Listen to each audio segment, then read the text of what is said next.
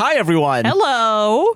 Welcome to a compilation of some of the best moments from this year. I'm so used to the intro that I messed up. No, it's all. This is we've never done an intro like this. We also never done a best of video, but people have asked for it, so I'm going out of my way to make sure it happens. Yeah. But yeah, this is a compilation of moments that we've asked you guys for, some of our personal favorite moments. Yeah. Like I'm already remembering one Reddit on Wiki moment that I want to put in where I read a story halfway through, everyone thought it was done, and then I was like, "There's more to the story."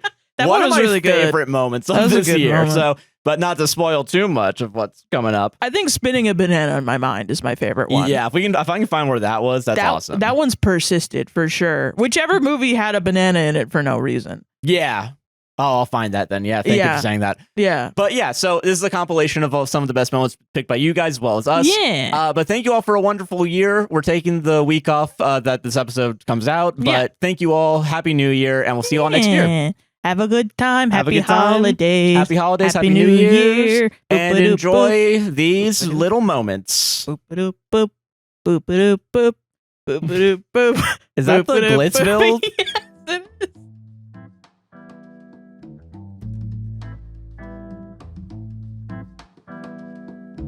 Am I the asshole for refusing to let a man with one item go ahead of me in the grocery store line? How old is the man? We'll get there. Went to a supermarket today to grab my week's groceries. It's your typical Safeway with a 10 items or less cashier, a regular cashier, and self-checkout open. I rolled up to the regular cashier and waited for the two people in front of me, who both paid with cash slowly. As I'm loading my items on the belt and the cashier finishes ringing up the person in front of me, a man behind me, maybe late 50s, early 60s, asks if he can go ahead of me because he, quote, just has one apple. I tell him... I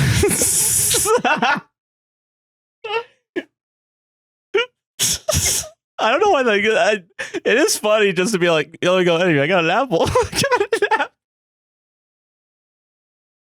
You know, it sucks I read this one today, didn't laugh at it. I didn't laugh at this at all, nearly as how much.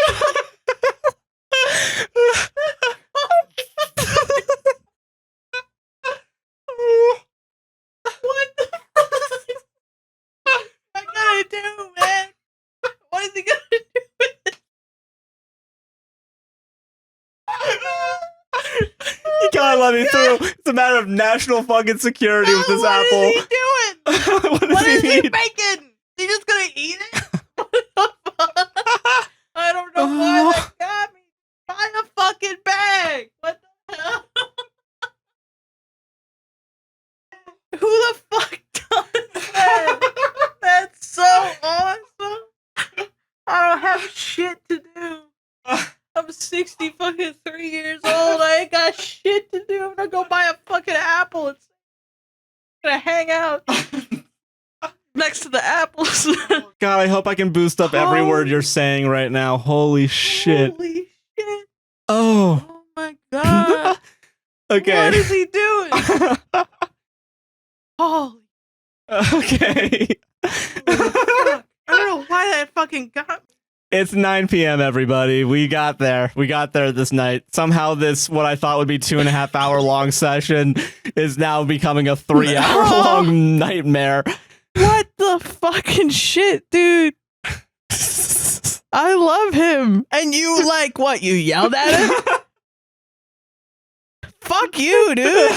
Hold on. Piece of shit. Let's finish the story. Let the man pay for his fucking apple. It's like 50 cents. Okay, a man behind me, maybe late 50s, early 60s, asks if he can go ahead of me because he, quote, just has one apple. Just one. Quote?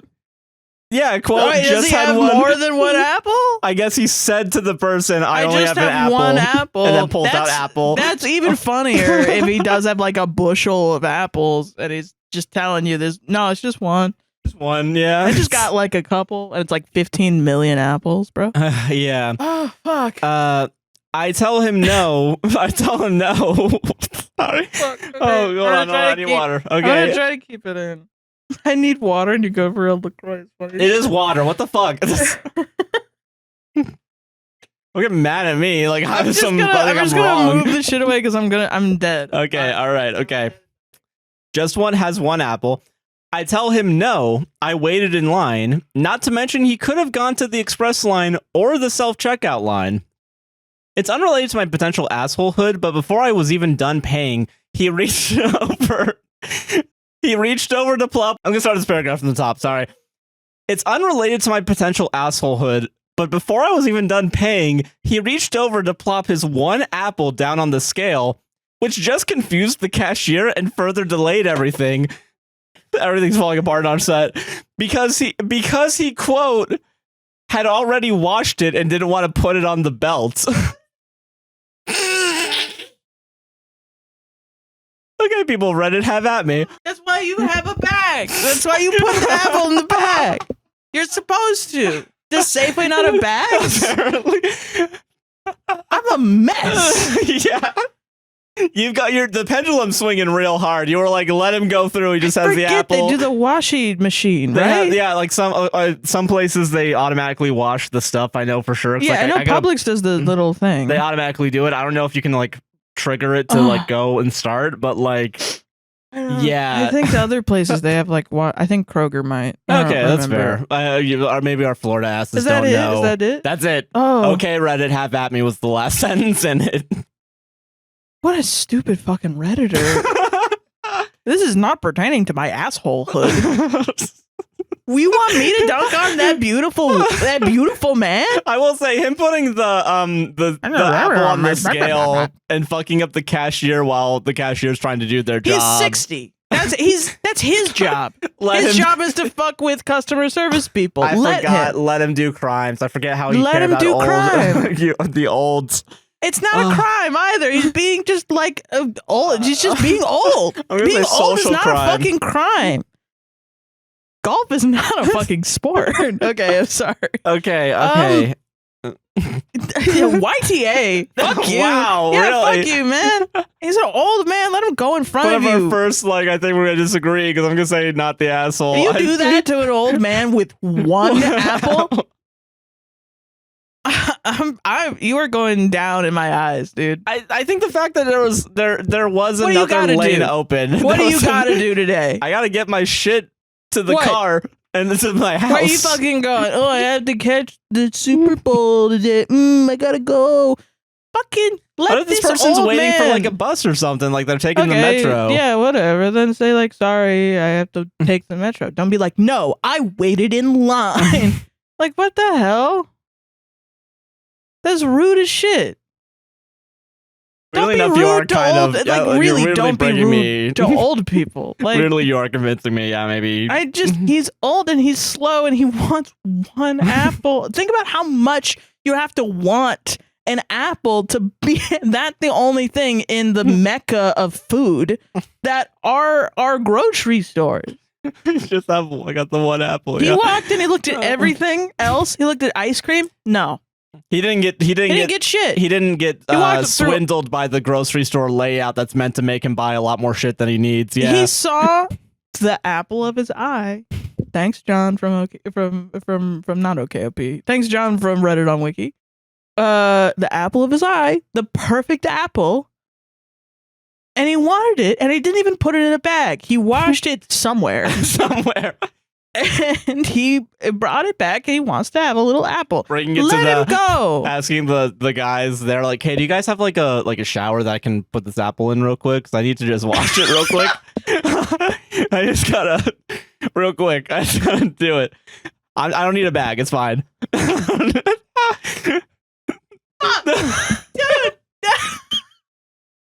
That's peak. That's peak, bro.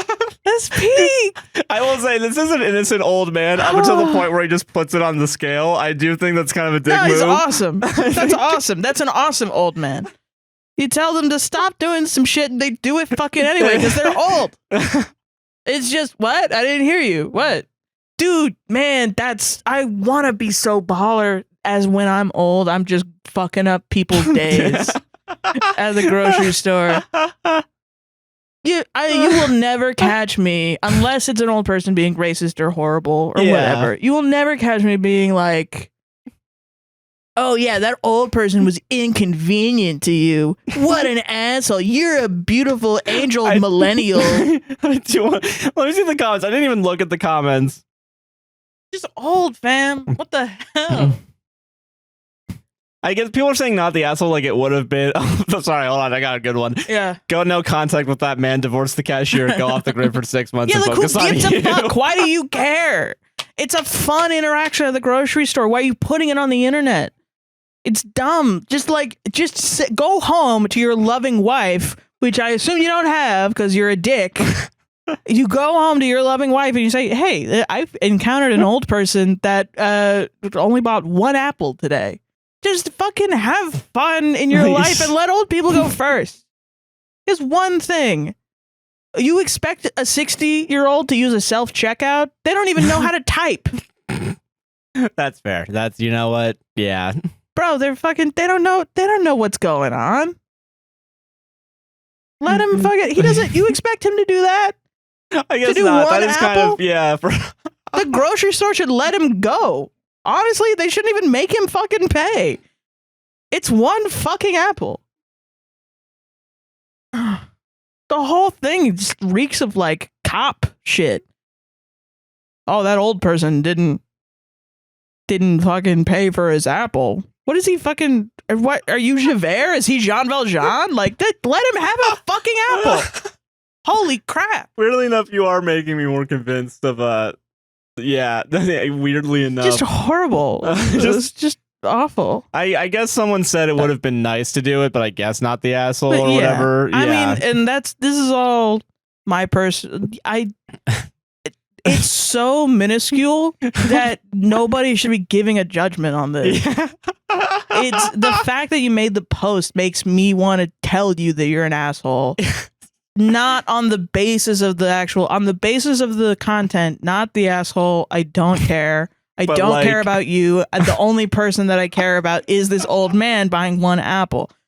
In my complete bias, you're a dick. You got to get off the internet. You have to go outside and sit in a park and look at old couples. You got to sit under an apple tree and wait for that apple to drop on you. Yeah. You have to, and I never say this. You have to go out to a park, sit on a bench, and watch old people couples every day until you experience Sonder for the first time at 45, and you have to sit there and be like, okay, what happens when his wife dies? What happens? They're taking care of each other. They never come through this park with anybody else. Their kids? No, they're not checking up on him. Their kids? They're not checking up on him. Maybe they're shitty. Maybe they're mean, old, and shitty. Horrible, horrible people. But maybe he was in fucking World War II. You know? Maybe he was in Vietnam. Maybe that happened. I don't know. You don't fucking know his life. You want to judge a fucking old person because all the old people you've met in your family are dicks? Okay, whatever. They probably judge you too, and that's why you don't like them. And now you're sitting on a bench judging other old people. There are actual nice people out there, and there are actual nice people that are old out there as well. Yeah. And then one day, he comes in and he's alone. And he can't walk because his wife was helping him up the whole time. And now he doesn't know what the fuck to do. Dude, do you know, this is going to get real. Okay. Do you know how many like stories I've read where people are like, I'm at the airport and an old woman came up to me and asked where a thing was because she doesn't know how to go through the airport because her husband would do it. And now he's dead. Oh my God. And now she has to figure it out by herself. And do you know the amount of like white feminists that will turn around and be like, see, that's why you never rely on a man. No, that's why you help old people. That's why you help them. Yeah, I get what you mean. Oh my God. You should be totally independent. Pull yourself up by your bootstraps.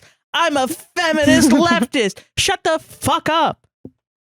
You won't even let an old man buy an apple in front of you at the grocery store. What is wrong with... We need community. We need community, but also get in the back of the line, old man. I don't care that you don't know how to work this horrible self-checkout machine that beeps and bloops every single time you touch it. It's fucking scary. That's why he doesn't want to do it. Yeah, I agree. I understand that now. Yeah. Just get better, old guy. Just get fucking better. Oh yeah, you want apples? Fucking grow a fucking apple tree. Just become God and make apples, you dumbass old bitch. Dude, I'm losing my voice. I'm losing my fucking voice. What the fuck is wrong with you? Yeah, you know what? Weirdly enough, you're an asshole now. I'm convinced. An asshole. Yeah, I'm convinced. Holy shit.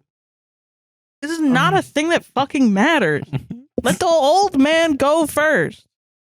And also, you're like, oh, and he's bothering the cashier. Everyone, you bother the cashier. Everyone that walks into that place, if you don't want to bother the cashier, you shouldn't go in. You shouldn't ever buy groceries. You're gonna bother her by existing. Yeah. The only way that you don't really fuck with the cashier is you don't get in her face and yell at her. And I'm sorry, check the post again. Did this old man do that? No, he just kind of used a scale at a weird time. I don't need to check the replay. You're right. That's yeah. He didn't get in there and yell a bunch of crap and abuse people. He just wants to buy a fucking apple. Just got an apple. What a dick. What a dick. Don't you know you should get your apples from Amazon Pantry now, old man? God damn it, man. I literally try to pick stories to be simple and at this time, and it never works out. No, because you fucking hate old people and you're a misogynist, Josh. Oh, God. Well, I solved it. You're the asshole.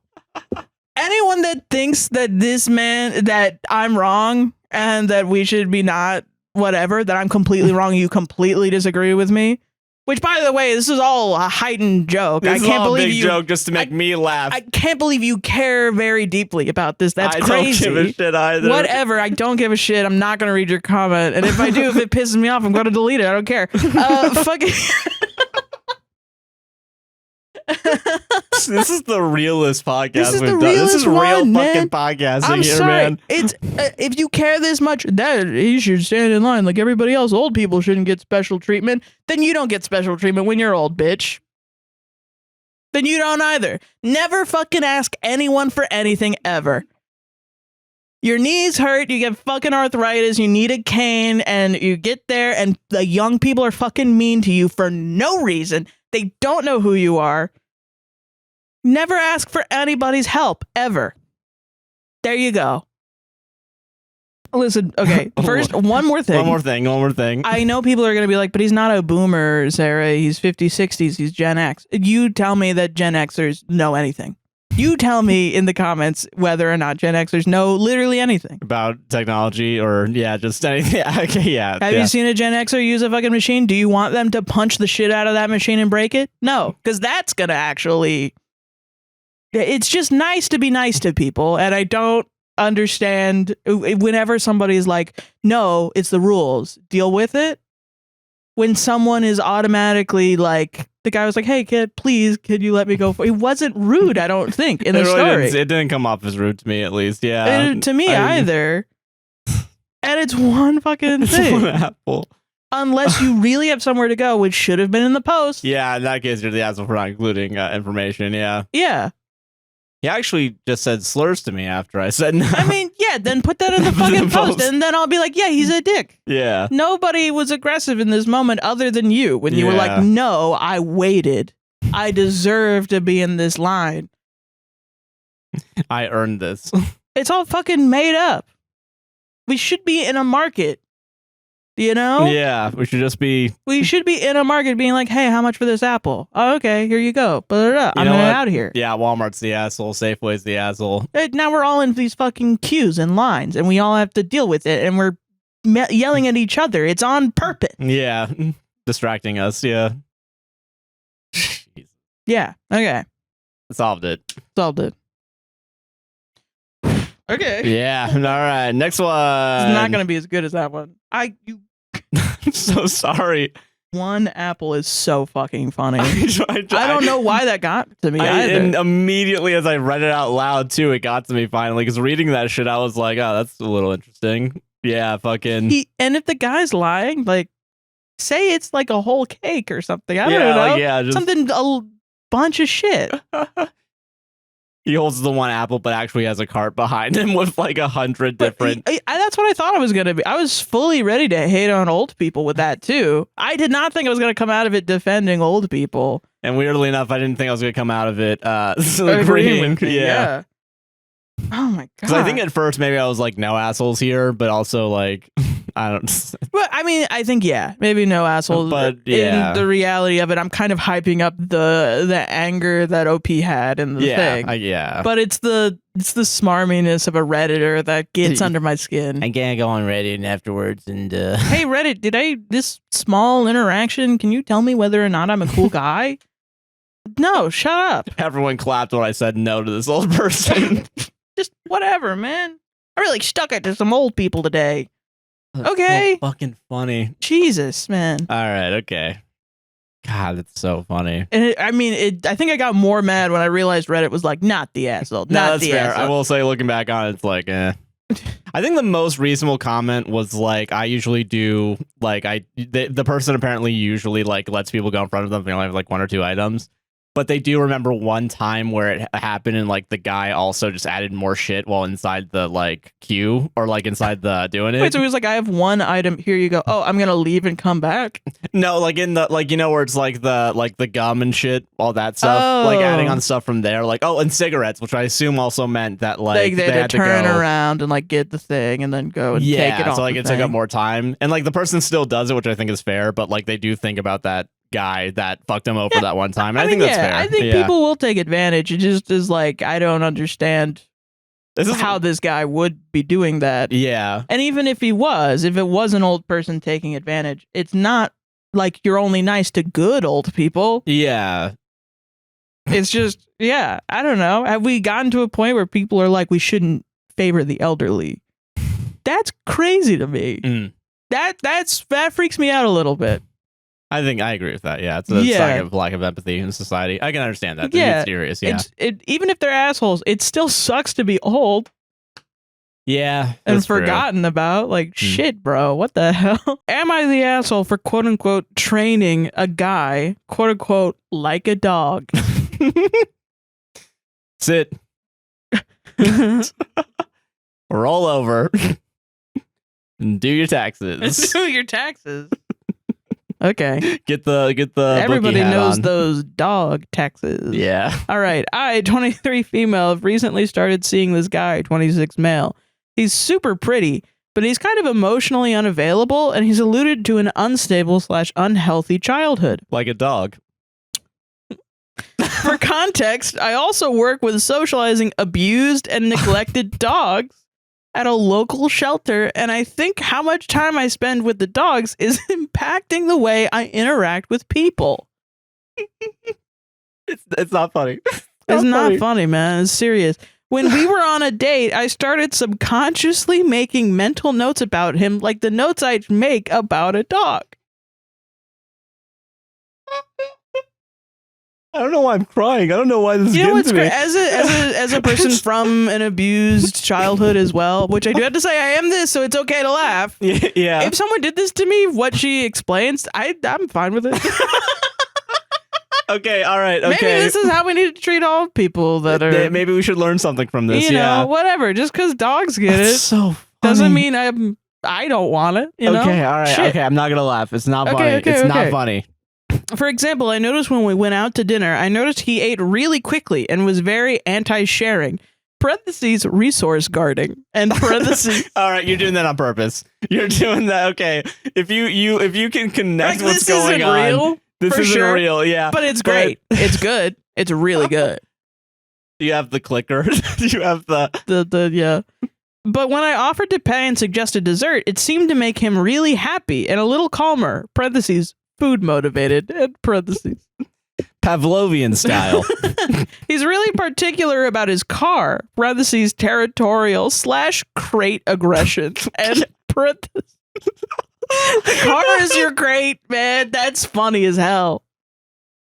That says a lot about society, yeah. He likes when I pick where we go / what we do, eager to please, etc. So I've started using the tactics I'd use on a dog with similar problems. Okay. Oh, man, this is good shit. And this is actually really funny that I said I would like this. Yeah. Because of what I'm going to say. You would want to have happen to you. And you know this, which is crazy. So it's crazy that you don't do this to me. Okay. Write it down, all right? I don't have a pen on me, but let's pretend there is. Recently, a friend, 22 female, pointed out that it's weird that I keep peanut M&Ms on me with the specific purpose of offering the guy one when I see him and offering them again whenever I can tell he feels vulnerable. She said that I'm being an asshole because he's a person, not a dog, so I shouldn't be training him like one. I don't think that's fair. I'm not trying to control him or anything. I just want him to feel comfortable with me the same way I need the animals I'm helping to be comfortable with me.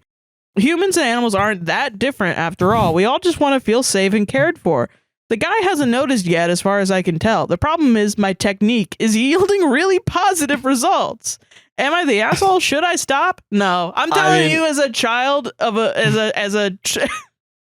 as a survivor of childhood abuse, keep doing it. That sounds awesome, and I want everyone to do it to me. Is that why whenever I go to 7-Eleven and I get the peanut M&Ms, you're like, hell yeah? Well, yeah, because I love peanut M&Ms. Wait, it is, okay, the thing you learn from this isn't that all people who came from an unstable household love peanut M&Ms. That was the lesson I learned. No, it's that maybe we should get the people we love little treats. Maybe that's it. Maybe if that is it. Yeah, okay, all right, yeah. That's anyway. This one's really good, and whoever wrote this, you're good at writing these, and you should write more of these for me, our please. Entertainment. Yeah, holy shit. And dude, also, the parentheses. What's the problem with this? I don't have an issue. I don't think you're training.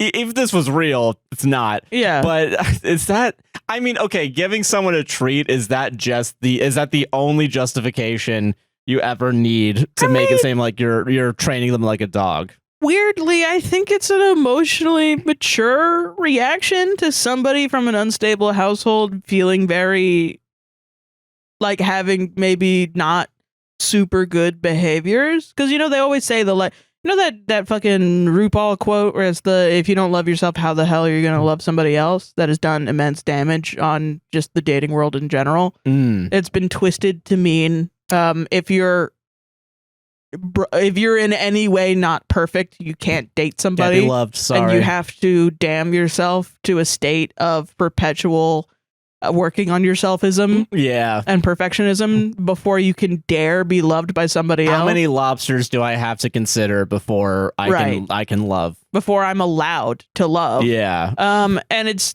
dumb. It's really dumb, and it's actually quite ableist, I think, in instances where you're dealing with a chronic illness or like just ADHD.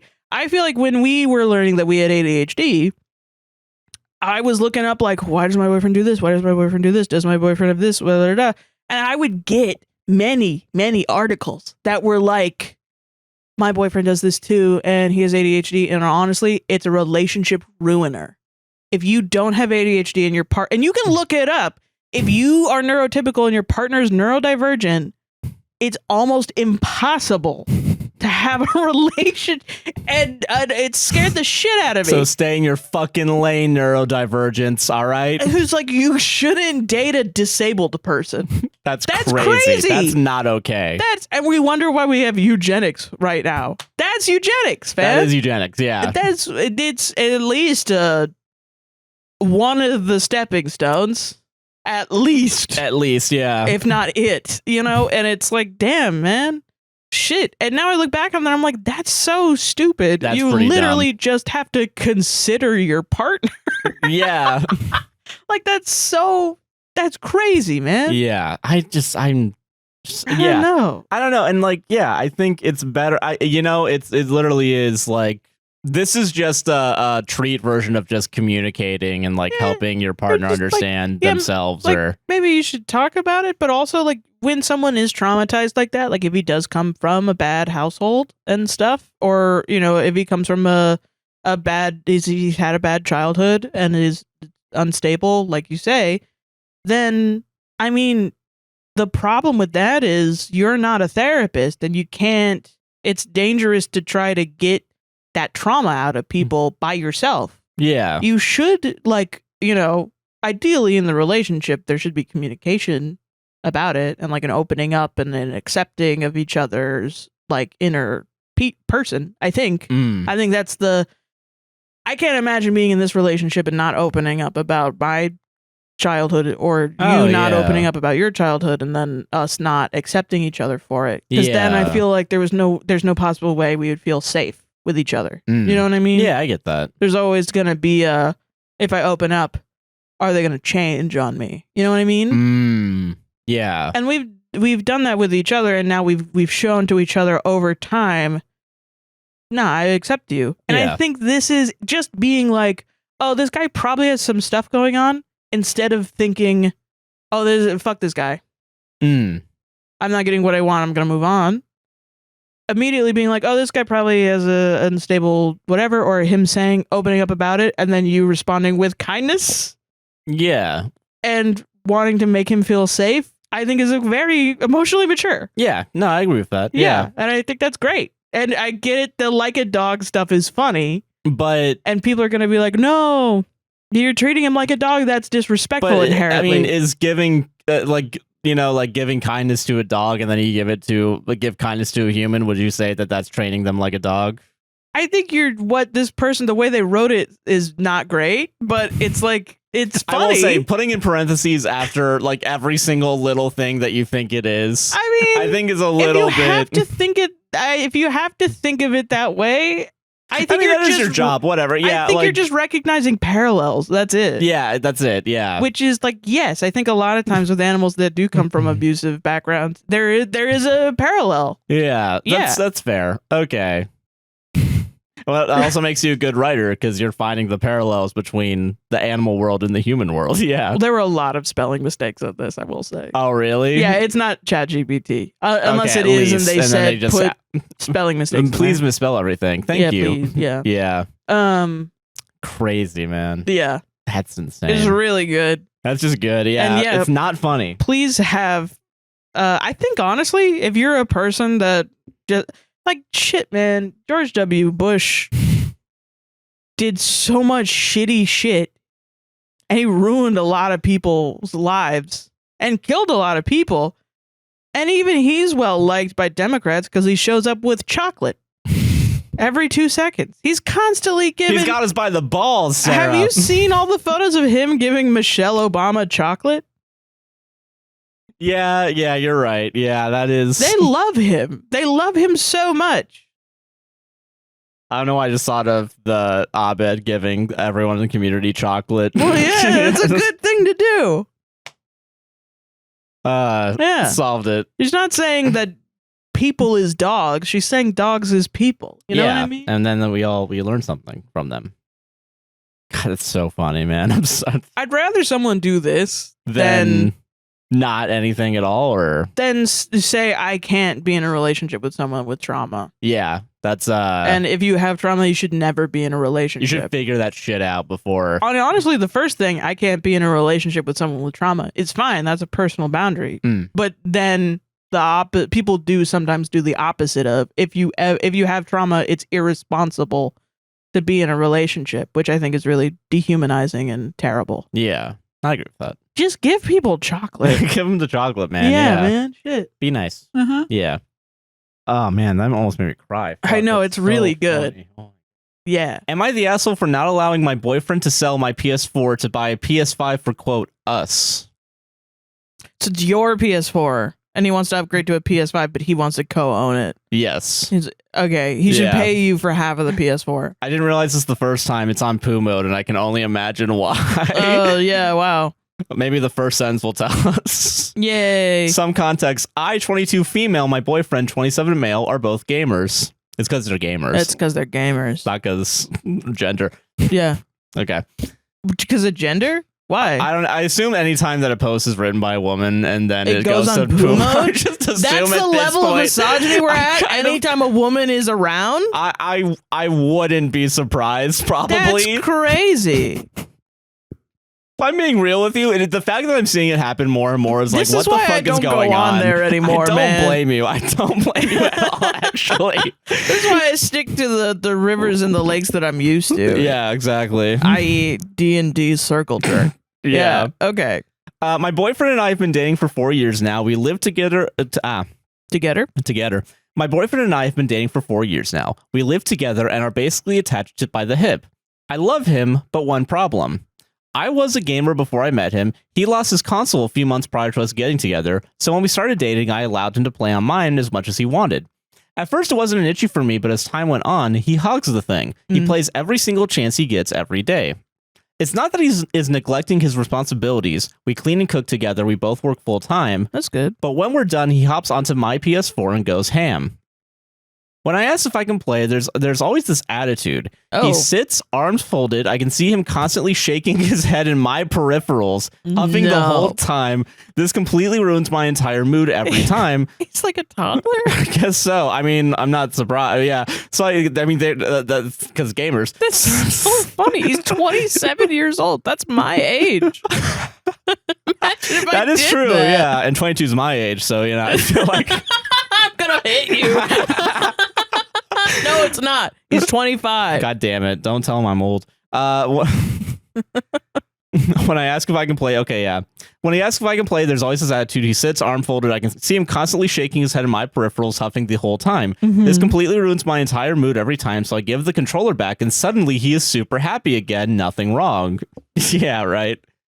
He says the ones I play are boring to watch. Mostly Dragon's Dogma, which I've played for years and is my comfort game because he doesn't understand the game or storyline. Even when I've tried explaining it to him, he only likes first-person shooters and hunting games, which I have played on occasion because he asked me to play it with him, but not really my cup of tea. Yeah, that's fair. Is your boyfriend Chibli? Chibli, yeah. Chibli, yeah. He moved to Texas. He wants to buy a PS5, which I was excited about since I thought he was finally saved enough for it, and I get to play on my console again without having to ask or feel guilty. But then he got confused and said he wants to sell mine to have enough to buy the new one. Gaming is also a hobby I love and have done for years before I'd even met him, so I don't want to take that away from him. We can't afford a second console without selling the first. But in the last 4 years, I barely get to play on a console that I own, and I think this is only going to get worse once he gets the new one, since he will be contributing the most money towards it. I had a mental breakdown about this and went nonverbal for a while. He can't understand why I'm being so, quote, emotional about it. Okay. When I tried telling him it's because it won't belong to me, so I think he'll allow me to play on it even less, he got pissed. So am I the asshole for not wanting to allow him to sell my PS4 to buy a PS5 for, quote, us? You're literally listen, I don't mean to victim blame. I'm not victim blaming. No, yeah. But you're literally asking, are you the asshole for being mad at your boyfriend for wanting to steal something from you? I mean, I guess we're at that level That's in society crazy. Now with how shitty things are going. Like, stand up, honey. Come on, man. That's your stuff. This is actually interesting. Okay, because I got a TikTok today from someone that we're mutuals with on TikTok. I think Mika, I think, is their name. Oh, yeah. Yeah, they stitched our videos. I'm saying they because I'm not entirely sure about pronouns right now, but yeah, you're fine. They made a stitch a while ago to one of our Am I the Asshole stories, and I agreed with it, so I followed back. And they made a TikTok like within the past couple days about like the change of like how Am I the Asshole stories are going, like, and how the standards of like it seems like these stories are getting more and more misogynistic, or like reactions are. Yes. Yeah, which I think I do agree with. I agree with that a lot. Yeah. I think this is one of those examples where it's like, I think one of the examples they gave was like, you know, like just women asking for like the bare minimum, I believe, or something like that. Like, I don't remember the exact thing. I wish I might link it in the description because I do agree with what they were saying. But no, I think it is kind of crazy that like we're at this point where like, well, the crazy. Okay, this is something that I think we've carved out a niche. We're not responding to the story, but like obviously you're not the asshole, honey. Are you kidding me? Yeah, not the asshole. Yeah. No, I mean, kick him to the curb. Does he make any money at all? He works his hobby. full time. Yeah, that's the thing. So like, what is he? Like, but also like the real quick, I guess. Yeah, the like what the fuck is it? The him calling you emotional when he's like getting pissed off at you. Misogynist Yeah, bullshit. exactly. That's anytime a man is like, "Oh, you're mad at me," emotional. Yeah, but that's meanwhile they can do. It's like really obvious misogyny. Yeah. So I don't, that's whatever. But like, no, he should be. If you have a hobby, you need to furnish your hobby. Yeah. Maybe in certain, like in our relationship, like, if we share money, I could be like, hey, can I have $20 to buy some thread for sewing? Oh, yeah. And you could be like, yeah, okay. But you have to ask first. I'm not just going to spend all your money on thread for sewing. Oh, yeah, for sure. You'd be well within your rights to fucking, whatever. He did ask her and she's saying no, but then he's getting upset. That means that he didn't ask her that's like coercion. Yeah. Whatethis is layered in that it's like people don't understand consent, and then also it's misogyny. But to get to the misogyny thing, yes, I mean I have been pointing this out consistently on the show. Yeah. And then a certain type of audience, not our audience, but a certain type of audience will show up and be like, "No, you're crazy. You're a man hater." And is it as bad as like any other content creator that makes content about critiquing men and critiquing misogyny in society? No, honestly, because we're fairly small. Oh yeah. But like the hate isn't that terrible, but it is so consistent, and I think in the zeitgeist there's been a curated audience of Am I the Asshole listeners that are conservative and hold conservative values. Oh, yeah. Yes. And they react just like any sort of audience to the ideas that are portrayed in the news. And I have noticed with news events, Am I the Asshole audiences react negatively or positively or more conservatively to certain stories. Oh, yeah. Which then also you introduce ChatGPT and AI making stories that are supposed to put minorities at risk. Yeah. But trying to point out like, oh, this demographic is, and this is shown just like how we choose our stories over time. We used to choose like the stories we thought were the funniest. Yeah, and that is and then all of a sudden it's like, well, no, because people are making up stories to make a demographic look bad and you're hurting people. And then it's like, okay, so we're not going to choose those types of stories. We're going to choose stories that we know that we're talking about. And then all of a sudden people are like, you're only choosing rage bait. And it's like, well, I don't know how to tell what rage bait is. I know when I get mad, it's funny. And I want to talk about it. And I know that I know how to push those buttons. And so also, like, you guys are the ones that like that. Like, the conservative audience type, not our specifically actual cool, curated sweet audience. Yeah, that I actually enjoyed chatting with. You guys and enjoying are separate. Yeah. I mean, and it's why we hide so many people in the comments. Like, we actually have hidden a lot of people. Oh, for sure. Yeah. But it's people that will come in and they'll say stuff that is explicitly ableist. They'll even try to, like, concern troll us and say, like, yeah, this is blah, blah, blah. It's not ableist to want your ADHD partner to do chores. And it's like, well, that's completely misunderstanding our context. Yeah, and what we actually say in store and like responses. Yeah. Yeah. Or, shit like that. And then it's like, there was once a time where I actually responded to somebody, and usually you shouldn't respond to comments like this, but I responded to somebody and they were like, they were saying something like, so you do agree? Like, they were trying to get me to agree with their concept, and I didn't because it was ableist. It was something about being ADHD and doing chores. It was like, my husband doesn't do chores for this or whatever.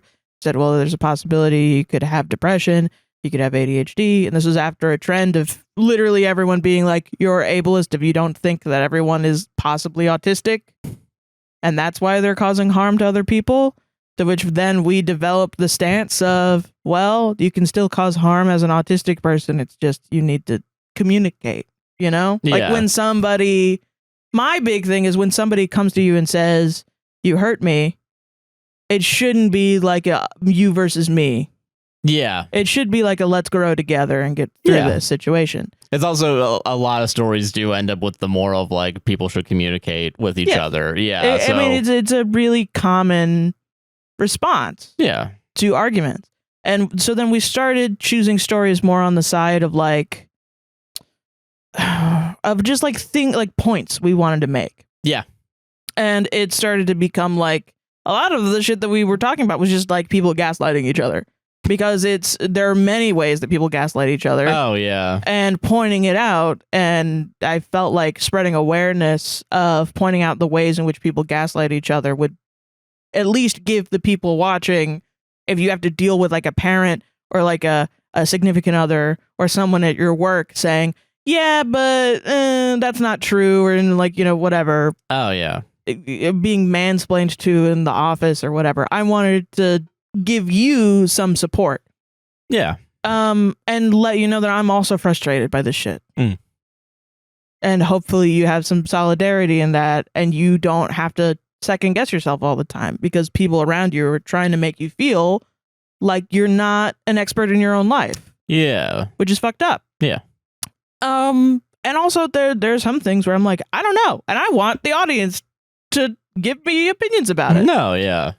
And that's been our way of navigating it, but I don't think that's been everyone's way of navigating it. I think a lot of people will just choose the stories that get the most clicks, and the stories that get the most clicks are rage bait and ChatGPT based AI stories. Yeah, and I will say, as someone who's been doing this for a while, it's so easy to tell, like... You can't say that, honey. You choose so many things that I think are AI. That's crazy. I will say there's some are more obvious than others. Yes. There's certain phrases that I've learned to be like, at some point this was Reddit vernacular, but now with AI it's become... It's still hard to tell. It is still hard to tell. Yeah, you're right. Yeah. But it is like, we choose things that mostly have typos in it. Oh, yeah, 100%. Because it usually means you're typing on your phone. Yeah. Rather than a computer typed it for you or something like that. Yeah. Or even like English as a second language. Sometimes we'll do that. Yeah, true. Yeah. But then we make sure to say, I think this is a person that is English as a second language. So let's not dunk on them. We've also specifically curated our audience from the get-go really has been like, don't make fun of people's speech, which is awesome. Like we somehow came into a very kind audience, which is nice. Oh yeah, for sure. And we've worked very hard on keeping them and telling the people that are like, no, tell men that if they fuck up, they should be homeless because we should have homelessness tied to morality. Pump the brakes a little bit, guys. Let's. And if you're a bad person, you deserve to be homeless. Telling those people to fuck off. Yeah, because that's an absolutely outrageous response. Is it like? And I don't want to go so far as to say like we're moral, great people, and everyone should. I think this is the bare minimum, honestly. Like we could be going out of our way to like organize and like teach people things and trying to spread leftist values when really no, we're just trying to make a little safe haven of leftist values in the Am I the Asshole Reddit space. Yeah. And lots of people have been like, I'm queer and I didn't like any of these other ones. I like this one. And that's great. I'll take it. Yeah. I think the judges are good for oh yeah, for sure. A queer space, honestly. I find out a lot of people really like the judges. Oh yeah. And they've always done that. Oh yeah, 100%. So I do think there are others. I haven't really listened to Comfort Pod, but I know they seem very nice. Yeah. Reddit on Wiki too. They also, if any podcast where you go to their Apple reviews and they're being criticized for being too woke, they're probably fine. Yeah. Maybe, possibly. Are getting too political. Usually it's that. Yeah. And the judges in Reddit on Wiki, they both get criticized for that. But yeah, a lot of these, it is consistently a trend, and it's been a trend since before 2016 too, and before 2020 when people got really into Am I the Asshole and shit. Oh yeah. When I was a teen reading relationships, r/relationships, that's what it was like. Oh yeah, for sure. The narrative of I started dating a woman and then she gained 35 pounds. Everyone was like, drop her. Yeah. And this was in the, the heroin chic era, and it is coming back. Oh, yeah. Now, I skip them because I can't handle the fat phobia, but it's like... Oh, yeah, same. I saw an Am I the Angel recently, which is the circle jerk subreddit for Am I the Asshole? Yeah.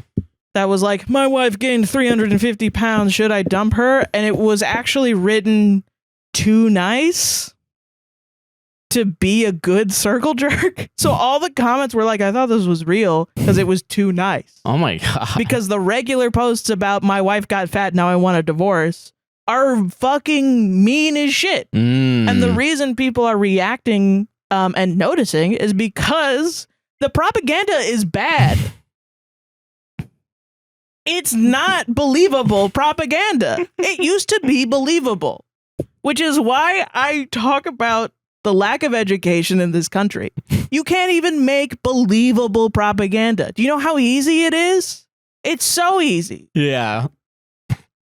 Just get people emotional, man. But now you're getting people emotional about shit that doesn't exist. You don't even bother writing it out. You go to a computer and you have, hey, can you type some Nazi shit so I can pump it into Reddit and get fucking updoots and karma, please? Maybe I'll get on a fucking podcast. And ChatGPT is like, sure. Yeah. Yeah, absolutely. And then it spits it out. And then some motherfuckers pick it up and they're like, this will get a lot of money on TikTok. And it does. Because it's made to manipulate you. Oh, yeah, for sure. But when I point that shit out, I get comments that are like, you bring gender into everything. I'm sorry I don't live in fucking La La Land. I live in gender world where my gender is under attack. Our gender is under attack. I wish I could live in fucking La La Land. I don't have abortion rights, you dumb bitch. Sorry, I love you, Sarah. This podcast isn't fucking for you. Fucking Decker on vacation or whatever the fuck. Yeah, I think, and that's why it's like, you know, after the 2024 election, and we were like, nah, you bitches are dumb. I don't like you, actually. Because we started to get people that were like, I don't agree with you all the time. I'm a conservative. I'm like, literally how? Literally how? Have you been vacuuming this whole time? Yeah. Every time you put on our show, you just like our white, lily white faces, and then you put on a Hoover vacuum, and you vacuum your whole house top to bottom, and it takes you 4 fucking hours somehow. Gotta get every nook and cranny, Sarah. Gotta. And they're like, these people are conservative. How? How? Literally how? I feel like I have to get physically gayer. What do you mean, sir? You have the second version of the United States flag behind you. I don't know what you're talking about. That's totally the... And it's, if I get more gay and more leftist, I'm going to get demonetized, I think. And then, yeah, no, it's such a tightrope to watch. Watch? Walk? Tightrope? What is happening? You can watch the tightrope, I think. I get you could look at it for sure. Yeah. You could film it and then watch it. Yeah. But wouldn't that be the film? Tightrope film, or would it be the tightrope itself? These are the good. Is it inside the baseball, or is the tightrope an actor? Did he be paid? Anyway, so, but yeah, no, I totally 1000% agree, and we try really hard to do the best that we can. Like, we don't choose stories that are people underage. Oh yeah, 100%. Yeah. We don't want to spark any age gap discourse anymore because every time we piss people jury's off, still out on that for me on my end. So hold your fucking still horses. Hold my original position. And honestly, we've gotten comments from people that have come back and been like, you know what? Now that I've grown up and I thought about it, you guys are right. That's crazy to me. But we're not trying to change our hearts and minds. We're trying to just have an entertaining fucking podcast. Yeah. And live.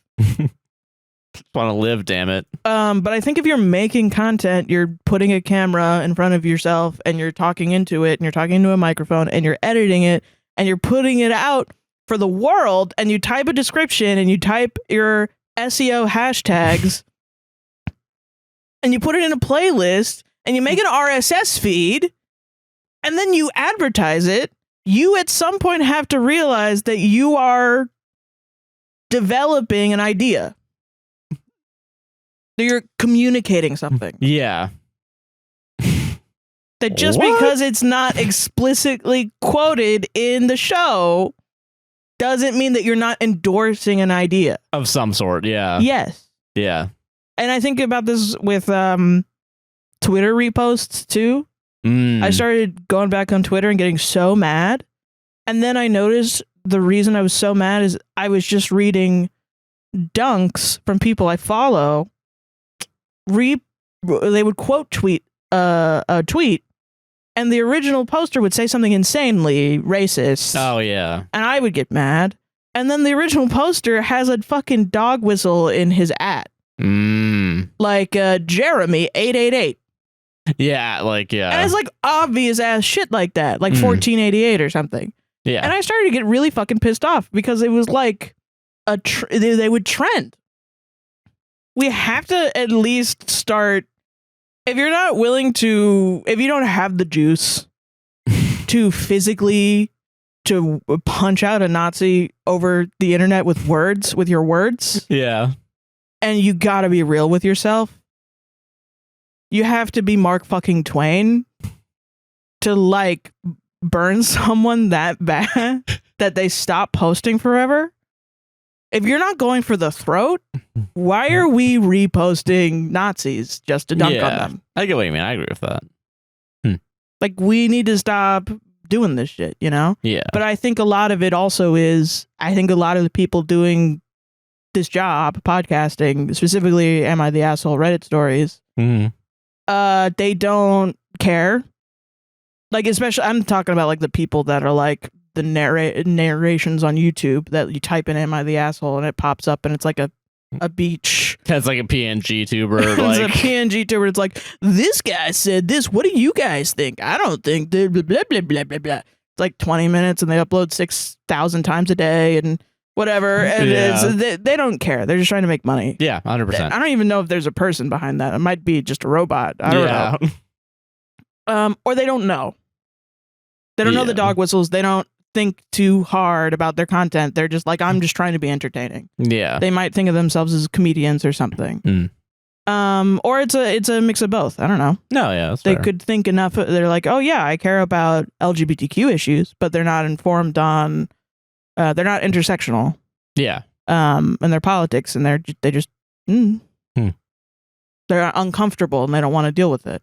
And that's something that's like, it's kind of your responsibility, I think. Am I perfect at it? No. So you can definitely, if this sparks a argument, oh God, people are going to go back and find a bunch of shit that I said that it's not right. Wow, it's weird. Why is only episode 221 available? Can you shut the fuck up? I find it funny though that it's like the guys that call me like a man-hating whatever. Yeah. Say that I'm abusive to you. And it's like, bro. Little do they know. You say worse shit to women. Are you kidding me? Yeah. You just admitted that shit is abuse. No, it's only abuse when a woman does it. And when a man does it, it's totally natural and cool and awesome. And okay, I don't know. Do you think James Gunn writes women well? I don't know. I can't think off the top of my head, but also the fact that I can't immediately say yes probably is probably not. I don't. And I think it's the big reason why I walked out of Guardians of the Galaxy 2 when I was a teen. I just didn't know how to describe it, but I didn't like Mantis a lot. I really didn't like Mantis a lot. Yeah. And I didn't like the tropes, and I didn't like the writing. I didn't like James Gunn's writing. I saw a thread of someone being like, here's a documented all the reasons James Gunn doesn't write women well. And then I saw a thread of someone like debunking that thread. Ah, okay. And it just felt very much like the very classic, like a woman in the nerd space is saying, I feel uncomfortable by this stuff. And then a man is saying, well, you're just factually wrong. Oh, yeah. That feeling is wrong. Yeah. But then that's whatever. That's like been going on since the beginning of time. Yeah. That's just something that exists, and it's a constant struggle in the nerd space. Yeah. It is misogyny, but yeah. The comments underneath were like, it's a crime to call James Gunn misogynist. A crime? Like, it's fucked up. How dare she call him misogynist? As if it's like a curse word or a slur. The M and slur? not Yeah, like what? just a framework to talk about media. Yeah. Which to me shows that I just think if you're somebody that thinks being called a misogynist is worse than being misogynistic, at the least you're a misogynist. Yeah. At the most you're a fascist. Yeah. I think. I agree with that. Yeah. Jesus. That's wild, man. I don't know, but what the fuck do I know? I bring gender into everything. Yeah, stop bringing gender and everything, you friggin' woman. Anyway, let's move on. That's why I do. It. Am I the asshole for being at my breaking point with my husband's made-up language? Ooh, okay. If you don't know best of Reddit updates, it compiles those Reddit relationship ones or relationship stories that have updates and shit, and put it all into one nice little document. Yeah, and it has like important information from comments and shit like that. So yeah. Am I the asshole for being at my breaking point with my husband's made up language? Originally posted to Am I the asshole? Trigger warning, manipulation, emotional abuse. Okay. It's also good for trigger warnings, honestly, That's nice, because they put that in the post. My other half has always been a bit goofy, goofy, sorry. Groovy, not goofy, baby. That's not a thing. Okay, I'm going to start again. My other half has always been a bit goofy, giving his own names to things and doing impressions. About 18 months ago, this started to increase a lot. It's now a constant presence in our lives, and I'm finding it difficult to live with. Examples. He has his own name for most retail outlets, professionals, organizations. Eat your greens for Walgreens. Okay. Sharts and gobbles for Barnes and Noble. Okay. That one, these Not aren't really really rhyming. working. Yeah. No, not really working. Scupper. Oh, wait. Sorry, I have to do this. Scuppers with a rising whistle at the end. I can't whistle. For yes.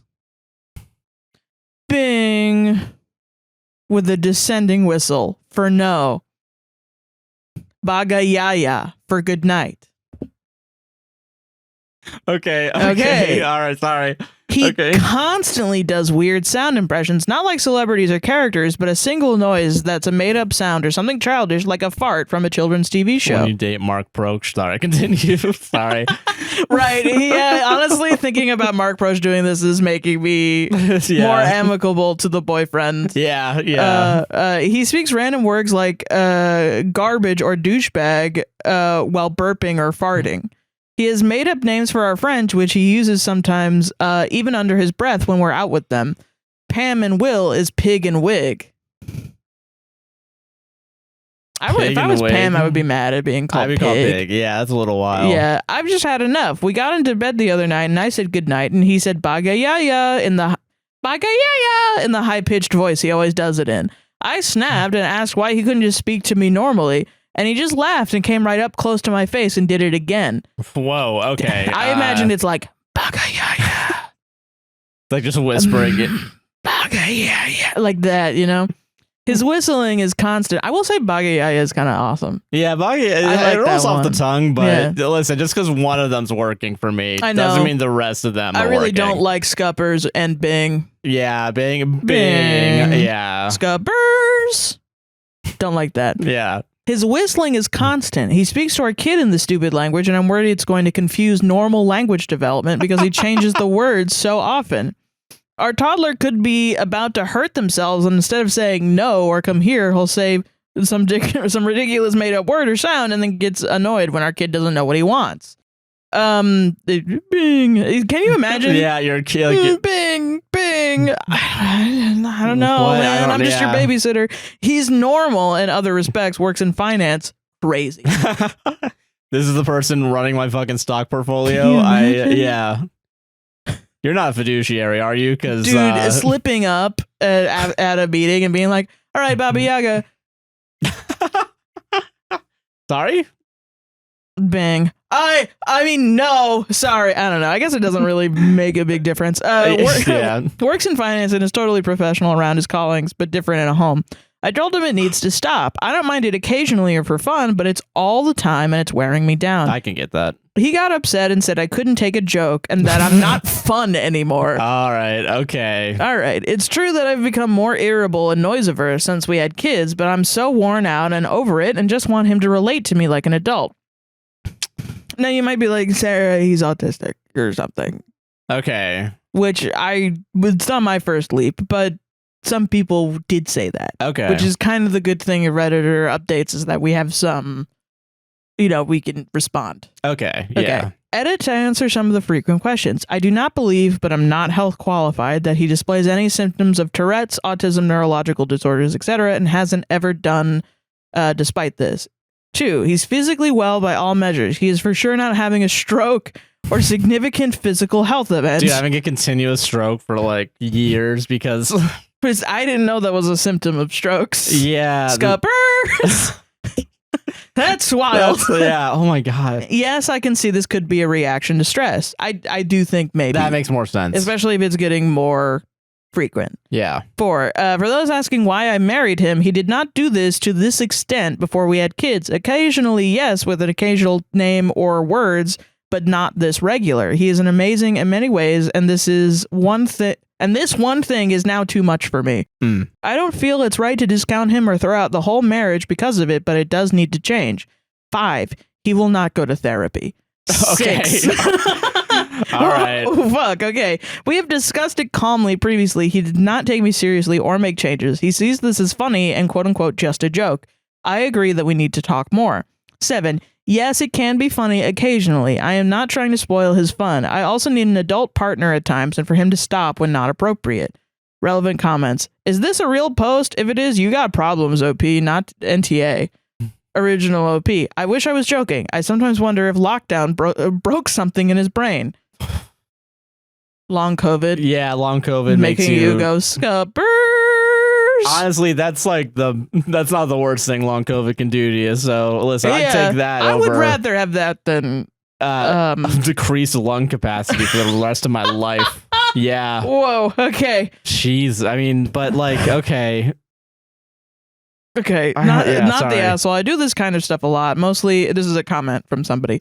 Not the asshole. I do this kind of stuff a lot. Mostly the one about imitating stuff from shows. I quote random TikToks all the time, make weird noises to myself, etc. But I'm more than capable of cutting it out if I have to. I used to say "my guy" all the time until it became a habit, quote unquote. I don't know about that one, my guy. All right, my guy.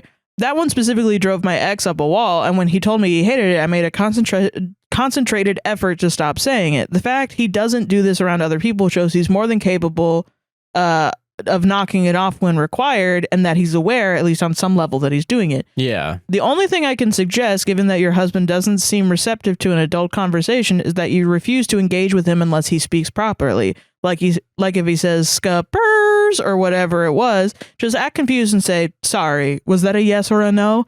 Basically, don't react to these weird made-up things he's saying and show him that you're not going to play ball anymore. Original OP, thanks. Yes, I think this is a plan. It's been going on for so long now that I don't often have to ask for a translation anymore, so I tend to still reply to his nonsense. I'm going to stop answering unless he speaks normally. Another commenter, no asshole here. Have you spoken to him directly about the fact that you noticed he's doing this more often? Is it possible he's falling into this silly type of thing to cope with other stresses?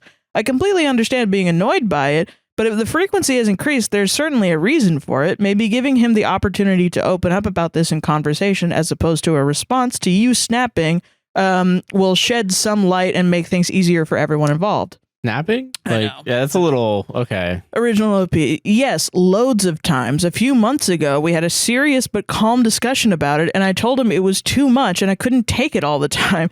He said he didn't notice that he was doing it, so I started pointing it out, and he got fed up and told me I was being way too picky.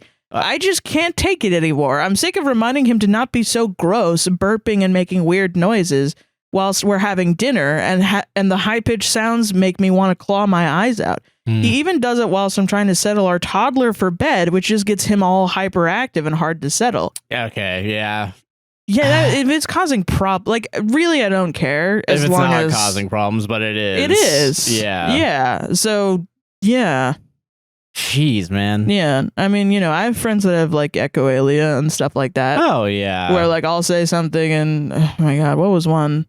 Oh god. We play Faz and one of the ghosts is a yokai. Oh yeah.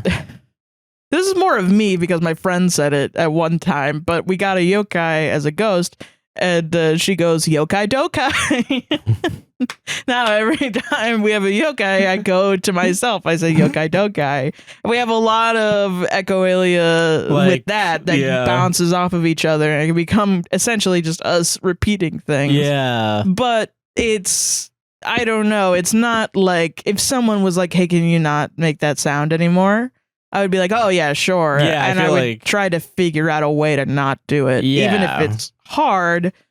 But I do want to say there's probably people out there who it would be extremely, if not impossible, to stop. Oh yeah, no, I get that. But it seems like that's not the case with this guy. Because if he's able to stop it with other people, yeah, why won't he stop it with you? Yeah. Yeah. And also, like, I mean, I get you probably don't want a mask at home, but there's also like if your toddler's up at night, that's going to cause significant stress on the rest of the week. Yeah. Like, And if you're doing this because you're stressed, like you're using your made up language, you're essentially just putting the stress all on your partner at that point. Yeah. Yeah. So like maybe it's like, and also there's no room for compromise. Like he won't go to therapy. Yeah, that's so wild. And every time she points it out, he's like, no, fuck you. You're not. It doesn't say fuck you, but he's like, you're too picky. I'm just joking, quote unquote. Which, I mean, we hate the I'm just joking defense. Yeah, no, that's, Ugh. Okay, somebody commented, not the asshole, but kinda. Why would you have a kid with someone who refuses to act like an adult? Oh my God. Sounds like he is 12, original OP. He did not act like this before we had kids. He's an amazing person in many ways, but this is a newer thing that is grinding my gears. Someone else asked, is he high? OP says, no, I'd be willing to bet our life savings on the fact that he's not taking drugs or drinking. It's pretty constant throughout the day. Thank you, though. Oh, poor OP. Yeah. Original OP added this to a deleted comment. Thank you. He's always been a big kid in some ways, but never like this before. He's not the loud, obnoxious type, not one for sports night with the boys, etc. It's like it was a small quirk before, and now it's taken over his personality. I think he'd blow up if I suggested it was mental illness, though. Verdict, not the asshole. Okay, and now this is an update. So 8 months later. Whoa, okay. On the same post. Update. It's been several months since I posted this, so thought I'd come back and update as requested. He eventually agreed to get checked out, confirmed neurotypical, and no other health concerns. Whoa. We were referred for marriage counseling, and he wouldn't go. What? I ended it, and am slowly rebuilding my life. Honestly, this post was just the tip of the iceberg, and I'm exhausted, but glad to be out. He also ended up really insulting our close friends, and it all spiraled into complete hellfire. And that's the entirety of the update. Fuck? This man ruined his marriage over silly Billy noises. Yeah, Bing, man. Bing, man. I love silly Billy noises. Yeah, me too. I've gone on record to say that clapping is fun. Yes. But don't. There is a limit. You had a wife and a kid, man. That's more important. Yeah, I would stop saying things if my wife was like, hey, can you stop that? When I got to confirmed neurotypical, I saved this shit to my phone. That is... Honestly, like I think it's okay. Yeah. I'm more down for neurotypicals to get silly Billy. Oh yeah, to have silly Billy time. No, that's neurodivergence. We have a fucking patent You're on it. You're not allowed. My culture is not your costume. No, I'm joking, but it's not okay. I don't think so. That your wife is bringing. I think anytime your wife brings up an issue with you and you immediately shut it down. Yeah. Before talking it through. Which people are going to manipulate me saying that into saying he needs to bend over backwards for his wife and change his personality. That's not bending over backwards. I literally mean he should tell her, I find it really hard to stop doing this. Yeah. So what are we going to do about it? Also, bending over backwards isn't just going to therapy. That's I don't know why people think going to therapy is like, I'm going to change. Everything about my life is about to change. Yeah. Like, I'm sure there are shitty therapists that will gang up on you in couples counseling. Quit those therapists. Yeah, you can find another one, yeah. Go to a new one. Jeez, man. Yeah. that's just therapy isn't the answer to everything, but it is like a first step to solving issues and being open and receptive to issues. Because I mean, the hard part about it is if you have issues in your relationship and you're not receptive to taking any responsibility and fixing them on either gender, any type of relationship either, what do you expect to happen? Yeah. If you're not willing to change, then yeah. Even if you're in an abusive relationship, or like if you're OP in this and you want something to change, and your partner's like, no, I'm not going to change. We're not going to go to therapy, and you continue to be like, well, I'll just wait for him to magically change. Yeah, that's not. You have to commit to the change of your own life so that you have a better life. You know what I mean? Which isn't blaming a victim. It's just, that's just real. Like, that's the harshness of life, is that you have to physically do something. You have to run your own life. You do. Yeah. Unfortunately, there's no other force that's compelling. You're not in The Sims. There's no one playing your Sims game telling you what to do. Yeah. Unfortunately, I wish. Yeah, dude, I'd be making so many fucking paintings. I know, dude. I would be writing so many fucking books, bro. Exactly. I agree with that too. Yeah. I'm just so. You're right about, I guess maybe this is me missing the forest for the trees. But anytime someone says it's just a fucking joke, you should drop them. Like, I don't know. It's just like if you. And I've also been the type of person where I'm like, but it is just a joke. And what I've learned from being that type of person is we're not compatible. Yeah, if you like actually make a joke and someone doesn't laugh at it, and they come to you and they're like, you need to change your behavior. I'm gonna make jokes, but I know I'm not gonna make offensive jokes. Yeah. So if I offend you, I really don't want you to be offended. But if you somehow are offended by everything that I say, at some level, you just don't like me. And that's okay. Yeah. That's fine. It's just we're not compatible. Yeah. Because I don't want to be around people that don't like me. You know? Yeah, I get you. Yeah. Damn it. And I don't want to spend time caring for somebody that doesn't care about you. Yeah. Yeah. That's just me, you know? Yeah, I agree with that. Yeah. I wonder what originally was in their mind of like what were the good things that the husband was doing, because I mean it's weird because we're watching Psych. It kind of like, as we watch Psych consistently, I remember being in love with Sean as like a kid, where he's like walking, he's like a hot guy, he's great hair, he's a hot man, and he's walking around and he's intelligent and he's silly and he makes me laugh and shit. And I would definitely like that archetype of character. But as I'm watching it as an adult, I'm like, wow, what an asshole. What an asshole. Yeah. Like, now we got into the part where, spoiler alert for a very old show. He's with Juliet, Detective O'Hara. And most of their relationship, they're not really hanging out together. She's like his babysitter. And now that I'm an adult woman in a relationship, I could not be in that relationship. Yeah. I would be so pissed.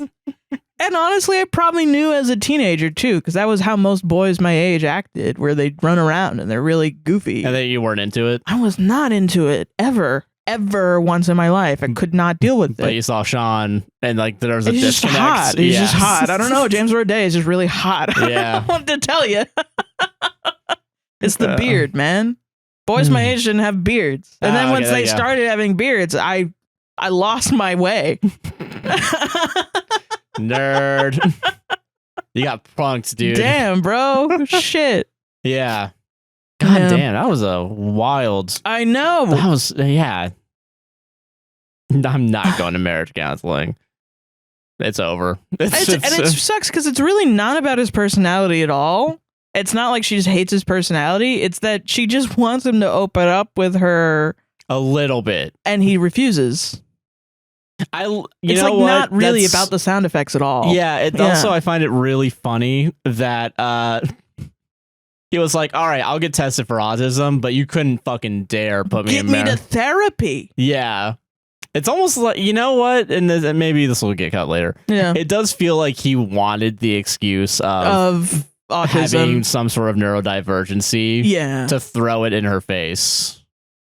Which is something only a neurotypical person would do, because I feel like that's a fetishization of neurodivergent behavior. Yeah. Is that controversial? I feel like that isn't. I think the controversy would be he's neurodivergent anyway. They just messed it up, the testing. That's more controversial. Because I see all the time people that are like, is it acoustic kind of crowd, are like, people are cosplaying autism. Everybody wants to be autistic, which is just like not true. No, yeah. I see that more. Personally, I think that's in our ableist ass society. I think that's quite an ableist point of view, and I see that as more common than just people believing in self-diagnosis of autists, you know, or just even at all listening to the autistic community, which I'm positive there are people that are autistic that do this, but also, I mean, I don't know. I feel like if your wife came up to you and you're autistic and they'd be like, hey, you make these sounds a lot, can you not? I don't think they would be like, fuck you. I think they would be like, oh my God, I'm so sorry. I can't help it. Yeah. Because most autistic people I know react that way. And not to say that there aren't rude autistic people. I'm sure there are. No, yeah. But like, I don't know. Most autistic people I experience in life are kind people. Yeah, so but, like, you know, some of them are bitches. Maybe he's the first autistic bitch I've ever met or heard of. I don't know. Yeah. It's just, I'm happy that she's doing better though. Yeah. They're doing better. Good on her for having the strength. Yeah. It's really hard to uproot your whole life. Yeah. Can you imagine? Just because your husband won't stop saying scuppers. Personally, I wouldn't throw my life away for just scuppers. Yeah. Bing is really bad. Bing is like that's probably the worst one of them. You know what's okay? Here's the comedy bit of it. Okay. What would be a better one? Like something more applicable to the ear. Like, you know what I mean? Like, you know, just change out Bing for like ding. Ding. Aw, ding. Ah, ding. Ah, ding. That's close to dang. And also close to our famous bit, homophobic CinemaSins. Yeah, so we get a cut. Yeah, we would get a cut. Because every time you say ding, we get a cut. God, I wish. Someday. If only the internet was on right now, we can keep it tracked. Yeah, sorry. Fuck. Or just like, okay, what about scuppers? Yeppers? Yupper. Well, okay. Yeppers? You know what this is now? This is just millennial posting. I don't want to throw you a whole generation under the bus. You're gonna get them mad by relating that doggo pupper to scuppers. They have the same fucking ending. Not to scuppers, to autism. You're gonna get in hot water because those motherfuckers love puppers, but they hate autism for some reason. Those are the ones that I keep seeing that are like, ew, self-diagnosis. I love my puppers. I can't stop saying puppers and doggo. And I'm like, oh, okay. Man. I think you showed me originally the Kyle Gordon millennial song from the 2010s. Oh, yeah. He's been making just regular TikToks where it's like things that were on t-shirts and it's I like bacon, like shit like that. Yeah. And I'm just thinking of that right now. Yeah, I'm the bacon guy that had like the bacon coffee with the bacon candy. Yeah, I got a degree in baconology. Yeah. Degree in baconology. I think it's one of the ones they said. Yeah, like, bro, I can't have cheeseburger. Guys, all I'm saying is we have evolved as a society. It was fun. I was there. It was fun. I liked fun. I was there. I went on Advice Animals every day until it turned into just liberal essay posting. Yeah. But yeah, man. It was fun for a little bit. I'm not going to deny it. Yeah. I was there too. It was fun. Yeah. It was great. That was how I brought up Strong Bad. Yeah. Strong Bad email. Homestar Runner. Yeah. That's good. That's art. Yeah. I think that's art. There's some things, though, we can just leave in the past. We can just scoop them under the rug a little bit, I have been getting rage baited. This is a very specific type of rage bait for me. Okay. And I think it's very funny. And I think you're also maybe going to be a little bit rage baited by this. Okay. I have recently on Twitter, people are trying to defend hipsters by saying, someone said everything that hipsters were into that they were shit on back then are now popular. Like records, coffee, like artisan coffee. Do you guys remember the shutter shades? And the fedoras, man? There's other aspects that we can forget. And the infinity scarves. And like kombucha and like getting on a weird ass bike and typewriters and shit. Mustache tattoos. Mustaches on everything. Groomed mustaches, very specifically. Everyone loved that shit. Everyone loves that shit right now, for sure, bro. That's what everyone loves. That's why Absolutely. Northern Lion was able to get away with his mustache. It pisses me off a little bit because it's like millennials will go from Gen Z, oh yeah, they don't know how to read. And hey, and then they'll turn around and rewrite history. Yeah, you don't understand how evil that is. You're like the fucking you're like the fucking Middle Ages papacy. You're just like, we're gonna secretly rewrite the Bible while no one knows how to read, and we're gonna somehow be morally superior high for horse it. about this. Yeah. Oh, these Gen Zers, they don't know how to boycott. So I'm not gonna boycott either. But fuck them.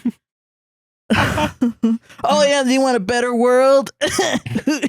Been there, done that. What do you mean? Yeah, what do you mean? What are you doing? Yeah, shut the fuck up, man. I don't know. I see a lot of like, oh, Gen Z, they don't know computer literacy. We're the only computer illiterate generation. And I'm like, you don't see that as like a failure? Like, I don't know. You were somehow taking that as a success? Yeah, there's a bigger picture here, and I don't think you're... you're just myopic a little bit. You're just looking at, like, one pixel on a 54 megabit fucking picture, yeah. Yeah. Yeah, that's... I just find it quite sad. And weird. Like, you need to win that badly? I get what you're saying. You know what I mean? It makes me upset. Yeah. As a zillennial, you know? Yeah, as a early Gen Zer. Yeah. Yeah. I don't want to look into my future. I will say, there's a lot of Gen Zers that I'm like, y'all are dumb as rocks. What was the age of the husband, by the way? I don't think we got one. Let's make sure we're making fun of that. We're getting this right, because if it's 12? No, wouldn't that be insane? My child husband, yeah. None. No ages are given? Yeah, 0 age. He's age 0. Because I was going to say, like, well, wait a minute. Maybe this is Gen Z. Maybe he's older. I don't know. Yeah, I don't know. Weird. Could be Gen Z. Could be Gen Z. Maybe not everything's a millennial. Yeah. I will say Gen Z making fun of millennials too much also gets me sometimes. That's also cringe. Yeah. It is cringe. Like, just shut the fuck up, everybody. It just nobody's getting off my fucking lawn. Nobody's getting on each other for the right reasons, and that's what pisses me off. Yeah. Yeah. We can have real critiques as a society. We can. We don't have to waste our time on bullshit ones. Yeah. No, we don't. Yeah. Solved it. Solved it. Am I the asshole for refusing to give a dude $20 after I, quote, hit his car? Quote his car? I feel like you need to add a couple more zeros. Oh, man. What are you talking about? There's That's the a quote. simple one. There's the quote again, though. Yeah, the quote. Yeah. So I'm going to guess maybe he got hit by the car, and now the person's like, Oh, Give me $20 $20 or else I'll sue. Yeah. Or I'll hit you again. Okay. All right. Or I'll hit you again. I'll beat you up. You're shooting low. You are freaking underselling yourself. Man, if you're going to commit insurance fraud, throws a couple zeros in that thing. Yes.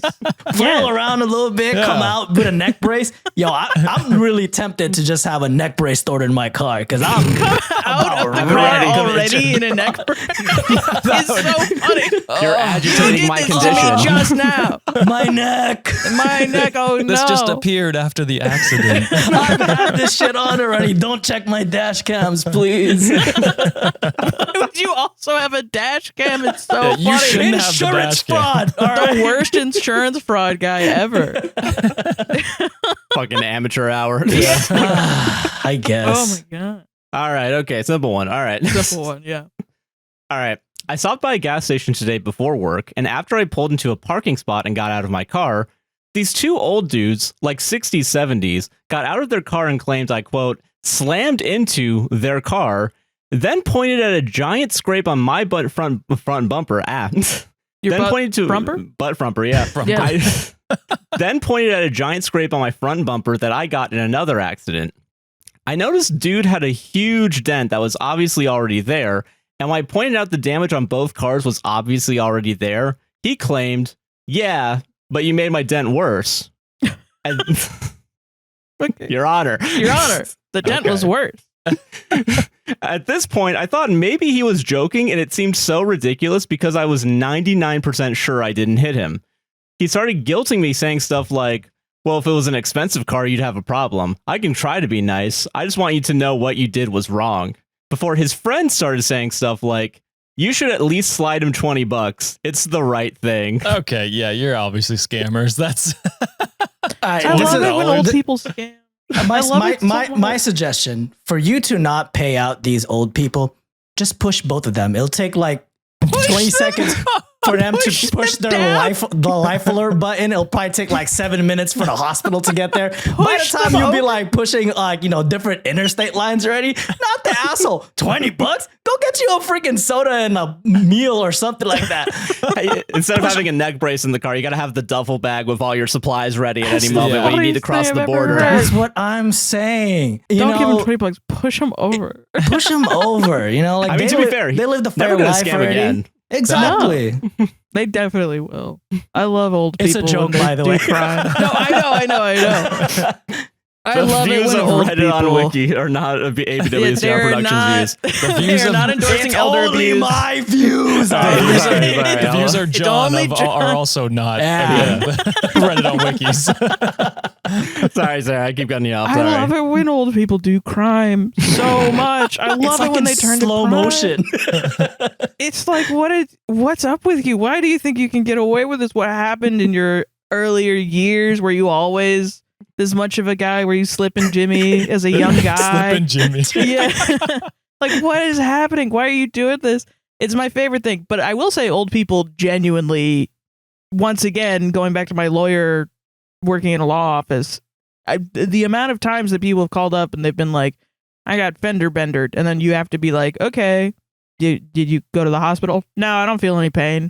Oh, Jesus. Okay.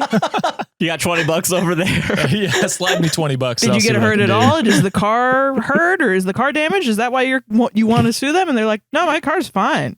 Hey, And to you're be like, to be fair, $20 back when they were in their youth, that probably could have Yeah, bought they them a college education. probably You know made what I'm $1 saying? million. Yeah.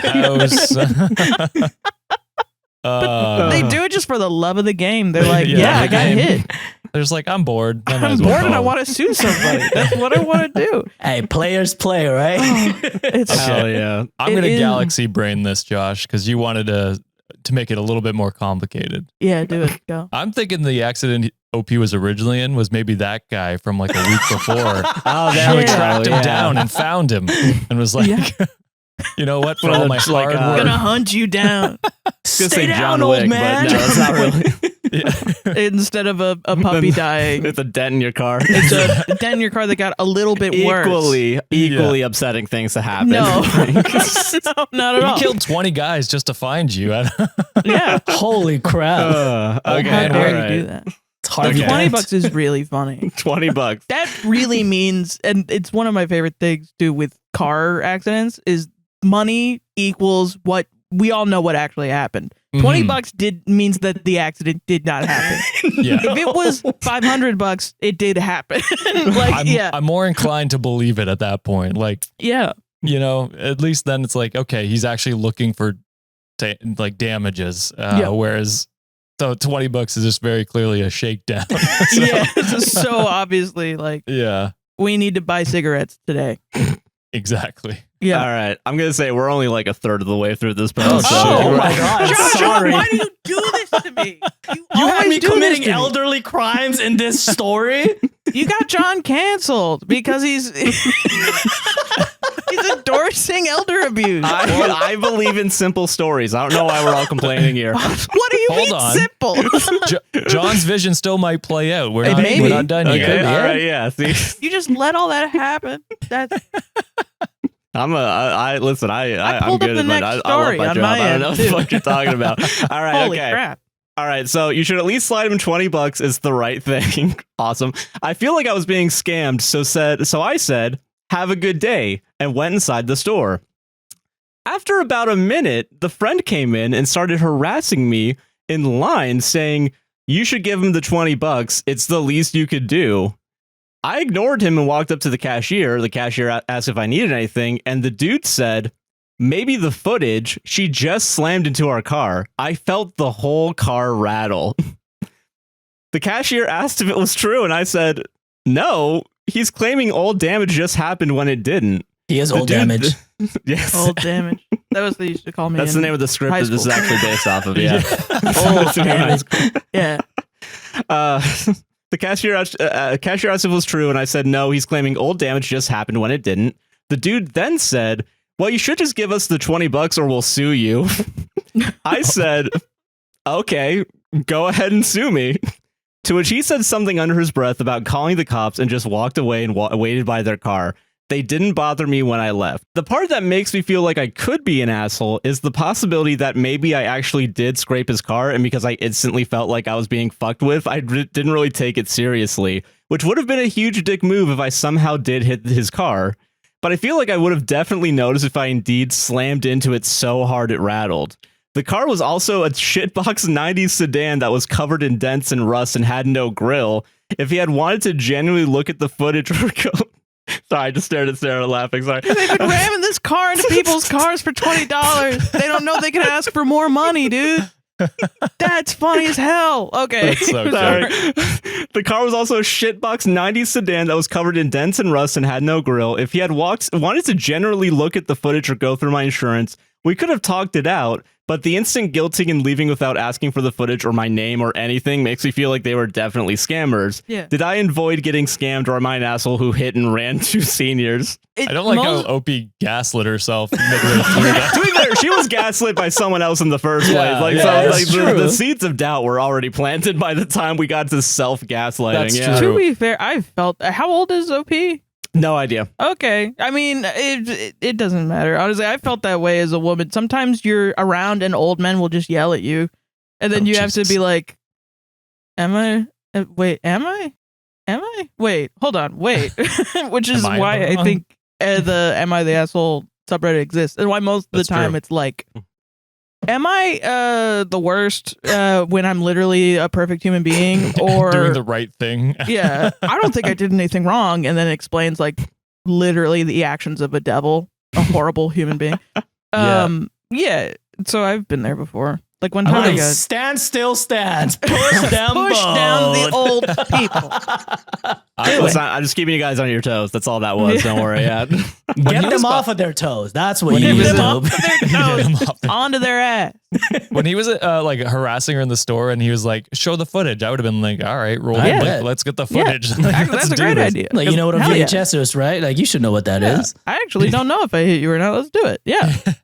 Why Yeah, not? the VHS was invented when you were in your 40s. You know what that is.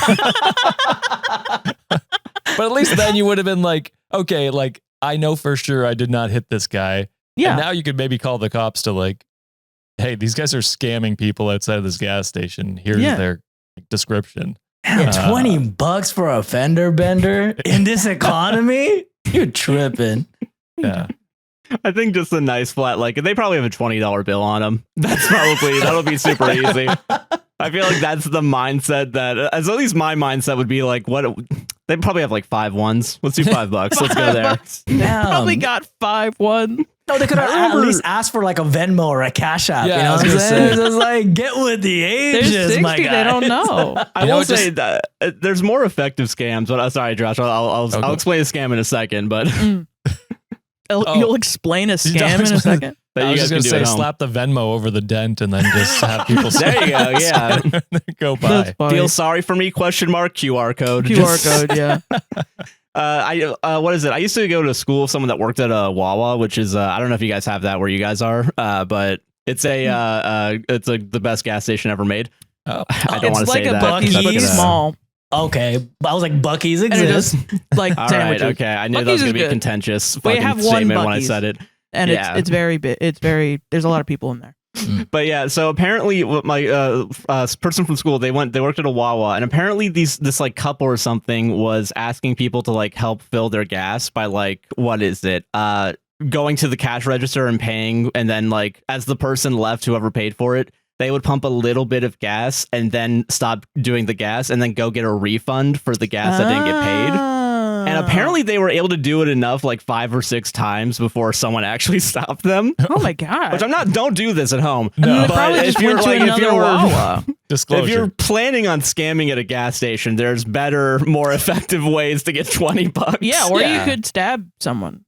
That's true. You can do harder crimes.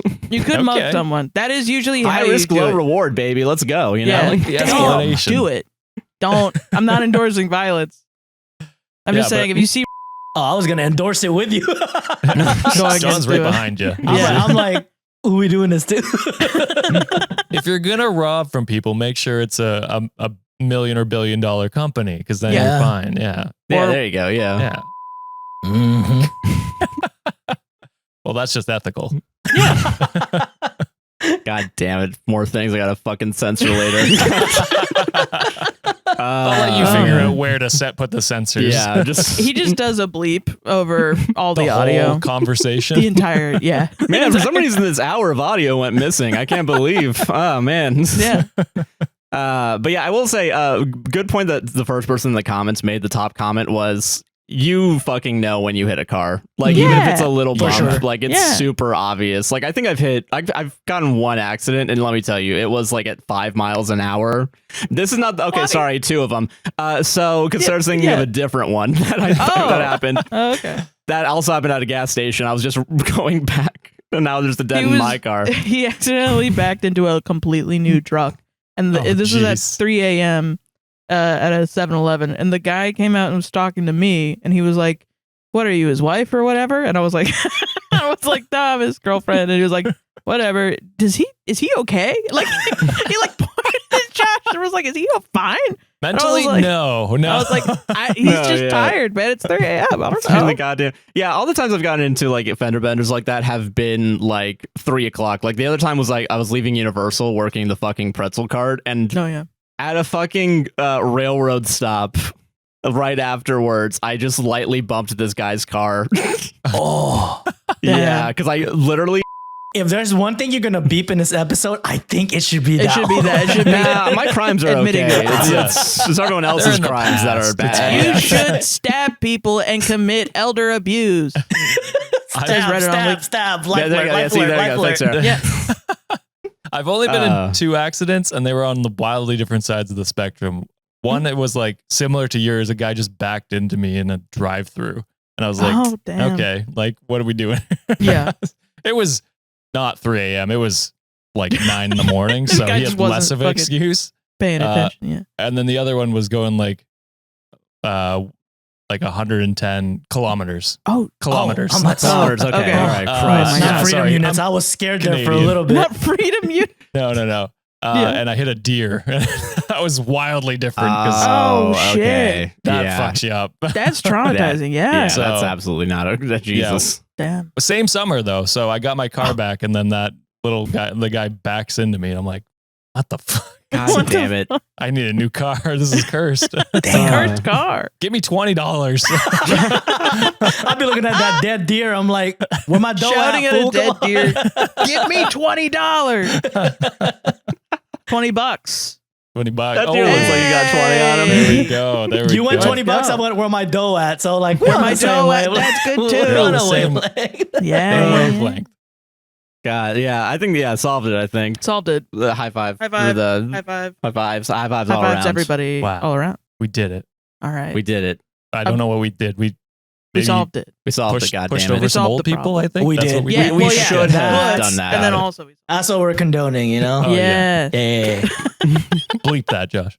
You got it. All right. Thank Please you. don't. I'm getting mixed signals over here, guys. You guys gotta come together and come up with a fucking decision. I don't know.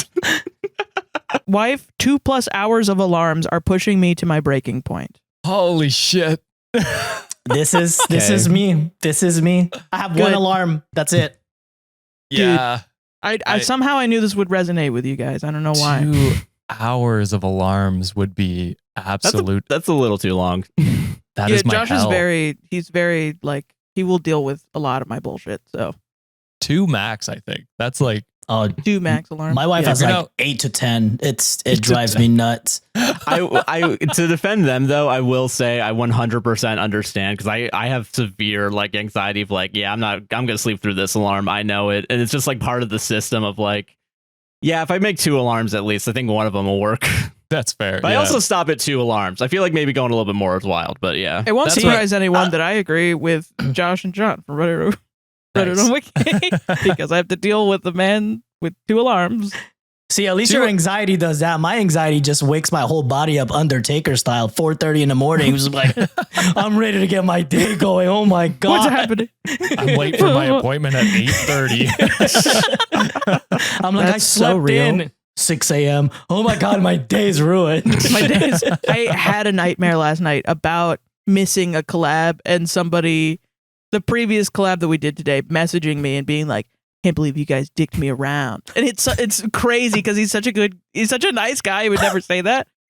And that I was like, us, Sarah. We sent you that. That was- You did. Wow. You did message us. Yeah, that we is are the shot. assholes. Keeping that for later. Yeah. spilling the tea on Reddit on Wiki. Okay. Me, female 32, and my wife, female 30, have very different work schedules. She works a normal 8 to 5, while I don't start my shifts until 12:30 or 1:30 most days. I've woken up around 6 a.m. every weekday because she sets alarms starting then and they run until after 8. She usually doesn't get to work until 8:30 or 9. Even though she's supposed to start at 8, her boss doesn't care as long as she gets there, plus she's very good at her job. Throughout our 9-year relationship, I've genuinely considered breaking up because of this. Maybe that's crazy, but it's the lack of consideration that is just mind-boggling. Like, she needs the system to wake up, so it's just too bad that it's awful for me. It's not just one alarm that's snoozed either. It's multiple alarms. So one at 6, one at 6:15, at 6:20, at 6:30, etc. through 8:20. Damn. That is a little too much. Like 20 alarms. I'm bad at math, but I think it's 12 or something like that. Or whatever. yeah, Yeah. 12, 20. It's pretty close. There's a T in there somewhere. Yeah. Yeah, exactly. If A it was 2. 19, I don't think it would change my opinion of No. it, if I'm honest. I don't Yeah. think so either. They don't even wake her up. They just wake me up, and I have to tell her every time that her alarm is going off. We're both night owls, but she stays up later than I do despite working earlier. I have a sleep disorder, suffer from frequent nightmares resulting in poor sleep, and am a light sleeper. She's a heavy sleeper, so I'm woken up and then bothered roughly every 5 to 8 minutes by alarms due to the combo of snoozed ones and new ones going off. Usually I end up being the one to finally get her to wake up. It's been years of this, and I just can't do it anymore. I've talked with her about it, and she just says that it's hard for her to wake up, and it's not like I have to be up until later, as if my poor sleep doesn't affect me the rest of my day.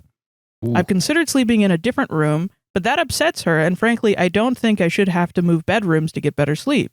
I doubt she'd wear a smartwatch, so I don't think a vibrating alarm will work. Moving her alarm across the room won't do anything, as the alarms don't even wake her up, only me.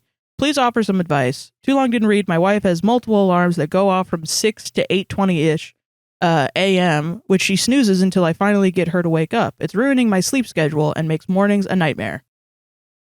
Ooh, I'm definitely going not the asshole in this Yeah. scenario. I think Is It's it- like Is it there's an asshole no question? I don't know, but It's there's just like relationships. They're asking for advice. Yeah, that's what I was wondering. there's like no respect from the partner when you've communicated, and it's been ongoing for 9 years. And with the communication, and you were trying to find out different solutions, trying to sleep in another room, and then she's getting upset about it. Well, it's like, dude, what are you doing? That's not okay. You're ruining my sleep. And as for someone who has sleep problems, and I can't sleep for shit, it's okay for me. Like the way my wife's thing is set up is because I'm always awake before her anyway, so it doesn't bother me. I'm already awake. True. But for someone who has like a different shift, that's like sleep is a big part of like people's day. If you don't get adequate sleep, it'll mess you up for the rest of your time. No, So it does. this is, breakup worthy if that's something that they want to go with. Especially it's just the lack of, it's just the lack of overall care for your partner. So this shit sucks.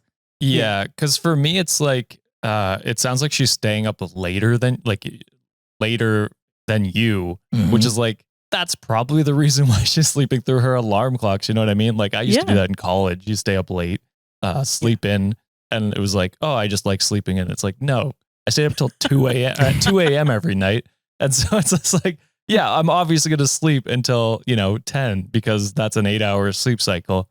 So she's not only is she ruining your sleep cycle, she's ruining her own. So yeah, the lack of care towards you as a partner is giving me red flags. Big time, yeah. And like for anyone else, my wife bought one of those ones that does like the sunrise, like it lights up slowly. Oh yeah. Which does work very well for her. It's a calmer way to wake up. So if anyone has trouble waking up, especially up here in Canada in the dent of winter when it's dark until 9 a.m., my wife's alarm clock is like the fight scene from The Witcher, so I'm ready to like square up every single time. What the hell's happening? That's awesome. I will say, what am I thinking? Fucking, sorry, just thinking of those, the Nintendo alarm. I was just going to say the Nintendo alarm. Yeah. That's what you really need to wake up, actually, is Nintendo branded merchandise that's $700 or some shit like that. And then if you don't wake up in time, Bowser comes out and roars at you. And just fucking kills you. Yeah. And then you don't have to worry about it because then your wife's gone. Yeah. There you go. There you go. Problem solved. I will say, because Kill your wife that's Reddit on Wiki. No, I'm joking. What is it? Because the obvious, like, because you guys have been talking about it like forever. Like, this main solution I feel like is if you're getting up at whatever time and you're gonna wake up at the same time, you just wake her up and turn those fucking alarms off. Just like nudge a little bit, like, hey, get the fuck up. Well, I mean, yeah, but that's what they've been doing, and that's the issue, is she doesn't want to wake up. And then just think about it, like your early 30s. This is going on for another 30 years, probably. Yeah. Is that something you want to live through? Like, that is a hell. Maybe there could be a petty revenge situation going on here. Yeah. What if one time you wake up that one time, turn off every single alarm, and if they don't wake up and they're late to work, oopsie, that's on you. I'm glad I brought this up because I was like, there is a petty revenge. I don't know what it is. And I'm glad that I genuinely thought that while I was reading this. I was like, there's a way to, what's the chaotic answer to this? Or unselect every alarm except for the 8 o'clock one. And there's see if that one works. Because maybe it does. I mean, I can't imagine, even as someone, if I had trouble waking up, like how would 15-minute alarms help me wake up over a 2-hour period? You know what I mean? Like, I'm going back to sleep every time. I don't know. I really am not a morning person. Like, I've had jobs where I've had to wake up at like 6 in the morning because it starts at like 7:30 and I have to get ready and all that stuff. And that's for working from home too. Like, I can't. It takes me an hour and a half just to get ready, and then I don't wear makeup or anything, so I'm just like, But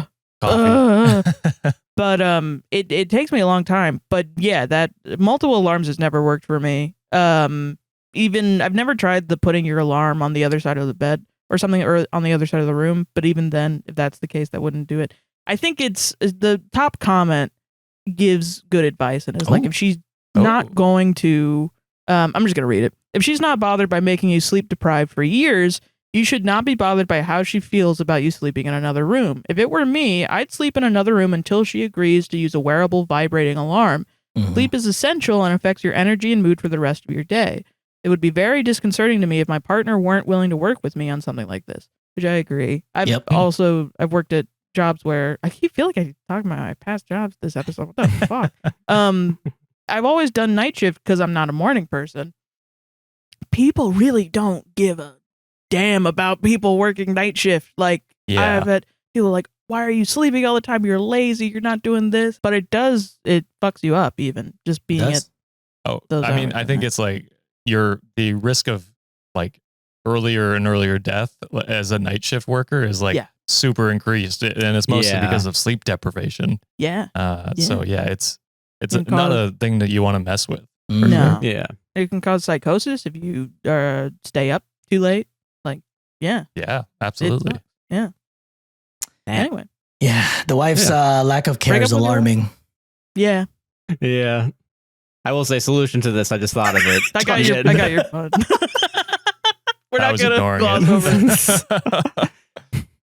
It's okay, hold on. Solution to this that will 100% work. You get 2 twin beds, you put them together, and then you get one of those IKEA soundboard. Like, I don't know if you guys have seen it. And you just put it soundproof your bed. Yeah, and then you just like you make a contraption that at whenever time you want to go to sleep, Okay. you just do that. Just bring it up a little bit like it's a garage door. Wait, Josh's answer, I make have a a contraption. question.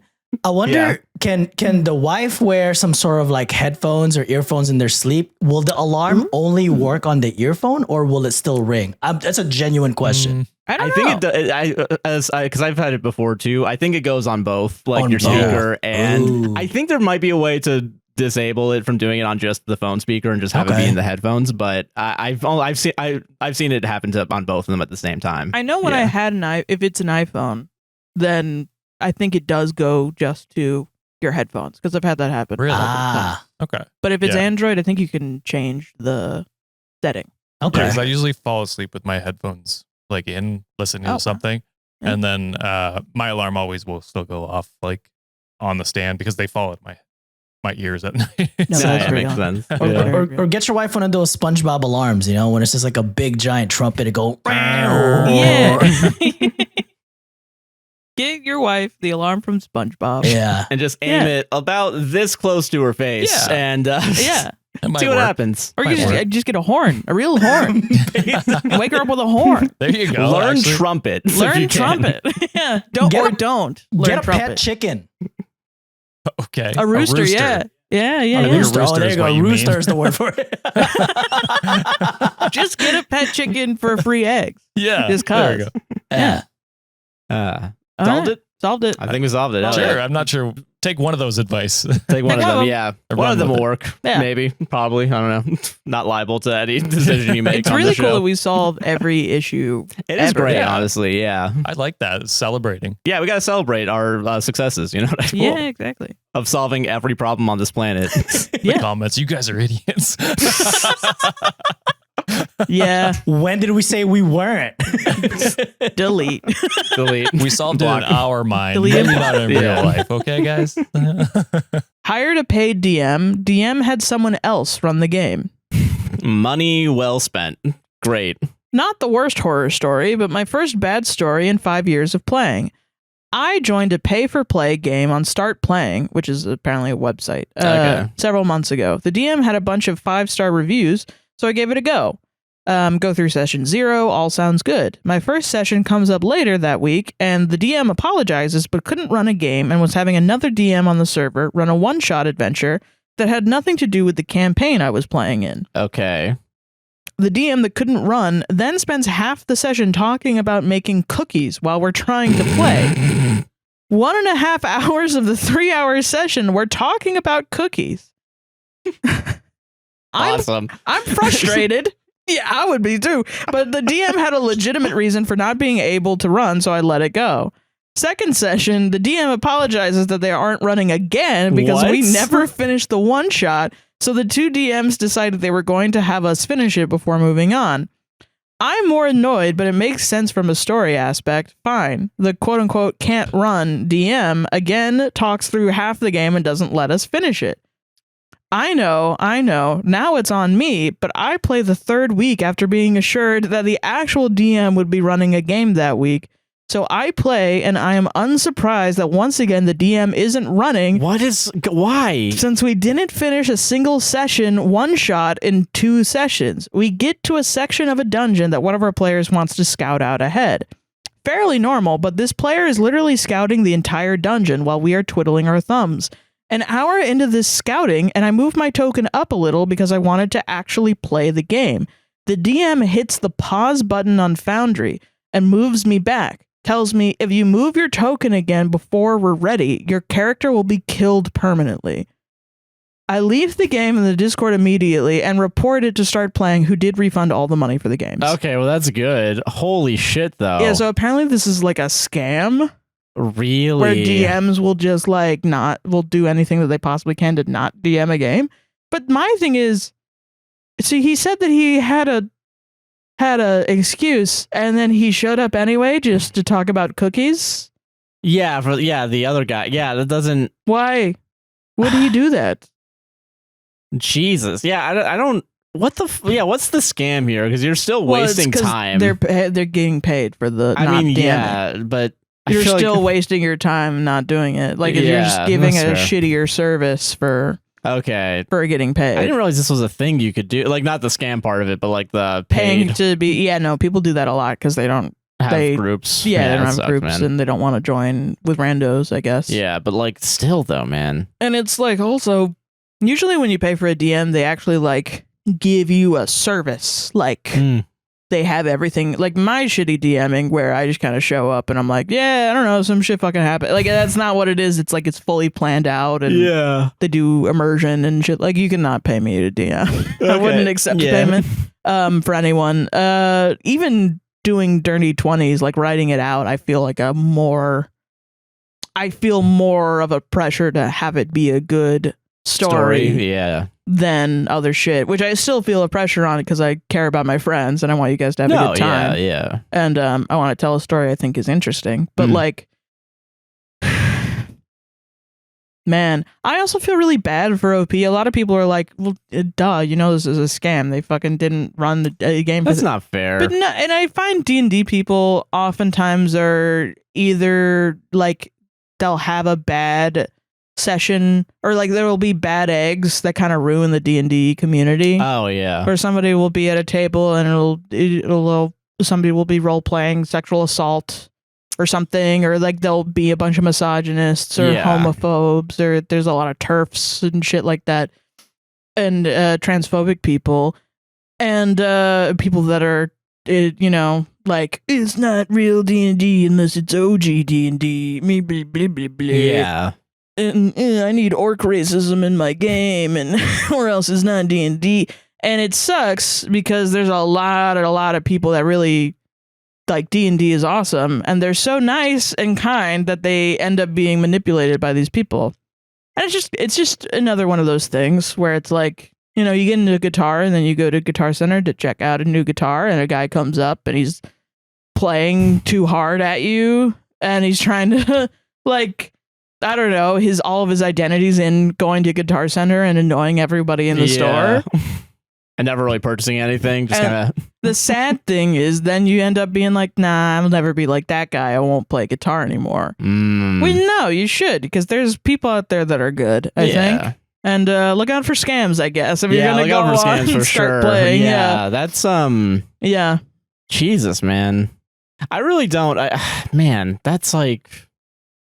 I don't know how. Listen, I do a fucking 4-hour long podcast. Yeah. How do you talk about cookies for an hour and a half? I don't. That was the other thing. How do you do that? Because that I think you could. However, if you're like really into making cookies in the different ways. Yeah, I feel like I would need a cookbook with me and like just going into the science of grams of sugar to flour to whatever. Filibuster, man. Yeah, like that's like buster. Yes. Yeah. What? Philip Buster? No. So okay. I forgot what I was saying. I got your ass. I just think, I don't know, man, that cookies is probably not one of the first topics I would go to waste everyone's time. Yeah. So I don't trust myself as a performer to talk about cookies for an hour and a half. That's a real con man. You know what I mean? Yeah. Gotta sell me a fucking a fucking monorail next or what? Yeah, what the hell? Yeah, for real. Solved it?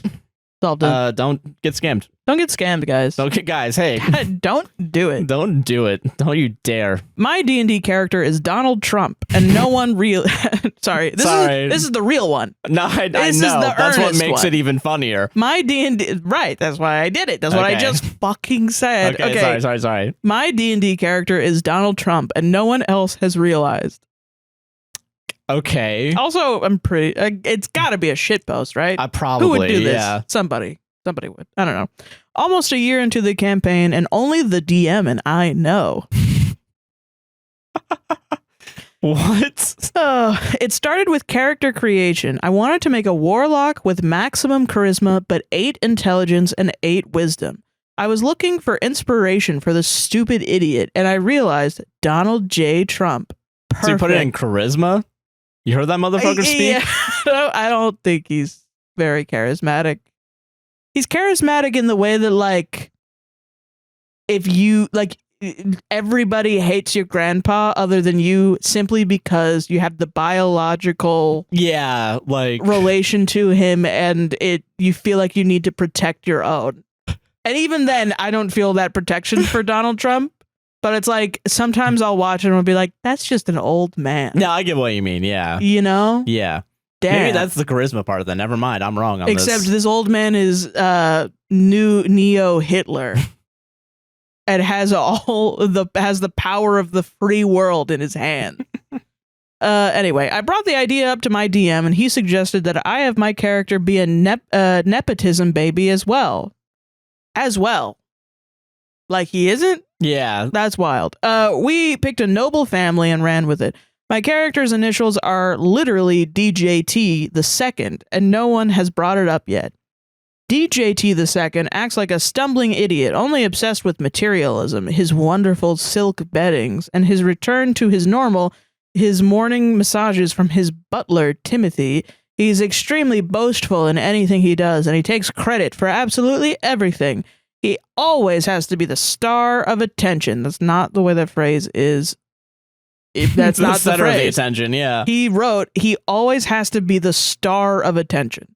Cool. Always rambling on about anything and everything. Honestly, it pains me to play such an unlikable asshole. But at this point, we're too far in, and it's so silly how they haven't noticed. I'm sorry, you didn't... So you're not having fun.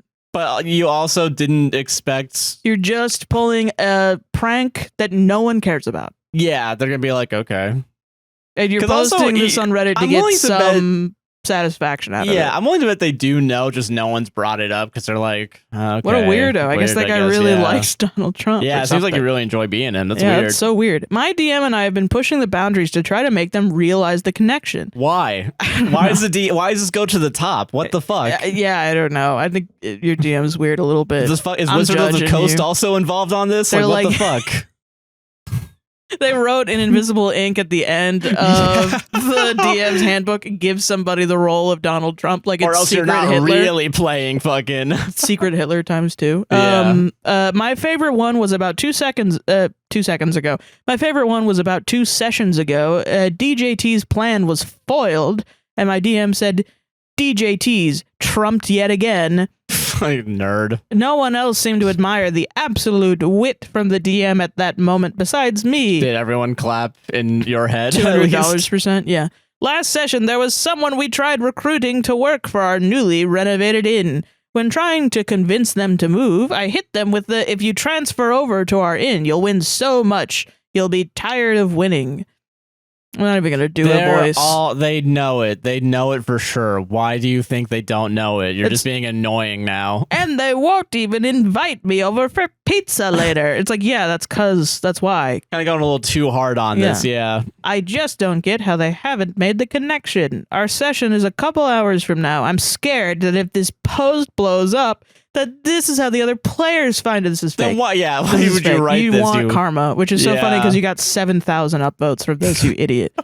I'm scared that I got that from drawing a fish once for the Game Grumps subreddit. Dude, hell yeah. It took me 20 minutes, It was pencil on paper. Meanwhile, this guy's like at the computer, like, okay, how do I get them to I get them to make like up a me? whole thing about, and it's got to be Donald Trump related. Motherfucker, just draw. If it is, Christian, you're such a fucking moron for not realizing it sooner, bro. If it isn't, give me some more ideas on how to hint at it more. I think my character wants to get into politics soon. Winky smiley face. Top comment, post on here tomorrow. An annoying player at my table is playing Donald Trump. We all made a pact to all keep ignoring it, hoping he'll stop, but he and the DM seem to find it super funny. At this point, it's gone on so long, I think he's cracking. So we'll all pretend to not notice just to see how long he'll keep it up. And that's the Awesome. top comment. Yeah. Now let's go to The circle jerk. D&D circle jerk one. All right. Okay. Awesome. I thought it said asshole. I thought because it has the same color as like the asshole, but yeah. Yeah. Sorry. My D&D character is Donald Trump and no one else. Oh no, that's the other one, sorry. What the fuck? Dude, Did it'd I be not so send funny. it to myself? It'd be so funny if you just read the same article again. It'd be really funny. I think you could have fucking pranked I me. could have done that. Dude, you should have just committed, but now you've said that you didn't know where it No. is. Hold on, D&D circle jerk. It's probably still up. Deleted for not being circle jerky enough. There's so many actually making fun of it. Oh, really? Yeah. It's actually really funny. My bard is literally just a parody of the 13th president of the United States, Millard Fillmore, and no one at the table has noticed.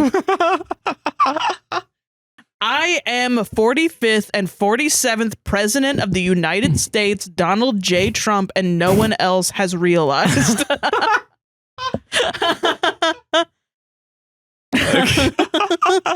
About a year into the campaign, a whole year, I tell you, and only me and my wonderful DM, very good DM, knows it started when I was born on June 14th, 1946. My mother, wonderful lady, very nice lady, was having trouble coming up with a name. My father had an idea.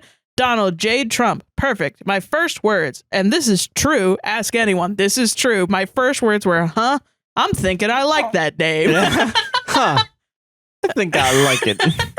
Methinks we're going to stick with that. I brought the idea up to my DM. He suggested I keep the fact quiet because every other player at his table looks suspiciously like Thomas Matthew Crooks. Of course, it's very hard, you see, to hide that I am Trump because I act like a super graceful genius, not like that crooked Hillary who always fudges her dice rolls, even when she's not a DM, or Sleepy Joe, who can never decide what spell to cast when he's playing an orc barbarian. I am very humble, so humble in everything I do. Just ask my butler, Timothy. I pay him very well, and he comes to every session to give me back massages, but he doesn't get to play because that's not part of the job description, but he understands that, you know? And that's why he's a good butler, not like those communists and socialists who voted for laughing Kamala, who always lets her butlers play in her Delta Green games. And everybody likes me, you know? Even though they're all infected with the, all caps, woke mind virus. We're 8 months in and they haven't noticed. There's 3 more paragraphs. Oh my God. There's a lot of this. There's a lot of creative writing happening on the subreddit. Right. Yeah. They're putting their fucking work in, man. One of the players at our table is obviously playing Millard Fillmore again. I don't know why. Fucking... They're like, which president does no one remember? Millard Guaranteed. Fillmore. And everyone's just talking about Millard Fillmore. Oh, This is the first time God. I Wikipedia'd him. What an interesting guy. The jerk at our table wants us to acknowledge that his character is actually Donald Trump, but we all agreed to ignore him. That's it, really. His initials are DJT. He's a pompous, arrogant asshole. Haha, we get it. I just want to get away from real life bullshit for 2 hours out of my week, but this bozo has to try to ruin that too. None of us acknowledge it, and he thinks he's really clever because none of us care to call him out for how annoying and distracting it is. We're switching to Pathfinder soon, and it won't even fix it because he's already got the same character prepared for that too. Any advice? Edit. I can't tell if half of you are bots or just bad at realizing what sub this is. Unjerk for a minute. Yeah. And, that's so dude, funny. I just want to disconnect for 2 hours. 2 fucking It's hours. so real.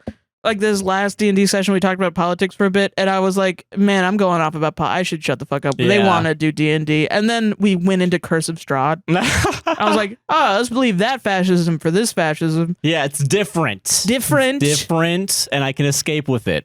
It's different in that we have the power to do something. Yeah, there you because go, we yeah. have magic on our side. And we have the power of friendship and magic, yeah. Yeah. Dude, that's so funny, man. Yeah, it's great, I think. Obviously, they know. If it's not real, Come on. obviously, Yeah, but they dude. would know for sure. It's honestly embarrassing they haven't said anything to it's embarrassing for you. It's not Yeah. embarrassing for them. Why would in this fake story? Why would the DM Yeah. consciously also be like, dude, that's so fucking awesome? Like, There's multiple things the DM has done wrong. A, that is it's a horrible idea. yeah, Come on, DM, get better taste. B, you know a player isn't liking his character.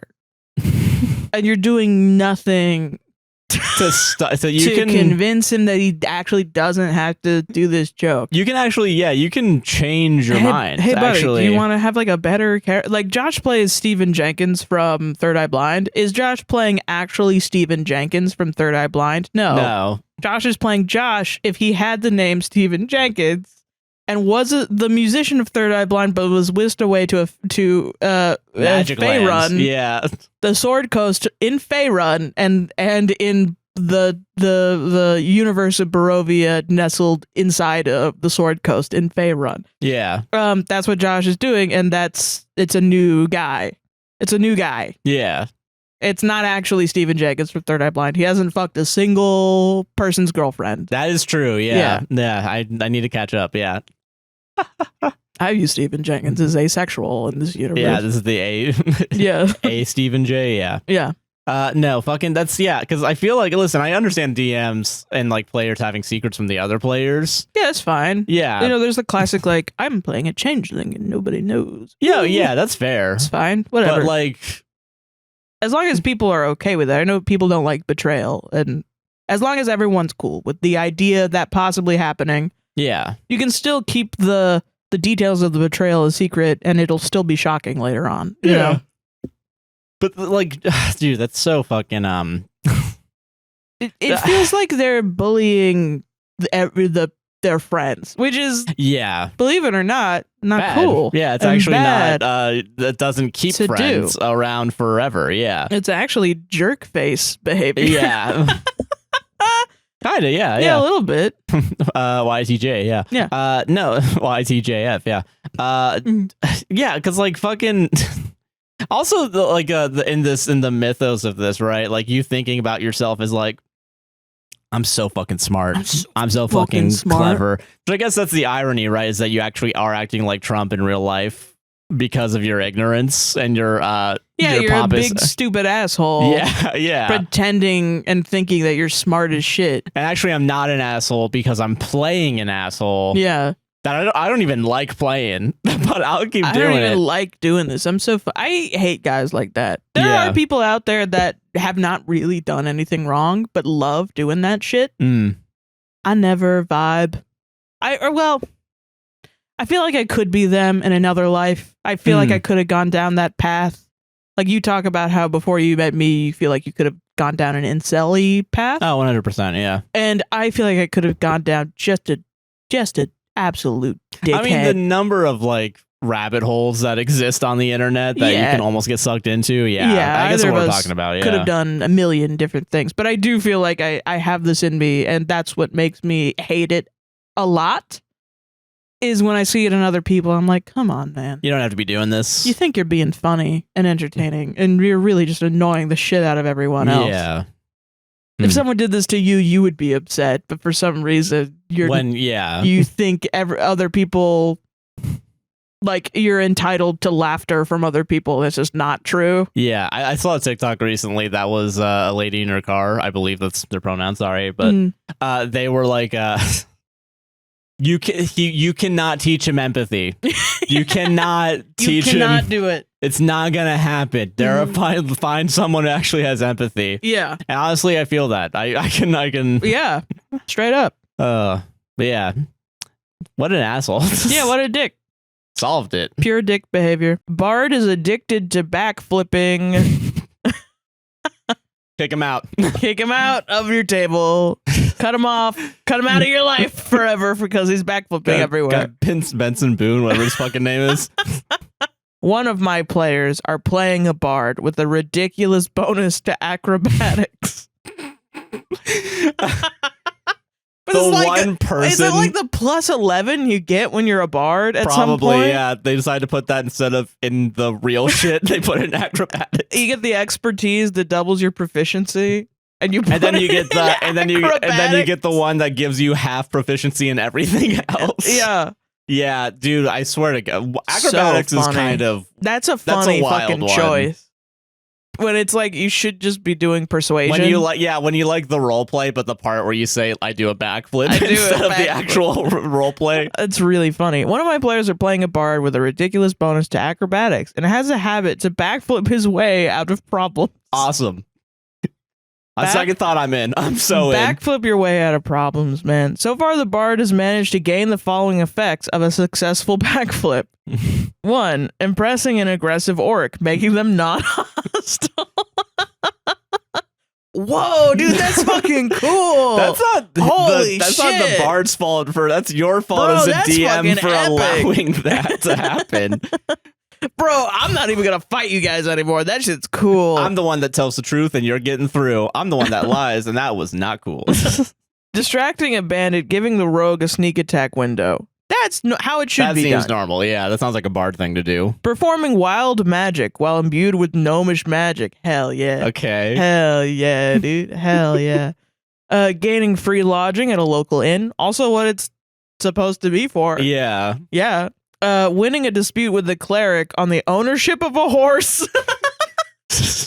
Backflipping onto a horse, mean like I own this shit now. I've claimed it. I've claimed Yeah. this horse now. The guy's like, oh, I can't do a backflip like that. I can't. Shit. I can't. God damn it. Again, you're the one allowing this to happen. Yeah, you're God. So You're you God did and let you're- this happen. You could be more vengeful. I mean, and this is one of the worst parts of DMing. You created this monster.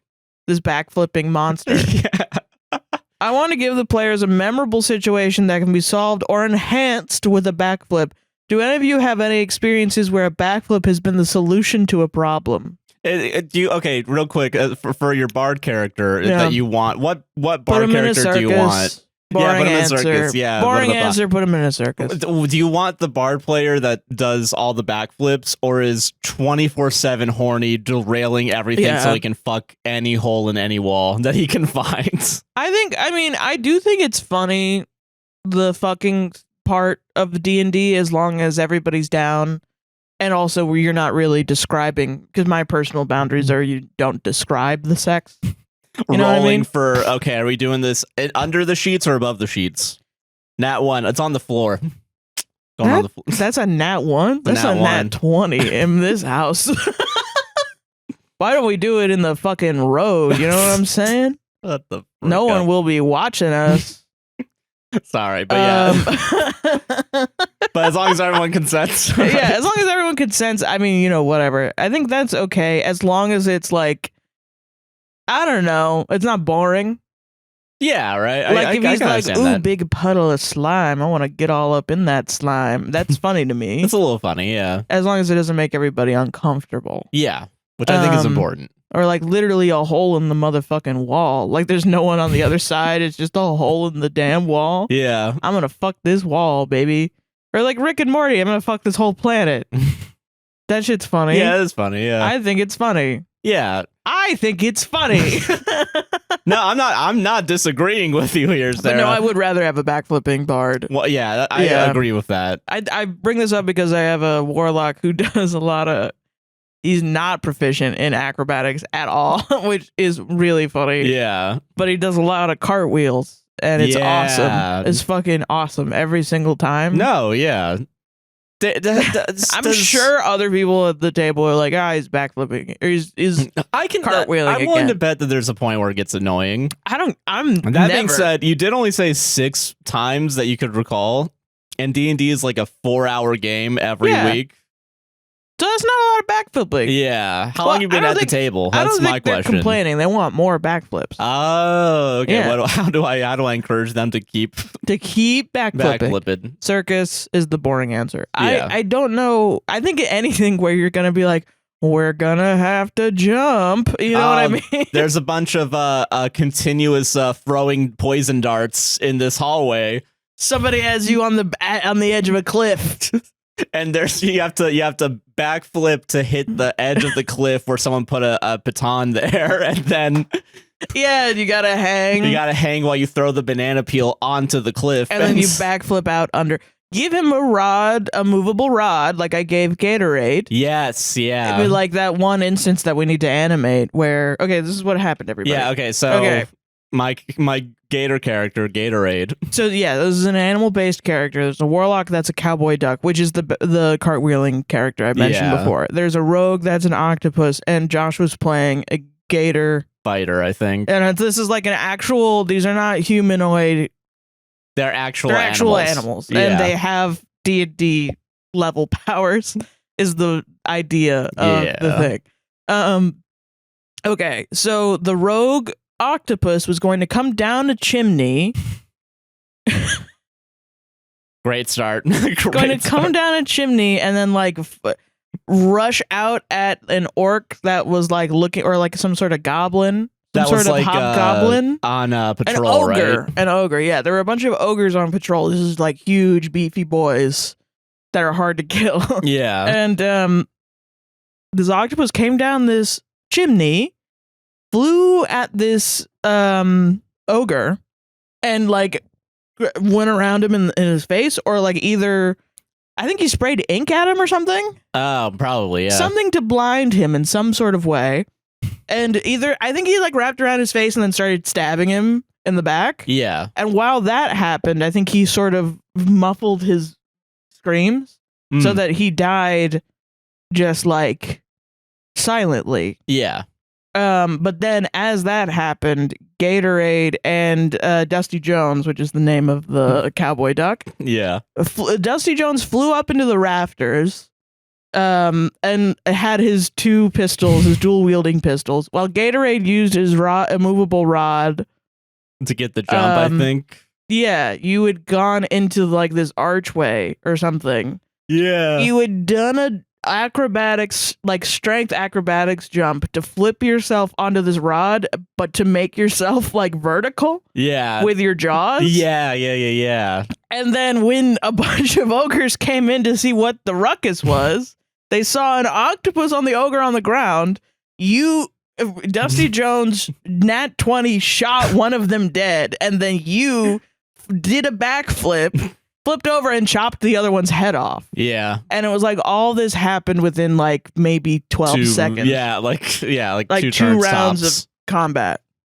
Yeah. And it was epic, man. It was great, I want somebody to animate it. We've needed to animate it this whole time and nobody's done it yet. Yeah.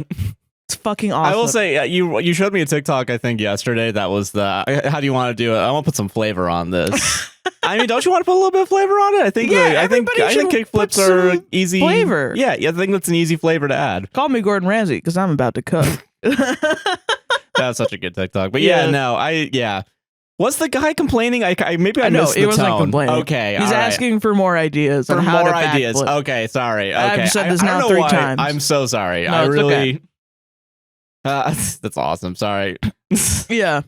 Maybe I'd complain. I guess that's what I'm learning. Give him something where he can use his backflips, like a rod or something. Like a rod, yeah. A rod is good because then, also a rod where you just kind of like place it like one of those in the doorway like crunch machines or whatever. Yeah, like you can yeah. you just Pull keep up. moving it. Pull up bar, yeah. Yeah. Yeah, I think you can like give him a fucking hobby horse or something. Yeah. Not a hobby horse. What is it? What is it called where you do your stunts on top of the thing in gymnastics wise? Oh, like a I was gonna say horse, box. right? I don't know what you're talking about. I'm not sure. I don't know. It's something. Yeah. Pommel horse. Pommel horse? The pommel horse. Oh, yeah, pommel horse. Yeah, get him some sort of pommel horse so he does backflips and he can do tricks off. Yeah, like doing the. Or get him a fucking motorcycle or something. Get him Yeah. something where he does backflips up off the motorcycle. Honestly, skateboard. Skateboard. Get them Get sunglasses him a and skateboards, backflips, kickflips, a couple other flips. Give You're him a good. bunch of cool items. Give him tools, man. Make that bar Tony Hawk. Just- Make that bard Tony Hawk. There dude. we go. Yeah. Trying to what else? I don't know. I don't know either. Yeah. Other than just keep on backflipping. Or throw him in the damn circus. I don't know. Yeah. Whatever. Whatever. Solved it though. Yeah. There's a mystery at the circus we Make him gotta solve. fucking Spider-Man or something. There you go. Yeah. Oh, give him just one big rope. Yeah. Swing. One big whoop. Oh, like a whip, like Indiana like Jones a whip. whip. There you Give go. him That's like a what I'm whip. thinking. That's what I'm. Now we're cooking with gas here. I have to give Stephen Jenkins chain whips at some point. Oh hell So you yeah! can cast heat metal on them. It's from RPG Horror Stories. It's so good. Awesome. I love this shit so much. All right. DM accuses me of metagaming because I use damage types the enemies are weak to. You fucking asshole. What, you read the book, nerd? You would even think that he's inferring. He's so not even He knowing. doesn't even know the rules. The water enemy probably doesn't like, or the fire enemy probably doesn't like water, huh? Yes, that's literally it. And he's metagaming apparently, which is so funny. That's the Metagaming. game. I like that people don't know what words mean anymore. That's great. That's a really good thing. Been playing with this group for a short while, and it has been all right. Some internal conflict, some people not getting along and such, but it has been okay. Last night, the group was about to fight a mad TV scientist. man. Oh. Last night, the group was about to fight a mad scientist and his robot / warforged / clockwork guards. Keep in mind, these are homebrew made by my DM, meaning I know nothing about their stats and could not have looked them up even if I wanted to. Okay, all right. Forgot awesome. that was in there So these are when I read this. How the fuck is it if you don't know? Apparently, It's if you not just that you can't, in my experience, metagaming is usually like someone said something, so my character does something out of character because someone said that above the table. yes, yeah, and I think that's Most of the time, that's what that is. But if you're just doing attacks and guessing what they're weak to, Yeah. Or like, I guess in the way that this would be used is if they were using enemies from the monster manual and then OP bought the monster manual, read the entire thing, and then min-maxed his character in-game to fight this very specific monster. that's Is metagaming, I guess? Wait, yeah, hold on. But it's homebrewed, so they can't, meaning Yeah. that the DM made it up. I assume robots would be weak to electricity, meaning lightning damage, right? So I cast Chromatic Orb with lightning damage, lightning bolt, etc., and the guards died easily. Huh. The DM stops the game right there and says, if you are just going to metagame like that, you can just leave. I think it's weird. Okay, maybe this is me getting too in the weeds of Get it. out. I do feel like electricity wouldn't be the thing. I feel That's like what I thought too. water I would be the wouldn't thing. initially on robot. Yeah, I guess. Yeah. Yeah. But I guess mean, it's like 'cause you it overcharge shocks- it. Yeah. I don't know. I don't know. I was like, I mean, that's something that's a choice. That's in OP's favor though, Yeah, true. Yeah. So because they're just being smart. yeah, who fucking knows? Yeah. I was, of course, unsure what he meant, so I asked him to elaborate. He said that if you're just going to use damage types to your advantage like that, it takes the fun out of combat. You did this exact same thing with radiant damage last game in the crypt when fighting the undead too. I'm sick of it, and everyone else is too. What? I'm sorry. If you see a zombie, you hit it with a divine smite. Yeah, that's And I you think do like 600 damage, even though that just got like 5 damage. I don't give a fuck. that's not metagaming. that's That's not just that's being what a paladin. everyone does. Yeah. Yeah. I say that it's only logical to use certain damage types against certain enemies, like how I would use fire against ice enemies and so on. I also asked the others if it was true that, quote unquote, everyone else was sick of it too, and people kind of mumbled as an answer. What? And I could not really hear them. Can you Speak the fuck up, Can you speak please? the fuck up? If you're gonna have a bad Have opinion, a spine. yeah, What the have a fuck? spine about it. Yeah. DM said he would give me, quote unquote, one last chance. And, quote unquote, next time you metagame like that, I will kick you instantly. I agreed, but I am now kind of unsure if I want to continue playing in that group. Yeah. Because what the fuck? If metagaming is just you're good at the game, like what the who like Or making At regular any person point- connections. yeah? At what point is your DM just gonna be like, oh, I didn't like what you did, get out? Dude, killing one guy of mine and being like, you're out of the game. I'm supposed to kill you and you're supposed to cry. I think the DM got too attached to that one character. These guards. Gave it a name like Bob or some shit and just... You gotta make some shit up. Yeah. They're gonna do shit. Like, shit, man. The first time y'all fought a shambling mound in Curse of Strahd, you wanted it as a pet. Yeah, that's true. What am I gonna say? Fucking no?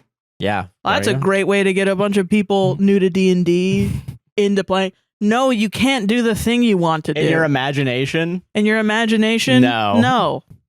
Fucking no. Do something else. Please. Thank you. Say no to me more. I mean, Jesus. That was just wild. Edit. People are asking, so I will fill in. This is a sort of D&D, but it's our own post-apocalyptic world. Lore, in short, is that some phenomenon caused the world of D&D to crash into ours. Things like electricity-powered things are uncommon but not rare, so my character and like everyone else would know that electricity fries electric-powered things. Okay, that's fair. Yeah. Yeah. Okay, yeah, that's fair. Using metagaming in that instance, though, I think is very funny. Yeah, that's... metagaming. That's metagaming is when I make a character that you could easily defeat. It's so annoying. Okay, how do you feel? Okay, what in your definition, real quick, is metagaming, and have any of our groups done it? I mean, I'm sure probably. I honestly don't think metagaming is all that bad all the time. Like, metagaming is like using above the board tactics to gain an advantage in game. I think is my definition of it. And sure, people are always trying to do shit, blah, blah, blah. And I think it's just bias. Like, if I say to you, we're playing Curse of Strahd, right? You're Stephen Jenkins, your character in Curse of Strahd. You've spent a lot of time with Irina, who is a NPC that you meet in the beginning of Curse of Strahd. Yeah. And you're tasked to protect her and take her to Vallaki. You take her to Vallaki, and then I give you like a background scene where Irina reveals to you all that she's actually evil, but Stephen Jenkins isn't in the room, doesn't know. Yeah. If you all of a sudden, for no reason, come in and start shooting Irina in any sort of way, that's metagaming. But also, you, Josh, the person, were there at the table. Yeah, so it's kind of like... You're going to act that way regardless? Yeah, I get that. And it's not something I can control. I do think, and maybe this is a thing where it's like, you're kind of hoping that people do the honorable thing and continue to roleplay as if... Because, I mean, I don't know, I guess it's kind of similar to, like, if you're in a, like, show or something and you're the character that dies, you still have to act as though you're not going to die, or if you are, like, what's going to happen, you know what I mean? Which also, I want to say real quick, last time we talked about Critical Role, and a lot of people have told me, we said that, like, Critical Role has been criticized for having quote-unquote scripted scenes where the one character was definitely going to die and leave. I didn't know this at the time, even though I didn't know that this had happened. One of the characters had throat cancer. Yes, I do remember that, actually. That's why his character was sort of killed off in the thing, and he comes back and stuff. And so, like, I knew that had happened, but I wasn't an avid Critical Role watcher. So when I learned from the r/fans of Critical Role subreddit that they are still, like, Critical Role scripts things, apparently it was one fucking time, and it was that, and it was because Sam had throat cancer. You know what's weird? So that's insane. That's fucking crazy. I've heard something similar with, maybe this is kind of like the fear of doing something like that and something that's usually improvised. There's an Eric Andre bit with, I can't think of his name right now, but apparently he had an interview guest that wasn't doing it, so they had him do something a little wacky. Yeah. And because it was technically scripted, because he was in on the joke, Eric Andre, I think in an interview, was like, I regret doing that one because then you can't tell if anything else is scripted. For real. Yeah. But it's also like, I mean, in that one you can case, use though, common sense. Yeah. Like, yeah, of course they're doing that. Like, you can give them the freaking benefit of the damn doubt. Dude. Yeah. You don't have to go down a fucking QAnon conspiracy theory on whether or not the rest can't see of all of their dice, how do I know what they're fucking... That's crazy. And especially, like, that's so deeply disrespectful to Sam, who beat throat cancer. Like, let's all chill. The amount of wow. I mean, that it definitely changed my opinion of that. I don't care if a D&D thing is scripted. I assume you are anyway. To an extent, yeah. To some level. And that doesn't bother me at all if things are scripted. This whole show is scripted. Joking. But you know, it's just I found the whole thing stupid in the first place. But I wanted to mention that because we've gotten multiple comments about it. Okay, that's fair. And yeah. I want everyone to know that I know now. And I agree. Is half the battle, yeah. What the fuck? Yeah, that's crazy. That's yeah. But no, this is not metagaming. This is using your brain. But it does. I love situations like this. It reminds me of when I took like a math in you have to take like 2 years of math in college. I didn't take AP math in high school. I just took like regular math. Oh yeah. So when I got to college, I was a liberal arts major. So you actually had to do the classes. I had to do the baby math version because there's math for liberal arts that they make you do, which is literally my final. And the first math for liberal arts was to make a poster of a mathematician and then do a word search. Okay, that's okay. Which is not fucking math. That's words. That's words, I'm pretty sure. And then the second one was like we had a more intense math teacher who was like talking about like theoretical numbers and stuff, even though he wasn't supposed to. He wasn't supposed to, but he really hated my ass. He hated to see me coming. I was putting my hand up and he was not fucking calling on me. Yeah, because you were fucking metagaming the class, dude. I know, I was so good at the class. Dude, you read ahead of the book, dude, at the book club. How fucking dare you? How fucking dare you? You gave me a birthday gift on my birthday? What the fuck? Happy birthday. But no, fucking. So like my relationship with math class is usually like I would do really good in the beginning. And then at some point, either the teacher is like, whatever, you're not serious about this because you like music or whatever. That's not math, even though it literally fucking is. Yeah. And then I would be like, well, fuck you, I'm a rebel. And then I just cosplay as like a bad kid. But only for math class. Hell yeah. And then I would skip. And so I did this happen in college as well. Like a bunch of other drama happened in my music classes, so I would skip. So I skipped a bunch of classes, and because of that, I didn't get good participation. Because once again, this is a baby math class where participation is a grade. In college, whatever. Listen, you're just out of high school. I get it. Whatever. And you can't go to the bathroom unless you ask the teacher. And so, but he did this thing at the end of the year where he would call people in and reveal their grade very dramatically. And asked them if they had any questions, blah, blah, blah. And so people were going in and out like, whatever. I don't know why he's doing it this way. Whatever. But he would reveal like what you got on the final and whatever. I go in. He gets all serious. And he goes... You fucked up. He goes, so you got an A. But you got a 90.6. And I was like, okay. So I got great. I got an A. I was like, great. That's an A. Awesome, yeah, an A is an A. And he goes, on the final, you got an 89.9, which is exactly what you needed to get a 90.6, which is exactly what you needed to get an A. Did you fucking do this on purpose? He didn't say fucking, but he said like, did you do this on purpose? Are you Are you metagaming my fucking class? And I was like, no. I mean, I don't know. That's a cool coincidence. Yeah, it's just cool. Yeah. I don't know. I just messed up on those things because I'm bad at factoring. And he was like, oh, okay. And I was like, what? I don't know. Like, prove it? Like, I don't know. Prove it. What do you mean? What's the fucking... I said to him, I was like, what would be the point of that? He was like, he's going to show that you could. And I was like, I want to be a musician. I don't think about this class outside of this room. Nearly as much room. as you think about me, dude. Yeah. This is weird.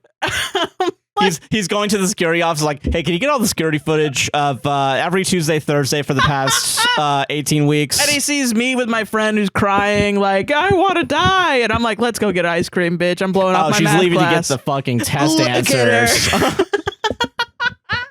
This is all a setup because then like, okay. That's actually a clone of her. So that way She, She split an She atom. split an atom. Yeah. I was like, whoa, that's crazy. And then I That's just silly. I was like, does this mean I don't get an A? Like, I'm just sitting there like a fucking idiot. He's like, I can't believe you're a fucking genius. And I was like, I'm not. Do I get A or not? And he's like, I guess. And he was like, dang it, she got away. And I'm Damn. leaving like, I got an A. Yay. Yay. Now I'm going to have a B+ for a GPA. Yes, let's go. Yay. Why do people just assume the worst in people? I get why, but I mean, why? I think he was really misogynist, honestly. Oh, okay, that's fair. He was really like, when girls would ask questions, he would be like, so it's like this. And then when guys would ask questions, but they didn't understand what the fuck they were, they'd be like, so what's the hypotenuse? And it's a fucking circle or something. He'd be like, yeah, so there's no he would talk to them like they're people and not like little fucking babies. So it's not there. And then So I a would be circle's different than a tri. A circle is different than a tri. And then I'm like, yeah, a circle is different than a triangle. He's like, I'm not asking you. Meanwhile, in the math building, they're like doing real shit. Yeah, They're like doing actual shit where nobody gives a fuck. I'm sure there's some misogynist real. Oh, for sure. that Yeah, are really 100%. But yeah, that's crazy. Yeah, that guy was crazy. I love accusations like that. Yeah. That's awesome. Fucking metagaming, dude. You used fucking lightning on my. Did you do this on purpose? Yes, I want to kill him. Again. That's how you play the game. This D&D Circle Jerk. The title is "Am I Being Bullied?"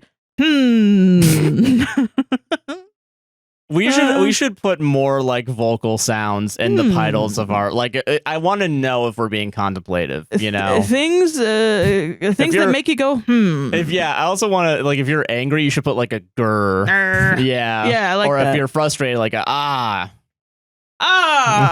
That's what you do when you're frustrated. Or like Like, so while you were watching the Da Vinci It's Code, like, you were sitting this there going, movie- Yeah, I'm surprised you didn't hear me. I know. Yeah, I'm right next to you in the room. Yeah, I was in the other room suffering from my pseudo tumor. Oh yeah, fair. Yeah, Joking. Joe, you don't I have don't one. have You don't that. have one. Hi, I'm a bright-eyed new player delving into this new and cool hobby with a table consisting of a high school bully running for a group of smaller, identical high school bullies. There is a small part of me that suggests I might be getting targeted or possibly even bullied here, but I really can't be sure, so I have to double check with you guys. Is it normal if, and then there's a bullet point list. Oh yeah. Is it normal if, 1, nobody else ever takes damage?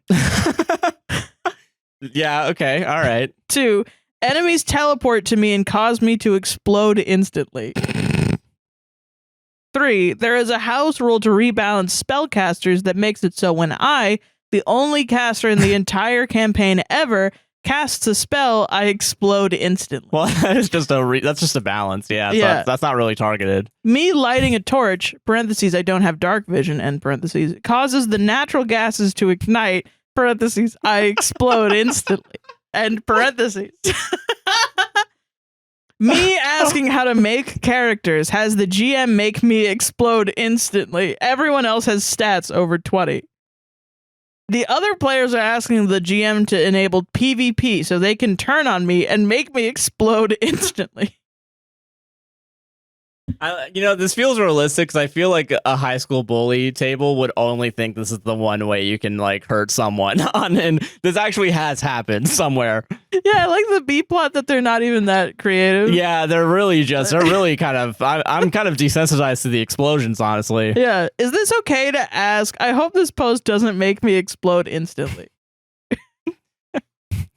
Edit. Wow, this post exploded. That's crazy. Instantly. That's crazy. Thanks for the gold, Reddit strangers. Top comment. OP's DM here. Sleep with one eye open tonight, punk. I'm gonna make you fucking explode. Dude, you're gonna get my fucking lunch money.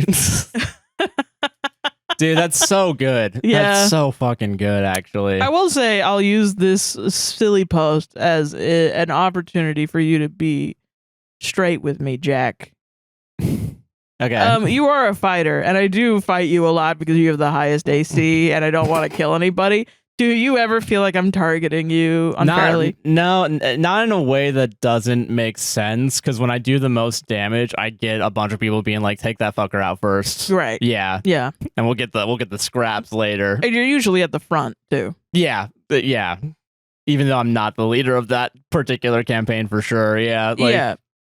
Yeah, no, because also I want to protect people too. Like I have the shield and stuff. your I whole don't feel thing. targeted. I feel like I would feel targeted if it was happening probably in both campaigns that we're doing. Well, okay, I will say in the other campaign, when you started playing Stephen Jenkins, you would run headfirst into combat, which I did not expect because every other character you've ever played has literally run away from combat. So it was like all of a sudden you were like, I need to show off for the new people. Yeah. I'm going to run straight in with my bard character. Yeah, and I'm still alive, so... after being rezzed multiple times. Even after you fudged the numbers and rolls to make sure I didn't die, yeah. Yeah. Yeah, no, I don't feel targeted. Okay, good. I feel like if no one ever got hurt, like in this post, I think I'd be a little suspicious. But Yeah. like... The thing that feels realistic is that there's so many posts I feel like I see because I edited some TikToks for this week since we didn't do one and we didn't do a podcast and I had to get shit out. I re-listened to the one that was the guy asking if he was the asshole for reporting a coworker for harassment. Right. And that's why I'm kind of like, it is weird that like when bad things happen to us, we're like, is it me? Did we deserve that? Yeah, like and I do think I think there's a level of shame that everyone is supposed to feel, especially in American society. Yeah. Coming from a Protestant background. Because I think that there's a level of that, the like Protestant hardworking. If you're not working, you should feel shame. Yeah. That just exists. That is just embedded into the very nature of and our the culture. Yeah. But I think also, especially when you're young, there's a level of I need to be perfect. And if I know I'm not perfect. Yeah. So if I have a problem, I probably did it. But I think also I have a feeling that like I will have this where I want there to be a problem that I caused so I can control fix it and control it. Yeah. Because the idea of somebody else causing me a problem where I don't have control over it and where I can't fix it myself by just being like, oh, I'm sorry. Yeah. I apologize. I didn't realize makes me feel like, oh no. Oh man. Oh no. Which, I mean, goes into this because it's the like, I'm getting bullied. Yeah, what the fuck? No! Other people don't like me. Yeah. Yeah. And then people will react to that as if you're being selfish for wanting everyone to like you. And it's like, no. I feel like it's I pretty just don't human. want to get stabbed when I go outside. Yeah, I think that's a fair request. Yeah. That's what and it feels like that because, I'm neurodivergent. And it's like every time I interact with people and they're like, ew, you're weird. I feel like they're stabbing me. Yeah. And I don't want that. Yeah, and feeling othered and just feeling like, man. I literally don't care if they think I'm weird or not. Just can they not stab me? Like, can they keep it to themselves? And just not come up to me and stab me then? Yeah, you don't have to. You actually have a conscious choice when you're about to stab. Yeah. You can still pull out. Yeah. And I think that being normalized where people are like, well, you're self-centered then because you think too much about other people.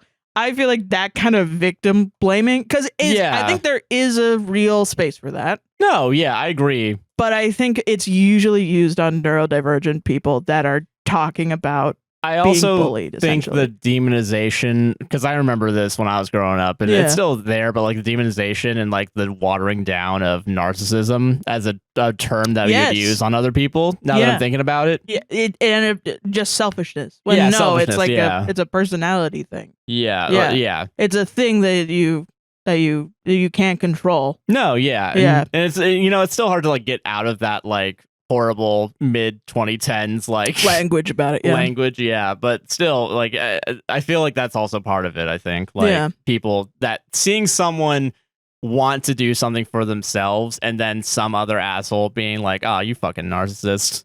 Right. You know, like shit like that. I think is what As if it's a descriptor and not a. When I say personality thing, I don't mean like you just are or you. I mean, yes, I'm using the wrong words. Don't kill me, please.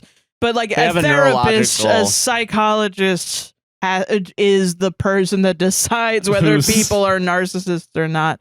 We shouldn't just let the internet run amok and call everybody a narcissist when that is a condition that people have that impacts their life that you can overcome.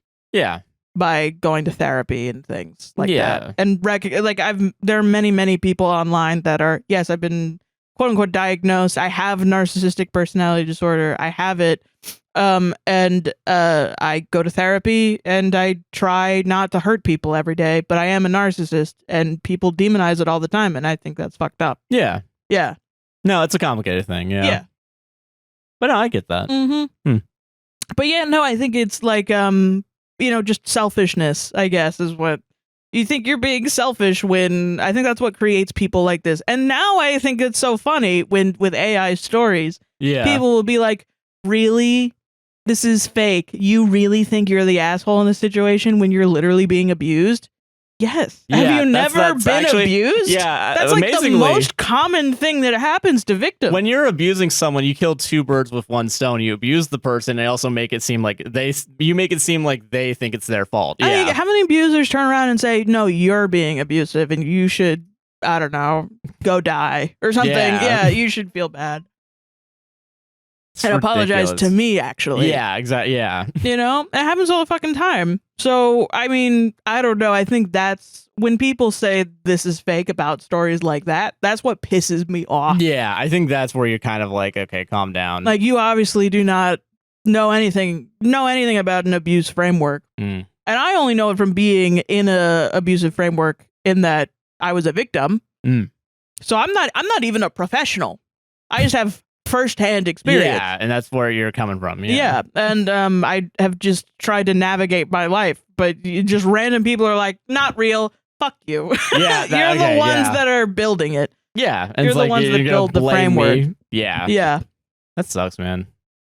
But yeah, no, anyway. It's just rebalancing, so I don't know what you're complaining about. Yeah, this guy shouldn't complain. Yeah, sleeping one eye open. He should just be glad that he's playing D&D with people. Be happy you have a friend. Honestly, not real. Yeah, not real. No one would think that's, Yeah, solved it. Solved it. Am I the asshole for refusing a donut that my boyfriend licked? Is he Ariana Grande? She licked that donut, remember? I don't remember this. What? You don't remember? That's like one of the biggest things other than the racism. Other than her, changing her culture every 2 seconds. But so yeah, she went into a donut thing and she was like, "Fuck America," and then she licked a donut. Oh, really? She put it back. I did not know that. Yeah. Wow. She's better now, I guess. Maybe. Universal is like, you gotta clean up your fucking act if you want to be in the Wicked. Fucking act. Yeah. We're gonna make a theme park out of this. All right, you better not fuck it up. I don't know why she was like, "Fuck America."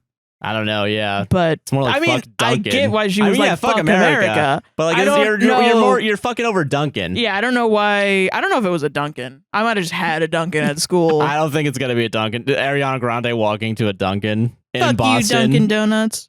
Okay, hold on. Ariana Grande donut spitting. Okay. Accused of licking, spitting on donuts at Lake Elsinore shop. Wolfie Donuts in Lake Elsinore wants an apology from Ariana Grande after surveillance video allegedly caught the pop star licking and spitting on donuts at his shop. All right. Like, okay, I don't care if she is. What she's doing is wrong. Grande then says, "What the fuck is that? I hate Americans. I hate America. That's disgusting." At donuts. And then she licked and spit on some donuts. That's funny. That is weirdly funny. I'm not too upset about this. That's a little wild behavior. Kind of like you go, Queen, honestly. Yeah, you know what? Good for you. Yeah. Okay. All right. Starting over. Yeah. Now that I know we learned some information today. That's what the show's about, learning. Yeah. Am I the asshole for refusing a donut that my boyfriend licked? Is he an Ariana Grande? No. Now you get my joke, and now it's funny. My boyfriend and I are having a small staycation at a hotel for his birthday. We got some Chinese food delivered, and I ordered the donuts, basically deep fried biscuit dough rolled in white sugar. Yeah, I know what they're talking about. Yeah. When the food arrived, I joked about inhaling the donuts, so he made a whole show of, quote, stealing one from me and licking off all the sugar. Oh, fuck him.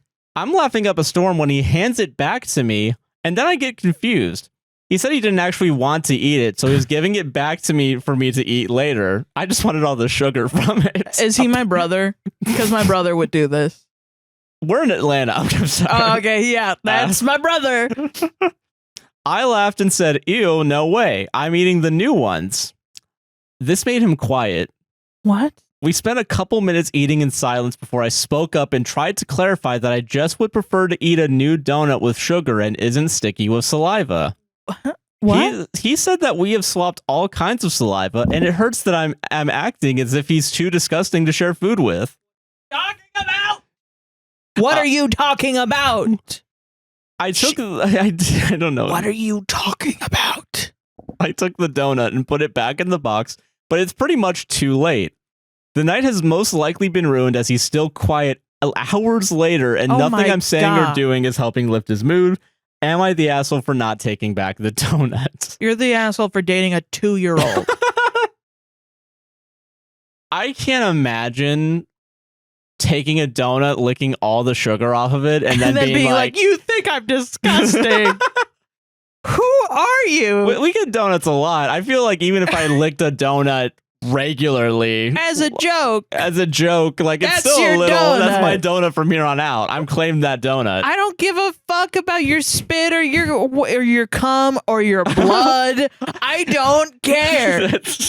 I want a donut with fucking sugar on it because that's what I ordered. Getting the Boston cream, fucking opening it in half, licking all the cream, giving it to me, and being like, I was just joking. Eat it, or else you don't love me somehow. I'm not an asshole. You are. You are. What are you talking about? I have no agency in any of the actions that just occurred. My bodily autonomy is gone momentarily. And it's your fault. That's crazy. I don't know, sitting there. I don't know, living. What a bitch, yeah. Jesus Christ. Being next to me. I'm punishing you for being around me. What the fuck is wrong with you? Dude, why would you do that, though? I'm really, like... Why? That's your donut now. Ruined a perfectly good night. For no reason. Yeah, other than... Someone won't eat your sticky, sweaty, whatever. You just didn't have to hand it back. You could have just tossed it. This is why... Or eat the donut. Fuck, it's a donut. What's wrong? Like, unless you have a dietary restriction, which should be noted, but you took the donut. Okay, I would leave the relationship, not because of his actions or whatever, because of my actions that would involuntarily come out of me if someone did that to me. Yeah. Like, if someone was like, they licked off all the whatever, that doesn't offend me. And then they give it to me as a joke, and I would be like, oh, that's silly. I'm gonna eat another donut, whatever. And then they're Why won't you eat it? You must hate me. You must hate me. My response would be like, yeah, I do. What now, bitch? Huh? Yeah, I fucking do. Yeah, I hate your ass. I just wanted to do a little you're joke. ugly and you're stupid and your spit tastes disgusting. My ex-boyfriend's spit, it tasted so much better than yours. Yours sucks ass. Your best friend's spit, I bet it's gonna taste better after That's I'm why done I with never it. fuck you. I've been fucking your best friend this whole time. You know what? Yeah. And then I would go to bed and I would be like, I can't be like this. And then I would wake up and I'd be like, we're breaking up. And then it'd be like, is it because you hate me? And I'd be like, yes. Fuck. Immediately, I lost the fucking shit.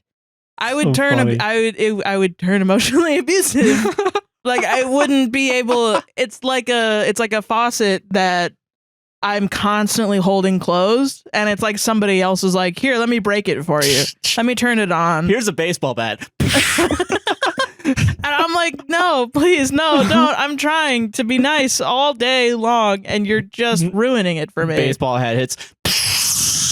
comes out completely. And afterwards, I'd be like, "Hey, listen, I'm so sorry for all the things I said about you. It was all true, but I really got to get the fuck out of here." It came from a real place, but like I shouldn't have done it the way I did. But I need to leave because of this. There's a comedy book that I read as a young child that's I think about all the time.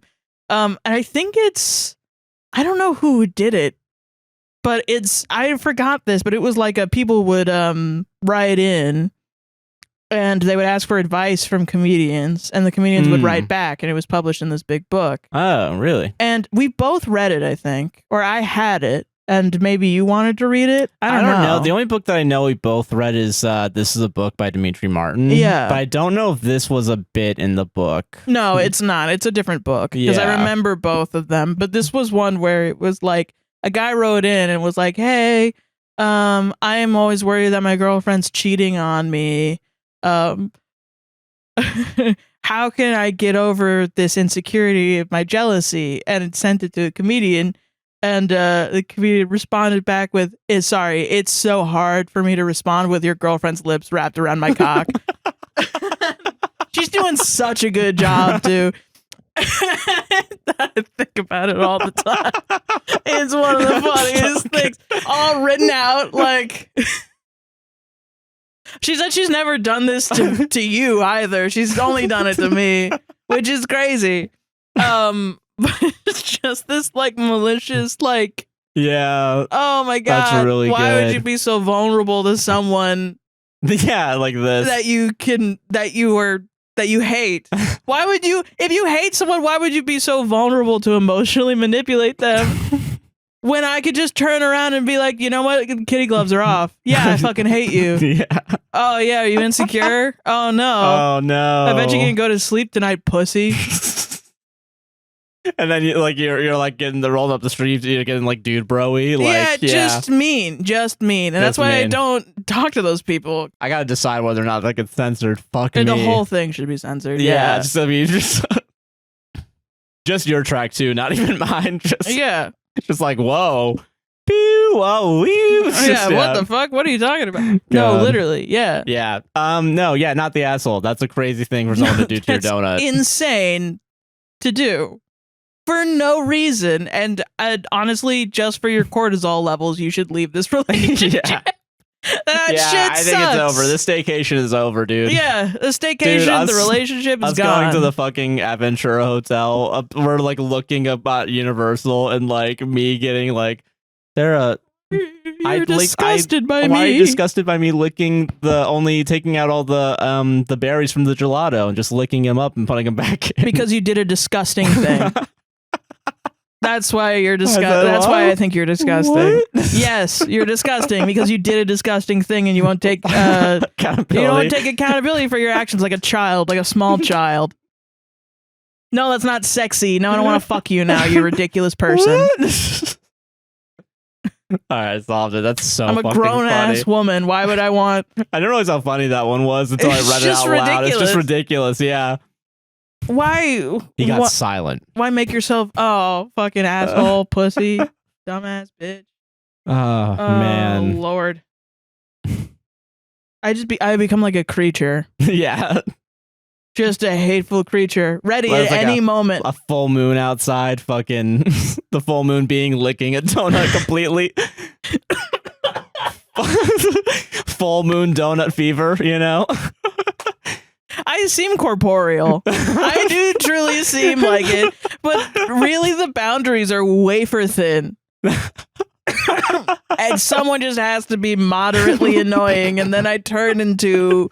just a never-ending horror. The worst part is I get it. I fucking get it. Well, it's like, yeah, okay, fine. You get old enough that you're not willing to deal with this stupid shit anymore. And it's like, okay, great. Yeah, now I get to throw some real-life consequences at you. Let's go. Let's fucking go, dude. Teeth meet pavement. Shit. All right. Okay. All right. Next story, though. Oh, okay. Please send all your complaints to I lick donuts for fun at gmail.com. Hey, I love to lick donuts. Hey, did you listen to the fucking story at all? It's not about you, you It's gonna dumbass. sound so wrong, even though this is literally. I don't think this is actually technically wrong. You filthy donut You lickers. filthy donut lickers. I'm gonna look that up afterwards. You See if that lint is liquor. Okay, this is from Casual Conversation. All right. Okay. Yeah, Casual. with the tag Life Stories. Okay. My cousin gave himself gout to spite me. Casual. Casual. Very casual. Honestly, I would like. This is a great conversation. I want to know about this. If this happened to you, At the fancy party, having hors d'oeuvres. Yes, my cousin got my gout. cousin got gout. Chicken bacon, delicious. Toothpick. See, that wouldn't happen Oh. because of what I'm about to say. Oh, okay. My cousin gave himself gout to spite me. Over the past few years, I've been cleaning up my diet and trying to live a healthier life. While I'm not a vegetarian, I've completely cut out pork and only have steak on my birthday and on vacation. Other than that, I eat white meat and a lot of vegetables. Okay. It's gotten to the point that many of my favorite meals are vegetarian. Oh, nice. Yeah, that's really nice. About 2 years ago, my wife and I met up with a cousin that I used to be close with, but have drifted apart from over the past couple of years. We went to a restaurant and I ordered a vegetarian dish. You might think, so what? What's the big deal? And so did I. I literally just ordered it because it looked good. But apparently, to my cousin, this was basically an assault on his entire belief system. What? What belief system? I don't know. Gout? Believes in gout? He made several comments about it during dinner, and the whole mood just shifted. After that, he went out of his way to avoid vegetables just to spite me. What? Like, the dude would send me pictures of nothing but meat on a plate just to, I don't even know, get a rise out of me or something? He also brought it up to several other family members, saying that college has changed me. Fucking liberal woke. Liberal woke. Vegetable eater. Dang, Ivory Tower done wokeified my cousin. Me when I go to UCF, guess I'm only eating vegetables now, boys. Dude, if someone did this to me, I'd go full I would go full vegan. Yeah, honestly, fuck it. Let's go. Legit, let's go. I love extremes. You love extremes. I love extremes. I am Let's going do to it. push you. I'm gonna lose so much weight, dude, out of spite. That's how it Let's goes, fucking man. go, dude. Hell yeah. Okay, the whole thing really didn't make sense to me, since again, I'm not a vegetarian. I just eat a lot of vegetables. Yeah. What an asshole. I only talked to him maybe once or twice after the incident because it was really weird, and both times he made sure to bring up how he doesn't eat any vegetables at all. And I'm awesome. I'm cool and awesome, and everyone claps for me when I don't eat vegetables. Well, we're now at about the 2-year anniversary. Are you fucking serious? Say 2 that. years? Well, we're now at about the 2-year anniversary of this incident, and I just heard through the grapevine that my cousin has gout. I'm sorry, it's not good to have gout. It's awful. It's awful. It's awful, yeah. Worst part is that he works in a warehouse, so he's completely unable to work while dealing with this. I mean, that sucks, but also, I mean, fuck around and find out a little come on, bit. he did it to himself, he man. really, this was a self-report, if nothing else, man. I do feel genuinely bad for the man, but also this whole thing is a bit ridiculous. I haven't even talked to him in over a year at this point. And he was still doing it. Other than the occasional Snapchat he sends me of his all-meat dinners. Can you imagine? You hate, just one thing happens. You hate them so much. You see, what, like an Impossible Burger or something? Like, and you're like, why? fuck you. I'm going to kill as many cows, chicken, pork as possible. No, you probably hate it that I eat meat. Oh, you And you don't care. Because who fucking... And then you... Now you can't work anymore. That's wild. Listen, hey, listen. Listen. I think you can still hate him a little bit, I think you could. I think you can still be like, don't kick him while he's down or anything, but like... He could eat vegetables and he's deciding not to because he hates liberals. He hates liberals so much. That's wild. That's wild behavior. We should call it out as wild. And also, again, almost 2 fucking years, and you didn't even talk to him for You're a not year. texting him. He's sending you hats. Unsolicited meat pics, and you're just sitting here. Unsolicited meat pics is the name of the show. Yes. Yeah. I got one this week. We Hell did it. No. Would that work? Unsolicited meat pics? I think because it's not technically bad, I think I can get away with it. It sounds like a double entendre. I think it does. Yeah, that's why. Yeah. Yeah. Sometimes my brain works and I don't even know that it's working. You know what I'm saying? Yeah, no, I get it. I'm a poet and I didn't know it. I just don't fucking do that. I don't know what else to say. Like, don't do it, man. Don't. How about don't? You could have not done that and not had those consequences. I killed a bear and I fucking ate that. Now I got a worm in my brain. I got a worm in my brain and gout. Now I have a worm in my brain and I'm the Secretary of Health. And we're not checking the milk. No. We're not checking. I don't want to check that milk, baby. That's so wild. Bird flu? Never heard of it. Yeah. Gout, that's some made up pussy shit. That's some motherfucker when he gets scurvy for no, and you don't even have a goddamn eye patch and peg leg. You're not even a guy or a parakeet, and you decide to get fucking scurvy. Dude, if this fucking Krukenberg spindles thing in my eye makes my eye go out, I'm so getting an eye patch and a parakeet. Dude, hell yeah. I'm so becoming a bird lady. You're hell yeah, man. No one will fucking know. And a big hat. Dude, a big ass hat. Big fucking hat, dude. That's wild, yeah. Solved it? Solved it. You're not even a pirate, man. Fucking You're not even a pirate. And you got gout. Gout out of here. Gout out of here. Got him.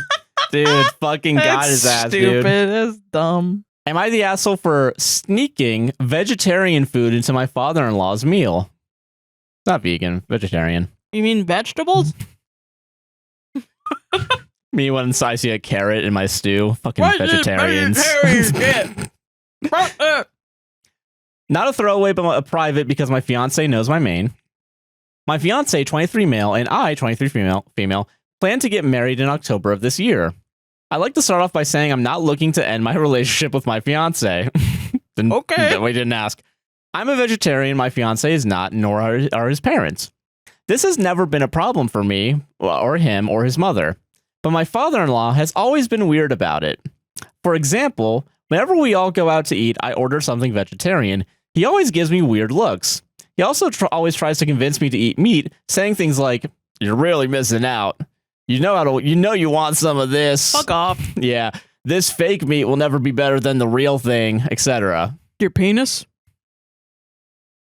This is just what I think. Yeah, okay. Yeah, you should just make him think about cutting off his own penis and eating it every time. Yeah. Yeah. Yesterday, my fiance and I invited his parents over to our house for dinner. I made spaghetti and meatballs for my fiance and his parents, and spaghetti and vegetarian meatballs for me. I put them in 2 different pots and put them both on the table. When his parents were grabbing their food, his father happens to grab the spaghetti and meatless meatballs instead of the real one. Okay, I know why everybody's shitty here. Now, here's where I might be the asshole. After I see him put the meatless meatballs on his plate instead, I decide not to tell him. He sits down, finishes his whole plate, and even gets a second helping. Once his parents left and me and my fiance were cleaning up, I tell him about the whole fake meat thing. My fiance gets really mad at me and immediately calls his dad. His dad then calls me and starts berating me on the phone, saying I'm a psycho. My fiance should leave me for trying to, quote, poison him? I tried to defend myself by saying I wasn't the one that gave him the fake meat, and he grabbed himself, with his 100% true. Yeah. My fiance said I should have told him which was which, but I genuinely don't see the problem. I know he's not allergic to soybeans or anything, so I don't see the harm in trying vegetarian food once. I think I might be the a-hole because usually my fiance always defends me when his father and I get into arguments like this, but the fact that he isn't worries me, so Reddit, am I the asshole? Update. What did they think is in it? Arsenic? Anthrax. Anthrax? Okay. Gay molecules. That's a really stupid joke. It's not even clever. Beta maleness. Gay molecules. DM from Joshua Chinlin. I heard it on Fox News. Listen, I was watching Fox News last night, From and the they were talking frogs. about the frogs. Yeah. Update, a bit of a quick update, but after reading your comments, I've decided I'm going to apologize to my father-in-law. Whether I was in the wrong or not, it wasn't right to not tell him what he was eating. Also, I've seen a lot of comments saying if it was the other way around, I'd be screaming at him or something. Ooh, okay, whatever. All right. Just want to say no, I wouldn't. Sure, I'd be a little sad, but I've accidentally eaten meat a few times, been vegetarian since I was 16, and I Yes. don't really care. Yeah. Thank you all for your comments. Okay, I would say everybody should hear if OP put the meatballs on his plate and gave it to him. Purposefully. But he didn't. Yeah, she just didn't say anything. Yeah. Which I don't because I don't really agree with everyone's shitty here. Because No, I don't think so. When I feel like everyone's shitty here, it kind of feels like there's equal level of assholerism. No. But in reality, like your fiance tattling on you for his dad to yell at you, being That's like, crazy, man. you're gonna poison me. I don't think they know what veganism even is, which is like, then they're not taking an interest in your life. Which not even veganism. I misread it the first time. Vegetarianism. Yeah, like so it's just vegetables. But also, if the father-in-law had an allergy, why is he going in and just eating anything? Because, I mean, do they make vegetarian meals for you when you have dinners over there and say, hey, I know that you blah, blah, blah.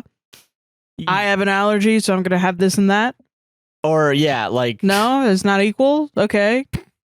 So, but you're an asshole somehow? Because you didn't just say out loud, hey, 2 different things of meatballs, they're fucking different, you dumbass? As if there wouldn't be 2 different ones because, again, you're vegetarian. I probably wouldn't know. And then I eat the vegetarian meatballs and I'm like, oh, this is good. What's in these? Vegetables. Really? Huh. What's the fucking recipe so I can eat vegetables, please? More, yeah. Even This if is it's the first time yeah. I've ever liked vegetables. Thank you. Yeah. You know? No, or yeah. I'm vegetarian and I eat meat. Ah, dang. Yeah, I feel like I think most people really misinterpret what happens to vegan people and vegetarian. I don't know why it's some sort of conservative bullshit, right? Like the liberal soy, they freak out. And I'm sure some do. I know. I'm sure that there's some people. It's not everybody, or even the majority of people. I've seen people that go vegan and they don't know that in like gummy stuff, like gummies, they're eating gummies and saying that it's vegan, and then they find out no, actually the stuff that makes them gummy is not vegan, or like it's animal bones or something ground up, and then they're like, oh shit, fuck, yeah, I'll find a new gummy. I'll eat other shit later because they don't want to contribute to food waste, and I don't think there's too. anything wrong with that. No, yeah. I think it would be more fucked up to like we already waste 30% of our food or some shit. Yeah. Like, why would you want to contribute more than that? Yeah. And I just think I think it's sad that we've decided, because people have a different dietary preference, that they're like a lesser, or like they're missing out, or like it's politicized. It's just a diet, man. It's just a fucking diet. This is a different type of thing. You think hippos look at each other and they're like, Greg over there only eats meat. He doesn't even eat people. Fucking dumbass. Fucking Greg. Yeah. Thinks he's better than us. No, they're fucking hippos and they all fart in the same lake. They don't give a shit. Yeah. They don't give a fuck. They're just walking around thinking about hippos like they're fucking Pokemon. I don't know. That's all they do. Yeah. That's it. They don't give a shit. Yeah. Why do we do this? Why do we have to politicize food? It's dumb, man. Yeah. Why can't we just fucking eat food and live? And I think doing it unnecessarily is stupid as hell. And I guess with the politicizing, I think it is. I think it would be preferable if people especially since, I feel like now, and the story is kind of part of the proof as well. 9 times out of 10, if you eat something that's like meat, quote unquote, and you find out later it's vegetarian, you're not going to tell that much of a difference. No, yeah. It depends on where it is. I remember going to Universal, when I was working there, and I think I got it was either Impossible or Beyond, whatever, and I had it, and it's this tastes exactly the same as everything else. I think I just there's a lot of things that I've never given a fuck about. Yeah. And this is one of them. I've never given a shit about whether a vegan or a vegetarian is eating different things than the rest of people. Yeah. Honestly, kudos to them. Like, it's... I don't even care enough to be like, good job. I think I just don't give a crap. I think it's like a choice of like, this guy is black hair or this guy is blonde hair. Yeah, like you're at the yeah. I don't fucking care. I'm thinking about other stuff. I just think if you care about that, you got to be thinking about other shit first. You should read a book, I think. Yeah. Not like you're dumb, but like you should have access to more thoughts. No, I get you. Yeah. Yeah, that's fair. Damn, man. Like you should ingest more content. Doing something else. I don't know. Yeah. I don't know. You're not interesting. Yeah. It's like a red flag that we're not going to have a good conversation about stuff unless I make everything about your political ideology. And really, the entire time, I'm going to be hoping that we get back in the car and go to Sonic later. Yeah. Or something else. I'm going to be not in the conversation because you're not very interesting. If you care about vegetarian, vegan stuff.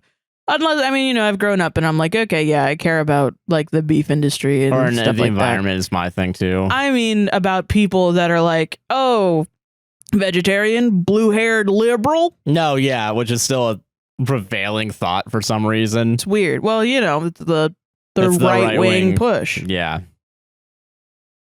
Yeah, it sucks. Just let people eat, man. Oh, yeah? Okay. For sure. I mean, my hair is not blue, but it died, ain't it? Didn't you vote for Obama? I'm 27. I didn't vote for Obama. I wasn't of age to vote. Oh, and you're a youngin' too. You probably don't even remember 9/11. I remember a little bit of it. Whoa, you're pretty smart. Not smart enough to eat meat. I'm gonna go eat some broccoli. Broccoli. What are you eating them vegetables for? I care about ranch dressing. That we can talk about. Me too. Yeah, okay. I Hold agree on. with that. Whoa. Okay. Bringing you back in. Have you ever been to Wingstop? Bridging Hell the gap. Yeah. Let's fucking go. Solved it. Solved it. That's our show, Sarah. What do you want to plug? Ranch dressing? Did you know that you can make Wingstop ranch dressing with a lot of mayonnaise, buttermilk, and literally Nature Valley ranch? I'm not surprised powder? about that. I'm willing to bet most ranches, dude. You know, and did you know you can make buttermilk with milk and lemon juice? Actually, I think and you did you know told me that you can make mayonnaise with eggs and oil? Yeah, So you can do it from scratch. Yeah. Yeah. So also, did you know that you can make Nature Valley ranch seasoning by dehydrating a layer of milk and crushing it up? That's a little like I don't have a dehydrator, but yeah. I'm just saying these are the base elements. Did you know you can make all these things with various atoms? I was gonna say, do you know the spicy ranch that they make is like almost exactly the same? Probably is the same as the Taco Bell spicy ranch. How do they make the Taco Bell spicy ranch? I don't fucking know. Okay, well, but it tastes the same. Is what my point. Wait, okay, did you say it's essentially the same, or did you say that it tastes the same? They taste the same. Sorry, they taste the same. So you didn't read an article. You tasted both, and you were like, "That's the same." And then I lived with that for the rest of my life. Yeah, and you presented the information as if you read a text. Yeah, about it. I read the scientific paper, Taco Bell v Hidden Valley Ranch. What's the difference? And it had 17 citations. I don't know, it tastes the same. That's what it was. And I was like, I read today. I'm gonna go. Am I the asshole for correcting my wife about slurping soup in public? Okay. Yeah, this one's in poo mode. I'm joking. Oh, God damn I'm gonna redo it. I'm gonna redo it. All right, okay, sorry. I'm just trying to bring the energy back up. You know what I mean? Okay. Fucking shit. Oh, no. Fuck off. Okay, fuck. sorry. Okay. Okay. Am I the asshole for correcting my wife about slurping soup in public? Okay. My wife and I are attending a chef's table experience. Ooh. She was loudly slurping her soup, and I politely told her not to slurp through dinner. She retorted and said in Japan it is seen as a sign of content, but we are not in Japan. And the noise is actively affecting other diners in our area. When I called her out, she tells me that I'm an asshole for suggesting she's doing something the wrong way, specifically in the moment she's slurping, but we're eating at a fancy restaurant and we're not in Japan. Hey, reader, just to remind you, this is not taking place in Japan. Anyway, back to the story. I love OP a lot. Yeah, no, that's awesome. Matter of fact, am I the asshole for calling her out and trying to stop the slurp when I noticed it? Stop the slurp. Edit. My wife is not Japanese. However, she's YTA, you didn't include that in the first place. YTA. More info, YTA. However, she's familiar with Japanese culture because she spent some time there. This was sometime. You gotta say a number, man. You can't no just number. say YTA, more info. How many years? This was not Japanese cuisine. It was a potato leek soup. That's so awesome. That's so. It'd be so funny if you epic. spent. Your wife is awesome. Listen, on seriousness, I guess what? if I side with the guy clapping during Friends and ignoring the shit out of his wife, I gotta side with your wife slurping her potato leek soup. I guess I have to be the voice of reason here. And, no, yeah, because you're the man. Okay, I'm sorry. There's more. Oh shit. Okay, yeah, sorry. edit 2. Thank you for all the feedback. In spite of all the NTA comments, there were helpful suggestions about how I might have handled it better in the moment. Obviously, with any disagreement, an OP is able to craft their opinion to their advantage, and while I'm feeling justified in the response, I still feel there was a potential outcome where we avoided making the front page and both of us felt hurt. Sorry. Nonetheless, we've chatted about the feedback. Some of you are terrible, though, and are thankful for the input with our silly encounter. Honestly, thank God someone's saying some of you fuckers suck. In any case, thank you all for taking the time to leave feedback. Someone was like, dump the woman over the soup slurping one? Like, for Holy real? shit. Like an actual... Why? NTA, she's not Japanese and you weren't in Japan. Japanese etiquette was completely irrelevant in this instance. Your wife was being gross and annoying. Well, calm the fuck down. And seems to have no social awareness. Calm the fuck down. NTA, she can recognize the importance of cultural context, but only for Japan? Bizarre excuse. I will say, I do think it'd be funny if Murdered with facts and logic. I do think it would be funny if, like, he says she's spent time in Japan, but it was like a week, like just like 1 2 day. days. Yeah, 2 days. Took the train back. Didn't see anything else besides the train. Has no one has heard this phrase? I've heard it so much as a kid that I thought it was not even fucking true. Which phrase? In Japan they slurp their soup. I will say I didn't know that. If that is true in this. If it's true, whatever. I just, I feel like every single time with my family I've eaten something that, like, spaghetti that had noodles in it. And people told me not to slurp as a child. Yeah. Someone would say, in Japan, they slurp their soup. Some guy Real appears good. under the table. Hey, Someone. guys. It was probably my annoying ass dad. Honestly, it sounds like some shit he would do. Hey, kid eating. Did you know that if you slurp, it actually it's cool in Japan? Anyway, bye. Back to the story. That sounds like some shit my dad would do because he was in Japan at some point in his life. So funny. So I wonder. Yeah, maybe. I wonder. Because if the cultural etiquette where you are is don't slurp, I guess don't slurp, whatever. I don't care personally. Who cares? Okay. If OP you're like, cares about it, whatever. Yeah, no. It's one of those things. Yeah. If you care about it, you brought it up, and then probably in the moment, the way it played out and the way that OP was like talking about it, it's like what every Am I the Asshole should be, not am I being abused? Yes. It's like you did a little, like, it's a silly Billy thing it's that a happened, silly yeah. Billy misconception is what it is. Yeah. It's you guys are yapping, you're eating food, having a good time, and then you're like, can you fucking stop doing that shit? What the hell? And then she's like, well, actually, in Japan. And then you're like, well, yeah, but we're not in fucking Japan. She's like, all right, asshole. Sorry, and that's it. And then you took it a little too serious when she was just joking. Yeah. It would be funny, though, Then to bring that's back it. the character of the guy coming in to explain something. Hey, If she paused the dinner for everybody, got up and got a microphone. If I was your wife, and this is why I'm not married yet, Josh. If I Do you was your want to wife, fucking do this here or what? if I was your wife, what I would do every other time, spaghetti, ramen noodles. every noodle possible. I would slurp the shit out of that. I would slurp the fuck. It would be slurping you never did see before.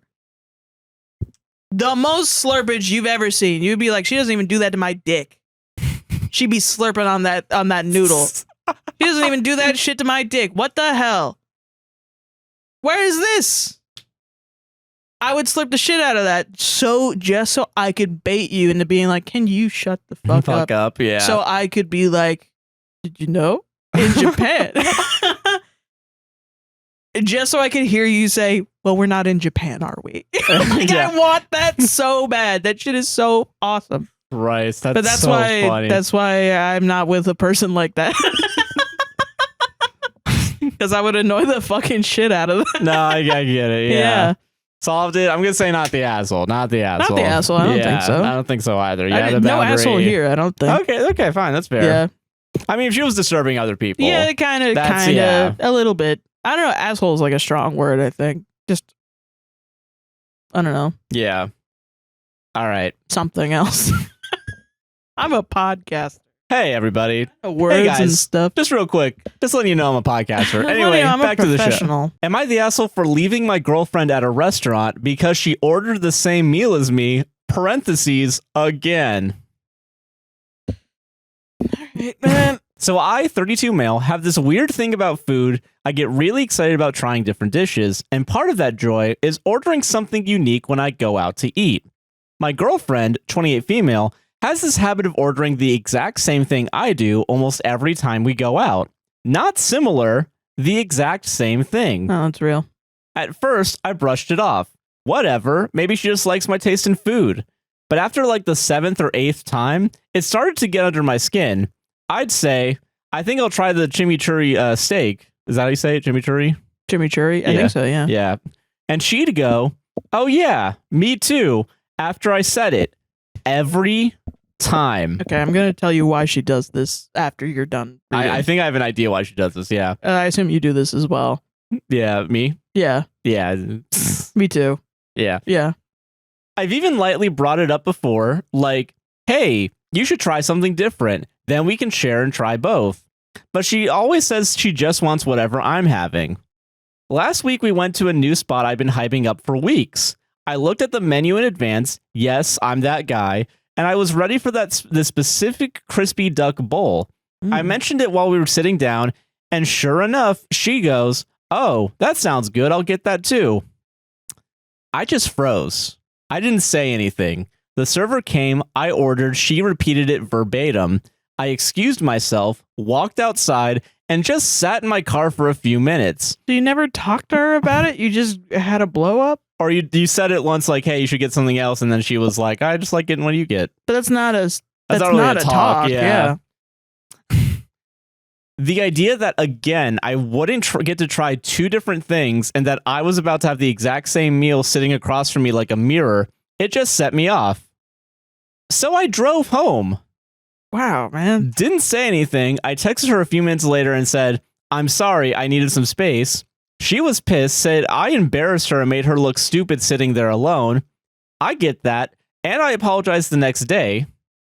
But I told her I really needed her to understand how much that habit bothers me. She thinks it's not a big deal and that I completely overreacted. So, ... Yeah. Am I the asshole for walking out over a repeated meal choice? Okay. Listen, I do think it's a boundary for this guy. I just think he didn't communicate it literally at all. Like, I think he said it offhandedly once, but that's not like a, hey, listen, this is a big deal for me. Yeah. Which I get it if you don't realize that it's a big deal for you in the moment and you think you can deal with it. But that obviously is not portrayed at all in this post that he was like, I could deal with it. Yeah. He got his hopes up and then he was crushed his hopes by his hopes were crushed by the reality that his girlfriend is doing a very predictable behavior over and over and over again. And then he got so upset that instead of being like, man, can you just order something else and then we could like share? Yeah, because also he very That's what he wants to specifically do. was like, yeah, I want to share my food, but I also want a different dish to share off of her plate. Right. And so unless she has a problem with that, because she's also allowed to be Have a like, problem no, with I that. want my own. Yeah. That's, I think, And that's also why I fine. grabbed the same thing. Yeah. Yeah. And it's like, well, maybe we order 4 dishes. Hey. Or Two- maybe two to you stay, two to order go. 2 dishes. And I order 1 of what you get. Whatever, it looks a little weird. Who cares? Who cares? Yeah. Yeah. There is ways around this. Yeah. There's hella ways around this. You know? Then it's Yeah. like, okay, then our going out meal is more expensive than normal. Yeah. Well, then we just budget for that, you know? Yeah. Because this is obviously, you're a foodie and this is your hobby. Yeah. So you spend whatever money into your hobby, like you normally would if you were like a Call of Duty fan and you had to buy all the skins or something. Yeah. You know, Fair. whatever. It's the same thing. Okay, instead of doing that, you got up And drove away. I don't. That's like you are accountable for your actions even when you are triggered and upset. Yeah. And I get that this upset you so much, but you can't just do that to people, man. That's fucked up. That's really fucked up. Yeah, she's allowed to be upset that you abandoned her at a restaurant, man. Pretty fucked up. Holy yeah. crap. And Yeah. also, you know that the reason she's doing this is because she doesn't care about what she's getting.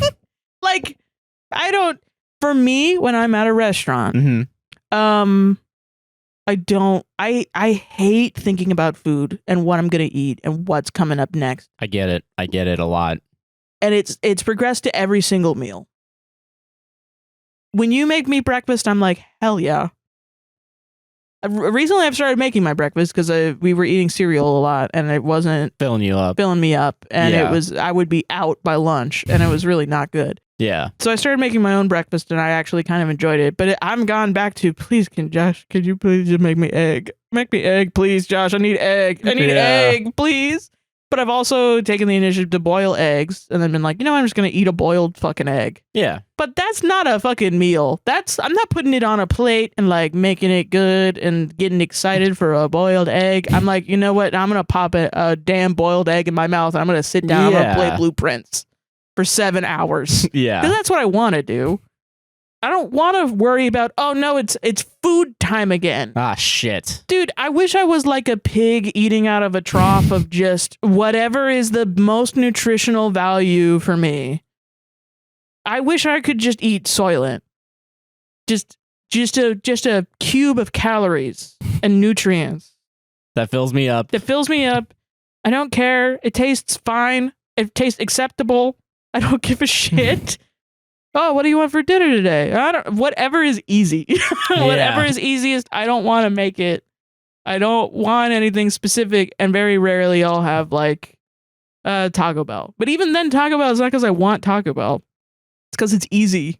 Yeah, comparatively. Yeah. They make it quick. And they make it good. It's the best fast food restaurant around the corner from us. Yeah, closest to us too. Yeah. Yeah. And it's the cheapest one. Yeah. So that's why she's doing that is you order first and then she goes, yeah, that one. I'll take 2. Yeah. Because she doesn't want to look at the menu and think about it Yeah. that hard. And that's literally it. Because also, if you're the foodie, I feel like I would trust you on what you think would taste good. And you're probably ordering really good shit. I think the amount of times I've also seen like in media, now that I'm thinking about it, like the idea of like going to a restaurant and then someone just being like, make that too. Like it's a very common thing. Well, yeah, I don't think he's saying it's uncommon. Well, actually, no, I get what you mean. He is implying it's a quirk, which is Yeah. like, no, it's not. It is really super, it's really common. But I do think it is just quickness. Yeah. It's whatever, it's that. I think there's a lot of social anxiety around ordering too. Oh yeah, true. Oh my God, yeah. Yeah. Like, I'll get shit I don't even like. Just Because it's quicker than wasting the waiter's time. Yeah, I get it. You know what I mean? I feel that. Yeah. I just don't give a shit too much. It's not going to devastate me if it comes out and it's bad. Yeah. If it's a whole other dish, like they gave me somebody else's dish, I would probably just eat it. Yeah. Yeah, that's fair. I wouldn't even complain. Because Yeah. that's more awkward. Then the alternative. Yeah. Yeah. And that would probably make me a bad person. Because then I'm eating somebody else's food and, And they're then when eating mine. they complain, and that's like, hey, The waiter looks at me like, what the hell? you already eat. You're like, what the fuck? That happened You to know me. this isn't yours. Dude, that happened to me at Uber Eats once. Really? Yeah, the first time it ever happened, I was given somebody's complete wrong order. Really? because we had very similar names. And like O is the last initial. So it was like S and then O. Like both of it was that. It was like Steve O and then Sarah O. I think that happened once. It happened one time while we were living together here. Like, this was on my own this time. but there was another time. Yeah, I mean, it's happened so many times. Yeah. We order out too fucking much. But so that happened to me, and I got the food, and I complained to Uber, and I tried to call the guy like 3 times, and he hung up on me, and he just wasn't answering. Shit. So I was like, okay. So I called Uber, and Uber was like, all right, we'll give you a refund or whatever. And I was like, okay. And I waited an hour because I didn't know. If he's going to come back, they don't come back. Yeah, we're not told to. He did? So then I ate the food. After an hour, the food was cold. I ate the food. That night, someone was banging on the door for like 30 to 40 minutes. And I had to report the guy because he came back to my house and I was alone. Yeah, so Jesus Christ, man. Yeah, and he was banging on my door, like, open up. I think because he had probably gotten like something happened to him from Uber. Probably, yeah. But I hadn't complained about him. I had complained that I'd gotten the wrong order. Yeah, I will say they will bring it down on him, I believe. Yeah. Like, yeah. So Which, I I mean, think makes he sense. was- He fucked up, but He was really pissed at me, I think, because he thought I was like, fire this guy. When I didn't do that. I was Yeah. just like, hey, I didn't get my order. Can I have my money back? Because I didn't please, get what get I my paid shit. for. Yeah. Yeah. Christ, man. And he wouldn't go away. It was really terrifying. Fuck, man. I'm sorry. But it's good to know that they're not supposed to do that. Yeah. Because they did, I will say, when I called them, I was like, hey, so that's scary. I think I'm going to get Yeah. murdered for eating a fucking Just some bao food. bun Yeah, so from a boba place. Jesus. What's going on? And they were like, Yeah. okay, we'll never send that guy to your house ever again. I was Yeah. like, okay. Thank and then I you. got the same guy like 3 months later. Well. Yeah. Thanks, Uber. You're really cool and awesome. I don't know. You should have just talked to your partner about Yeah, I think you this. should just Yeah. talk to your partner about this. It Yeah. could also be an immaturity thing, but it's still an asshole thing to do. To just drive away. Yeah, that's Yeah. crazy. You shouldn't. That's not okay. You should never leave people, places, guys. Yeah. Believe it or not, Yeah. Solved it. solved it. Yeah. Am I the asshole for quote unquote letting my sister go thirsty through an entire meal? Ooh, I saw the title for this one and I didn't read it because I was like, that can't be good. That can't be. All right. This is fun. to Okay. me. My sister does this thing where she'll just say something she wants with the expectation that someone will do it for her. Okay. For example, if she wants the AC turned on, instead of asking someone to turn it on for her, she'll keep repeating things like, oh, isn't it super warm in here? Does anyone else feel really hot? Okay. Yeah. Hold on. I'm not judging just yet. I kind of fuck with this weirdly. What are you talking about? No, I'm joking. Or I heard that today is a super hot day. I'm gonna be honest, she's really cute.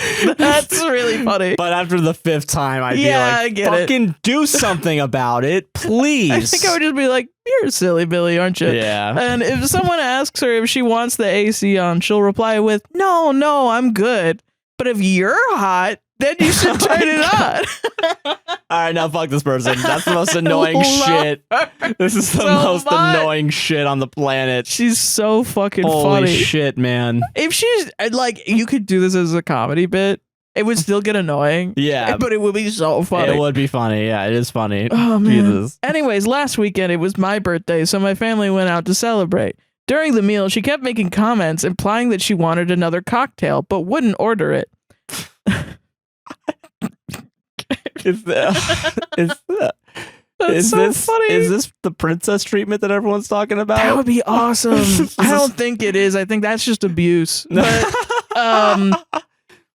from what I've seen, I won't make eye contact with the server, but I Yeah. will say That's the one I'm talking about. I do yeah, think that's that the one is I've seen. like, Yeah, I don't think she was like, "Hey, abuse people." I think she's unwittingly enacting a behavior that looks like she's being abused by her Yes. male partner. Jesus Oh Christ, god. man. Okay. Anyways, last weekend it was my birthday, but she wouldn't order it. The waitress even came by and asked if we needed anything, but she didn't order a drink, even when we all did. What? Why? You want a drink? Oh man, Get it, Queen. What the fuck, Get man? it, Queen. You're thirsty, Queen. I could tell she was agitated at that point, but it was my birthday, so I just ignored her. When we all got home, she got really snippy and said that it was super rude that we all got our own drinks and didn't order one for her. I'm starting punching. I'm punching. I'm punching the wall. I'm punching out of this house, out of this family. I'm going to punch my way out of this house. My brother and I brought up that she said no when the waitress asked, but she said that wasn't the issue. Okay, sure. In her opinion, we should have known to order her a drink too, because everyone else got one. And the fact that we quote unquote let her go thirsty was inconsiderate. I'm from Orlando. No, that's not inconsiderate. You're just an idiot. Oh shit! Damn. I'm okay. sorry. They asked you a question. Yeah. You wanted it, and you still said nah. No, she wanted somebody else to order it for her. That's what she wanted. Christ, man. I'm trying to stick up for her. It's hard. Get a butler, man. And that in the future, we ought to order her drinks too. She also said that she was only saying no to the waitress because her family should have, quote unquote, taken care of her. Parentheses, her words, not mine. The three of us have been kind of arguing back and forth about it, and I'm just tired of fighting. So I wanted to get some more opinions on whether or not I should have ordered her a drink as well. No. Now it is poo mode because woman. No, yeah, and I saw that too. Like, oh shit. Yeah. No, you're not the asshole. What? No, I think that's wild to expect people to order. What is the dynamic that makes her think that? Is it because you do like it's done with the AC that like?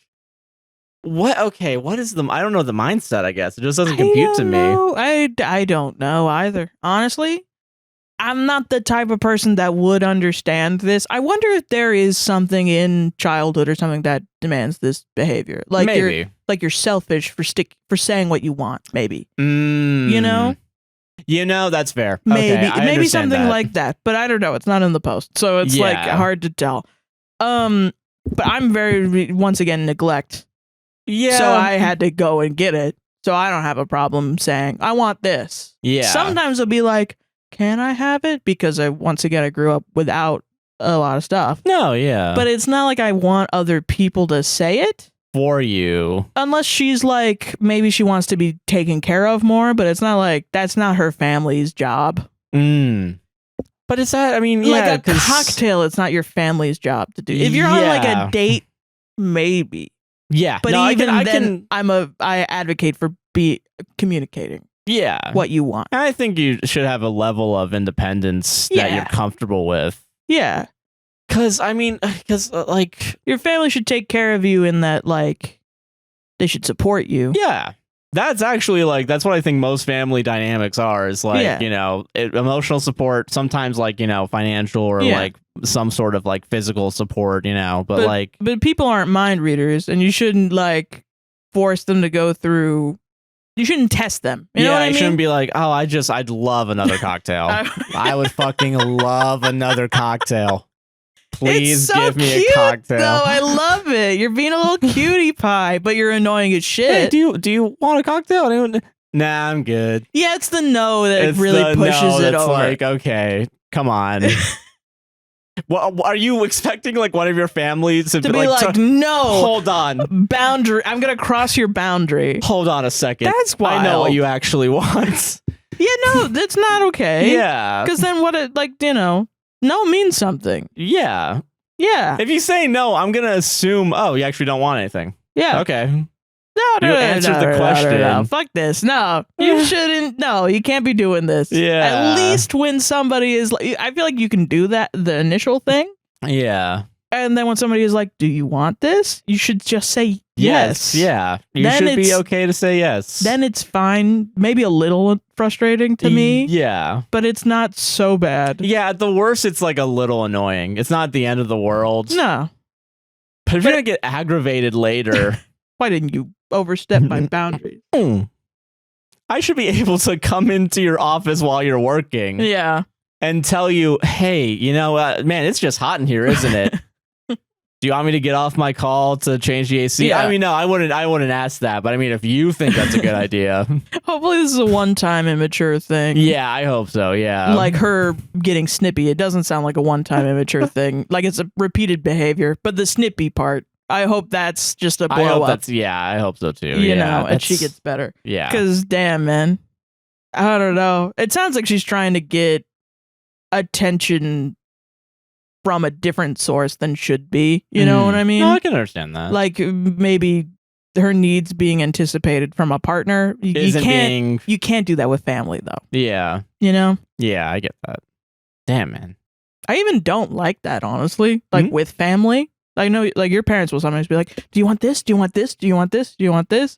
And if I say like, no, I'm fine, it's like, it hurts. No, yeah, that's a little. And I'm like, no, I kind of like to be independent and make myself comfy. You should be able to be, yeah. Because that's what I'm used to.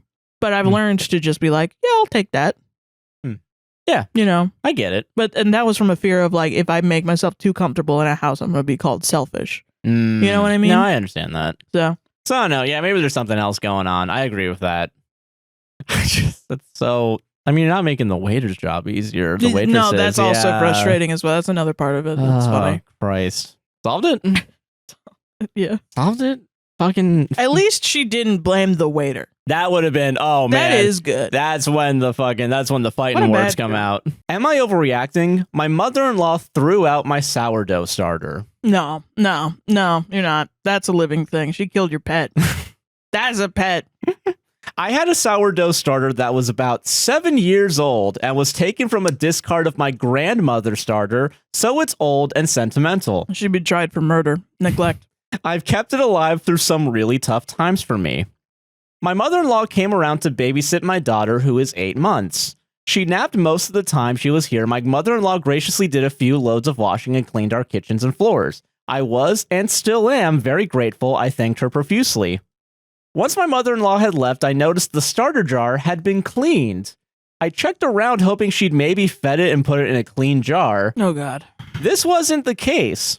I didn't expect this to be the case, as she doesn't bake and doesn't really have any idea how bread is made. Okay. My husband got home from work and I told him I needed a few minutes. I went to our room and had a big cry. No. I was mourning the starter as it was the last tangible part of my grandmother I had. Oh, no. I didn't contact my mother-in-law about it, but I needed to get it out. My husband said I was being very dramatic over what is just flour and water. I think you should be allowed to murder one person in your life. I think you should give me directions to your house so I can punch him with my fists. I don't think I'm overreacting, but my husband has made me second guess myself. Update.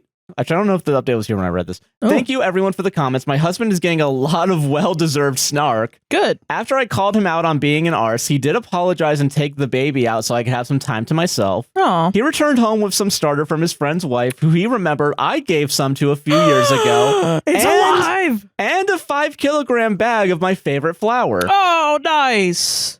Oh, what a king.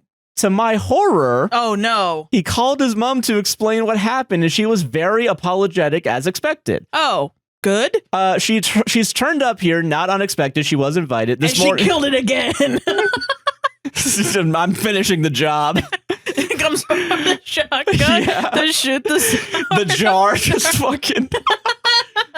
It's like sourdough in a jar. All right. Okay. Okay, she turned up here not unexpected. She was invited this morning with 2, quote, nice jars with labels. So you can display the starter. I'm happy to have some of the starter back. Still a little sad it's not been in my care the last 2 years. My husband has been a lot more understanding and comforting of this since. That's a really good ending. That's a good ending. Okay. I was worried for 10 seconds. Yeah. It's a bit like, okay, that's how you apologize. That's dude. That's honestly a masterclass apologizing. Great apology. Yeah.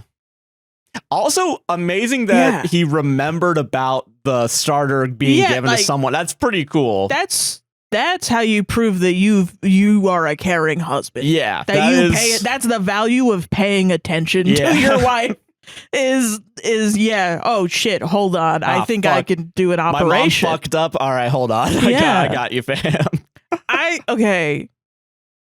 Listen, I'm gonna criticize a little bit. You can out me. It's fine. No. Why? For what? I don't do starter. Being a bad boyfriend. For being I don't even know what you're talking about. Fucking I just thought that's where this is going. I'm ready. Let's do this. It's great that the husband apologized. Yeah. I find it really weird that he said that she's being dramatic. That is a little weird that it happened at the beginning. I mean, I don't know. I think my initial reaction, I'm having whiplash. So Okay, I'm like, yeah, let yeah. me work through it, right? Yeah, let's work for these emotions because there's a lot going on. Yeah. Before the update, I was like, why the fuck is your husband being crazy? Like, what the hell? If you excuse yourself into another room to cry, is that dramatic? I don't think that's dramatic. You're trying to hide your feelings, man. Yeah, and I guess I feel like instead of me being like, fucking, why are you going in the other room? I'd be like, hey, what's going on? Are you okay? I'm not under, and maybe that happened after the fact. I don't know. Maybe. No, she said it. Went to the room. Okay, yeah, you're right. Yeah. And so, like, I don't know. I think anytime you're trying to conceal your emotions, my response is, why do I make my wife feel like she has to hide emotions from me? Is my first thought. And like, it's great that he apologized. Once again, I think the best apology we've ever seen on the show. Merry Christmas, Merry one Christmas, and all. one and all. But like, it's like, I don't know. That's weird. I don't know. I really don't like it when people call their partner dramatic. No, that's a really harsh word. It never comes up in our lives at all. And I mean, maybe people are dramatic. I don't know. I've never dated. You're not dramatic. I don't think you're dramatic either. I don't think I am. Of the two masks, I would say you're comedic. So, yeah. Thank you. Yeah, I would say the same for you. I'll be here all week. But yeah, no, so I'm always like, why would you say that? Don't fucking say that. But then it's also like, I can see somebody like, but only in like, Everybody Loves Raymond. Yeah, like his mom dramatic, being like, no, I'm okay. Like so loud. Like that is a way that I could see that happening, but she's also a character, like a character. Yeah. She's a caricature Fictional. of a overbearing Italian mother. Yeah. So like, I think I can't imagine that real person. But maybe they do. Yeah, no, and I mean, there's probably an extent to like art imitating life and life imitating art, right? For sure. But like, dramatic. I think that was weird, but then he made up for it, so that's great. Yeah, I would watch that. I would be like, if you do that again, I'm gonna punch you. I think, I'm thinking of people that I've known in general. If I were to call anyone dramatic, it'd maybe be like one or two people tops. But even then, like, and even those then, people that I think you're thinking of were teenagers. Yeah, no, and that's like, this was like when I was a teenager. Yeah, so like when I went to film school and like I was working with adults. Yeah, no, they were not. Some of them, they're artists also. Yeah, so it's like, okay, yeah, you're supposed to be. So a little bit, yeah. You know? But I can't think of really. Yeah. And even then, when I think of teenage self, I'm like, that's still not fair to them. And I don't think. That's what I'm saying. Yeah. Like, I've known for sure people that are dramatic, like drama people and stuff. Yeah, but also like the literal acting that's word. Your job. Yeah. I get why you're like that. Yeah. Yeah. I'm not. It's kind of whatever. As long as you can be real, that's whatever. Yeah. But it sounds like OP could, because the instinct to be like, it's not a big deal, I'm going to go have a cry. Plus, also, it's very, like, I want to validate OP. Like, yeah, no, yeah. That's rough. 7 years. I mean, that's a commitment, man. And the last, some people have sourdough starter, or like that they someone said that apparently, someone apparently had a sourdough starter from his, like, the Mayflower, and then someone tossed it, shit. I think. What the fuck? And I will say, people have thankfully said, and I think they also were like, I mean, I made a new sourdough and it tasted exactly the same. So it's not, but it is the sentimental value, I think, that is important. Yeah. That being said, it sucks that you didn't have it for the last 2 years, but like, it's still from alive. The same, like, that's really cool. Yeah, that's pretty crazy. Yeah. Like, I know one of the chefs from Bon Appetit, before Bon Appetit exploded and fired everybody. I think I forgot. Let's be imploded. Yeah. Name. Yeah. But she said that in her family, they had a yogurt that had been passed down like from multiple generations. Wow, really? And like, I don't know, man, that's some serious shit. I was thinking like maybe not like the mother-in-law's NTA, if there's no label and she doesn't know. Yeah. It's kind of like whatevs. Really, the only person I think is a little bit the asshole is the husband for diminishing the wife. Yeah. But I can see that that's an easy mistake to make. I'm just like, it's not a mistake if you're not saying that shit on the reg. Yeah. You know what I mean? You I get don't what you end mean. up accidentally being like, my wife's just being dramatic. I don't know what this broad's talking about. Yeah. I don't know. Yeah. I mean, it's a little harder, I guess, to stop every time something happens and be like, are you okay? I guess, but yeah, like, I don't know. It's worth it. yeah. Damn, man. Yeah. Solved it. Solved it, though. Yeah. Hell yeah. Hell yeah. I, 32 male, hurt my friends, 26 male, girlfriends, 28 female, feelings by saying his ex was a better cook. How do I make her feel better? Okay. Just going off the title, it's really mean. That's a really mean thing to say. And if it's like, it's fake because it's really mean, I get where you're coming from. If it's fake because her cooking is like, she made a Frankenstein's monster she made a Frankenstein's monster of food and it came out of a cauldron, then like I get what people are saying. Yeah. You know? Let's see. Let's Okay. see. Is it going to surprise you that I didn't fully read this one? Then how can you know it's not fake, Josh? Because I just looked at the comments. Because and I did love read that this you one. said I did. that you looked into it. I looked into it. And no, you fucking No, did I not. didn't. I'm lying. So we're just doing fake stories now, I guess. All right. All right. I mean, who knows? Who knows? Yeah. Yeah. All right. My friend recently started dating this new girl. I would say it's been around 6 months since they started dating. One thing I noticed that he's cooking way more than he did in his previous relationship. Mm-hmm. This is the first relationship since him and his ex broke up for good, and one thing about his ex is that she could cook. Okay. She made by far the best pork chop I ever tasted. But everything she made, she could do some crazy work in that kitchen. My wife is more of a baker, but when they would both team up, when she cooks and my wife would bake, it was like Shaq and Kobe. Hell yeah. That's also why I think this is kind of real. Hell Is yeah, that there's some crazy. Okay. Now, Is your wife Shaq? Is your wife who's Shaq and who's Kobe? in this? Who's the top and bottom? Yeah. Now, unfortunately, My wife, parentheses Shaq, parentheses bottom. Okay, all right. Ah, God. Now, unfortunately, my friend's ex cheated on him, Oh. but I was able to convince him to try to make it work. Because she cooks so good. A pork chop, so good. Shit. But then she's cheated again, and there was no convincing him. Okay. It sucks because I missed those pork chops. Wow. Really bold. Yeah, I don't know, Josh. I don't know about this one. I don't know if Damn, okay. Sure. Listen. All right. Listen. What if those pork chops were really good, man? They give you 4 health points in Minecraft. People are a lot meaner these days, so maybe it's real, but yeah. I don't know, man. You're not Listen, looking so good, Josh. It was is all either I'm saying. this or like making fun of autistic people. So I don't know which one you wanted. And we've already got that covered. Yeah. Making fun of ourselves. Exactly. But, all right, go ahead. Sunday, he had my wife and I over for dinner, and surprisingly, his new girlfriend was cooking. Mm. In his new relationship, he's been doing the majority of the cooking. Her cooking was average. His is good, but his ex was great. So after we ate, she said, "Be honest, how was it?" So my wife and I were honest, like she asked, and said it was average. We talked about how his ex was the most amazing cook ever and gave her some tips. My wife said if we ranked her cooking, it would be my friend's ex, herself, me, my friend, and then his current girlfriend. Oh my God. I disagreed. My ranking is my friend's ex, my friend, my wife, my friend's current girlfriend, and then me. But I think there's some What room a for gentleman. debate. Yeah, I changed 2 of those. You're second I put worst, myself at the bottom, milady. my lady. But I do think there is room for debate after the first 2 TBH.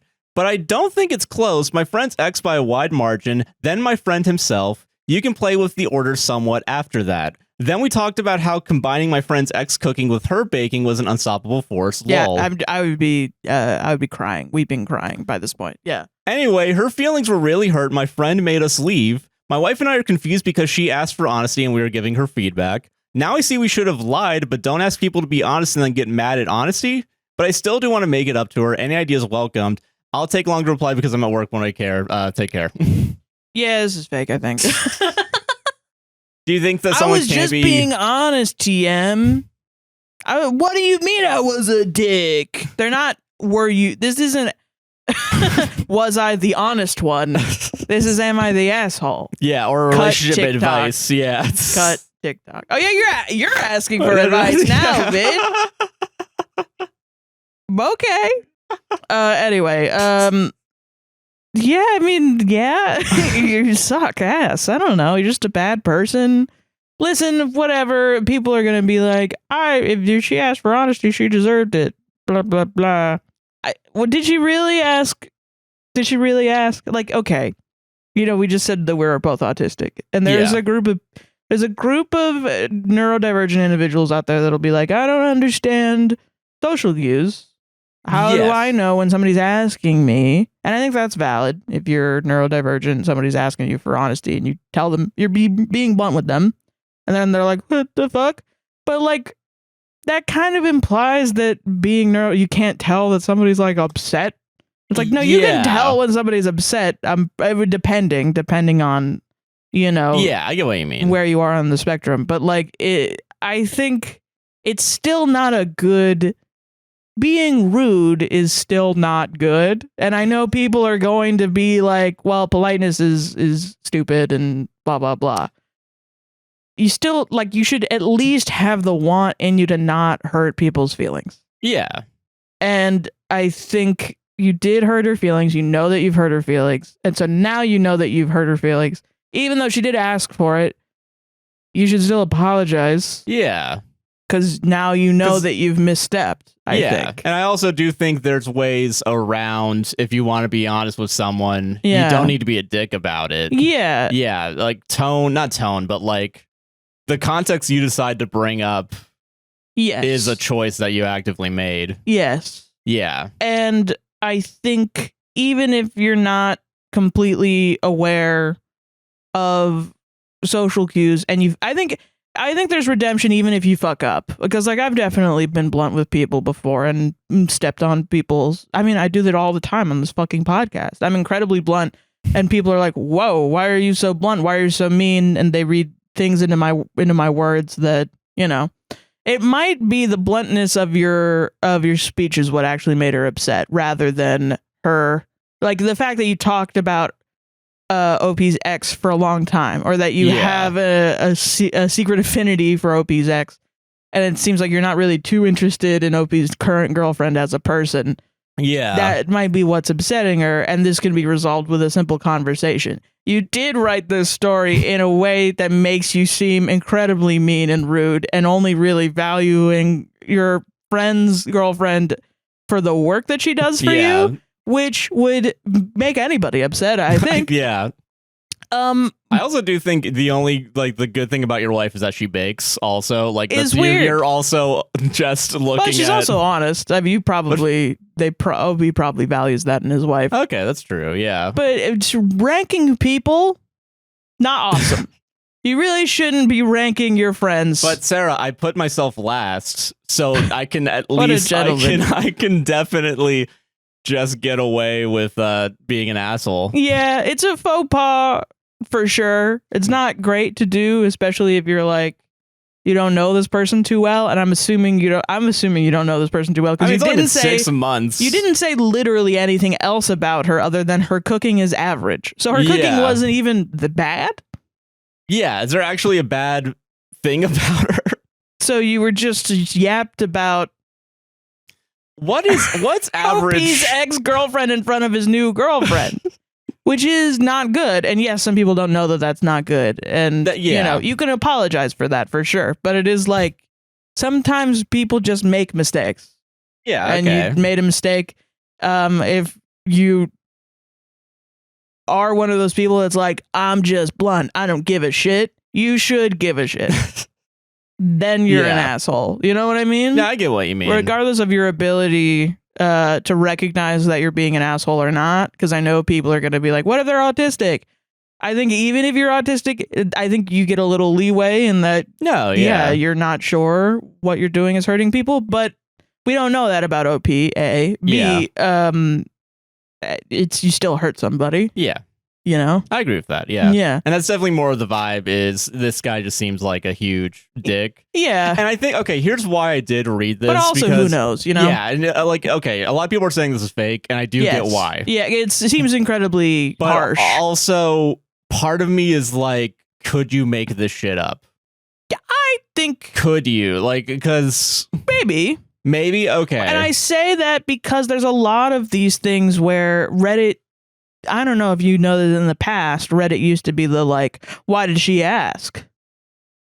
Like, why did she ask if you ask for your honest opinion, I'm going to give you my honest. It used to be a very popular sentiment. And I wonder if it's like it's a hot button issue, the concept of should you even ask for honesty if you don't even want it? And also showing women as it's sort of a misogynistic idea of women want to just be flattered all the time because they're special snowflakes who cry at any criticism. Or they get emotional. Yeah. Like, and quote unquote. So then doing that as well as also the person is being to people that know this social cue incredibly over the top mean without giving any background about themselves. It's going to cause debate for sure. Yeah. Which is what makes me feel like it's fake, either to slander this fake woman so that the comments could be filled with people being like, what a bitch, and just be really mean for some reason, or then people being mad at OP, which that gets a lot of clicks and shit, and then OP can come around and say, you're bullying me for ABC reason. Yeah. You know? Okay, I understand that. Yeah. It's a culture war about, I mean, and I do think it's rooted in ableism, not to bring it up, but like, I do think it is. There are genuinely people who don't know how to deal with this, but in the real world, what you do when someone makes a social faux pas like this is you talk about it and you apologize. Yeah. Simple. And it solves the issue. It's not... Go to Reddit. Yeah. I mean, there are a lot of dumb people. I mean, we live in Florida, so we're... I think I'm also predetermined to be like, this motherfucker exists. Is in Miami right now as we speak. What the fuck? I mean, I'm sorry, not Miami. I don't want to shit on Miami. Tampa. Orlando. I'm sorry, Orlando. I'm sorry, Orlando. I've worked with a lot of these shitty... They work at the Orlando airport. Because I've worked with them. A billion of them. I worked with them all the time. Why did you want honesty unless you fucking asked for it? I didn't want you to fucking beat me up outside and throw me into a dumpster. Oh my God. But I feel like that's a normal understand. No, it's one way or the other. You think too much in a black and white context. And yeah, I hate motherfuckers that bully me. Yes, what? I'm actually not a fan of them, but I also recognize and hold a space in my heart for people that don't understand that what they're saying is rude. Yes. And afterwards are like, what do you mean? And they need it explained to them because I've known those people too. And it's easy to tell in person whether or not they have good intentions or if they are posturing like they don't care about you because it's cool to do that. Yeah.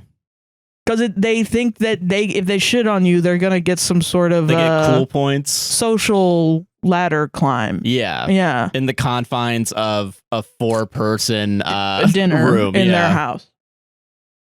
Yeah, now that I imagine for this, sure, there's people that invite people over and then shit on them in their own house to feel some sort of weird power fantasy, and then they go rabbit jackhammer fuck their shitty wife. Yeah, for sure those people exist. All right, now I'm imagining it. Is this happening in a house in like Dr. Phillips? Like that for sure has happened here.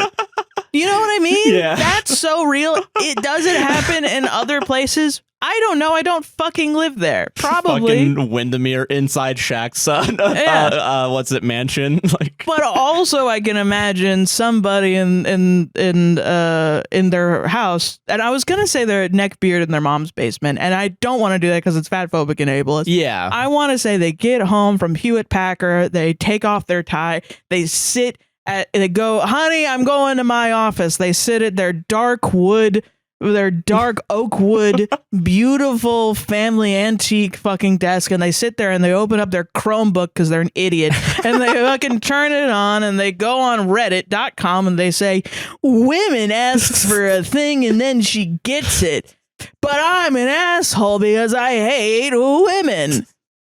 That'll get me a bunch of karma. All right, honey, time to go to the bake sale. Yeah. Time to give to charity. I'm sure that guy exists too. Yeah, I agree with that. Yeah. So asshole, I think is Yeah. our advice. Apologize. Asshole, without, I think it needs more information on the level of asshole, at least an asshole for sure, because you were rude. Okay. I mean, the truth of it is you were mean to someone you should be nice to. So yes, an asshole, depending on whether or not you meant it to be mean. But I guess depend. And you know what, asshole, just for trying to convince your friend to stay with his cheating ex. We haven't even talked about that part. Why? Because she makes good pork chops. That's And just listen, I had a white mom. I've never had a good pork chop in my life. So I'm sure there are good pork chops out there that'll fucking, I don't know, make me cum for sure.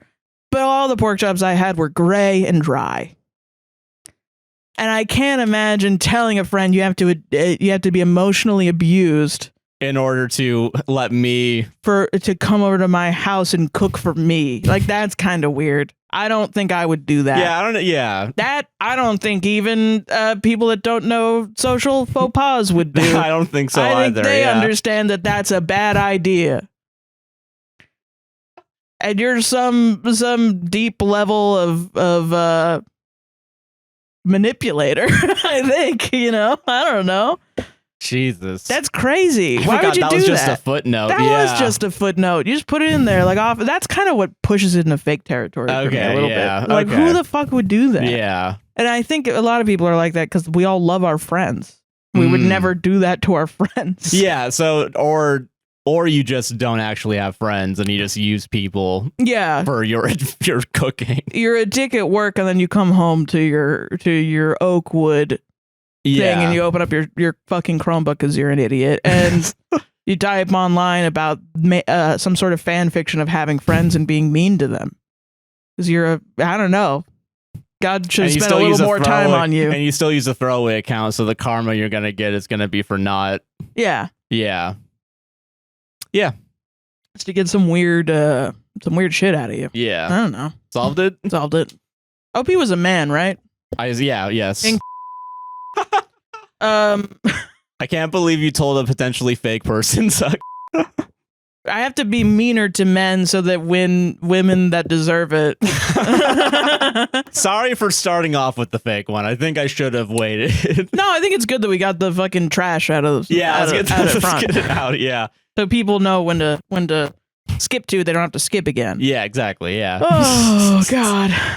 God, that's gonna be so fucking funny when it comes out that was real, dude. Because like the guy just here's the ex's recipe for pork chops. I want to know. Yeah. Yeah, it's just to sell a pork chop recipe. It was never about misogyny. It was actually about pork chops. That'd be awesome. God, if only we lived in that world. Do you ever have a good pork chop? I don't think so. I don't think so either. I don't know. I you feel ever have like a pork chop? Probably not. I was gonna say, yeah. No, I don't. Pork chop, I feel like I have, but it's bad, man. It definitely. I mean, you gotta cook a pork chop all the way through for sure. I think. I don't fucking know. I honestly don't know because they're so bad. I never want to make them. Yeah.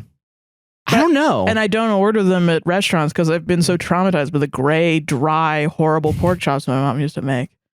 But it felt like the same thing. She was probably right. Like, like how moms cook chicken all the way through and it makes it like really bad. Oh, yeah. Like white, non-seasoned, dried chicken. Yeah. It's the same thing with pork chops. Chicken, yeah, like boiled chicken, boiled pork chops.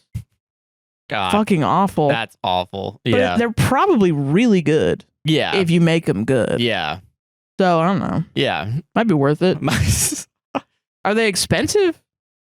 I don't know. Because we're also poor. Most of the reason that we eat the food that we eat is because we're poor. From the $2 turkey pound rolls. Yeah, the little... We don't even get the beef because that's $3 more expensive.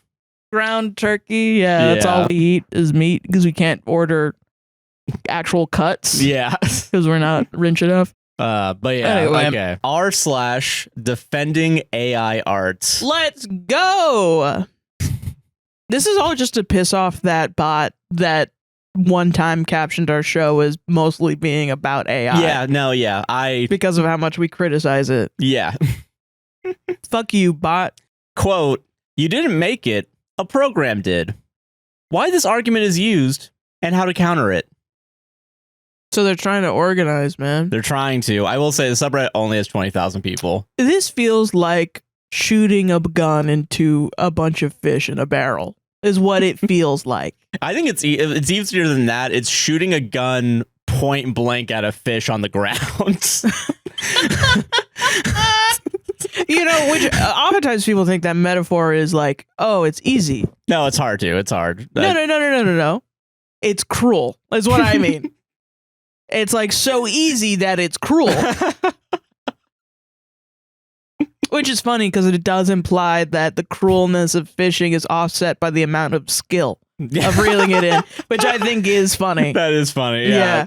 All right. Okay. Yeah. Quote, you didn't make it, a program did. Mm-hmm. If you are an AI artist, or just like AI in general, you probably heard this argument, whether directed at you or someone else. It can be quite hard to defend yourself against it if you don't know what you're doing. Argument. It's a good argument. Yeah. Okay. It's also so funny because for sure, I don't think they said it at the end. Mm-hmm. Yeah, no, they definitely used AI to write that because that's exactly awesome. how that's exactly how every AI thing starts. Yeah, it sounds exactly like which is all going to be SEO copywriting. One of my arguments later. Well, okay. I will say shitty SEO copy. There are Very shitty, wonderful copywriters out there that. But this is a copy of a copy of a copy of a copy. Yeah. 9 Inch Nails. Whether directed at you or someone else, it can be quite hard to defend yourself against it if you don't know what you're doing. Okay. All bold. Why is this argument used in the first place? To put it simply, because people don't understand AI. Nope, that's not why. That isn't why. The cope is real on this one. I'm not going to lie. Let's put ourselves in the shoes of the average individual for a moment. By the way, when I say average individual, I mean someone who doesn't understand AI very well. Yeah. You spent your entire life seeing artists take ages to do their work. You spent your entire life seeing artists using brushes, colored pencils, and whatnot to make their work. Suddenly, AI art shows up. Now, all you need to do is type a few words, hit go, and the image magically appears on the screen, and it looks awesome. That does not tell me that you know how AI works. You click a button and it magically appears on the screen. It's not fucking magic. It's slave labor. Mining precious earth metals to be in a super factory for fucking... Why are people mad at me? I'm just doing magic. You're killing children. Yeah. That's why they're mad at you. Yeah, killing children and burning rainforests. Yeah. It's like a fucking wacky wizard or whatever that's like every time he casts a spell, someone in the village dies. There's a little man in my computer. I don't know. I'm magic. I'm the next coming of Jesus Christ. And they're like, no, you killed like you killed 12 70 of people. our... We can't even procreate fast enough. We're at a net loss here. Yeah. We're at a net loss. What are you talking about? That's why we're mad at you. God. Okay. And it looks awesome. No, it doesn't. It doesn't. No, it doesn't. That's gonna be objective. another argument I make later. See where I'm getting at here? No, I don't. Of course, that it's not just, quote, type a few words, hit go. But that's exactly what it looks like to the average individual, especially if they're a traditional artist. Okay, what more is it other than type? I know this is not the thing I should be getting This is on. a thing you should be looking at because that's the first point they're going to make. Okay, but that's fucking dumb. That's a dumb point that's null and void. I care the most about I don't care how hard. If you had to jump through a hoop, if you had to do a triathlon to do an AI image, I still would be against it. Yeah. Yes. Even if it is like typing a couple words. If they somehow made an AI art thing where you had to expend a bunch of physical calories to generate an image, and it still had the same environmental impact, I would be against it. Yes. Yeah. No, I agree with that. Yeah. Yeah. Because, okay. Okay. How to counter it. Okay. So we're going to have some arguments. We're going to counter them. All right. Right. There are many things we can do to effectively counter this argument. 1. Prompt engineering. Tell me, can a regular person sit down in front of the computer and generate something as good as someone who's been doing this for years? I think you know the answer. No. Because you're not doing it. Yeah. I think they're saying because of AI, people that use prompts on AI, do you think that because you've been making prompts for years, will someone randomly go to the AI to make a prompt? Oh. That's what they're saying. Yes. Yeah. I think maybe it'll take me 20 minutes, but that's the point. You know what I mean? That's the kind of this pisses me off. Okay, I'm going to let you go. Okay, prompt engineering is a skill. Choosing effective prompts, fine-tuning, and guiding the AI all requires creativity and experimentation. Creativity, doing a lot of legwork on that. Also, you're extremely likely if an AI piece comes out perfect on first try. Most of the time, you'll be choosing different prompts, changing the settings, in painting multiple times, and the list goes on. Some people even make manual edits. Whoa! Someone actually does work. Some people actually do 3% of the work they should be doing. Yeah. Woo! 2. New tech and criticism. To this day, there's people who don't think photography is, quote, real art. To this day, there's people who don't see digital art as, quote, real art. And a quick Google search will show you that. Right, those people are wrong. Yeah, I think those people are wrong, yeah. What you're doing is not that. 3. Isn't art in everything? From a child riding a bike on the street to a Da Vinci masterpiece, art is in everything, ... except AI, lol. Okay, no, I think you can make art with AI. Generative AI is what I have an issue with. Like, there's the animator, his name is like Joel or something. Haber, I think, something like that. Yeah, where he does like rotoscoped, like generated. He made his own algorithm essentially. Yeah, but I don't think it's generative because it's just no. It's not generative. That's my point. Yeah. Is I do think what he makes is art. Yeah, because it is based. It's still integrating technology and even AI. It's just not generative. But yeah. I do think, yes, that is art, and I do think you can make art with AI. I do not think you can typing in words and getting an image is you making the art. Yeah. It's the art, it's the algorithm making the art. And I will say, every time like tech guys try to make this argument, the fundamental misunderstanding they have of what makes art is the humanity of it. Yeah. Well, and this is what pisses me off the most. It's they don't understand AI. I'm smarter than you because I understand AI and you don't. And it has created, I can't believe it has, but it's created this culture of, oh, if I don't use AI, I'm having FOMO.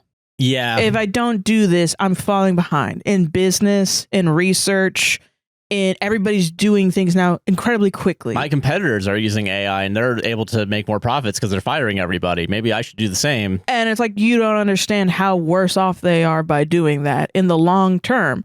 Because, especially right now with how rocky everything is in our society, nobody's thinking long term. Yeah.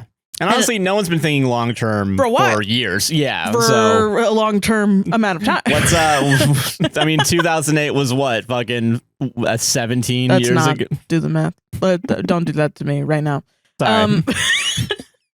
16. But yeah, no, nobody's thinking long term. And I understand why an individual in society might be thinking that. Like, I run a small business. All these corporations are using AI. I have to use AI to catch up. I'm a student. Everyone's using AI to write the prompts. My teacher doesn't even care if I use AI. I'm not going to get kicked out if I use AI even. I should use it because otherwise I'm not going to pass this class. I'm going to be out a bunch of money. Yeah. And what's unfortunate is it has been this way for a long time. If you tell people the value in doing something is in doing it. Yes. Because you learn it. Yeah. If you go outside and you decide I want to whittle. I want to learn how to carve little pieces of wood, yeah, and just wood carving sculptures. That's what I want to do. Yeah. And you sit outside and you buy the tools and you buy the fucking balsa wood or whatever, and you sit there and you draw a little design on it and you start doing it and you make a piece of shit that you're not happy with, you know more information for the next piece of balsa wood. Yeah. And you know what you can do and what you might be able to do. More people are, I think, more often to look at that and go, I give up. And the people that stick to it are the ones that will end up doing it for the long term. And the people that find joy in doing the work and learning it are the ones that will do it in the long term. Yeah. Yeah. And I think the capitalism has gotten so bad that everyone has taken all of their hobbies and tried to monetize it because they don't want to go to their shitty job where they're being exploited. Because we've also, work has become so shitty that the idea of working on anything seems not ideal. Yeah. Yeah. So it's shit like this that I feel is incredibly predatory. It's mental gymnastics to make you feel better about what you're doing to the environment. And B, it's people will hear this and they'll say, I don't care. I want results. I'm 35. I want results. I get it. But you're not going to be happy with your results. Yeah. You might try to pretend that you're happy with your results, but you're going to go to sleep and you're never going to know that you made that thing. No matter how much you are telling yourself and your insecurities that you made that. Until you will get more pleasure and satisfaction out of your life drawing a shitty fucking thing than just typing in a few words. Yeah. And then having to redefine those words 20 times to get a fraction of the image that's in your head. Yeah. And I tell you this from experience. Like, I think every artist, that's also one of the things that's so frustrating to me. Every artist goes through this process when they start out. Oh, I really like Steven Universe. I'm going to draw Steven Universe characters. And they draw Steven Universe characters over and over and over and over and over again. Yes, that is their art. If they try to sell it, they're selling a character design that isn't theirs, right? Yeah. Which is why we have copyright law, right?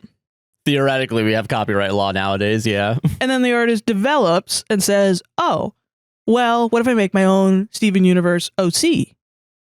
They design a character. They foray into a new skill of character design. Yeah. Before you know it, they've created 16 characters. They've gotten better at character design. They've looked up composition and shape and color theory and all of these different things. They're starting to do full-blown background pieces. They started learning about how to do landscapes, digital painting, all of these things. Yeah. And it takes them hours, and it causes them to get a pain in their hands to the point where they have to get a special glove and do special fucking hand stretches and exercises. It becomes a process where they realize they have to actually physically work out their hands. Yeah. To continue their work. And before you know it, they're an animator, either for their own show or they get on a TV show or whatever. And they get incredibly specialized in their skill. Yeah. You're going to tell them that's the same thing as typing in some words. And you might, I think the photography thing is something that AI people think is a gotcha. It's not.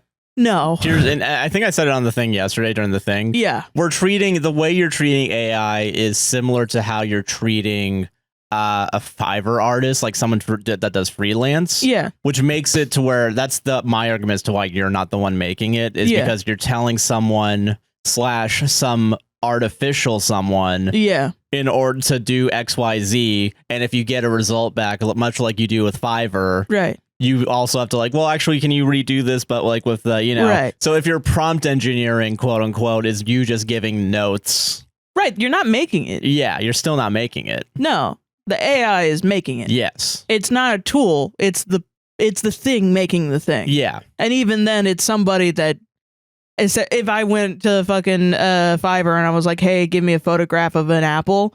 And they went and they stole somebody else's photograph of an apple. And I was like, actually, can you make it green? And then they just put a green color over the apple. And I was like, oh, perfect. And then I went around and said, look, I made this shitty apple. Yeah. Yeah. People would look at me and say, no, that's fucked up. No, you didn't. I will say that's That's coming up too in this post. Good. We're not even done All right, yet. I'm sorry. Yeah, you go ahead. So yeah, the third one was isn't art in everything? From a child riding a bike on the street to a Da Vinci masterpiece, art isn't everything. ... Except AI. Lol. Also, the fact that you just used Da Vinci, like one of the most famous guys, kind of proves Da Vinci to me would have that- been better if he had a deep learning algorithm to recreate Mona Lisa. Maybe she would actually like have a smile or something. You know, like She does have a smile. like a bigger smile, maybe. Like a big cheesy smile with teeth. Da Vinci AI, can you please? Mona Lisa with a big cheesy smile with Can teeth. you also give her big tits, please? Thank you. You know they've done that. I know. Yeah, I know. Yeah. 4. AI doesn't have a mind of its own. It needs a human to tell it what to do. If a piece turned out great, it's because a human chose it, the prompts, the style, the theme, you name it. 5. Use their own logic against them. This is probably the strongest counter argument here. If the AI did it, not me, then you didn't make that piece either. The brush did. No, that's not how that works. It's not the same thing. It's literally not the same That's thing. not the same thing at all. If the brush could make a piece by itself without, like, if I pressed a button and the brush did it, You didn't make it. No. Yeah. If you programmed a robot, I don't think that you've ever used a brush. I don't think you've used a pencil. I don't even think, like, you could say, like, okay, what about a digital, like my Apple Pencil? There's a button on my Apple Pencil, or Yeah. not really, but there's a button on most, like, tablet. that allows things. you to like do. It usually is, like, erase or back, and you can program it to be whatever it is that you want. Yeah. But, you know, you could say that, like, boop, and it makes a thing, and that could be art, right? Yeah. Okay. And that could be what we're talking about. However, like, no, right? Because if I just kind of put it there and I click And a you stop button. there. Yeah. You didn't really make. Because and that's why I'm saying that's why what is it? They in this argument they're saying that AI is the intelligence, but also because it's an intelligence, because I'm telling what the intelligence to do, I'm the one making it. Right.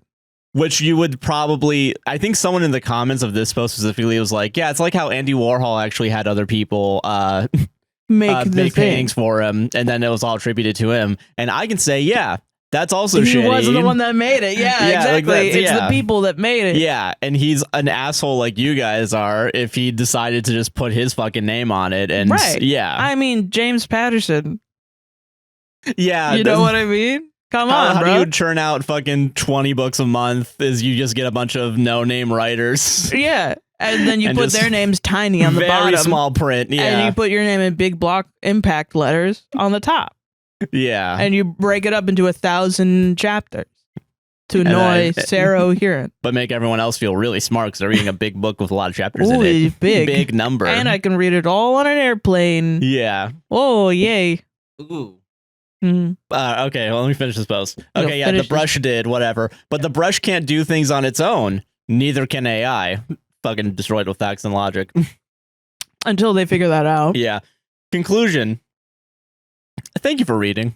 That's it. This is my first post on this subreddit. I can know tell. I won't make a big change, but I hope to at least help y'all in case an anti-AI hits you with this argument.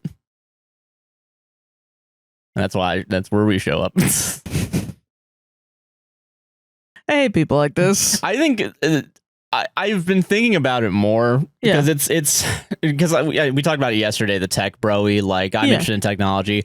I think it's really funny Yeah. that tech bros this whole time have been jealous of people that took the time out to do creative shit Yeah. because they think they got away with sticking to technology and being able to do what an artist does. Yeah. When no, you can't. And here's the example I have off the top of my head, because it's in the subreddit too. They make like little comics with AI, right? All right. And they all have the exact same style, the exact same look of how people are drawn, to the point where I was looking at a game on Steam, and a game on Steam said they didn't use AI in the game, but they're using AI images in the marketing, and the marketing has the exact same style, and the faces specifically is the thing that gives it away more than anything else. Yeah. And that's the thing that's actually, which also helps the argument of on our end that the AI is the intelligence because it has one style. Right. Because you would think they would want to go in and change the style to not be as similar to every, because that's historically and been how human beings create art is. Yeah. Yes, I'm going to adhere to a style, but I'm going to try and stick out a little bit. You know what I mean? Yes. And I will say too, even with the Google Veo, I'm thinking about it more from what I remember. Yeah. They all still have the same style in like how the video looks. Yeah. And you can still tell it's tell. AI. Yeah. But like I'm thinking of like the thing that they showed on Red Letter Media where it's like the how much wood could a woodchuck chuck. Yeah. Like even the like witch scene looks like it's lit up like a sitcom. You know, like it's weird. Yeah. Like, yeah. Well, and I think that's why there's a big disconnect between people who've never tried to actually create anything without AI Yeah. and people who who only use AI And to have generative created AI. things. Yeah. Yeah. Or well, I'm sorry, I said the same thing twice. People who are creative and have made things without AI, and people who have never made anything without the usage of AI. Because it's almost like they don't internally think. Like, I know that's really mean, but it's like when you pick up a pencil and you start drawing, you are thinking, you are analyzing what you're drawing. Yeah. Is this circle round enough? Do I want a perfect circle? Maybe I want an ellipse. Maybe I want an oval thing. Am I going to shade this? Where's the light source coming from? Am I doing a 3/4 perspective? Am I doing a front? Am I doing a profile? What am I doing? Yeah. Does this look enough like what I'm doing? And you might not be, if you're an artist, you might be like, I don't fucking think. I just gotta go. You are thinking. Well, it's subconsciously. Even if you aren't like, I am going to do this thing, you know, you are honing that every time you draw. Yeah. Like every artist has felt the feeling of like, I'm plateauing. I'm just doing the same thing over and over and over again. I need to change my style. I need to force myself to think about what I'm doing because it's muscle memory, what you're doing. So like I was the person in high school that drew eyes in the side of your notebook all the time. Yeah. And like really rendered eyes a lot. And people used to dunk on that like a couple months ago or years ago that was like the sign of a shitty drawer or like an anime person, that you just draw eyes or whatever and there's like a specific eye type and you just never expand beyond that. And that was me, right? And it took me until getting like an anatomy book and learning how to sketch out eyes to maybe not draw them in a better way, because I definitely got worse. But like it was like I was drawing seriously for the first time, and I was now learning, oh, I can take all of the skills I learned in this style and transport them over to this style. Yeah. And elevate my art. And I think AI people would be like, well, why can't you just get to there? I just want to get to there. And that's, but because I can just put in words and then the magic machine box. Just make it better. Yeah. And it's like they're not internally thinking. If you were somebody that did that, what makes you what makes you a creative versus a non-creative is that you're just like, finished products. That's it. Done. The same thing. You're not trying to get better. You're not even analyzing it. You're not even appreciating it. I don't even think artists that are hobbyists and they don't want to get better, they just want to draw, I think they're artists as well. Yeah. But if you're just, I need an eye for marketing. Yeah. I think we have, at the very least, I think we've created a art form that isn't art. You know what I mean? No, I get what you mean. Like in the way that like, and I think this is why I was bringing up like the moral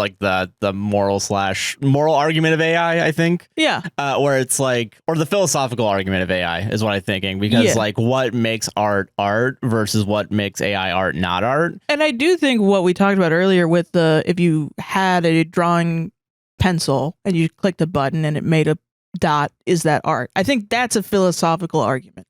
But and I think that should be talked about. Yeah, but I mean, even then, that's like, that can be debated. But like, if you're drawing something, it's you using your pen, using time, energy, and work. Yeah. To make something that is inherently fully your own. Yeah. AI art Yeah. is an amalgamation of all the art that's ever been put, and I'm gonna be honest, only on the internet, because that's Yes. the only thing that the AI can go off of currently. Yeah. Is whatever the fuck's online. So there's shit that's gonna miss. And for there's sure. a list of people that it's been trained on based on which AI it is. Yeah. Yeah. And all those people that have done all that work has been taken away from them. They didn't consent. Didn't consent. Yeah. You know? They weren't paid. Yeah. And now they're in this venture capitalist $100 billion fucking industry. Joe Schmo is making money off of their work. Yeah.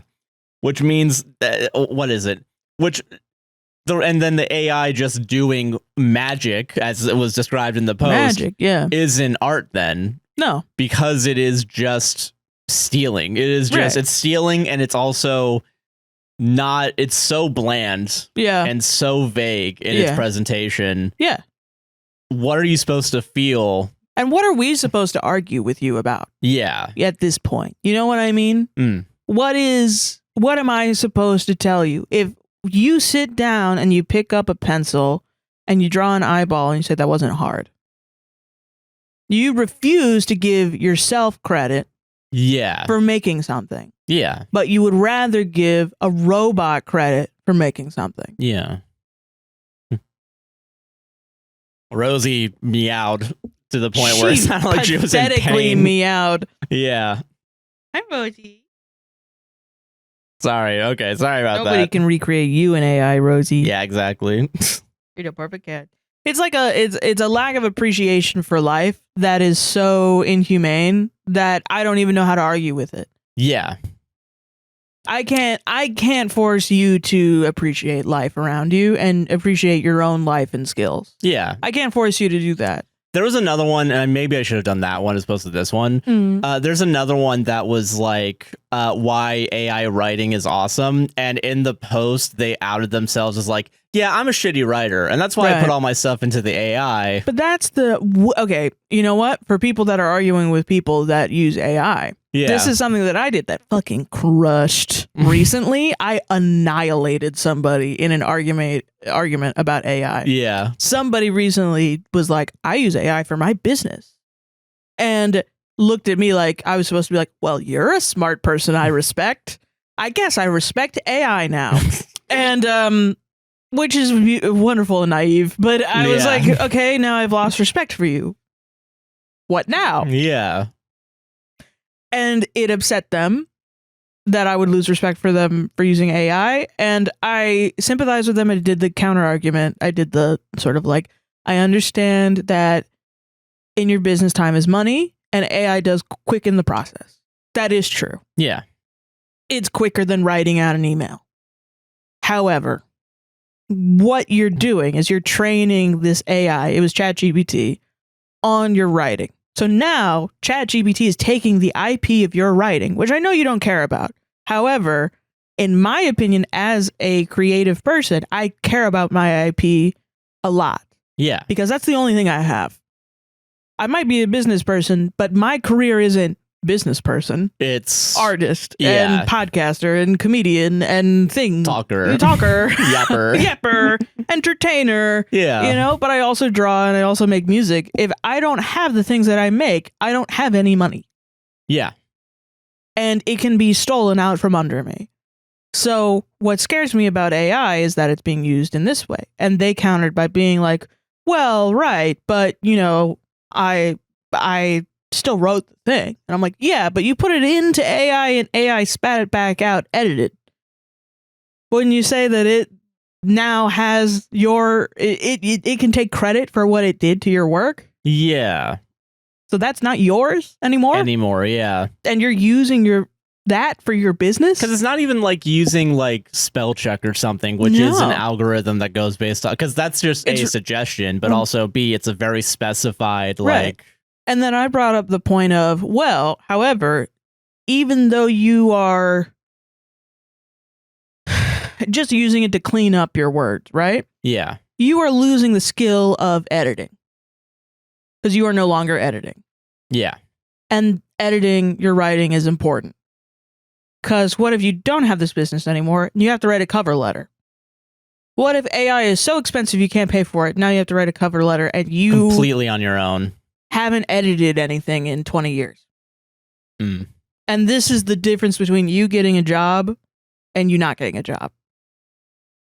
And that's why we want college students to write essays, right? So why is it not the same for 40-year-olds? You know what I mean?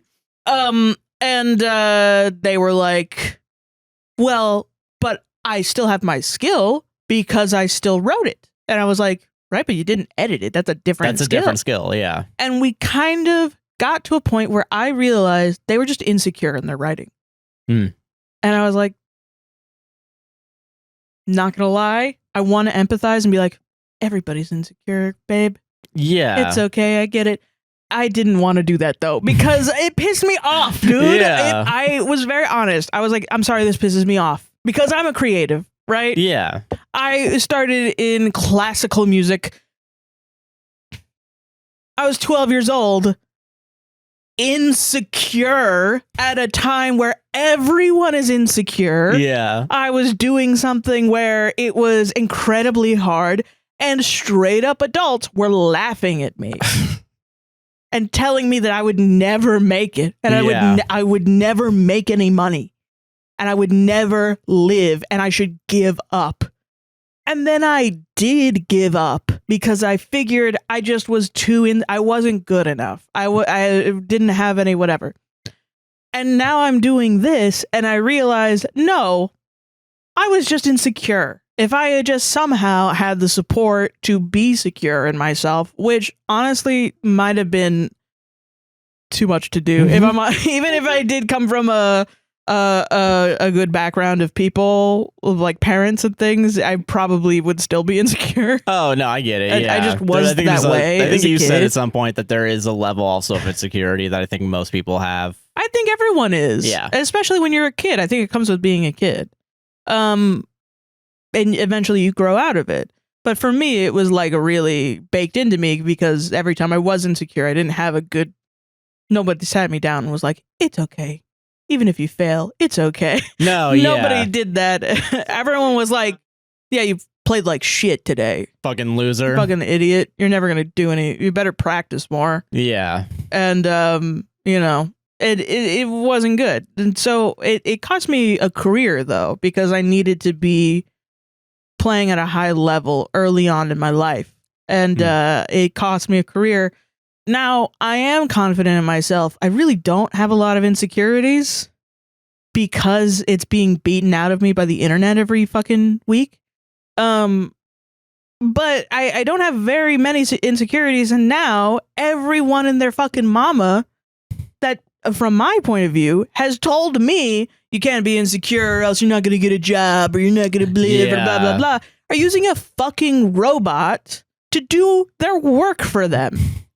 So how can you be a fucking accountant? And I'm sorry, accountants. I know I dog on you a lot. My mom was an accountant. That's why. It's not your fault. A lot of accountants are great people. You don't do anything wrong.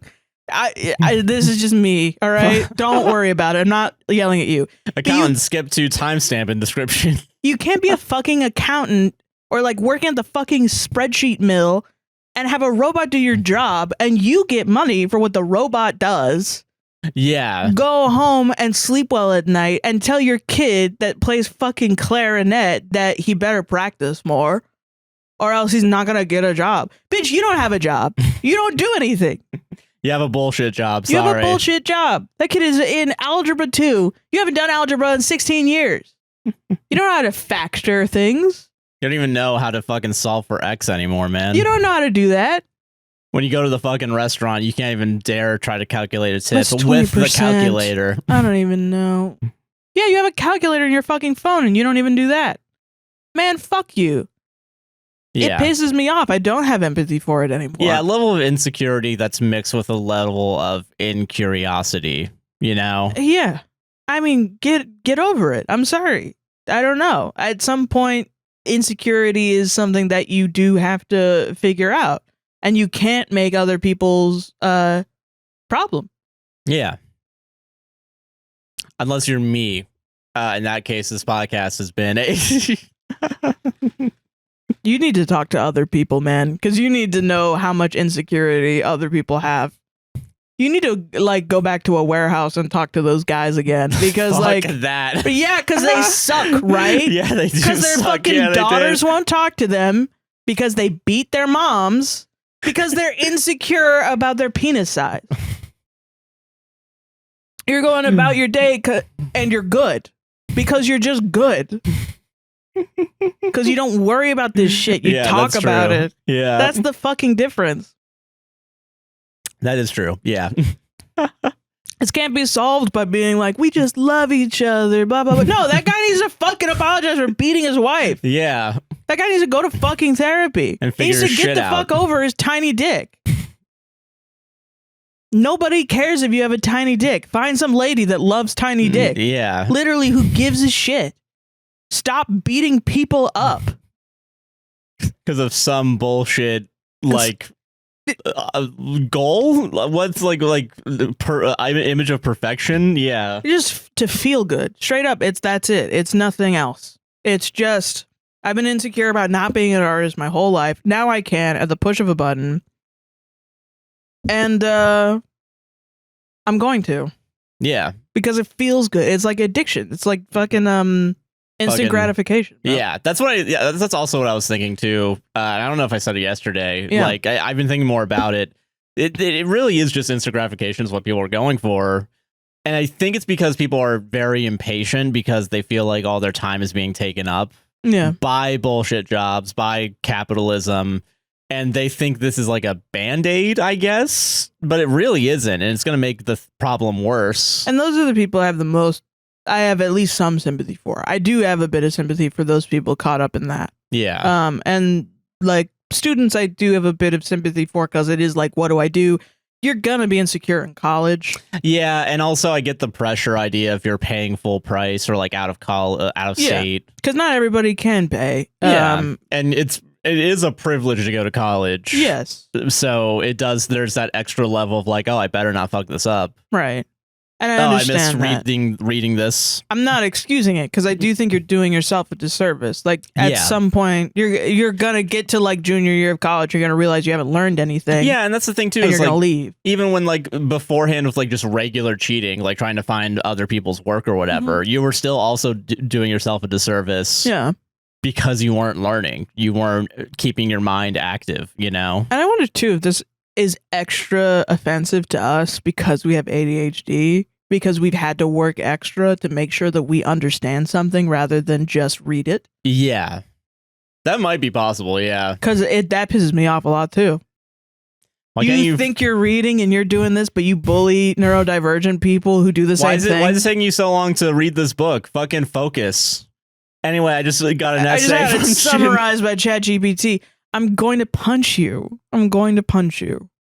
I'm going to punch you. Man, even like Cliff's Notes, at least like you were still reading it, and also someone wrote it and read the thing in the first place. And also, you would have to deal with the librarian or the bookseller Being giving you a like- dirty look and calling, being like, "Who's your parent? What's your mom's phone number?" I'm going to tell her. I'm going to call her and tell her that you're not child. learning. Yeah, It's just you should be sad that no one around you is making sure that you're learning yeah, because that means you've been failed. yeah. Society has failed you. Someone needs to be in your life and make sure that you are learning something. Yeah, And it's going to be me, god damn it. yeah.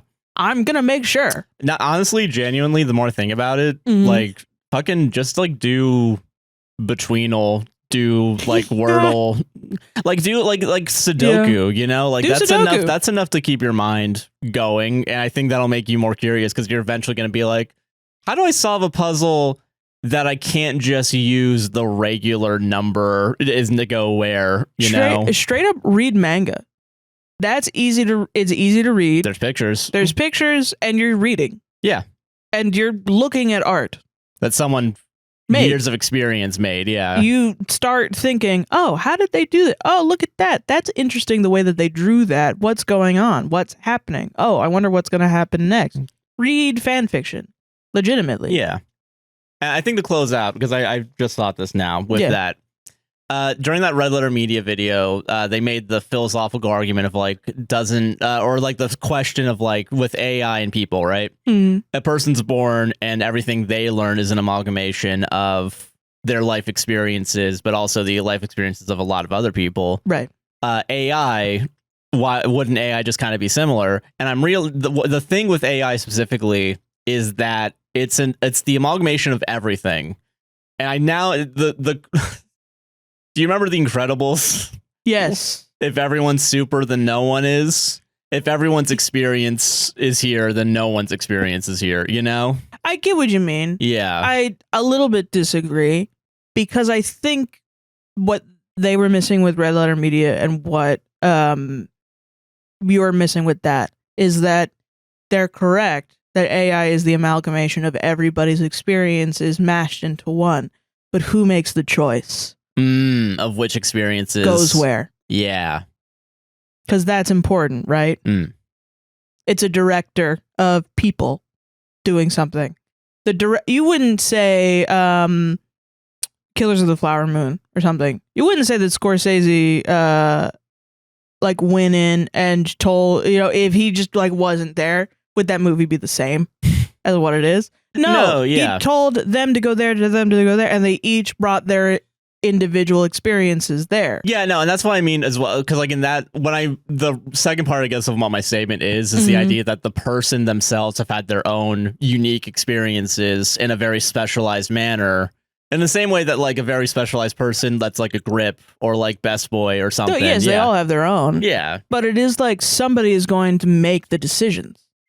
Who is the person making the decisions? Yeah. If you boil down all of the decisions a director makes to a robot, then the only thing... whoever made the robot is the one making the decision. Yeah. Which is an argument that I had with this person that I talked to. And they were like, well, yeah, it's now the person that made the AI that owns everything.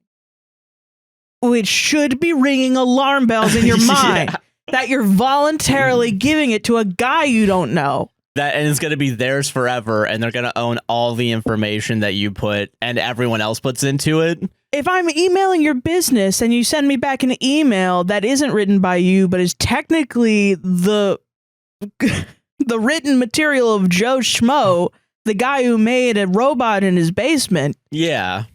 I'm not doing business with you. I'm doing business with Joe Schmo, a guy I don't know, a guy I don't want to do business with. I want to do business with you. Yeah. And that's what pisses me off is, yes, okay, so AI is the amalgamation of everybody's experiences. But that's not what these AI bros are saying. It's AI. They're saying, why isn't it okay that I use AI to make a thing? It's actually me, the person that turned the key. Now I own the door. Yeah. No, the guy that made the door owns the door. The guy that bought the door owns the door. Obviously. Yeah. Just because you made a key to get and you put it in the door doesn't mean you now have access. That doesn't mean you can take the door home and charge people a rent to use the door. Yeah. Yeah. It's obviously, at this point. To the point where it's like, why are we arguing about it? Yeah. You obviously don't know what you're talking about. There's no use in talking to you. Like, I wouldn't argue with you that the sky is green, and I've said this multiple times, or that 2 + 2 is 5. I wouldn't do that because it's a waste of fucking time. Yeah. You, for some reason, are obsessed with doing something that causes an inordinate amount of harm to humanity in the world. Yeah. And you expect me to argue with you as if you are on a valid ground. Yeah. As if you're doing something, like, acceptable. Why would I argue with you about that? What is the point of me being here? You're a horrible person, and I don't like you. And and it's also okay as far for me as I know to in America, like I'm allowed to do that so far. We don't know. We'll see what happens next week. Anything could happen in the 24 hours that this goes out. So, yeah. Solved it? Solved it. I think we added more to what we did in the Patreon. Yes, we did. That's a good, like, supplemental text. Text is fun. It's Rosie. It's Rosie. Rosie wanted to come in really badly, so she's here. I don't know if you can see her because I can't see the monitor. Oh, yeah. Okay, because I don't know if it's too dark in here. She's a little black cat. Yeah. All right, bye. Bye, Rosie. Our one and only cat, Rosie. Yeah, no other No cats. other cats are in here. Yeah. None. Yeah. This is a D&D circle jerk that I found that I thought was very silly. Yeah. And it gets a little bit crazy. And the reason I'm gonna say this, the reason I'm doing this at the top is because of what I thought it was jerking was not what I thought it was jerking. Ooh, okay. And then the original was posted and I read it and it was a shock to me. Okay. Sometimes you think you're jerking your own peen, but in reality, you're jerking your bro's peen. And it's like, whoa, what's happening? Okay, anyway, DM bans non-AI art. Ooh. I, parentheses, male human fighter, am a freelance artist, and I love drawing my characters and drawing the characters for other players. The other players really enjoy that I can make their creations come to life visually. But the DM DM'd me and said this, DM, quote unquote, "Hey, Picasso, there's been a lot of complaints about your art. It's not really fair to everyone that you keep showing off your inherent talents like this. Not everyone, not even most people, are so lucky to be artistically gifted. Your visually stunning masterpieces invoke joy and positive emotions within the group." And it's kind of rude because I can't do that. Also, my roommate has a peanut sensitivity and you brought Reese's for snacks. The lingering peanut butter on my breath could possibly be slightly irritating if I eat one and come home, kiss him on the mouth, which I would never do because I'm totally not gay. Damn, man. Yeah, shit. Wow. There's a lot going on in that. There's a lot going on in this, A yeah. lot of repression there. I explain that making art is just something fun I do for immersion. DM, quote unquote. Can't fucking believe you. If you insist on having pictures, you have to use an AI art generator. That way, it's fair with everyone else that is a no-talent ass clown. So I assume this is just him being a bit salty. Following his request that I do so, I replaced my portrait on Discord with a photo because I had been using character art I drew up until then. A weird request, but I've seen strange stuff in groups I'm new to before, like the campaign where a Nigerian prince was DM and asking for money so that we can reinvest it and send it back to me. Yeah, what is the jerk here? Wait a minute. We're going all over the place. It's a little all over the place, right? I'm going to ask you two what you think, Okay. and then we'll see what it is. What I didn't know was that he'd been going around the group telling everyone else that I had asked them to change their profile pictures from my art as well, saying that I had requested they be removed on intellectual property grounds. I find this out within an hour because naturally people think such a request is really strange and mean and come to me thinking DM is misunderstanding something. Why the DM thought none of us would talk to each other, I'll never know. Group asks DM what's up and he claims the same thing he said to me, multiple complaints about art. Group decides to do the most logical thing and just outright ask, "Hey, did anyone else have a problem with this?" And of course, only DM does. DM declares the only fair way to have art in the group chat is if it's all AI and bans what he calls manual pictures, which is what most people call quote unquote art. So what do you think? Okay, so there's a lot going on there.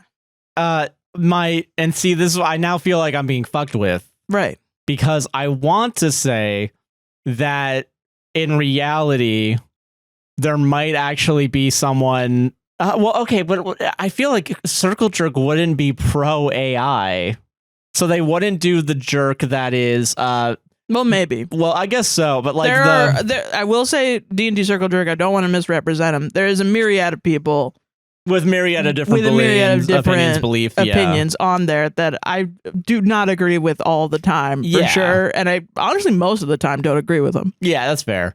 Yeah. So my instinct wants to be that someone said no AI art, so that's the inverse of this. But I'm trying because there's so many little things in there that's like I guess maybe it's like the expectations when you join a new group, because that's kind of brought up where it's like maybe I'm finding new groups, because I guess the Nigerian prince part of that is that was weird. I will say that is strange to bring up. I get it's a joke, but also it's like all right, man, whatever. I don't actually know what the jerk could be. Well, you gotta give an answer. Bro. I'm gonna say a DM did DM someone. Okay. Not about AI, but for something else that the player was doing, like making maps. I don't know why I'm thinking that, but I'm thinking, I wonder if art is related to it. I'm going to say it's still art related, at least. Okay. And maybe the player's getting a little overzealous with making art for the maps when it's not being asked for. Okay. Which I don't even believe that. Okay. But I don't know what else other than the pro AI angle would be. Yeah. And I feel like you've set me up to think it's going to be something out of left field. Yeah. So I'm trying to think left field, but I stay in that right field, baby. I like that right field's where I'm at. That's where I'm comfy. I get it. Well, that's the danger of the left field. Yeah. As stuff comes out of there sometimes. That is fair, yeah. All right, so here's the original posted on r/D&D horror stories. Oh, okay. The title is DM bans all non-AI art. So wait a minute. So bans all non-AI art, so only AI art. So it's real? That's the real part? Never really thought I'd have a story for one of these things, but now I do, I guess. I've been playing with a group for 10 sessions and things have generally been nice. One thing to note, contextually, is that I'm an artist. Nothing impressive. Man, we can't talk, huh? Nothing impressive or professional, but enough to keep up a small Patreon. By day, I'm an art therapist, so I spend more time talking about and analyzing art than working on my own. Generally, art is a big part of how I enjoy D&D. I usually draw my character every couple of sessions and pack my character sheet around it. I always offer to draw people's characters for them if they want art, and I like to surprise my groups with my interpretations of scenes from our games. Okay. This has never been an issue. In keeping with this habit, I made a drawing of the party eating around a campfire as a little send-off piece before we took a holiday break. I share it in our group chat, and it's acknowledged, no issues. The whole group at this point changes their profile pictures on Discord to their characters clipped from the art. Oh, that's It's kind of nice. cute. Yeah. Now, the DM loves AI images. Oh, God. He uses them constantly. I don't really care. Weird. I think you should care. I'm sorry. Don't be I'm offensive. sorry. You don't need to be offensive asshole about this. You don't need to. You can say that you care. Whatever makes you happy. I'm not going to get into Killjoy territory on that subject. He probably takes my art and uses it as a reference for some AI image generator, and it puts a kind of hyper-shaded version of my drawing. You should be ripping his throat out in combat. Yeah, that's pretty bad. I would kill him. I'm stealing your art to put it into the machine. Yeah, no, not allowed. It doesn't look good to me, but again, whatever floats your boat. It's not like I'm selling my art to the group. Heck, I have a firm rules to never ever accept commissions from people I play with for that exact reason, not liking to mix business in my hobby. No one really acknowledges this post. I don't think it was out of protest or anything, I think. Fast forward 2 days and I get a DM from the DM. DM, hey look, there's been a lot of complaints about your art. It's not really fair to everyone that you keep showing off your inherent talents like this. That's real? Not everyone, not even most people, are so lucky to be artistically gifted, and it's kind of rude. Okay, so I mean, I know sometimes D&D Circle Joke just copies pastes, and I guess I should have thought that, but also, why would I think that a DM would be pro AI? Okay. And to be fair, a bit of my joke has been kind of usurped because I think the beginning part was rewritten to not be exactly the post. Oh no, yeah, from it was the other, completely different. Because it was exactly the post when I got it. Wow. Almost. Okay. Just with the extra little add-ons about it. Like with like the Patreon and stuff. Yeah. I explained that making art is just something fun I do for immersion. DM, if you insist on having pictures, you have to use an AI art generator. That way, it's fair with everyone else, and you're not being ableist. I hate that so much, man. Holy I shit. hate that so much. So I assume this is just him being a bit salty. Following his request that I do so, I replaced my portrait on Discord with a photo because I had been using character art I drew up until then. A weird request, but I've been seen strange stuff in groups I'm new to before. If this were a sub for wargaming horror stories, I'd have a load. But what I didn't know is that he'd been going around the group telling everyone else that I had asked them to change their profile pictures from my art as well, saying to them that I had requested they be removed on intellectual property grounds. That's that shit real? was real. That was real. Can you believe it? I can't Me believe neither. it. I hope this is fake. I find this out within an hour because naturally people think such a request is really strange and mean and come to me thinking DM is misunderstanding something. Yeah. Why the DM thought none of us would talk to each other, I'll never know. Don't worry, the DM's not misunderstanding something. He's just making shit up. He's just going around making shit. Group asked DM, what's up? And he claims the same thing he said to me. Multiple complaints about art. Group decides to do the most logical thing and just outright ask, hey, did anyone have a problem with this? And of course, only the DM does. The DM declares the only fair way to have art in the group chat is if it's all AI and bans what he calls manual pictures. That's real too. That's real. Manual pictures. Edit. Fix my spelling in some sentences that run on a bit. It's okay, dog. I write the same way. Update. Looks like people are talking again, and the DM was asked to take a break. The DM requested to stay on as a player for something new, which was agreed to be okay. Why? Kick that ass out of there, man. No. Jesus fuck. Manual pictures. Manual pictures is fucking crazy. Just start drawing. Yeah. Just start drawing. That's I Just hate. start drawing. Yeah, just start drawing. Like, I get it. Like, it's hard. Drawing's hard. Yeah, but that's Nobody's also saying drawing's easy. the work is the reward. Yeah. It's fucking hard. You're gonna hate what you fucking do, but it's also like, The only way to get better at it is to keep doing it. yeah, just do it. I don't know, man. Make AI. You know, you used to not walk, and now you do Now walk you because fucking you do took walk. years to Like- fucking. That's the part of it though. To skip over all the bullshit. A lot of it is Which we'll get to. if you use AI, if you make AI pictures, use ChatGPT, use all that shit. Not a fan. Not a fan. I will say too, I also hate the virtue signaling that is Whatever being you want to able- do. Yeah, or like Or hit the ableist part. Yeah, you're ableist if you don't do that. When I know for a fact that 99% How many of disabled tech bros, artists do we know personally as friends? Like Yeah. most of them that are artists they are are. disabled. Yeah, you're trying to use a group to shield you from your shitty decisions when you don't even recognize or understand what the group is wanting for help. Yeah, and it feels deeply disrespectful to my friends who Yeah. go at length to make beautiful pieces of yeah. art. And it's For our also D&D stuff too, very specifically. Yes. And they do it, and it's just weird. It's weird Yeah. to say that. But I no, think it's just weird. But yeah, you're right. Beyond that, Beyond all that, the part where I get into like empathy that I probably shouldn't have for Mhm. people that are AI art dependent is like there's like a learned helplessness, and it's because you've used the AI so much, but it's like the fact that other people are even able to do something makes you upset. yeah. And you're right about you didn't know how to walk at one point. Yeah. And I mean, I will say for some people No, they can't walk, but yeah. the other, like, to talk or communicate in any sort of way or whatever, like you have math. Yeah. You can swap it out for something else. There was a point in time where you didn't know something and then you learned it. Yes. In Yeah. every single human being's lifespan. And you can't shortcut your way by using AI because you're not learning. You're No. just. And I think you should. It's like you don't have faith in yourself, or are just you don't have a belief in yourself. That is sad. That makes me sad that Yeah. you think that you can't get better at drawing. Yeah.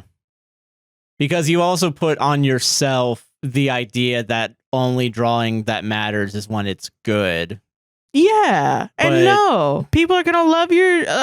I drew shitty bears every day For October. for October, some of which I haven't posted yet. Dude, hell yeah, But dude. I drew them.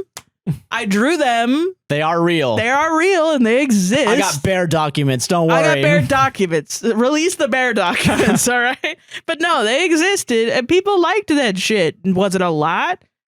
I don't know. What is your definition of a lot? For me, it was a lot. Yeah. Because in the past, it's not been as much as it was this Who's year. who's liking Who's the bear asking? photo? Yeah. Is it Mona Lisa levels? No, but I didn't ask for that. You know what Yeah. I mean? I was very happy with what happened this year with Beartober. And I don't think I'm someone who's good at drawing, No, I mean, but yeah, I think you're good at drawing. I think I'm somebody who has gotten better at drawing this year Yeah. because I have drawn a lot this year. yeah. And I'm very proud of how much I've drawn. And yeah, the more you draw, you're gonna get better at it. It's not. And I think another thing too that people don't recognize with learning a skill is that it's not a constant rate of growth. Yeah. And Like, I also find that people really view being skilled as like being privileged. I don't And I agree don't with know that about that. necessarily. Like I think Yes, I do believe that there are disabilities and ways in which you can be disabled and you are not, that stops you or hinders you from doing a skill. Yes, I agree with that as well. And I mean, and I say this as a violist, like if you have a lot of money, you are more likely to be better at being a violist, because if you have a one-on-one teacher, that costs money. The teacher's labor needs to be paid. Yes. And having that, it's not a guarantee. You still need to put in like the work of practicing. Yeah. But it's also like, I mean, I think I'm not denying that that's the case. Yeah. However, you still shouldn't, like, the people that put in the work, there's still a level of work that they did to get there. Yeah. So it's not that everyone is inherently, it's nuanced. It's not that inherently everyone's not privileged when they learn skills, but it's also like not everyone, I think just saying you're privileged because you have a skill is strange. A little too far, I think. Yeah. And I do think, and you're right, it does kind of depend on the skill, because I can recognize that there's a lot of skills that do require some sort of upfront. Comedy, acting, like, yeah, maybe at some point you were able to not have to work for a month or two, so that way you can just constantly audition or do free open mic nights and pray to God that someone will fucking sign you on. Also people who are squandering that as well. Yeah. That do not have the skill because they didn't do the work. Yeah. And there's also people who are not privileged who are forcing themselves into doing, into practicing and sort of burning the candle at both ends. Yeah. And have the skill, but never had the privilege to even be great. And I think that's disrespectful to them as well.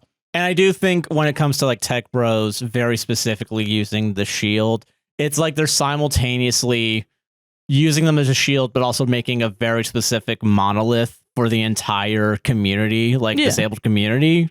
When I do agree there is more nuance to it, but also I recognize too, tech bros are never going to fucking find the nuance to it. No, and it's because like they don't actually care about disabled people. They don't actually, they're not going to center themselves in the, and I think unfortunately too, a lot of people, like I do see a lot in like leftism, there's a lot of people that do not also want to be learned about disabled issues as well. That do come off ableist because they say ableist shit. Yeah. And I don't want to, especially with nuanced shit like this, I don't want to come off like I just believe you just got to pull yourself up by your bootstraps. A thing that and I you'll learn a genuinely skill. believe, but no, that's fucked up. Yeah. Yeah. Yeah. And I don't want to exclude disabled people from the conversation too, because that's also ableist. But it's just, I don't know. I don't think generating AI images, you know what I mean? You got to type. Listen. You got to type the prompt to do it. And I don't know. There's probably other ways that I'm not. I think sure. Listen, I think it's good that we made ChatGPT to help disabled people disable everybody around AI centers because we're going to pollute the water and air. That's the thing, too, is that nobody brings up the environmental aspect of it anymore. AI, yeah. I keep seeing these conversations about AI, and it's never talking about the water usage. And then I'll see also people be like, well, then you should be mad at the corporation. I am. And I'm mad at you for using it because you're also using it. You don't need to use it. You fucking idiot. Like, what the fuck? Like, why are you This is a rare... It's so crazy. This is a rare you can hate both the player and the game, actually. Yeah. It's like, and it's so... I used to be one of those people that was like, why are you recycling? It's not going to do anything. And you've opened my eyes up to, well, that doesn't mean that you can just... throw everything away and be like fuck this shit. Yeah, throw trash on the ground outside. Yeah. Why would you do that? Obviously, you know that that's bad for the environment and you don't want to do that. So why not do something that will help a little bit? Yeah, or might even help better than... Yeah. So I will say, I still go to the recycling bin drop-off place, you know. And I will say, the one thing that we drink a lot of, which is the bubbly, LaCroix, poppies, aluminum. Aluminum's a very valuable metal, and it's good to keep it going through the system. Yeah. That being said, no, I can't believe that fucking... I don't know, it just pisses me off, especially with D&D. Yeah. It's... Most people don't care. Because you're describing... They're going to be imagining it in their minds anyway. Most people do theater of the mind. They don't do extensive amounts of, like, our map usage is way more than Most what people would. the general group would be. Yeah. And you can tell that because the modules that people buy instead of doing homebrew games come with 5 or 6 maps in them. Meanwhile, And they're mostly battle maps. Yeah. So you're describing the area and people are imagining it in their minds. yeah. And also this is all aside the point of why would you ban someone making art for you just to cause a problem? Because I'm bad at it. Why don't you just ask them to make art? I guess the person said Because they I'm didn't want bad to. at it. Have I mentioned that I'm bad at it? It's interesting to me, and I guess it's interesting to me as someone who has gotten more into art this year and interacted more with the art community. Like I did Art Fight this year. I did one image and then I passed out. That was it. But it was also like the drum of everything around. Like going on TikTok, and then because I'm on Art Fight, I start seeing TikToks of people being like, the first art attack that I got from Art Fight this year was AI generated. Oh my God. Or it was traced in AI generated. And I'm like, what? And then I didn't know that there were people, because my friend had to come to me and say, hey, don't do this person's characters. What they're doing is they commission art of their character from other artists to put onto their profile, but their art is likely going to be like, wait until they do an attack of somebody else. Because it used to be before AI that people would go and pay money to artists to commission their OCs, put them up on their profile, and then they would respond with like not as good art. I didn't care if your art was bad and I attack you, because it's not like it's going to. The way Art Fight works is you attack somebody by drawing their OC, and then they are not required, but usually it's like, okay, now I want to attack the person that attacked me, and then it's like you just kind of trade art. Yeah, which is cute. I didn't give a shit if you drew stick figures of my. Like there were people that, if you drew stick figures of my characters, I don't give a fuck. That's awesome that you drew my OCs. I love that. Yeah. And a lot of really beautiful art was made of my OCs, and it was really fun. Yeah. So I didn't care about that. But now with AI, people are either making AI generated art of their OCs and then putting it up on their profile, and then making AI generated art of somebody else's OCs and saying that's an attack, which I believe is against the rules of Art Fight. Art Fight's very anti-AI. Yeah. Good. Of course, yeah. Or because they know that it's you can't do AI, they'll commission people to make art of their OCs, and then they'll do AI and then trace it of other people's art. That sucks, man. And I was like, why? Like, you're going through so much more work. Yeah. Than just, like, what? Like, if you can't participate, you can't participate, and that sucks. But, like, it sucks to get your own character back and somebody A has traced it, or B is just to put it in AI thing, call it a day. Put your idea into AI. Yeah, that sucks, man. And it sucks too, also because there are apps like Instagram where they'll scrape images. Oh yeah.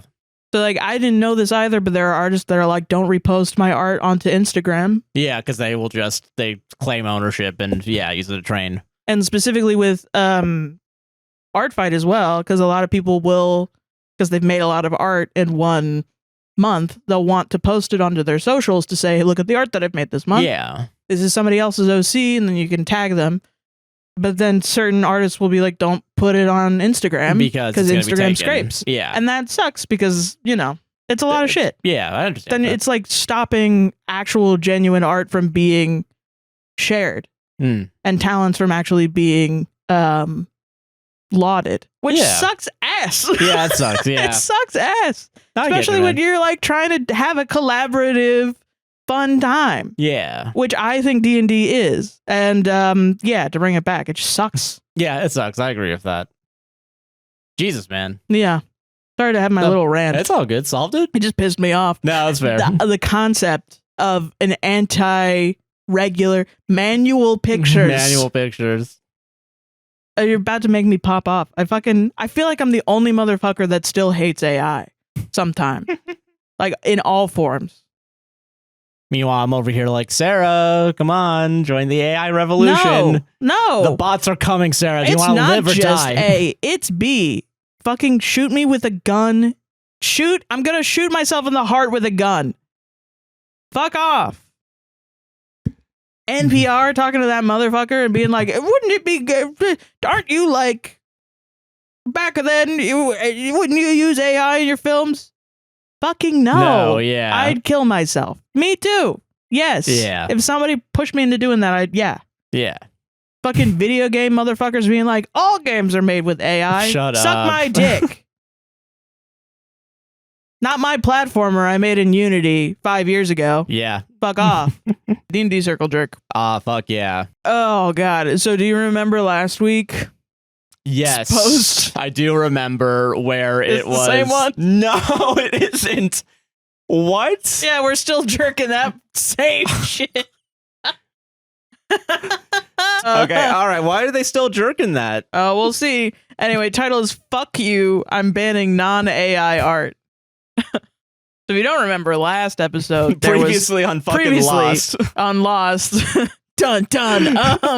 That's the Lost Theme, yeah. D&D for all circle you jerk. hip Gen Zers that are watching this. I don't remember the death of the TV show theme song. Yeah. But okay, so there was a post on r/D&D where their DM was like, "Hey, Stop drawing. stop drawing. You're too good You're of an too artist. good. You make me feel like shit. So only AI art. So you can only use AI art of your OC." Also, I'm going to tell everybody that you want them to stop using art and go after them for intellectual property. Yeah, like this person was making art of everybody's D&D characters, and everybody loved it other than the DM, and was Yeah. using it as their profile picture on Discord. As the DM, I should be in the spotlight. Thank you very much. Right, and the DM was jealous of their artistic ability and was like, stop it. Only use AI art, generated art. And so OP was like, I guess just not to rock the boat because I want to keep playing D&D. I'll change my profile picture. Change my profile picture to something else. I don't think they said they changed it to AI art. They were just like a whatever. picture of themselves, I think is what it was. Of something else. I don't know. And then there was a circle jerk that was similar to that, but just took it to the tens. Yeah, but also was copy paste amazingly. Yeah, it was one of those ones where I saw it on Circle Jerk and I was like, oh, the original post must be banning AI art. Yeah, because then... And then I went to the original and was like, oh, horror of horrors. Oh, this is real. The joke is real. Oh, no. It's just copy pasted, which is an amazing thing that sometimes happens on Circle Jerk, yeah. Yeah. So now this one is the flip side of it, All which right. everyone was anticipating in the beginning. Yeah, anyway. I was waiting for the actual, like, what the... Okay, all right, I'm ready. Yeah. So the title is Fuck You, I'm banning non-AI art. Okay. So many layers of jerk for this one. Oh, fuck yeah. I've had it with these pompously proud paintbrush files. Files? So now we're in ridiculous Paintbrush territory. lovers, you fucking... There's this jerk player on my table who just keeps drawing their character. I don't know why I'm doing the Gary smell you later, Gramps. Zero respect for how it makes other people feel. Not everyone can just draw shit, you know? That's so true, man. That's so true, man. I have to come up with prompts until my eyes bleed dry. Every time I want to have my mental images of my cool OCs be shaped into something tangible, while this guy just draws for fun and regularly shows people his little sketches. Well, as far as I'm concerned, this artist secretly believes that everyone else who can't draw is inferior to him, and also secretly hates my AI set pieces. So I told everyone else on the table that he hates them all. I made sure that this ableism wouldn't continue. I deleted all his quote-unquote art from our Discord, replaced them with AI stuff, and banned the player from ever drawing again. Not just in this chat, Ever. forever. Also, I generated photos of his wife to jorkle off to, like a normal person, just to be sure. Oh, fuck. It is spelled jorkle. Jorkle. Yeah. Because you're still fucking, what is it, wholesome chungusing Yeah, this you somehow? gotta, because you're on Reddit, you got a wholesome You got wholesome chungus. chungus this, yeah. Yeah, update. The players found out that I, quote unquote, lied to them, demoted me to player, and are also making me go to therapy now. They WTF, man. They also let that bitch do art again. Innovation is dead, truly. Yeah, that's so true. Do you think with the AI generated maps, do you think they also include shit like a coat bathroom with 3 sinks in it or fucking... So you go to a tavern with 15 wash basins. Oh yeah, remember that? Sorry, dude. yeah, that shit's awesome. AI is it's so over for you architects in the same way that it was so over for women That fucking a shit's year so crazy. ago or That was- something. That I think is my highest ever liked tweet So over for you. of before Twitter was bad, where people were like, "It's so over for you, porn jerker for women." For women, for you fucking sex Because workers. Oh, I gotta pay money. What? You want value for your fucking labor? Crazy. We're pro sex worker on this podcast. If you're anti-sex worker, get out of here. That's silly, yeah. Anyway, fucking, which was a post about like, oh, look at these hot women or whatever, That the and it was computer the made. worst looking, not women. It was the most insane. It was just, I couldn't comprehend were at wrong. the time the level of misogyny, like the concept that women are only good for their looks Yeah. was one part of it. And then the rest of it was like the way they looked were like quite young and Weirdly young. nubile, Yeah. which was strange. And then it was like tiny waist, huge tits, huge ass. That Yeah. is like not like she would die if she was that thing. So it's And also and like, you know I love it when those fingers aren't who- looking right. Yeah. yeah, you know, and it's just, and not like in an over sexualized way. Like I know there's AI porn right now where there are like crazy huge. It's not in that way. It's in a Yeah. completely different way. Or like I know that people will like make like 3D models of women. Yeah. Like, you know, like sometimes you'll come across give furry credit- porn and it'll be yeah. like way over exaggerated. To credit them though, at least they look like humanoids, I guess. Yeah, They like didn't a really, cartoon. It like a wasn't cartoon, like made to yeah. be a cartoon. It was supposed to be like this was a replacement for women. Yes, that's what the Doing basic porn. of the post was. Yeah. And so I was like, I don't know. The only way I could describe how I felt was, it's over for you women. And I drew on my phone a stick figure with just 2 circles and for boobs and then a little triangle covering the nips. And it was just a stick figure with a hair and like huge lips. Yeah. And I posted it and it got 700 likes. Yeah. And I think a smattering of men that were like wood to the stick figure I drew, which is funny as fuck. That is really funny. That shit was Yeah. funny. And I think I one can't- guy that did like 3 crying laughing emojis and was like, oh, that is how it is. Yeah. God. Shit, I get it now. Shit, that Dude, is you just so you how just it woke is. him up from the fucking Matrix, It's like, dude. that's so true. And I was like, Dude. yeah. And that is anyway, so update true. on the AI porn industry. It's literally booming. hasn't. No, it hasn't even changed. It all looks like shit, man. Oh, yeah, it does. I sometimes will get like because you're the expert. yeah. Hi guys, hold on. Can I have your glasses real quick? I felt no. I felt bad that that I even was like, I know there's AI porn now. And then Sorry. for me to be like, not only do I know that, I have a couple pieces of information I'd like to share with the I would class. like to continue talking about that part. Professor, have you considered this new fact that just came out? Joshua, can we move on, please? Okay, sorry. It hasn't gotten better. There you go. It just hasn't. It all looks Thanks worse. for the update. Anyway, the top comment. Yeah, what's the post talking about? I forgot. Okay, that's the whole post. Okay. The top comment is from OP, who Okay. jerked the original post. So not the person that wrote the original post, but the top The comment person is that was OP that jerking already. just wrote this Yeah. post. Yes. I know it's getting complicated. Yeah. It is a link to a comment on the original post that has gotten jerked. No. Yeah. What? And the text that in the hyperlink is, no, you have a point. These quote unquote artists just don't know what it's like to not be an artist. They never had to start out with no real skill, you know? And so now New copy this pasta goes about to be to unlocked. a new comment. It's not very long. Okay. So it says, while your DM was being an ass, he has a point. Shut the fuck up. Vast majority of people can't draw, and you don't know what it's like to have tried your whole life and still not be capable of anything viewable. Wow. Go fuck yourself. This is exactly what we talked about last week. Yeah. Too.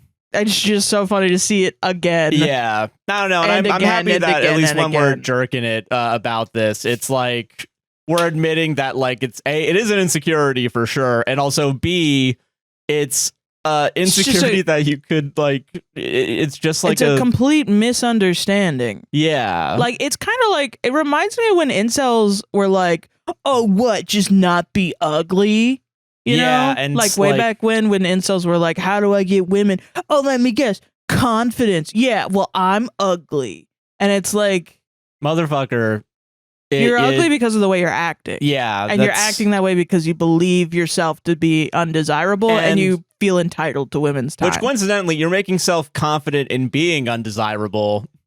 Yeah. Which would actually, if you were confident in being desirable and being like a person, yeah, you'd actually, I don't know, listen, you can't say, incels that say like, oh, what, am I ugly? As if I haven't seen some of the most, in my opinion, ugly motherfuckers with some of the most attractive people. Not even among gender, just like in general, like any relationship. I mean, pan flag behind me. Like, I'm not gonna, it's, you know, I guess I can't talk about this, but I also feel like I can talk about this. No, yeah. I personally have never believed that anyone is ugly. And I get that. Yeah. I think there are people that I don't find attractive. Yeah. Yes. But I don't think that they're ugly.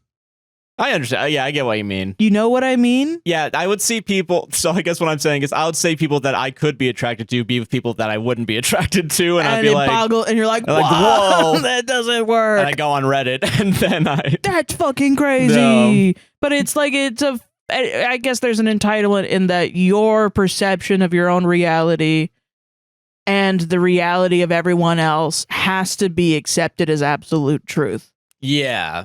When in reality, it's subjective. Probably the most unattractive thing you can possibly do is be incurious, closed-minded. So, yeah, and so steadfast in it that you make it your whole personality. Yeah, and commit yourself to like a self-fulfilling prophecy of loneliness. That's the crazy / sad part, quote unquote, where it's like you're doing this to yourself, man. Because like everybody deals with loneliness, everybody deals with insecurities to some point. Yeah, you know, but also if you have such a lack of faith in your fellow man, and there's reasons to have a lack of faith in your fellow man, for sure. Not saying that there aren't some people who don't just fucking suck. Yeah, 100%. Lots. I mean, yeah, but also everyone has dealt with those people.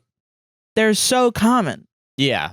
But also like you just gotta, you know, and if it's a depression, like I'll never, you know, that's the problem is, are you an incel or are you depressed? And I think a lot of depressed men can get radicalized into it. Oh, really easily. Yeah. And I'm not like women have to go and tell men. No, I'm not saying that either. That is not the case. For the record. I'm more like, fuck the men that radicalize the other men. That's my thing. And that's why, if anything, there should probably be male figures that go against the other male figures in pop culture that, like the Andrew Tates of the world. Yeah. You know? I'm not saying we need a Joe Rogan of the left. I think that's silly, but like fucking, I don't know. I think about that time someone said that like they were happy to see a good male role model from me. Yeah. And I'm like, I don't know. I think that's good. I don't know. I guess I don't know if I'm a good role model, but like, I guess I'm better than the alternative, you know? Yeah. But it's like the bar is on the floor. I think you are. I wouldn't be with you if you were, not like, to me, you the reason I'm with you is because you're extraordinarily kind in a way that I've not found in anyone. Thank you. Yeah. Instinctively, I was gonna say yeah. So you're just because you just said But and also you're really funny. No, thank you. So you know, but yeah, you are extraordinarily kind. Does that mean that you're kind all the time? No. Sometimes you're a real little bitch. You little bitch. On this show, well, 90% of the time. When you're tired before bed, you are so sassy. Well, yeah, because let's go to fucking sleep. It's gonna fucking 4 I don't o'clock. Fucking want to. It's 4 a.m. I gotta be up for 3 more hours. Okay? I have to play Motherfucker. Professor Layton, the Catriel conspiracy for 3 hours. We have to solve this motherfucking mystery on my phone. Yeah, you're right. There are more important things going on than my sleep. Yeah. Yes. Duh. But no, I mean, you know, I wouldn't be with you if you were like 100% always. If every time we had an argument, you would be like, I don't think we've ever had an argument where you're like, I don't fucking get it. Oh, so what do you mean? Oh, so you don't love me anymore? Oh, what? So you fucking hate me, huh? So I should just off myself? Like, I would probably, and that's the reason, too, is if I was with somebody that was like that, I would be like, yeah, you should. Like, try me, bitch. And, I'm sorry that we took it away from the central argument that AI is bad, but but I mean, it is interlinked. It's the same argument because it is it's so over for you women. I'm a bad artist because I'm never gonna blah blah blah. I'll never be in a relationship where I have where I feel fulfilled because I'm ugly. There's something fundamentally wrong with me. Some person that never met me, but I watched all the videos of, told me that I look like I'm not a 10, so I should give up. Yeah. And I mean, ironically, we did a warm up yesterday that was like me getting negged by a guitarist that wanted me to buy his arrangements. And surprisingly, didn't work. No, Actually, it was really shitty. Actually, when you put a woman's name in your fucking copy emails negging them, it actually reads really bad and really fucked up and misogynist. Yeah. And then it's kind of like this guy thinks he's talking to like Greg or Dave. Yeah, and then think Greg like, no, I can fucking do this. Yeah. What the fuck is wrong with you? Yeah. That's stupid, man. Yeah. I don't know. It's, God. AI really fucked up the world, man. It's just making shit worse. I think it's another symptom of everybody getting really, really, really individualistic. Oh yeah, for sure. And hiding their little hidey holes and then saying things. And also the ableism is brought up in this post because the DM called the OP of the original post ableist for drawing as if there aren't people who have disabilities or some sort of like ailment that can't paint or draw.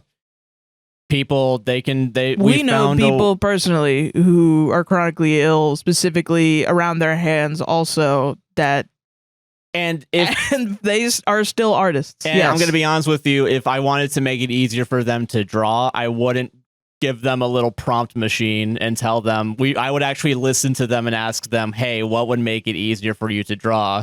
Yeah. Do you need time?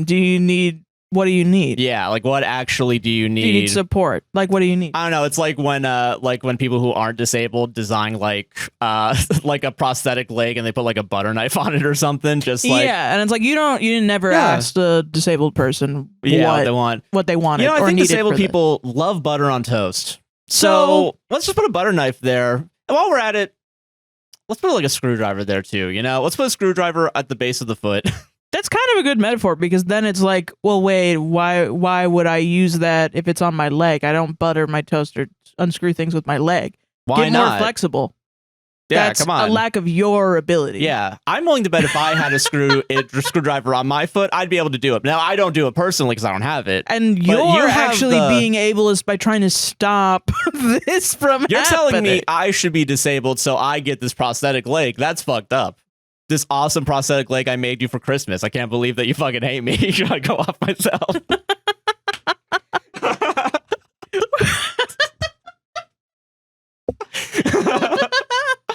We're off the rails immediately. We're off the rails immediately. Okay, let's pull out. Let's pull out. My DM can't stop using AI. Oh, good. My DM is using AI for everything. He's world building with AI, writing quests, storylines, cities, NPCs, character art, even playing our characters for us. He's voice chatting with the AI and telling it his plans like it's a real person.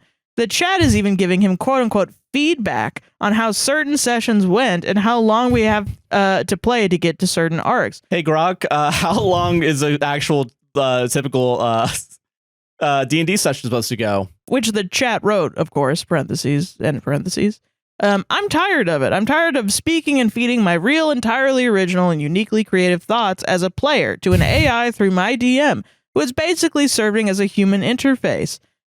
As the enslaved note-taker of the group, all of my notes, which are written live during the session, plus the recaps I write afterward, are fed to the AI. I tried explaining that every answer and quote-unquote idea that an LLM gives you, large language model, gives you is based on existing creative work from other authors and world builders, and it is not cohesive, but my DM will not change. I do not know if it is out of spite or is in love with the AI, but he cannot do anything without using it. Worst of all, my DM is not ashamed of it. He proudly says that, quote unquote, the chat is very excited for today's session and that they had a long conversation on the way. It's like having XQC as my DM. Of course, I shamed him for it. Everyone knows I dislike this kind of behavior, and I'm not alone. Most, if not all, of the players in our party think it is cruel to abuse the AI like this and has gone too far. But what can I do? Having a serious conversation isn't an option. I already tried shaming him. AI summary. The AI chat is praising my XQC DM for everything. Every single idea he has is great. Every session went according to plan. It makes my DM feel like a mastermind for ideas he didn't even think of himself. Damn, man. Top comment. Here's the ultra condensed maximum drama version. Your DM has joined an AI cult and made you its sacrifice. He's not DMing. He's possessed by a chatbot that praises his every breath. Oh, shit. You can't fix this. Revolt or run. Let him commune with his digital god alone. And the next comment that is so funny. You are being ableist. Oh, my God.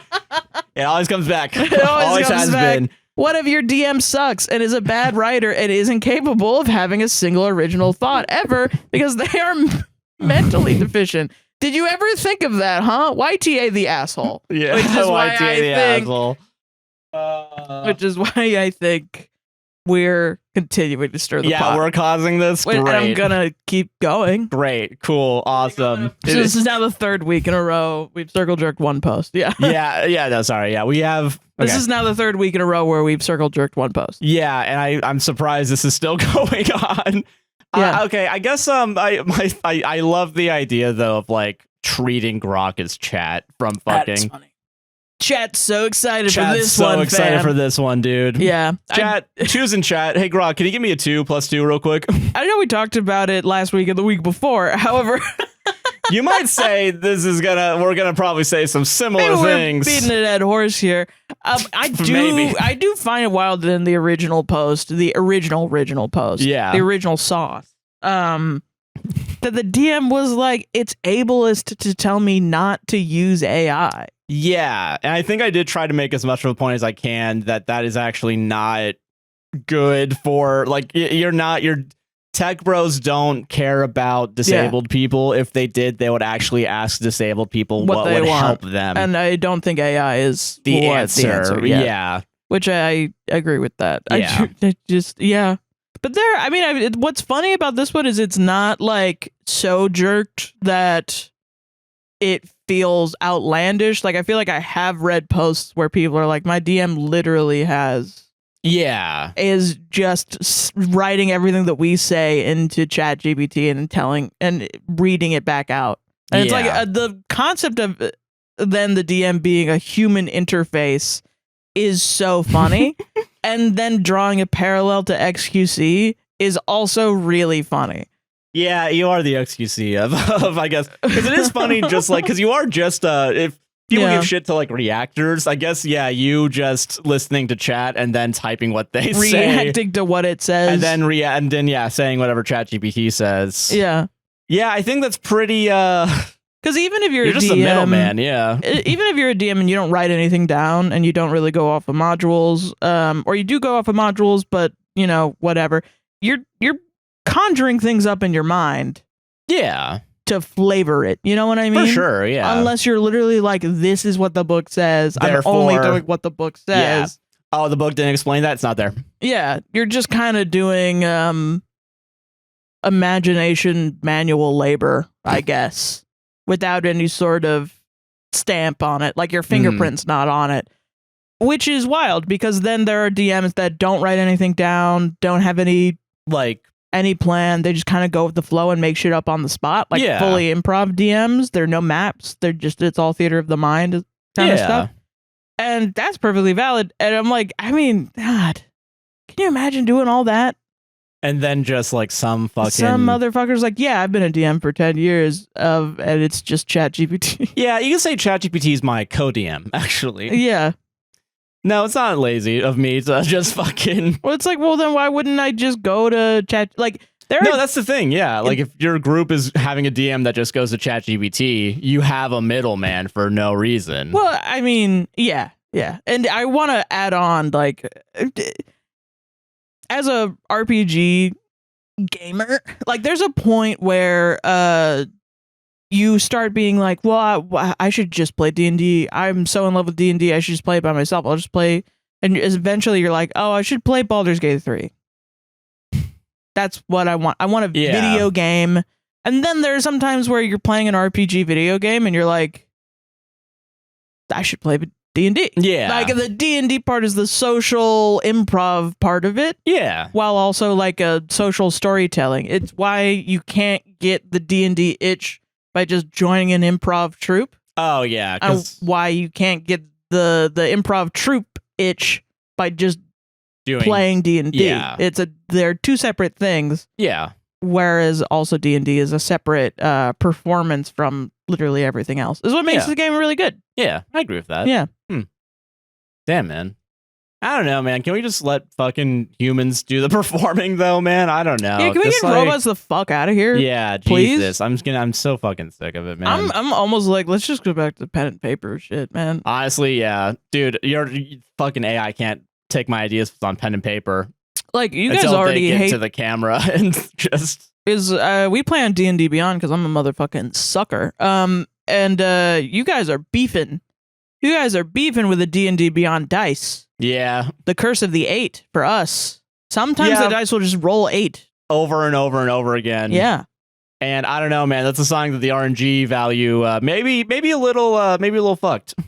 Maybe. Unless, of course, we just got aided that day. You know what I mean? Yeah, like maybe we just got aided. Yeah. It's like that. It's that coin flipping game where it's like, oh yeah, it's only 25% each flip, but technically it's not impossible to get 10 flips in a row that are heads. Yeah, and you can buy the percentages to go up. Yeah, that's true. Yeah, you're a fucking pussy. But damn. Okay. But yeah, no, man. I don't know, man. D&D's fun. Just fucking play it. Just play with your friends. Just be cool and play with your friends, man. Yeah, solved it. 3 weeks of that. I know, it's so funny. We can't get over it, I guess. Guys, it's okay. There's other things to make fun of. Like this next story I'm gonna read. AI is pretty... I think you can make fun of AI forever. Guys, stop beating the robot while it's down. Guys, no. Stop making fun of the robot. It has feelings. No. r/Drizzy, Drake's mental strength needs to be studied. What? Yeah. Did you not listen to any of the response tracks or what? This is so funny. Did you not hear B major Joshua, C? This is so funny. I need to read it. Okay. The fact that the guy is still living life. The fact that he hasn't killed himself. Oh, all right. Off to a great start. Good argument so far. The fact that he's still alive. I would have killed myself if I were him. And that's why I want to suck his fucking cock. If I was a pedophile, I probably would have killed myself. This is one very adamant pedophile, yeah. This pedophile is strong. Wait, hold on. Wait. Heartwarming. This pedophile is strong. So do you think this TikTok's going to get 1 view or 2 views, do you think? I think her account's going to get taken down. Great. Drake's mental strength needs to be studied. The fact that this guy is still living life, selling records and performing live, despite all the attacks and allegations from everywhere. This is some Novak Djokovic, Cristiano Ronaldo mentality. What? I can't lie. If it were me, I would be spiraling, waiting and paying money to target some of those people. As if he hasn't paid money to target. He made 2 If it were me, lawsuits. I would have paid for someone to assassinate Kendrick Lamar. That, and you think personally. He like won the me? Like you're still if you're at the point of if you're saying this, he lost. He lost. Yeah. Can you stop coping this way? It's sad. This is the biggest copium ever. Okay. Yup.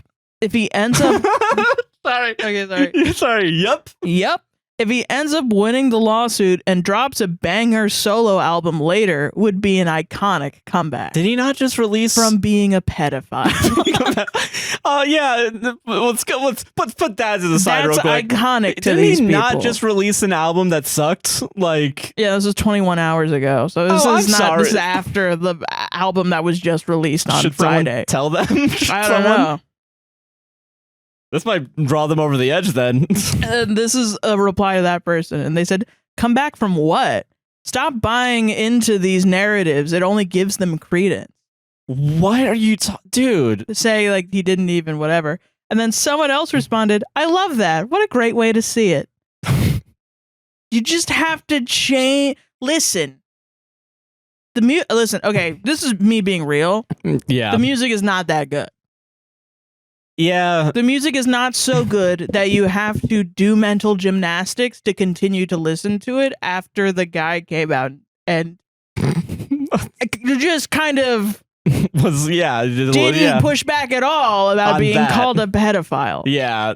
Or it was one line and then it was like, if I were a pedophile, I would have already gotten caught, which is what? You're fucking Drake, dude. What are you talking about? How long did fucking Epstein go? How long did Epstein go? Fucking years. That's the funny. And he got caught and then he went back to doing it. Okay. Are you stupid? This is amazing. This is amazing. I agree. Was just thinking about it. Most of the people who maliciously tried to ruin Drake would probably end their lives if the same thing happened to them. The lack of self-awareness is baffling. Some of you gotta be memeing, right? Like, some of these have to be like fucking like people are being a little facetious right now because many people would have offed themselves for real, for real. This guy has such mental strength and a thick skin. I wish I had 1% as much, lol. He's suing that because he thought that he also thought that Kendrick was faking all the bots, and because that was such a dumb, like, faking the numbers with bots, that he lawsuited that first and then withdrew that one because that was a dumb fucking thing when they're both sponsored, both with the same company. Whatever. Oh my God. Honestly, if Drake never replied, he might have won and would have looked, and he would be looked at like he wasn't even scared and just didn't care about a random rapper dissing him. Random rapper. And then OP responded, he had to reply because he's hip-hop at his core. And then someone else said Family Matters should have been the only reply, saying that, like, so he just shouldn't have responded. He should have released less music. That's what you're saying about your favorite? Yeah. He should have released less music. He should have made less music. B sharp, C flat, D majors. You know, fucking. He should have. That's, you're fucking dumb, man. Kendrick released 5 fucking bangers or some shit back to back, and then released an album like 6 months later that had banger after banger after banger, and then played the Super Bowl and got everyone to call him a pedophile. Yeah, screaming a motherfucking minor. Yeah, come on. And now, so these Drake fans went from Drake, his nudes being leaked, which was fucked up. You shouldn't. No, that's fucked up. Yeah, you shouldn't leak the nudes of anybody. But saying how much they wished that they had his big fat cock, to now saying if they were him, they would have killed themselves. Which fucking is it, man? Is he good or is he bad? I think that like, proves, yeah. What are you, dude? Holy shit, that is some wild copium mental gymnastics. I couldn't. Yeah, like I couldn't not talk about it. It's so funny, dude. God, I hate saying this, but y'all are a bunch of pussies, man. I'm sorry. Can you imagine scrolling through your own subreddit of your own fans and everyone being like, "I would have killed myself if I was him." That would push me over the edge. I think that would be my 13th reason. Yeah, I think that's enough because it's like, wow, I lost that badly. I lost that badly because you did. You fucking did, dude. At least he lost all of his fans that were smart. Yeah, that's true. The only true. ones left are like, well, at least he didn't kill himself. Have you seen the clip of him with all the bullet holes with the smoke coming out of it? No, I haven't. It's the funniest thing I've ever seen. He's like, he goes on stage and he's got a sweater on or whatever, and he's a hoodie on, and he's got all these bullet holes, and he's got some sort of smoke mechanism, machine, yeah, so that it looks like he's just been shot, but he's still alive. But the way that he's not selling it. Are you saying that you just got shot every time he released a Kendrick released a fucking song? It is kind of like an admission that Does you no lost. one know any media literacy Literally. at all? But it's so funny because he's walking around and he's doing fake shit like he didn't just walk out with, he's trying to play it off cool, but he doesn't. He's obviously upset. Yeah. Like, so he's walking around and he's just like, yeah. Oh yeah, like pointing to a random person that doesn't exist. Yeah. Something I did at my elementary school slow dance when no one wanted to dance with me. Yeah. Oh yeah, I'll be right over there. Me when I'm doing this podcast to the audience. Fucking yeah. Yeah. God. That's so funny, man. YTA. Yeah. YTP, you're the pedophile. We're past YTA at this point. This is the ninth circle of cope. Yeah. Wow. Oh God That's bless. awesome, dude. Fucking solved it. So good. Thank you for bringing us back there, man. You're welcome. So you know we have a book club, right? Yes, we have a book club. I used to read the books for the book club. Now I don't. I just make you do it. Thank and you. then you show up. And I don't. It's a joke. That's a joke. I have it in the past couple of times because I can't be fucking. Is there a reason why you haven't been reading the book at night? I play games now at night before I go to bed. I had a hankering. I had a hootin' and a hollerin' and a hankering for like a mystery game. Yeah. Because you're a big fan of like blueprints, point and click, like Nancy Drew. Yeah, Nancy Grew. Yeah, I don't. Minions. Grew a fan base. Anyway, yeah. So I wanted that, and I was like, oh, you know what? I have the Android Play Store pass. Oh yeah. Let me see what cool, sexy games like. What are mobile games up to these days? Yeah. Who's willing to put their shit up for free for people who pay a subscription fee? And honestly, there's some really good. This is not the shit on the Android Play Store pass. Which I will say, the Play Store pass I have used before really when I used to play Sudoku every night because it got rid of the ads. But then also got rid of your way to do the water sword. Yeah, so it's kind of bullshit. Yeah, because I like those shitty games those mobile ad games. I like the ones where you take the screws out of the house. I get it. There's some that are half decent. I get it. It's fun. I like that shit. And point and click adventure mystery games are essentially just those, but in a big game. Big game, yeah. And whatever, So I was like, you know what? I just need something that's like kind of stimulates my brain a little bit, but enough to make me go to sleep. No, I feel that. So I played through Strange Horticulture, which is a real game. Yeah. And I played through the entirety of that game on my phone before bed, and it's really good. I recommend that game. That's a 10 out of 10 game for me. It's awesome. That game's really good. What about the game that you found afterwards? And then I didn't have a game, so I was like, let me go back. Let me go see what's out there. I preloaded my phone with a couple of games. One was called A Little to the Left. That's the one where you just kind of move stuff, and it's like, I always thought that game was too boring to take up space on my computer or my Steam Deck, so I was like, that's a phone game. That's a phone game. That's a phone game. I get that. I haven't played it yet because I've been playing this game called Tiny Room Tiny Room Town Town Mystery. Tiny Room Town Mystery. Okay. And as in there's a Tiny Room series, and this is the installment. The Town Mystery. Yeah.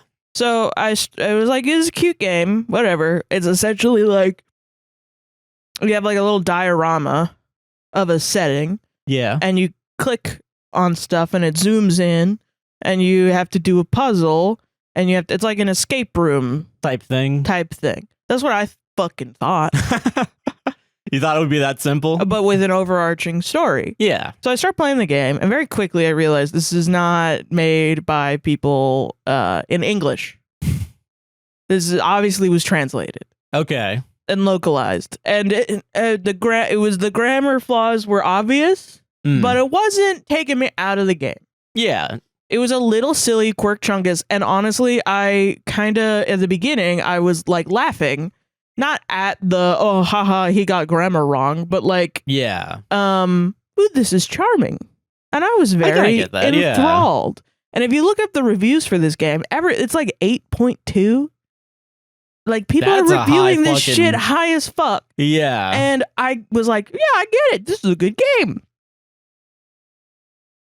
However, The game's long as fuck. And I really don't believe anyone's played the whole game. Anyone that has reviewed this game has given it above like a 6 has played the whole game. I personally would give it a 6 or below. And because I'm like pissed at how much time I spent on this fucking game.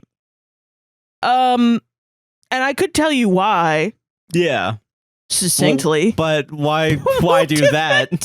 You watch me for a 4-hour podcast. You don't want that shit succinct. That's not my style. Go watch fucking Brevity's not the soul of wit here, all right? Zero punctuation or whatever. Yeah. I don't give a fuck. Scripted content. What the fuck? No, you come here for half-assed thoughts that come out of my face that I don't agree with 20 And then minutes later. I make it the joke. And Josh, you make the joke and sit there and say, yeah. Yeah. Yeah. So, like... Job done. Break started. So I was looking for a plot synopsis, mainly because I wanted to talk about this plot of the game. Because also, like, a lot of times with these point-and-click games, the plot doesn't make any fucking sense. I mean, yeah, even like I know we're talking about like localization issues, but like even like Nancy Drew, sometimes it was like, what? or like the one that's there now where it's like you're refurbishing a house, but it's also a mystery. Like, I haven't played it, but to me that gives off a vibe of like you're just kind of throwing shit at the wall. Yeah, aren't like you? what's happening, you know? And so it's like that's already a funny concept, is to like think very deeply about the plot of a video game where the plot is kind of loosely designed for you to do a bunch of puzzles in quick succession. Yeah, or even like I guess that one I'm thinking of isn't even a puzzle. It's more of a pick 3 type of game. Or even like, I mean, like these are the games that are largely derided for logic, like not having a lot of in-game logic. Yeah, like the protagonist not making a lot of sense, and that is a problem with this game. But also I think if you have that problem, you shouldn't be playing games like this. You should be playing a game that's just a bunch of puzzles over and over again without any plot. I get wanting that.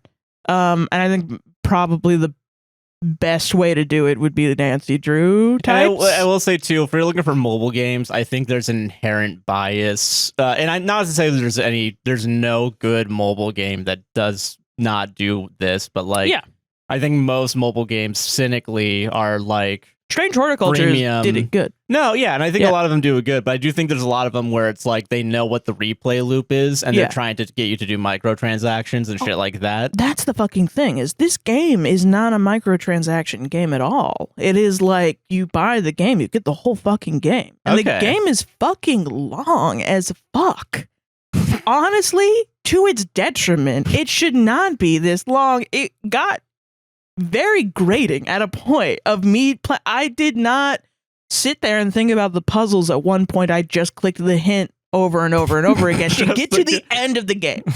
All last night, I did not play the game. I was like, hint, what's the code? That's the code. Okay, that's a dumbass just reason virtually hitting for the that same code. one button until the sun rises. It was just like, I don't give a fuck.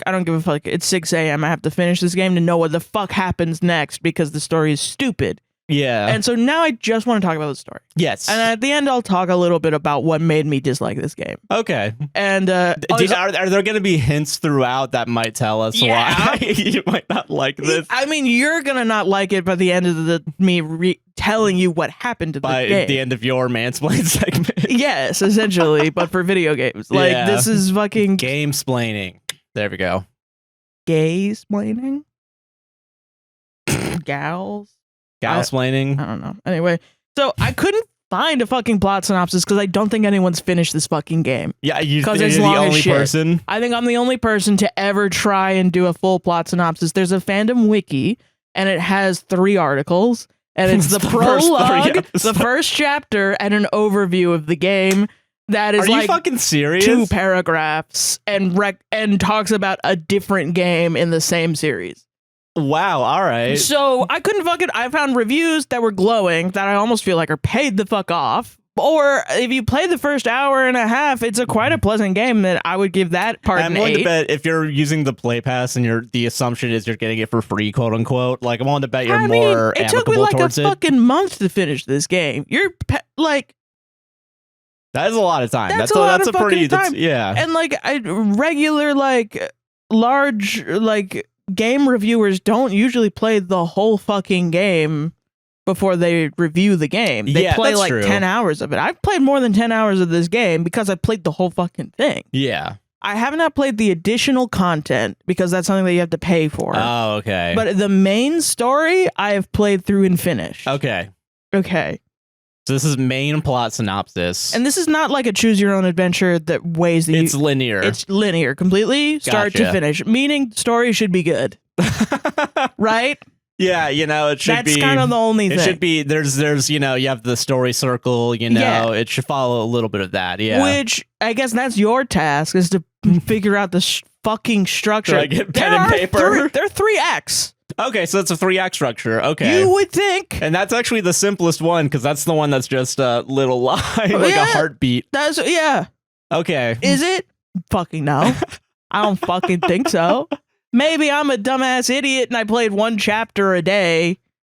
And there are like 16 chapters per act. Oh, This is going to be God. long as fuck. Okay. So this is the only thing. I'm going off the chapters in the game, which so is... you can remember. Yeah, so like the way you level select is you have a journal because you're a private investigator. Okay.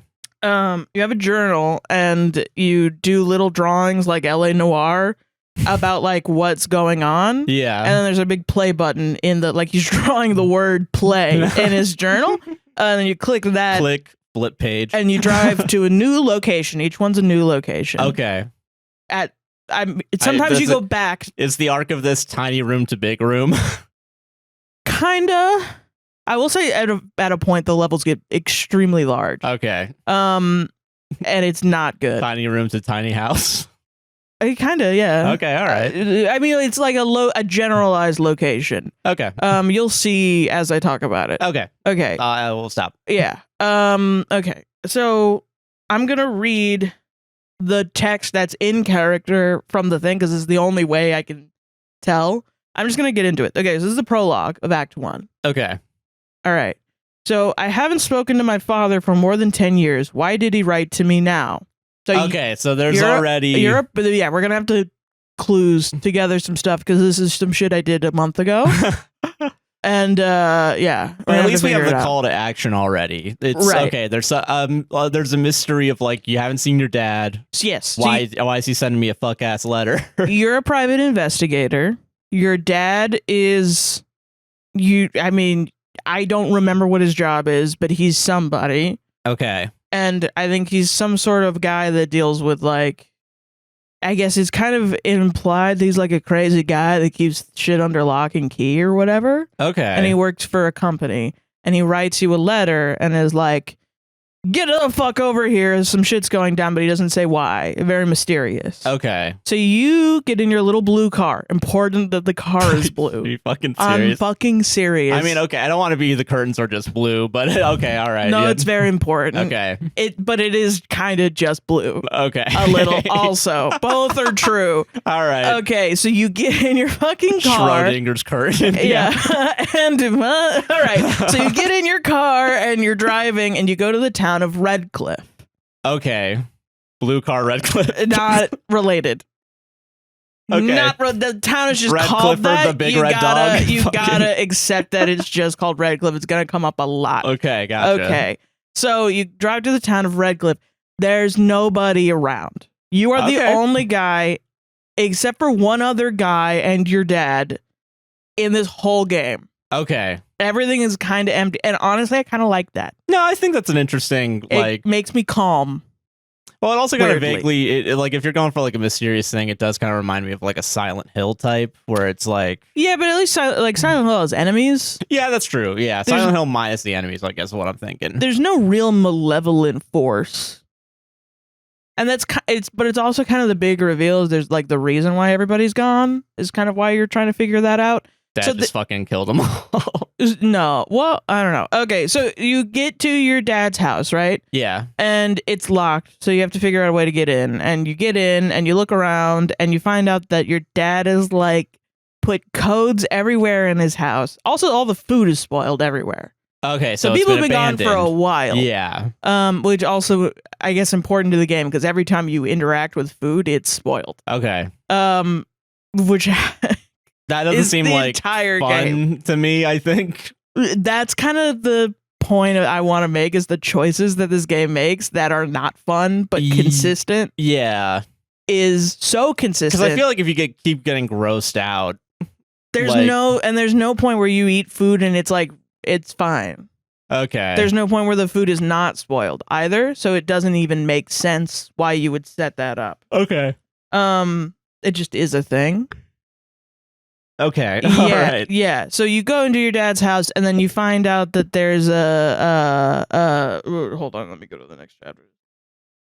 Oh, actually, you get into the entrance of the city before you get to your dad's house, and it's blocked.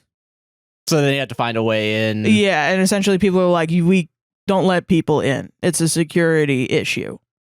Like, you find letters and notes around that says, like, it's a security issue to get into this town, the town of Redcliffe. But you fucking lock and scheme your way in. Okay. And like you're constantly turning on generators that have been turned off, I guess. Okay. And then you get to your dad's house and it's empty. And it looks like, okay, I'm gonna read the chapter shit. So the entrance to the city is blocked. What's going on over here? What is going on Over here. over here? So then you get to your dad's place and it says there wasn't anybody in the house. The mess as if after the search. So the mess. The mess as if after the search. Okay. This is You when meant- you start to realize, okay, this was not This was written in English. Yeah. And So, it's probably like someone Google is- translated it. Yeah. Someone has searched your dad's house, like the police or whatever, and he's gone missing. Gotcha. Okay. Okay. And you find a key to a safe deposit box, so you go to the bank Because that's where you go to the to safe check deposit. out the safe deposit box. Chapter 3, the bank, right? Yes. Okay, got it. Correct. It is chapter 3. So I wasn't keeping track right now. you get into the bank and you essentially rob a bank by getting through all of the locks in a completely empty bank because once again everything's empty. Yeah. So you essentially go through and you just like hack into everybody's computers by finding their passwords, Okay. which is real hacking. That's what real hacking No, is. yeah. 9 times out of 10 hacking is you go It's to in the person. Yeah, you go to the person, you Yeah. like extort someone for the password to a company and Yeah. then yeah. But this is like everybody writes their password down in the desk Like on a sticky note or on a something. sticky note yeah. on the computer, and then you type it in. Got it. and you unlock, and then they have a big button on their computer that says unlock the safe. So then you click that, to go into the safe. and then you go into the safe deposit box, you use the key, and you find that your father, Peter Stone, is your name. I don't know your name. I think it's also Peter. Investigate. Wait, really? I think so. I think it's Wait. Peter Sr. and Peter Jr. Oh, okay. All right. And yeah, he was given a check for $50,000 by an A. Filch for with the little note on it that says development of the device. Yes, the device. That's not gonna bark any red flags when you Development of put the that device. through the fucking Ally mobile check thing. So then you realize that that's like a local church, that your dad works at a church. But the church is making a device. Why? What's going on? Yeah. So you go to the church. the That's church, chapter chapter 4. Yeah. Okay. Yeah, okay. So you go to the church and you look around and there's like these weird religious kind of not rituals, but like Iconography or you have to like move the pews around to unlock shit or whatever. That's what I Okay. remember. And then it's like a cupboard under the stairs. There's like a big like a trap door or something. Like yeah. It's got a lot of shit like that. That's there. But the big reveal is that you find, and this is chapter 4, there were ancient closed doors under the church, but according to the map, there is another entrance. There's like a big map. So like underneath the church, there's like excavated tunnels. But there's an excavated, like it goes somewhere else. Yeah. Is chapter 5 of the tunnel. Yeah, you go to the location, you look at like, you do like a survey, like a map, like a land survey, find the other location into the tunnel because it connects to another location. Jesus. So you do that, and you go. The map shows a place somewhere in the mountains, and then you see a little pass, and it has like a circle and an arrow. Now, the circle and the arrow, you might be like, well, that is a symbol that must connect with everything throughout the rest of the story. That's a construction symbol, though, right? I only know that because of Power Wash Simulator. Does it look like that? Oh, no, sorry. No? Okay, no, okay. It's symbols that they made up in the game. Okay, gotcha. It's a lot of this is like A equals square, B equals circle, C equals plus. Gotcha. For shorthand, So I like guess. codex or like a... Yeah. Most of the puzzles, they're not really puzzles. They're just kind of passwords. Okay. Pretty much this whole... So even as a puzzle game, a little bit, it gets a little like, what the hell? Yeah. After a while. Or it's just like, okay, I gotta find the password for this over and over and over. Yeah. Kinda. Okay. Like, damn, man. Okay. Fine. Because, like, I can understand the idea that, like, maybe there's only, like, when you really boil it down, like, 7 types of puzzles, right? Yeah. But you do need to sprinkle it around a little bit to where it's, like, you're not just constantly doing it. Like, I think people would notice, even if you had all the different types of puzzles, like, 4 of the same puzzle in a row even is enough to be like, okay. Yeah. Yep. Yeah. Yeah. So you go to a place in the mountains, and I think there's, like, a cave... And you go into a cave.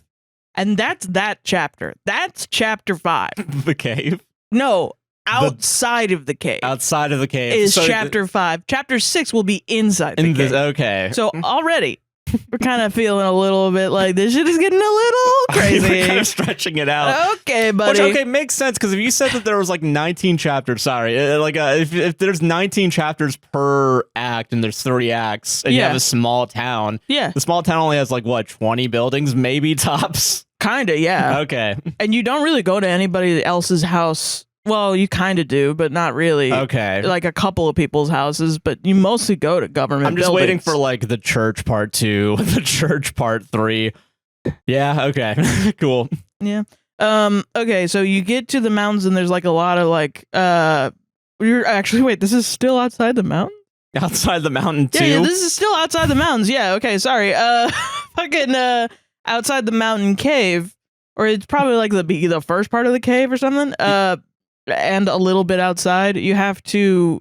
There's a truck outside that has the words "Next Lab," okay, which is the name of the company okay. that went through the church to hire your father for development of the device. Okay.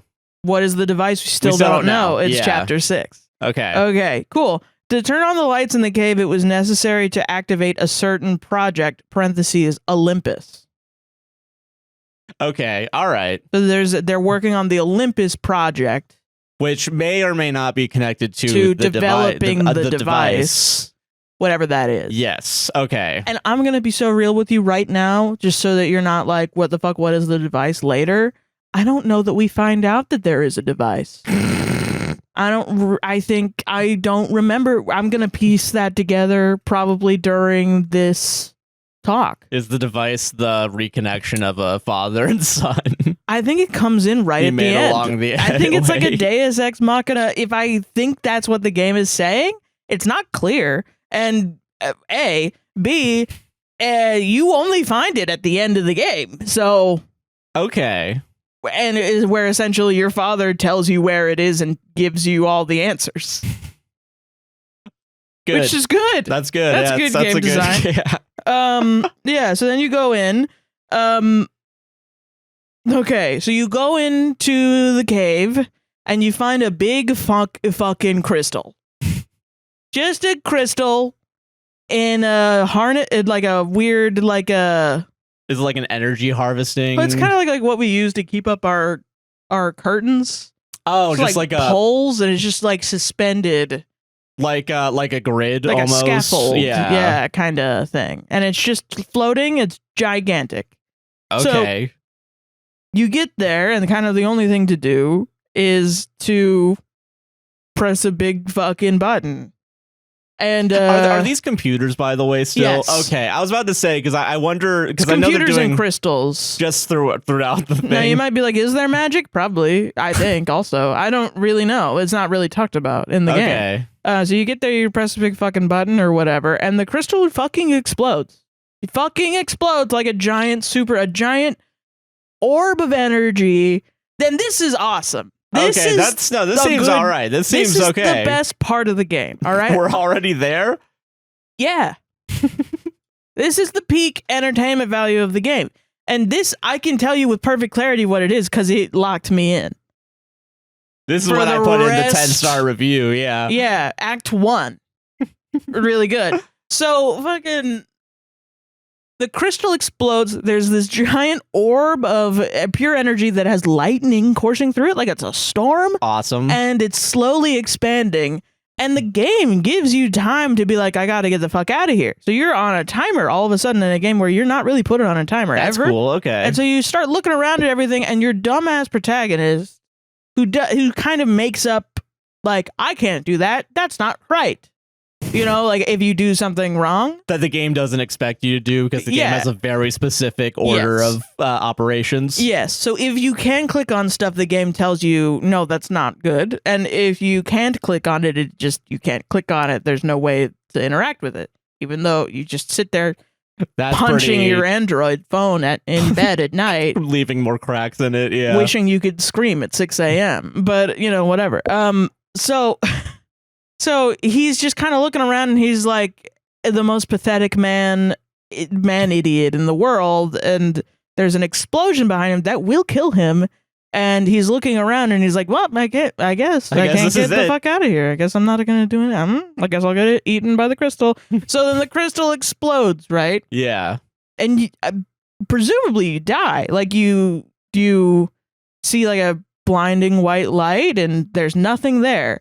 And then I realize the player, I can rotate the map, which is the main mechanic of the whole game. Oh, okay, yeah. So that you can rotate these little dioramas and click. So I realize I can rotate, and then there's a fucking door? There's like a weird isometric fucking... Because everything's isometric. Everything's like a cube. Yeah, like in 3D. Yeah. 2.5, right? Yeah. So you can rotate everything, and so you see like a weird little door that's like red. So you go through the door, and then you can go in a white background still, and you're in this like weird limbo of space. And there are multiple doors, and you go through, and you do these like weird geometric puzzles. And you do them, and I was like hooked because I was like, okay, there's a mystery of the crystal. Yeah. It makes sense as to why there are all these puzzles because of the crystal. I will say, we now have like 3 different things set up now. But also, these games are bad at story. So at this point as a player, I'm in regardless. Yeah, no, that's fair. I get that it's fucked up. And I'm like, well, there can't be 17 more mysteries, right? These are it. For sure. And it's doing it clumsily. But it's cool. The game mechanics are really making this game work. Yeah. Yeah. So right now, I'm locked in. I'm having the best time of my fucking life. And believe you me, Josh, last night I was thinking about how the exact same thing I was doing last night, how I was smiling ear to ear, like, haha, yeah, life is good. A month before doing the exact same thing, and now a month later I'm like, oh my fucking god, if they make me put in another fucking 9-digit code, I'm gonna fucking kill myself. I'm not doing it. I fucking hate this game. This game sucks shit. The fucking story better fucking save it. Yeah. And then 10 minutes later I'm like, I'm gonna kill myself. Holy crap. I'm not gonna actually kill myself. I thought that would be funnier than it was. Whatever. So okay. I'm having fun. I'm having Oh my god. Okay, we're still in Act 1, right? Yeah. I think so. We're almost at Act 2. Okay, cool. So this is the crystal, blah blah blah, and then you just pop back into existence. Okay. But then you are out. You're out next to you. Go out to your car, and so essentially the mountain there was a cave in. And so you're like, what the fuck happened? How did I get out of that cave in? How did I come to? Did I die? What was that? Yeah. I don't know. And then you're like, well, I better get the fuck out of here because I'm a normal human being, which I will say is the only thing this game does right. The protagonist is exceedingly normal. Okay, that's good. And there are moments of lucidity where the protagonist is like, fuck this shit. Fuck this. I need gas for my car, which is real, man. That is real. That's some real shit. But if you're someone that's like, oh, Nancy Drew wouldn't do this. She wants gas for her car. Play this game and tell me that you like it. Look me in my fucking eyes and tell me that you like it. Because I don't fucking believe your ass. It's fucking stupid to see an explosion of a crystal and then be like, I gotta go fill up my car with gas. That's fucking dumb. That's dumb. It's stupid. This is a video game. That's not all, whatever. So he goes back to his car, and his car, right, was blue, right? Yes. No. It's fucking red now. Okay, all right. That car is red as hell, and you look at your car, and you're like, my car was not fucking red. Excuse me? My car was fucking blue as fuck, and now, after I died, it's red? What the hell? So obviously, we're dealing with... Is this like an alternate reality type thing? Okay. Yeah, okay. It's an ARG within the ARG, yeah. But of course you're an idiot, right? So you're like, what's going on? Is it called like Blue Cliff now? No, it's still called Red Cliff, yeah. Okay, that's stupid. There's no reason for it. There's no historical reasoning at all. Nothing. So the flavor text is, I wonder if anyone can tell me what it was? And my car, and also my car was definitely not red. Okay. Can someone give me some fucking answers? So okay, like technically we're on Mystery 5 right now, right? I'm going to be honest, there's like 18 chapters. There are going to be 18 mysteries. Okay. There are going to be 18 mysteries each one. They decided there were 18 of them. Okay. All right. Okay. Cool. So you might be like, Sarah, did you just choose a mundane thing like your gas tank running out of gas? No, that's real. Your red car doesn't have any gas in it now. You drive and you don't have any gas. And you're like, God dang it. And then you wander the woods aimlessly. Why? For the first time in the game, it just has the little arrows that usually are like in front of doors. You could just wander off the side of the map. Okay. The contained dioramas are now open. Okay. And they give you like a 9x9 grid of the forest. Okay, hold on. To wander around in. To find the next. To solve forest-themed puzzles. To break into some fucker's car that isn't around because nobody's around still. Yeah. And this alternate red car universe. Right? Yeah. So you find... You have to break into a guy's phone, his car. You have to, I don't remember why, but you have to arrange the pine cones. Yeah, so you have to go around. You have to find a stick off of a long tree because there are some trees that are short and some trees that are long. I'm just supposed to fucking know that, I guess. And then you walk around and you jostle like birds' nests that are on rocks to find things. Because I guess a bird stole this guy's key to his car. And put it in his nest. And you're just supposed to know that that's where that is. So okay. You do that and you get into this guy's car. And the whole point of that was to find an empty gas can this guy kept in his car. Oh, so not even drive the car? No. And then no. Why would you do that? Why would you do that? Because stealing's it's bad. It's not your car. Even though you broke Grand into Theft Auto's not the name of this game. Even the guy's probably fucking dead. You died already, but you're a fucking dipshit idiot. And so you walk, and then you go to you walk like his Project Zomboid to a fucking gas station and fill up your, yeah.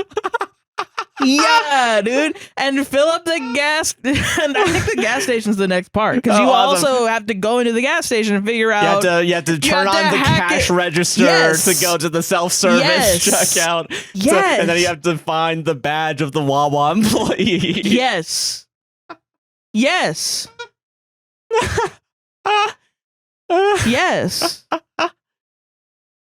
Now this is where the game gets cutesy also a little bit. Yeah, is it? You go to a gas station, and the next chapter is there's a gas station, right? You go to the gas station and the codes, you might be like, so everybody has codes written around, just like on a sticky note. That's one note, Sarah. Yeah, it is, right?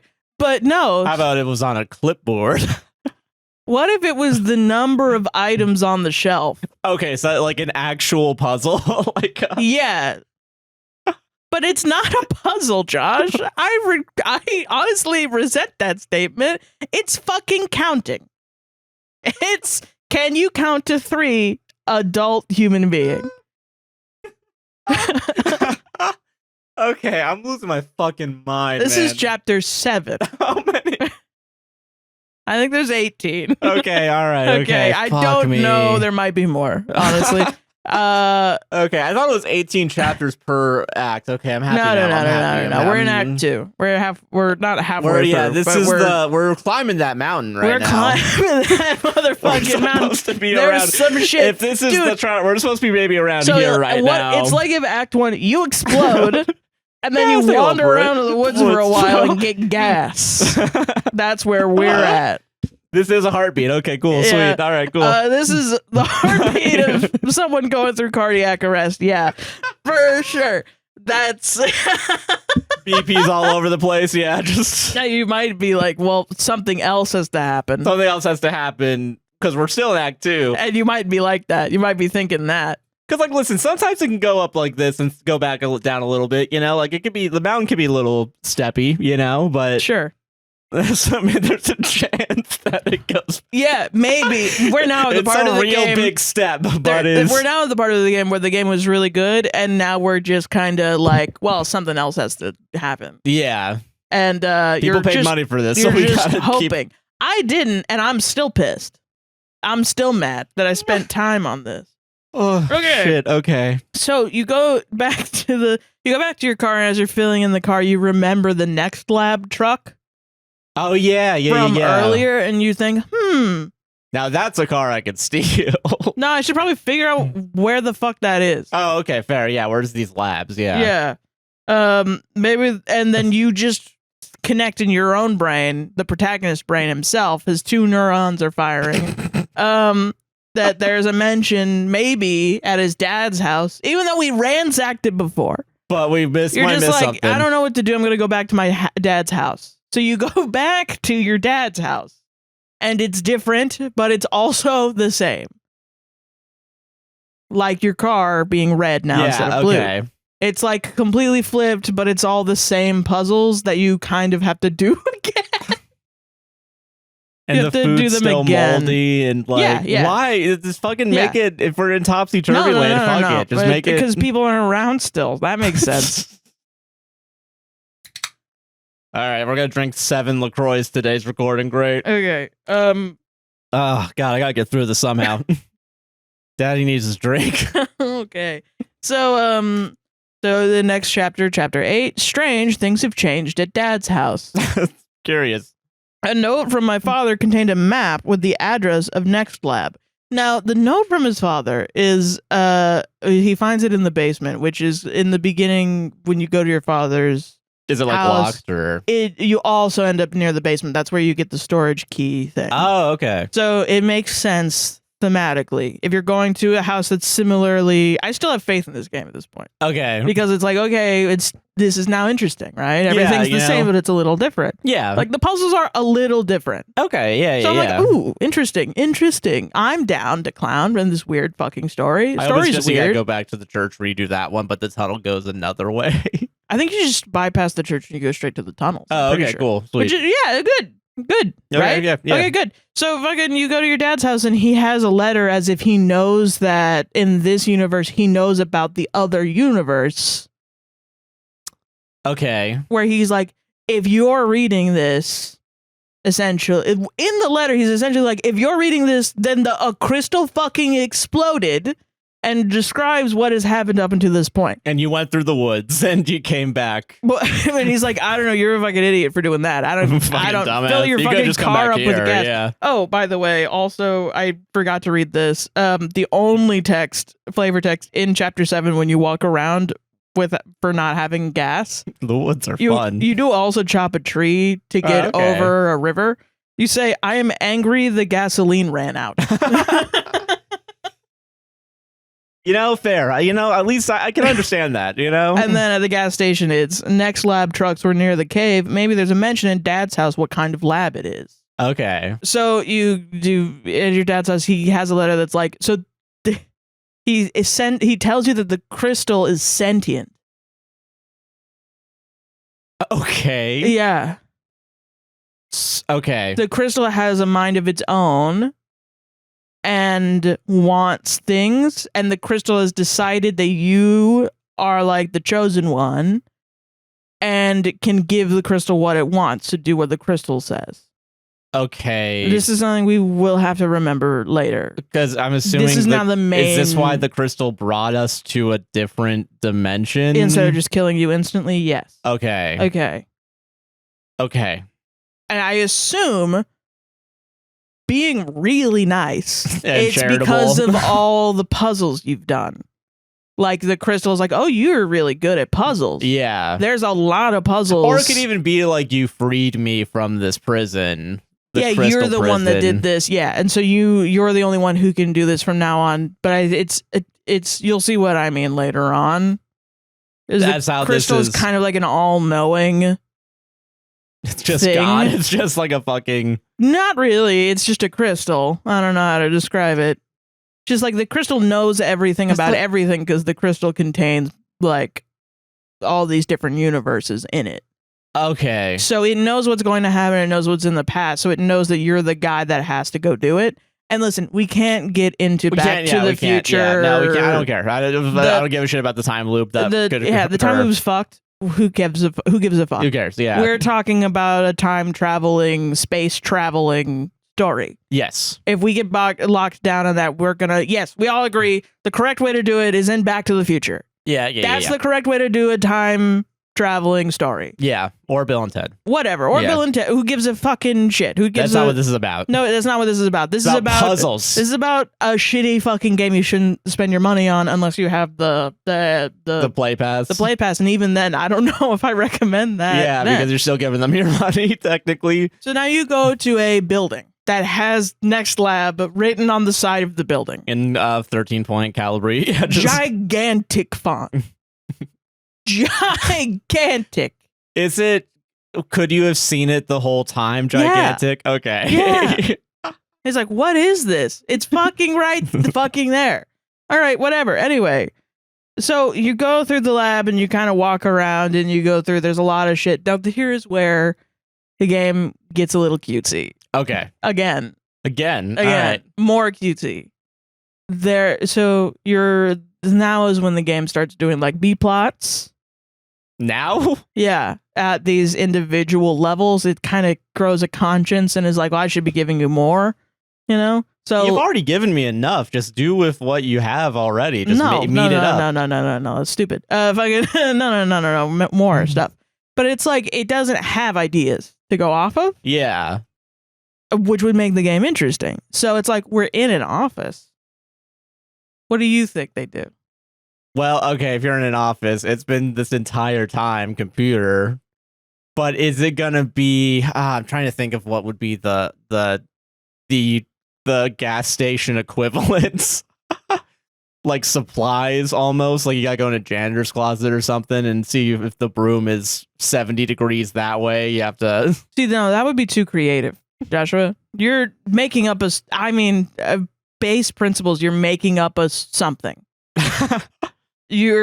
What if we just blindly reference the American TV show The Office? Wait, really? I'm not joking. The characters that you hack into their computers are named Jim, Pam, Michael. As a little Easter egg for you, a little hint for you. Yeah. It should just play the theme song when you get into It's cute, right? Okay, yeah. That's cute. If it were a one-off situation.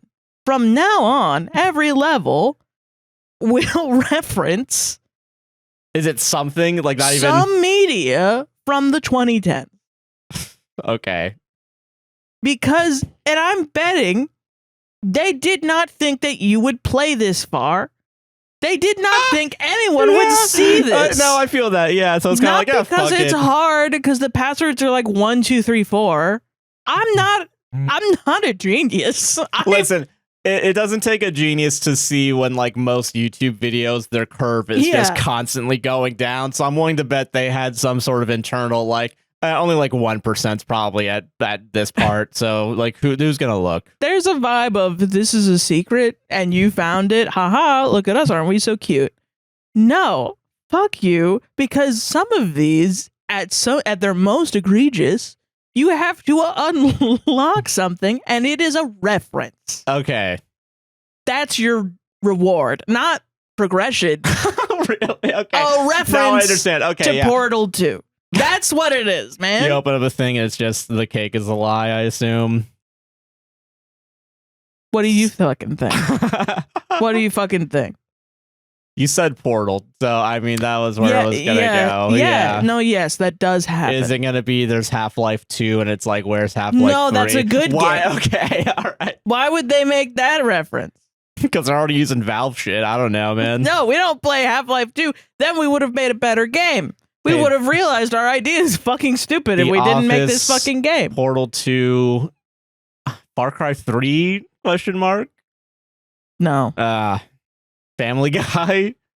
Yeah. Yes! Actually, I think, yeah. Got one. I don't remember if it's in this one or in another one, but someone's named, it's just the names of the family, like Okay. Meg and Stewie and Brian. And it's like you find Brian's locker and next to it's Meg's locker. And you're like, what? And then you find Stewie's locker and you're like, are you for fucking real? Okay, What the Jesus. fuck? Like these are just and it These doesn't aren't make Easter eggs sense. anymore. Yeah, these These are are just references. Yeah. Like you didn't know Which, what listen, to name these guys. Yeah, and don't get me wrong. Like I know there's a time and place for references. As someone who does make a lot of referential humor, When it doesn't impact the gameplay, I didn't care. I was a little like, oh, okay, that's but cringe. now that's affecting the game. Yeah, At some point, it does affect the gameplay, and I'm like, okay, but what? Okay, cool. Yeah. So anyway, so you get into the science. This is where they're doing all their science experiments. Yeah. And I think lore-wise, they reveal that the crystal has a sentient mind again, and that it wants something. And essentially, they're like trying to like abuse the crystal into doing what they want. Okay. All right. And they've cut up the crystal into shards to like divide and conquer it. I don't know. Okay. So, but they have you find a shard of the crystal, and I'm assuming you're and- gotta find all the shards. and you can't pick it up with your hand, so you have to pick it up with a briefcase somehow. I don't know, like a Pokeball, I guess. just like a briefcase. You like, I imagine my character going through and just chomping with a briefcase. Yeah, and then just yeah. like a fucking seal. Yeah. With Yes. Oh, Yeah. God. One of the crystal fragments was found in the lab. The rest were sent to the warehouse. Okay, So so now you have don't to go to the warehouse. All right. This is chapter 10. Okay. This is the warehouse characters from The Office now. Yeah. No, I don't remember any of the Okay, warehouse all right. part. I think this is where I started being like, okay. You started calling it in a little bit, just Because once again, the warehouse is like, there's multiple buildings now. It's yeah. very large. And I was just like, what the fuck? We managed to find 4 pieces. So they just give you like the rest of the pieces of the crystal, which is awesome. I earned this. Done. Honestly, at this point, I'm like, hell yeah, dog. Mystery I don't solved. have to run around. Fucking great. But there's one left, and it's at the mayor's house. Oh, okay. So you gotta go So to the mayor's in on it, you know? Yeah. Okay. Whoa, this goes to the top. Yeah. Okay. Conspiracies. So you break into the mayor's house by getting into his pool. You break into his pool. Like his backyard? Yeah. And then you swim through his pool? No, you won't dirty yourself with water. Of course, No. That's stupid. You're Sonic and you drown as soon as you touch water. You literally, you break into his pool. He has the key to his like pool house. You get into the pool house and you find a hammer, and then you use your hammer to break the windows of the front door, and then you just kind of get you burgle the mayor's house. I got your password right here. Just fucking. And I don't remember if I don't know. Well, if it comes up, it comes up. But I want to say this right now. At some point, your character has, and this is a great moment that I think more games like this should have. Your character has a moment where I had no idea what the fuck to do. I had to click a hint, and the hint is very giving. It just tells you what the fuck happens next. Okay. Which I actually like because of how fucking stupid a lot of the logic of this game is. Yeah. The hint was just like, just click the gate. And it'll fucking open. And I was like, and I was so predisposed to like it being like, it's fucking locked. So I clicked the gate. Your character's in his car, and he's just like, I fucking hate opening locks. And he drives his car through the gate. Awesome. That's he's like, great. I'm fucking sick of locks, bitch. And he you know what? drives his car Fuck into the this crate. shit. Yeah. And you I'm know just- what? Fucking baller. No, Nancy Drew doesn't have the motherfucking stones To to do fucking go in. property damage. And no one's At this around. point, we've Who already gives a fuck? burgled. Yeah. Which is But like, God forbid you steal a car. God forbid. what's going through this guy's fucking head? You know, he's like, nobody's around. He still somehow thinks in some way his dad's alive, which is like crazy, but you're totally cool with driving your car and putting your own life in danger to drive through and your car's like a shitty fucking Camaro. And I guess because it's red and not blue, it's not his car. Yeah, so that's not my fucking problem. but also, like, if it's not his car, why didn't he steal the fucking fisherman's car way back when? Jesus Christ. I hate this game. I have to get Fuck through it. this. I have to do this. It's been bursting out of me, dude. Yeah, okay. Okay. So you find the last crystal in the mayor's house. Okay. In, like, a bunker underneath the mayor's house. Fair. Yeah, whatever. So you found the last piece. I found the last piece. Now I have to get them back to the crystal like my father wanted. Okay. His father was like, get all the pieces of the crystal in the note. Bring it back to the crystal. You go back to the mountain pass where you came from, but there's a cave-in, right? Oh, no. Yeah. What are you supposed to do You then? woke up and there was a cave-in. So how are you supposed to get into the cave? So Drive your car through it. It's similar. What do you do? We wander the woods again. Why? Of course. And you find...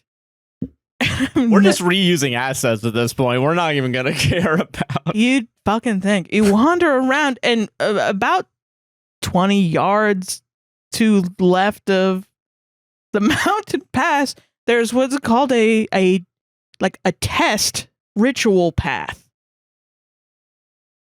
What? So there's like a So is this the magic? Okay, yeah. Okay. So there's a guy that like surveyed the land. That's how you found the map of the forest before. And he's like, I have to figure out this puzzle that was put in here by an ancient civilization. Okay. So that I can figure out what's going on. He was like an archaeologist of yore. Okay. And so you figure out like you do this and it's according to the sun because it's old and all this stuff. And then you go and it reveals another way down to a separate part of the cave that's connected to the crystal part. Mm.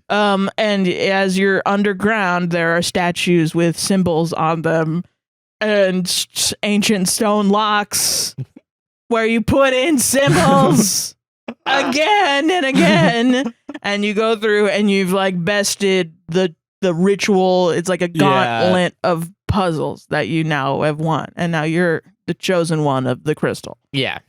Cool. Cool. And you find the crystal and you have the crystal parts. So you put the crystal with the crystal parts. Now here's the flavor text. Okay. After passing through the test path, quote unquote, it was possible to return the fragments to the crystal. On the newly appeared map of Redcliffe, the crystal allocated 2 points for me. What am I gonna find out there? Question mark. I don't know. We'll see. So then it does that shit, right? There's like a video. I guess I can rewatch, which is cool. You're driving along. I don't know if this is where the fucking whatever. I don't remember. But you're driving along, and a guy arrives in town, and it's like a suit, and he's in an SUV, like a black SUV, and he's like, "Yeah, I'm here.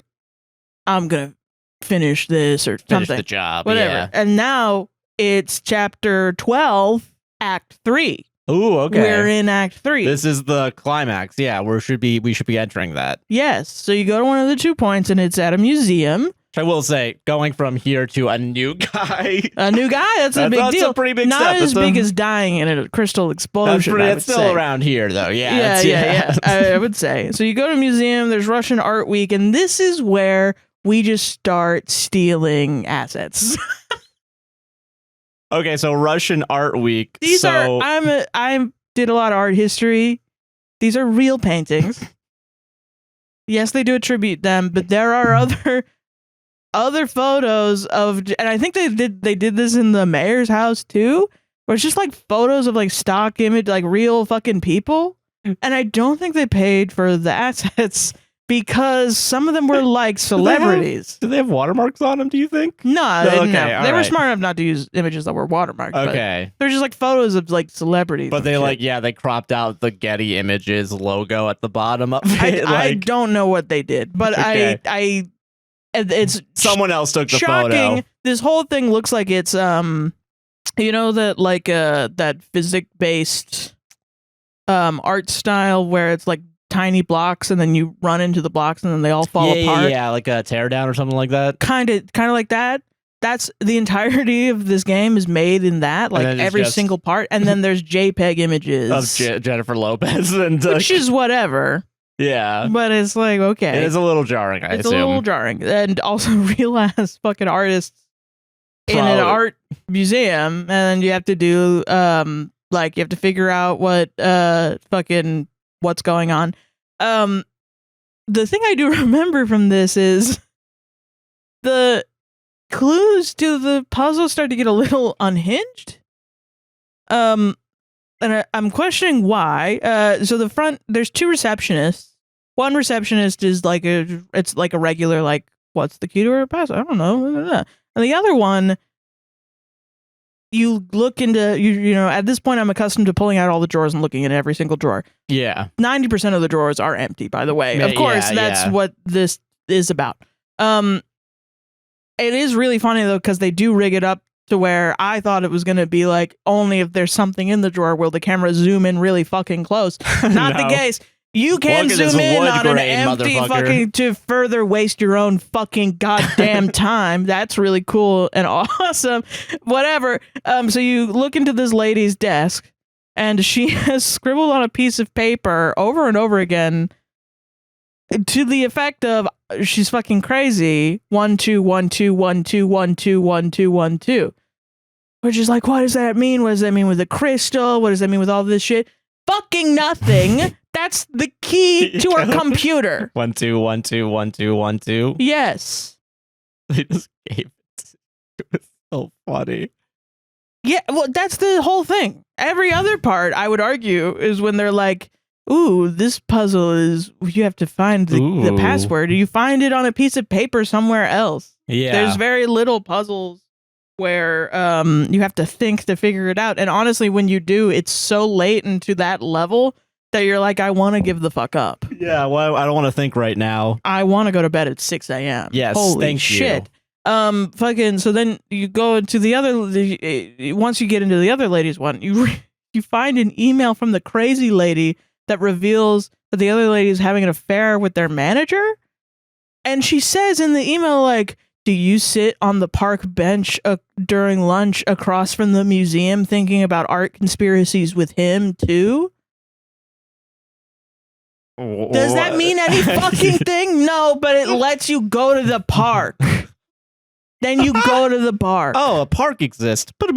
Yeah, just. So then you walk outside and you go to the park and the guy left his fucking briefcase there. It has a lock on it. They have to put a fucking code in.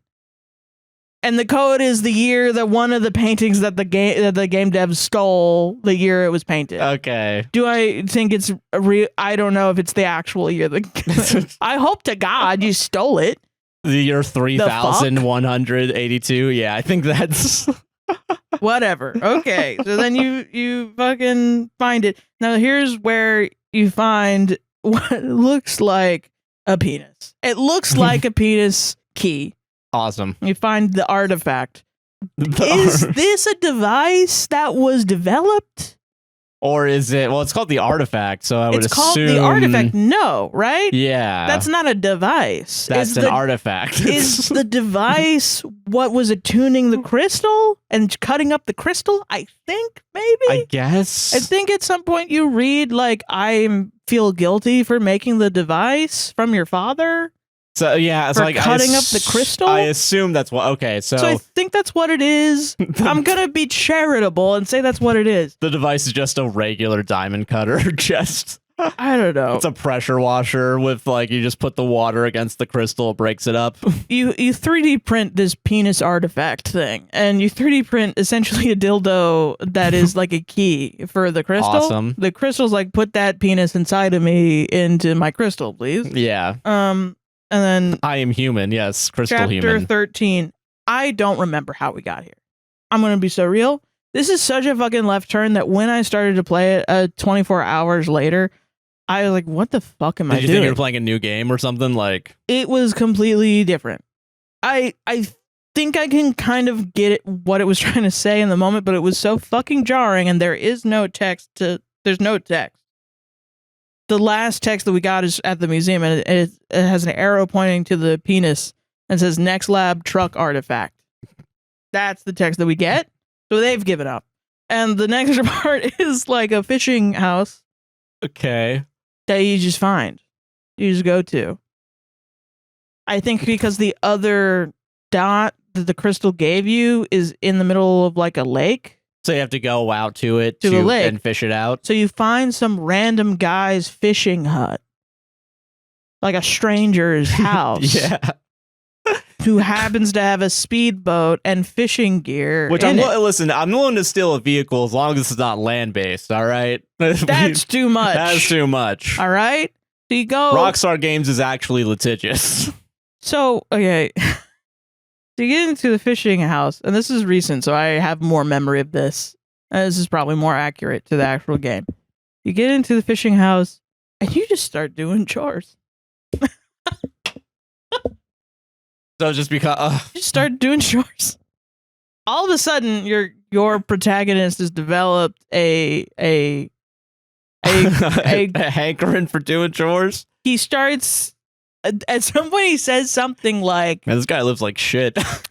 No, he says like, people have alcohol, I have this or something, and he's like doing this random guy's laundry and like doing the dishes. You have to do the dishes, and so it's kind of like, I guess he's saying he has OCD and he has to do this before he does anything else, and you have to do this. You have to do this. It's in the hints. It's like wash the dishes in the hints. This guy ain't gonna do it. You see him around here? This is a linear story. here? It's not like you get an achievement for cleaning all the dishes and you just wanted to do this because it's fun. And we're playing a game to have fun. Let me remind you. Let me remind everybody. No, you just have to do this. And I'm sitting here like, what the fuck? They're fucking shitting in my face. They're farting in my fucking face about this game. And I did it. I did it because I'm an idiot. I'm an idiot. Got cucked, man. I'm a fucking idiot. They're cucking me with this game. So then you kind of go through whatever. There's more stolen assets everywhere. And you kind of go through and you have to do the laundry to find the scuba gear.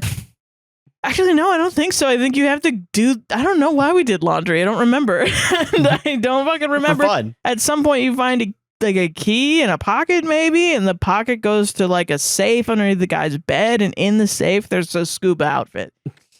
But why couldn't it have been in the laundry? I don't know. I guess that's not how you clean scuba gear. It's not gear. thematically coherent. What are you talking about? That's not, I guess. Clothes with other clothes? Fucking idiot. I don't. You got me, I guess. Sure, dude. Dumbass. Once again, you have to fuel the boat. You have to a different gas canister. You have to fuel the boat. Okay. At some point, you do use the same gas canister, though. It's pretty Okay, cool. well, but you I still. I think it's this level. You have to fuel a generator and a boat at the same time, so you can pick up the gas canister. Okay. There is like you have to do the laundry first before you can pick the gas canister back up again. No, it's not time to pick up. That's not Yeah. no laundry time. Laundry time. Dumbass. What are we doing? Fucking idiot. Yeah. What? Fucking stupid ass idiot. What the fuck? So then you give this guy a speedboat, and then you speed out into the bottom, and then you scuba dive to the bottom of a lake where you find pirates. Which I do believe this was created so that we could make many, many references to Pirates of the Caribbean. Wasn't the shard supposed to be down here? That's how I was on the map in the first place. I don't know. Honestly, pirates. no fucking clue. Forgot what we got at this location. Maybe the shit will tell me, but at this point, I'm on my fucking own. Also, the other thing about it at this point, because I'm using a lot of hints, some of the hints are still in Russian. Are you fucking serious? Fucking So they being didn't for real. localize that shit? It's like because of Russian word, which I assume is not translatable, maybe. So it's like there's no possible way I could have solved this hint because I don't fucking speak Russian. That is always funny when there's a game that very clearly was made somewhere else. And It's like I was saying, like bad localization, no localization, Yeah. essentially, yeah, which is fine. yeah, no, you don't have to make games for. No, you don't. You're not for forced every. to make a game in English. It's Yeah. just when you're doing a puzzle game, it's kind of, I don't know. It would be helpful if the rest of it is. Might as well just go the whole 9 yards and Yeah, I'm just saying, if you don't speak Russian, some of these puzzles are not solvable, yeah. essentially. And now at this point, they're really like, no one's playing this fucking shit. Because I've seen nobody talk about this part. Okay. Nobody's talked about the stolen assets. Nobody's talked about any of this not making any fucking sense. Nobody's talked about any of this. They've only really criticisms. talked about the game mechanics and it that being good, which is what you think about in the first hour of the game. Yeah. That's not what makes you continue going through the game. I'm gonna put this down after I'm done with the first act of this game. And then make a Story fucking complete. review about it. But little did you know, they fucking hoodwinked you, dude. They fucking knew. They fucking knew, man. Anyway, so you go through this and you find something. I don't know. I found a strange cubic artifact in a cave with pirate treasure. Find a cubic artifact. Yeah, there's a dildo artifact and there's a cube artifact. All right. So then you're driving. Forgot about this part. Sorry, I'm just thinking of the SCP now, where it's a square. It's putting a square peg in a dildo hole. Sorry. Square peg in a round hole is what I'm referencing. The SCP. Sorry. Yeah, I understand. Okay. Also, I have to watch this video real quick because I want to see if the car is red or blue. Okay, sounds good. No, it's blue. What? So are we back in the regular reality? At some point, we went to the regular reality where your car is blue again. All right. I don't remember. I'm sorry. I don't Or remember. they fucked up also. That's an opportunity. There's a possibility. It's probably me because I do remember him saying at some point, like, oh, finally, my car is normal again. Like something okay, like that. gotcha. Okay. So, okay. So you're driving in your little blue car. Yeah. Pit maneuver. The other cop slams right into your fucking car. The game better end here. I think that would be awesome. It is like Cars 3 when Lightning McQueen gets fucking Oh yeah, the tumble and he looks like he's gonna fucking die and it's horrifying. It's like that. And then you're arrested by the cop that hit you. Well, okay. Also, like, this is the drawing. Table and The car. table is the Next thing, interrogation. but also yeah, just like a car on its side a little bit. Yeah. So, okay. So Okay. here's now where we get answers finally Okay, about answer the time. crystal. So this guy's like interrogating you and you're like, I don't know what the I fuck. don't know what's happening here. Fuck him. Fuck this guy. get ready to never see this guy again. Your dad, as a ghost, shows up in the interrogation room and is like, fuck this guy, he's not real. And you're like, what? He's not real? He doesn't say he's not real, but he's like, fuck this guy, whatever. Doesn't know what he's talking about. Listen, he says, I'll change the settings, which is important. Okay, all right. Never brought up again, but it's important. Right. We'll change the settings, so I'll fix this. He does something, there's a white flash, the guy's gone. Your dad just kills this guy, I guess. I guess that's what it is. And so he kills this guy, and I'm realizing just now. And so fucking he's like, all right, get out of here, get to the crystal in the cave. Okay, all right, go back to the crystal in the cave. Yeah. I think after you get into the cave in and you put the shards back to the crystal. Yeah. I think that's when you come back into you get your blue car again. Oh, okay. I think that's the point. Okay, gotcha. Yeah, sorry. So then your dad is like, get to the crystal, bitch. And so you're like, okay, cool. So now you have to figure out how to break out of prison. Okay. So you do this. And you gotta, I assume, lock pick or password pick and just... I think what you do is, I'm not joking, you take the folder that the guy had on you, you don't read it. No. That's important information. Why would you read that? You take... Not legal to read someone else's notes. You break That's off... cheating in most colleges in the United States of America. You're gonna get your ass kicked out. Somehow you find like a piece of metal and you use that to unscrew the table that you're sitting at. You move the table over. You take a trash can that's in the room. You put the folder paper in the trash bin, and then you light that shit on fire. It's right under a smoke alarm, and the smoke alarm undoes the door. Oh, okay. I assume, yeah. And you get the fuck out of there. Where you got a lighter? Forgot. Don't know. Yeah, I'm the guy, I assume, Where'd you maybe. get the metal shrapnel? Forgot. No. The guy had it on him. I don't know. Your dad gave it to you. No, he disappeared. Oh, okay. And your dad's a ghost. So yeah, we can't. Whatever. So then you have to go through. The police have set up a Rube. Don't you fucking dare say Rube Goldberg machine. There's a Rube Goldbergian sort of like. There's a new guy that just became that's not there. Nobody's there, of course. Yeah. There's a new guy on the force, just became detective. Oh, okay. Just made detective, and they're like, to get into your computer, we've created a fake crime that you have to solve, and the case number is your password. What, dude? Cops are overfunded if they got the time to be doing this fucking. These cops love donuts, dude. Also, by the way, there are donuts everywhere. Yes, right. They do reference The Simpsons. Yay. Yes, some of the cops or whatever. So you look through everything, blah, blah, blah. They do reference Mr. Robot as well. Really? No fucking way. They do. There's a hacker room. One of the IT guy is a hacker. And when you hack into his computer, it says, hello, Mr. Robot, which is awesome. So fuck you, Mr. Robot lovers. The game loves your show. No, it doesn't, because that's not the name of the fucking hacker group.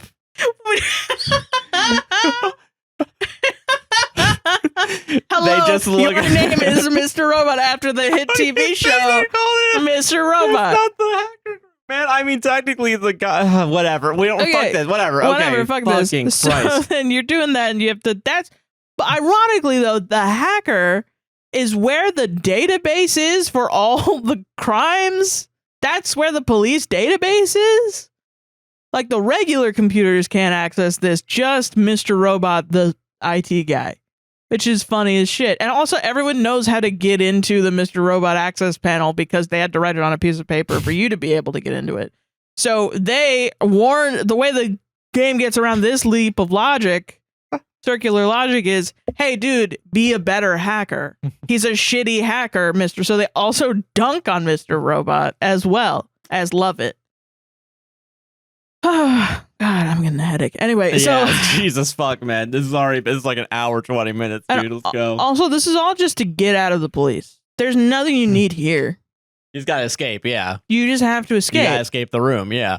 But the doors are locked, and you're like, well, I can't break through the glass door. We've done it before. We can't do it it's anymore. proof, I guess. Sarah, when you do something once, you can never do it again. Unless it's puzzles, in which case you're allowed to. Because I'm fucking lazy as a game designer. Yeah, dude. Yeah, so... Can you imagine that Battlefield is better at breaking glass windows than this game is? Like, can you believe it? Can you fucking believe it? Like in any other game like this, I would be like, yeah, okay. Duh. Sure. Because there's more game to play. But at this point, this is like day 28 of me playing this fucking game. So I'm like, I'm sick of it. I'm sick of this game. It's pretty much all hints at this point. Yeah. But we gotta end the story somehow. Yeah. You gotta. So you break out of prison. Whatever. Go to the cave, I assume. Go back to the cave. For a brief moment, I saw my father in the mirror glass. He told me about the activation of the crystal. Phase 2 underlined like 3 times. So what could this mean? And you steal a police car. Awesome. Finally, you steal a car that's not yours. Okay, now, finally. Steal a police car and drive to the mountain. I'm gonna do an act. I'm gonna do it in the most illegal way possible. So I'm gonna go to the police station and steal their cars. Yeah. So you get into the mountains, and I was like, oh my god, do I have to go through all of this shit again? And the game says no. You don't have to go through all this again. The ghost of your father shows up again and is like, here's the code to get in. You've earned this, son. It literally highlights what to click on. Which is kind of important for the plot. Not going to give it credit at this point. Okay. So this is chapter 15. The crystal is an artificially created device for the rebirth of consciousness in the quote-unquote digital form. Does that make fucking sense? No. Let me explain. And that also doesn't make sense as to what the game tells you in the game. That's a bad summary, but probably because of the translation. Yeah. It was created by a race of people who inhabited our planet long before us, but instead of continuing to exist inside the crystal, all individual consciousnesses were united in the supermind of the crystal. And the penis dildo thing is an access key, and the cube is a control cube. Okay. So the way it's explained in the game is probably a better explanation. Okay, yeah. Your dad is like, let me explain. And then you're like, fucking please. Thank you. I would appreciate that. What the hell? Your dad is like, okay, there was a race of people, which I assume are us. Okay, not like aliens humans, or something. Okay. That inhabited Earth.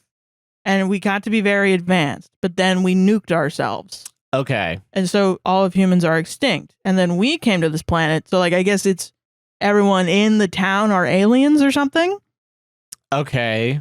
And we found out that those people created the crystal as a hive mind because we ruined our planet. So there was nowhere for us to go. So we went into a digital hive mind. And made our own reality, I assume. Yeah. Okay. But we didn't realize the crystal had achieved sentience, yeah. The singularity had happened in the crystal. So the crystal, my mom ate us all in the crystal. And crystal hungry. So crystal wants more. So the crystal, to feed itself, created more infinite universes inside of the crystal, but it wants more. This is really about corporate greed. I finally understand now. Wants to encompass the real world. This really is an anti-capitalist game. Yeah, it's totally 100%. Yeah. Fucking crazy. So anyway, then you have to go to a military base to nuke the crystal. Is that? I don't know. The crystal tells you at the point the crystal is telling you what to do, and it's like, so go do this. Okay, so you're just working There's for the no crystal. Logic. It's just you're working for crystal. Yeah. So you and I work at a burger place for the first time. Sorry, continue. Sorry. Okay. So you go to a military base. The only way to get into a military base is to get a hold of a tank and blow up a bunker to get into the bunker. Okay. Because I guess the military is so stupid that it locked itself out of the bunker. Awesome. And the general, who I'm not joking, is named. What do you think he's named? What do you think? Who do you think? General. It's named after someone something. real. Fuck, I don't know. Fuck, just tell me. Just tell me. Richard Nixon. Named after Richard Nixon. Named after Richard Nixon. That's a choice. That's You a find choice. this out by searching medical records, and like one of the names in there is Richard Nixon. Is like a pun, I think, because at this point it's all puns, right?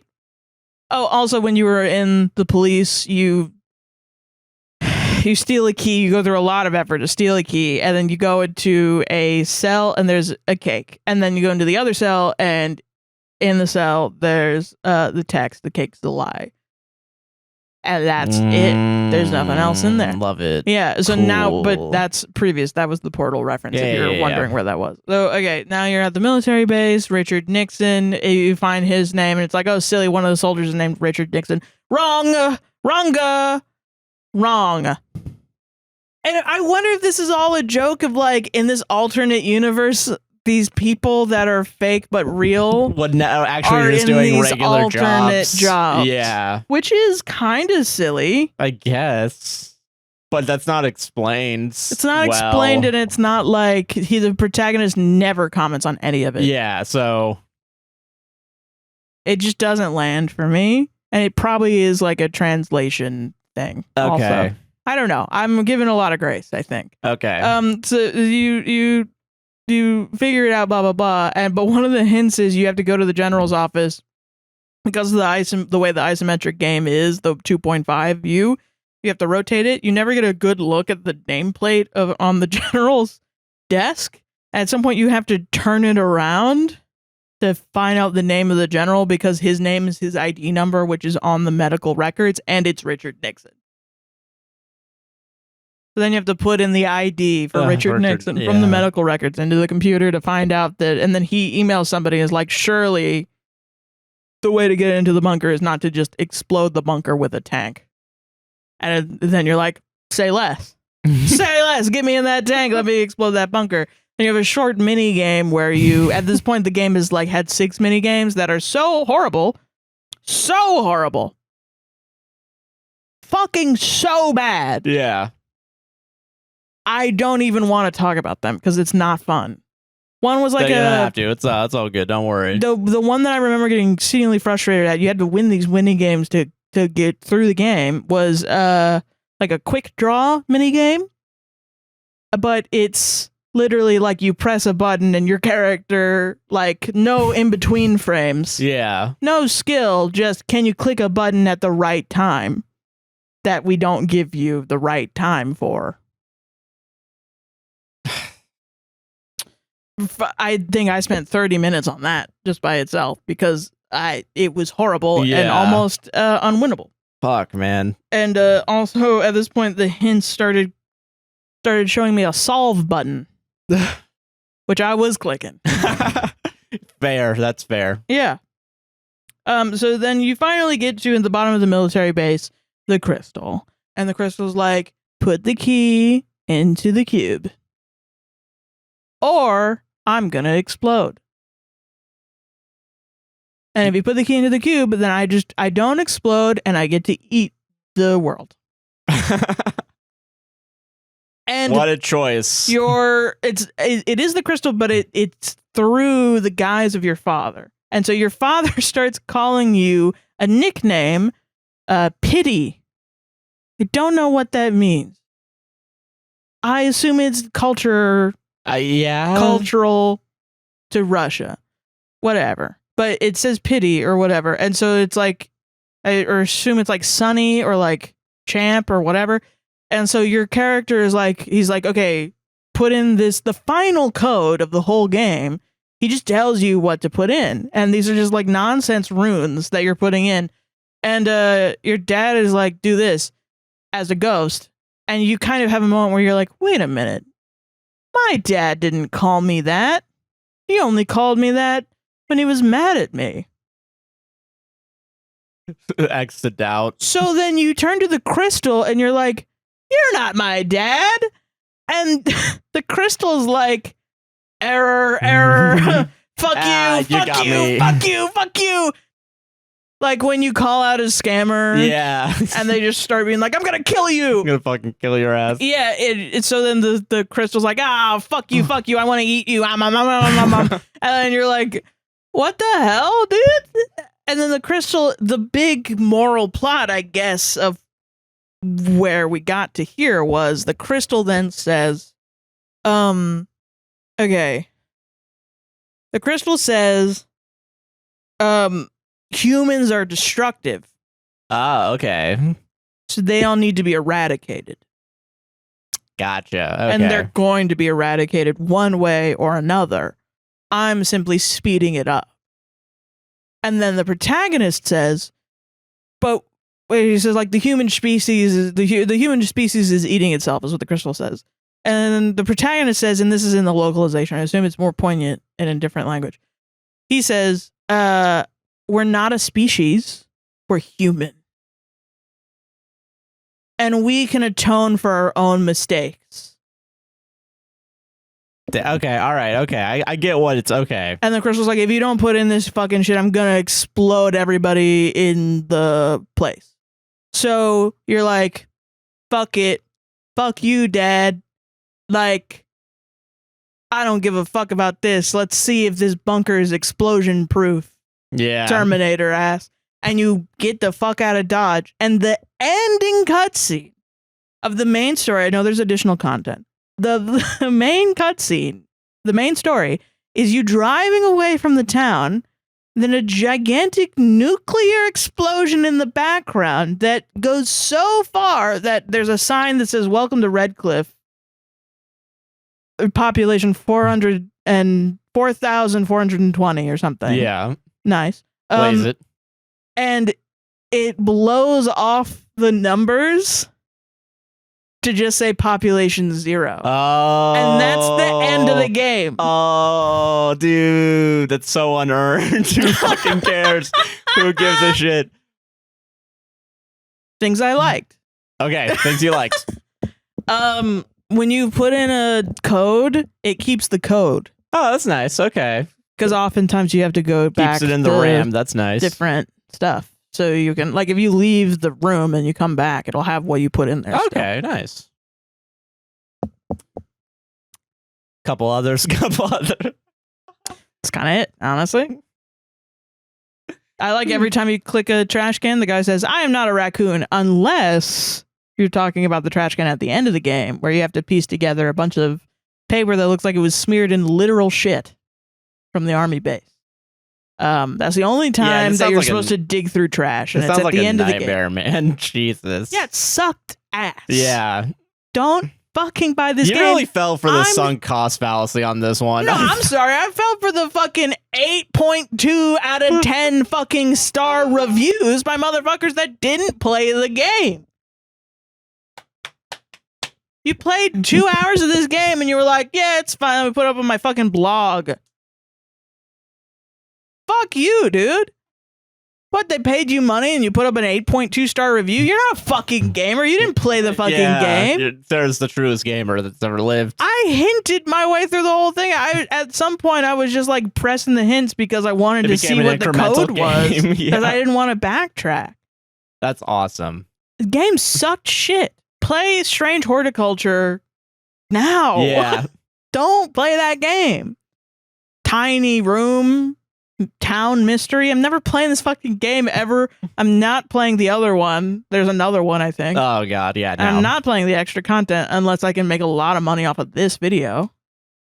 Playing the game, getting to the end, felt like when we read the werewolf fanfiction at the end and they started beating each other up over a burrito. Oh yeah. And I was like, what? They have what is chimichangas in the werewolf world? What the fuck? She's like, she was a slave before this. What the hell? Yeah, Jesus, like, fuck. We had fully just wandered into a completely new reality of game. Which is coincidental because, yeah, this game has its own separate realities. Which I thought was cool. I'm not a person that hates those. No, yeah, I think there's, I guess that's the frustrating thing, right? It's like, I feel like there's concepts there that I understand would be better in something else. Or if it was better localized. I feel like somebody could do a better translation of a lot of this stuff. maybe it come Which out sucks. better. Yeah. Because I do think like I like the mechanic of the turning the. That's why I got it. No, yeah. You know, in the But first if you're place. also complaining about, and I feel like this is a more fundamental issue that goes beyond localization, if you're complaining about like puzzles being the same or like the same type, Yeah. that's probably just a core issue to the game. Yeah. But I don't know, maybe the story would make up for it. So I do agree with that. Maybe we don't know. Yeah. That being said, how was it? It was like that guy shows up. Yeah. The patient's died. The patient's The dead. patient's dead. Yeah. The story circle is a line. No, it's a pie. It's a quarter of the pie. It's a tenth of the pie. Yeah. Jesus fuck, man. Yeah, we better make a lot of money off of this. $100 and $100 and I'll do the extra content. You know what's Only. funny about that too is that I told Twitch chat $100 I'd take us both to go see Now You See Me 3. Both? Yeah, they want me. They want you to go too. Sorry, contact I me. didn't tell you about this. What the Sorry. fuck? That's not right. To see it in theaters is what they want because it's coming out No. this week. No. $100 wanna and do I'll that. go watch it by myself. I'll go for $100. 150. $50. I better get that $50. It better not go to your fucking overdraft. You know what I mean? If I'm gonna go see Now You Cover See my Me, overdraft. $300. Do it. And we will. Yeah, for Now You See Me 3. 300 for 3. Now You See Me 3. 500 movies in 500 days. Let's go. Let's fucking do this, guys. Speaking of money, you want to go to ads? yeah, let's do it. How are you doing, Judge? I'm doing good. I'm excited for this one. Yeah, I don't know. It'll be a nice chill one, I feel like. I feel Let's just get back to fucking basic. Just back to base. 250. Whatever. All that extra crap. Fuck that. Yeah. Back to basics. So we have warm up. We got warm up. Yeah, you know. Yeah. Yeah. You have Critical Role, but I have a fight that we. A fight? Yeah, the Joe Wilkinson. Oh yes. And you said you could talk for hours on this. I could, So yeah. I'm pushing that right now, I think. All right, let's go. All right. So, okay. I was reminded today, Yes. and sometimes I think about this because Right. it's You really think about this often? no, I don't think about this often. Oh, okay. But I got a TikTok today because I was for later. I wanted to find the Jason Mantzoukas. What do you think will happen when we graduate? Yeah. Because I want to remember what the wording was. Because I'm gonna Yeah. use that for Starship Troopers. yeah. But I guess the TikTok algorithm is like, oh, so you watch Taskmaster once? Here you go. Here's all the Taskmasters. Here's all the Taskmasters. So a third party that's not Taskmaster or the channel it's on is just reposting clips, and they Right. reposted the Joe Wilkinson clip. yeah. Right. For those of you who don't know, the task was throw a potato in the golf hole Without touching the red green. that was around the hole. Yeah. So Yes. it's like a big circle of and red green. You might be like, what the fuck? It's there. It's like a consistent thing in the show. Yeah, It's confusing. The green of golf, like the turf, but red. it's colored red. Yeah, but since the color They're motif British of the show, and it's they're red. fucking confusing. Yeah, They call it the red green. go on the red green. Yeah, Whatever. I'm joking. I'm joking. I don't know why I'm fucking being British such a dick. people. Yeah, But yeah, so they have like the golf hole, and then they have a circle, diameter of like say 5, like a radius of like 5 feet. maybe. Yeah, Yeah, like a person's length, maybe Oh, at yeah. least more than a a person's little bit more than a length. person. Yeah. So they can't go near the hole. They have to throw it. Or find a way to put it in the hole fastest wins. Right. So they Yeah. can like pick up like a tube. They can break the gutters off the house and roll it down the gutter into the tube, Yeah. into the hole. Yeah. But one of the people, Joe Wilkinson, just threw it and got it in. Immediately. In one. In one go. And everyone was like, oh my God. Because Joe Wilkinson, also, if you don't know, Joe Wilkinson's shtick is that he's bad at everything. He's like Yeah. he's like a trampy mod. I don't know, which is also British. This is all British stuff. But it's like he wears like a suit and he's really schlubby. Yes. And he's just kind of not like he's dumb, but that he's like his comedy is that he's just kind of like fucking moping around almost. He just kind of comes in and just says crazy shit, does crazy shit. Like Yeah. our favorite is when he's on Countdown. Yeah, 8 out of 10 Cats Does Countdown is where I definitely learned him from. Yeah. And he would just come in and halfway through the show and just have some sort of weird beat plot bit, yeah. bit that And then he became a regular just doing countdown, and he never gets the words or the numbers. He fails completely at it.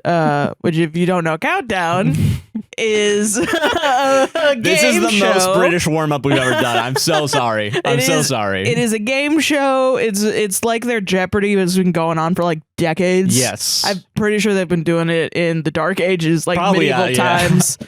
They were never like one caveman knocking two rocks together, going "Boo-doo-doo-doo-doo-doo-doo, bow." Yeah.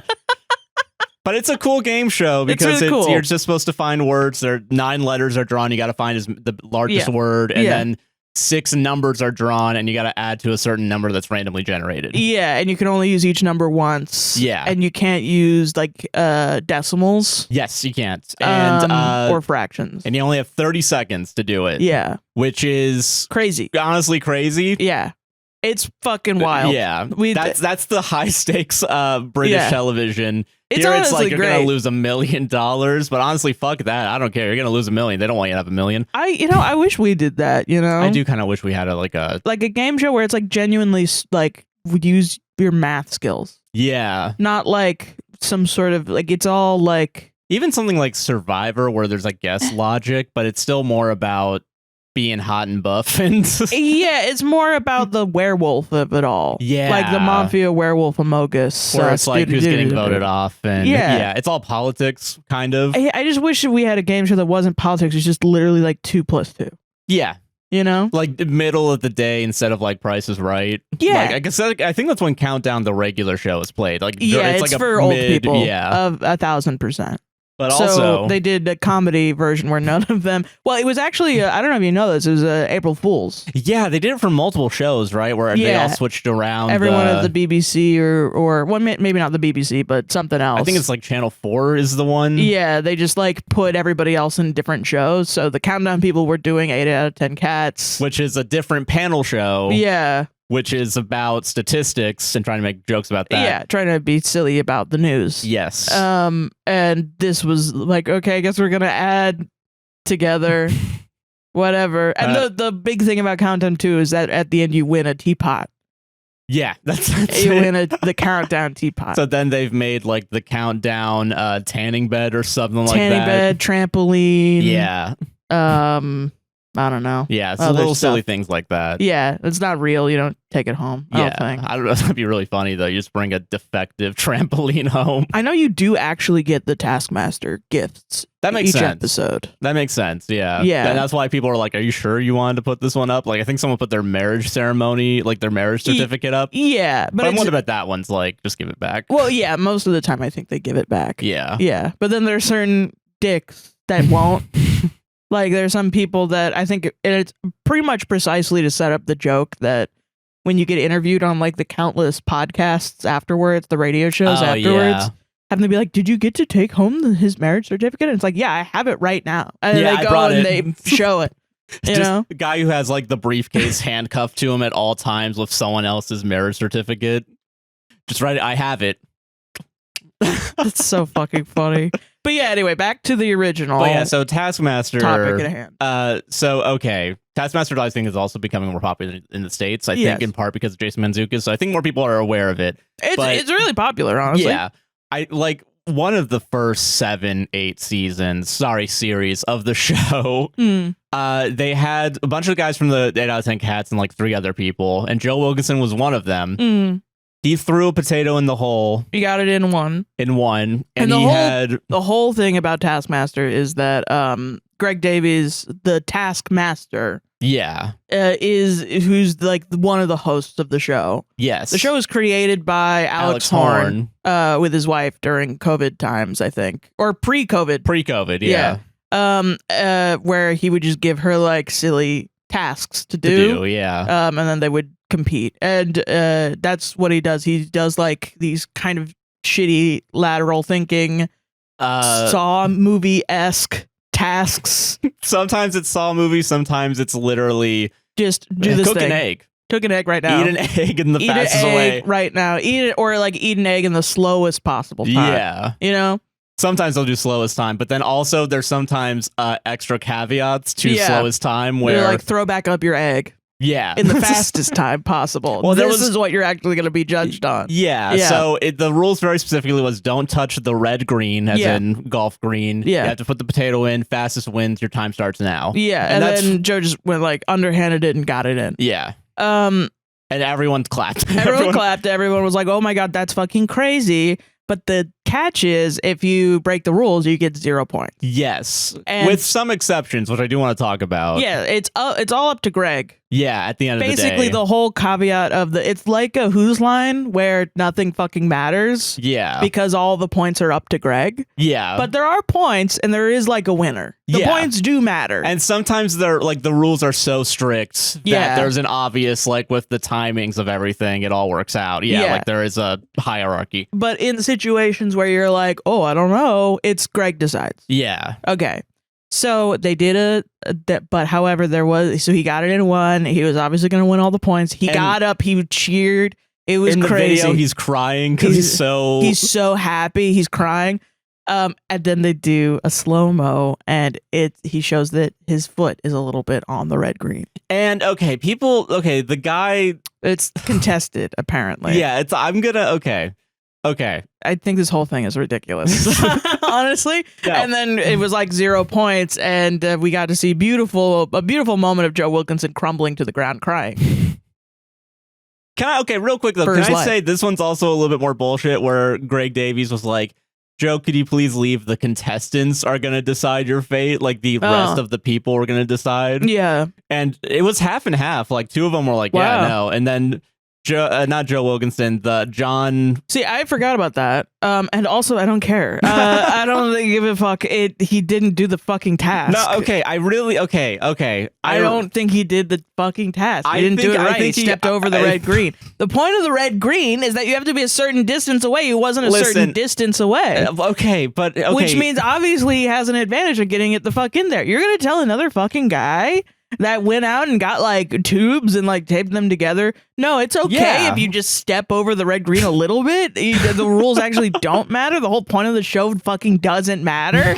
Actually, you could just bend the rules a little bit. Who gives a fuck? Actually, who cares? We should all go home and kill ourselves. I guess we should all kill ourselves. What the fuck is the point of any of this? Okay, hold on. Because there's been plenty of times throughout the show's history and where that's someone up to Greg. That's the whole fucking point of the show is that it's up to him. He decides. He decided in the moment it wasn't right. And honestly, that's one of the few times I agree with Greg. I agree with Greg the whole time. I was like, dude, if I underhand somebody and I get like a little inch on it, that's way fucking different than if I don't have the inch and I'm underhanding it. Now actually I do think if you're underhanding it, I don't think it matters because it would just roll into it. I think it doesn't matter. I think it would still go in even if it was an inch away. I think it doesn't matter. I think it does. And also, I'm gonna be honest. Obviously, you need to go out and and throw more balls around to understand physics better, man. And also, it's not a perfectly round ball; it's a fucking potato. Who's to say it doesn't go wide? You know what I mean? Once it hits the ground. All right. It's fucking dumb. The concept of what you're gonna fucking, hey, I'm going to challenge you to a basketball shirts and skins game. Okay. We're gonna go and you just fucking granny hoop the whole time. And I'm gonna be like, that's basketball. That's not basketball. That's not what it is. That's not the rules of basketball. If I said, I'm inviting you to a granny hoop shirts and skins game, and you come in and you play regular basketball, you at least have a little bit more of a moral standpoint because you're doing something harder than what I asked you to do. I'm gonna a little bit be like, what the fuck, dude? Why are you showing off? You fucking you'll be an asshole, but you won't be like, we won't be like coddling a child, you know, like it won't be like that. Okay, we're adults. Okay. This is all adult shit. Yeah. This isn't, oh, Joe Wilkinson had a boo-boo, let's kiss it and make it better. Yeah, he had a mental boo-boo after that. He's an adult and he failed. He's an adult and he failed at a stupid thing. And he put too much effort into it. He put not enough effort and he was upset that he wasn't rewarded for his lack of effort. Well, I don't give a fuck. So, okay, is it okay? So, should we reward? So, is effort inherently what makes a task worthwhile? No, then? obviously Okay. not. Obviously not. Sorry, I'm It trying would to have been debate, really bro. cool if had he done it, but it wasn't real. It wasn't real because he was on the red green. Yes. Okay, all And right. it doesn't I matter see. if his toe actually touches the red green. He was over the line of the red green, which is the spirit of what the rule is trying to say. But the spirit is touching it. You may not touch the red green. That's the very specific Right. line. So there's You're a right. possibility You're so right. that his foot never actually touched the red green. You're so right. Now, Because sometimes sometimes shoes are a little curved up at the tip. I understand that. Okay, listen, I understand. I see where you're coming from, and I think we can agree on this point. However, Yeah. I think that's fucking stupid. You're not arguing with the truth. You're arguing with me and my opinion. And my opinion is that's fucking dumb. That's dumb as rocks. Well, you didn't actually touch it. I'm not touching you. I'm not touching you. I'm not touching you. Yeah, you're a fucking child. You're a fucking child. I want to reward the actual effort. This is a task of effort. And because you underhit and you thought you got it in and you fucking didn't. And what? You want to... Okay. Okay. I just don't want to live in a world where we have to fucking tell Greg Davies, you were too mean. His whole thing is that he's fucking mean. Yeah. The okay, whole point of the British is that they're mean. They're mean people, and it's awesome, and we should keep them around for being mean. Nobody else has figured out a bunch of Americans sitting around discussing whether or not a British person was quote unquote too mean to another British person just because that British person was crying. You should be happy that the British person had a chance to cry. They don't allow each other to cry. He was allowed on TV to cry. Yeah.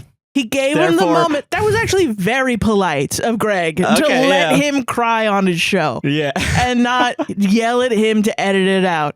That's not how the culture works over there. Yes, if we cry on TV, it's a national news 3-day cycle of what does this mean for our society that someone fucking cried in public? Like, and it's awful, and how dare we, and it happens every fucking day of every fucking second. And the people that are like, holy shit, what's with the crying, are being told that they're psychopaths. No, they just have more British blood in them than they do American. And that's not a bad thing. Sometimes someone has to eat the mushy peas. Okay, yeah. They're being made. You can't stop it from being made. Someone's got to eat it. Someone has to fall on that sword. You can't turn around and say, ew, your teeth are fucked up. You like mushy peas. Your food is gross. You like mushy stuff. I only like sharp, thick, overdone steak. That's all I like to eat. I'm American. It's big burger or nothing. Even though it's all going to be mushy in my fucking stomach, you can't turn around and do that and be like, why are you guys so mean? I'm crying because you guys are so mean to each other. It's Greg Davies. His whole point is that he's fucking mean. A former drama teacher, we can't drop out fan Taskmaster. We can't do to Taskmaster what was Brennan being a little rude to Zach on the latest Dimension 20. You don't know these people. You don't even know these people's shtick. Their shtick is that they hate each other. That's their shtick. You need to do more research. You shouldn't read the Iliad and be like, this is too long. That's the point of it, is that it's really long, and you should like that. Okay, yeah. That it's long as fuck and stupid or something. Or I don't know, I never read it. I never read it. I don't care. It's too long. It's too fucking long. I don't do it. I say, oh, you know what? That's long. I don't fucking read it. That's what you should be doing. That was really mean. I'm not going to watch this anymore because I don't want to ruin it for people that crave meanness in their lives, like me. Like me, Sarah O'Heron. That's my point. Okay, I recognize that point. Mm-hmm. I'm just saying, maybe what I don't care about the meanness. You know what, I feel Joe? like as a point of charity, you get 5 points, and everyone else has a fucking revolution? That's what you wanted to see? 2 out of the 4 you would want have to a tear revolution. down Taskmaster? You don't want any more series of Taskmaster? Well, it's John. I don't know what's his name. It's Joe Wilkinson. Who else? John. I know his name. I Yeah, know John, who you're talking yeah. about. Listen, you're not telling me John has a fucking vested interest to make his life worse every day, you know? What? I think Joe's life, yeah. And also vested interest in getting more points than Joe. Yeah. That's why he shouldn't have actually made the fucking decision. It should have been on Greg, even though it wasn't on Greg. I guess it kind of, well, maybe it I guess is. it was. You did. This is also a misunderstanding. Like he asked them as a point of that is a it's like the actual British legal system. The judge makes the decisions. Maybe you don't have a jury. It's just the judge. There's no jury. Wait, really? Yes. You show up and you say, "Hey, judge, this is what I think. This is what I think." The judge says, "Yes, no." That's the fucking whole thing. He was doing a performance. What do you guys think? No, I think what you just told me is that having a jury is bad and we should not have a jury over here. And, I'm not telling you that. I think that's the lesson I'm learning right now. In an anthropological sense, in a historical sense, what the British do. And you need to view this show the way in a British way. You can't Americanize this show, or else what are you doing other than hurting yourself?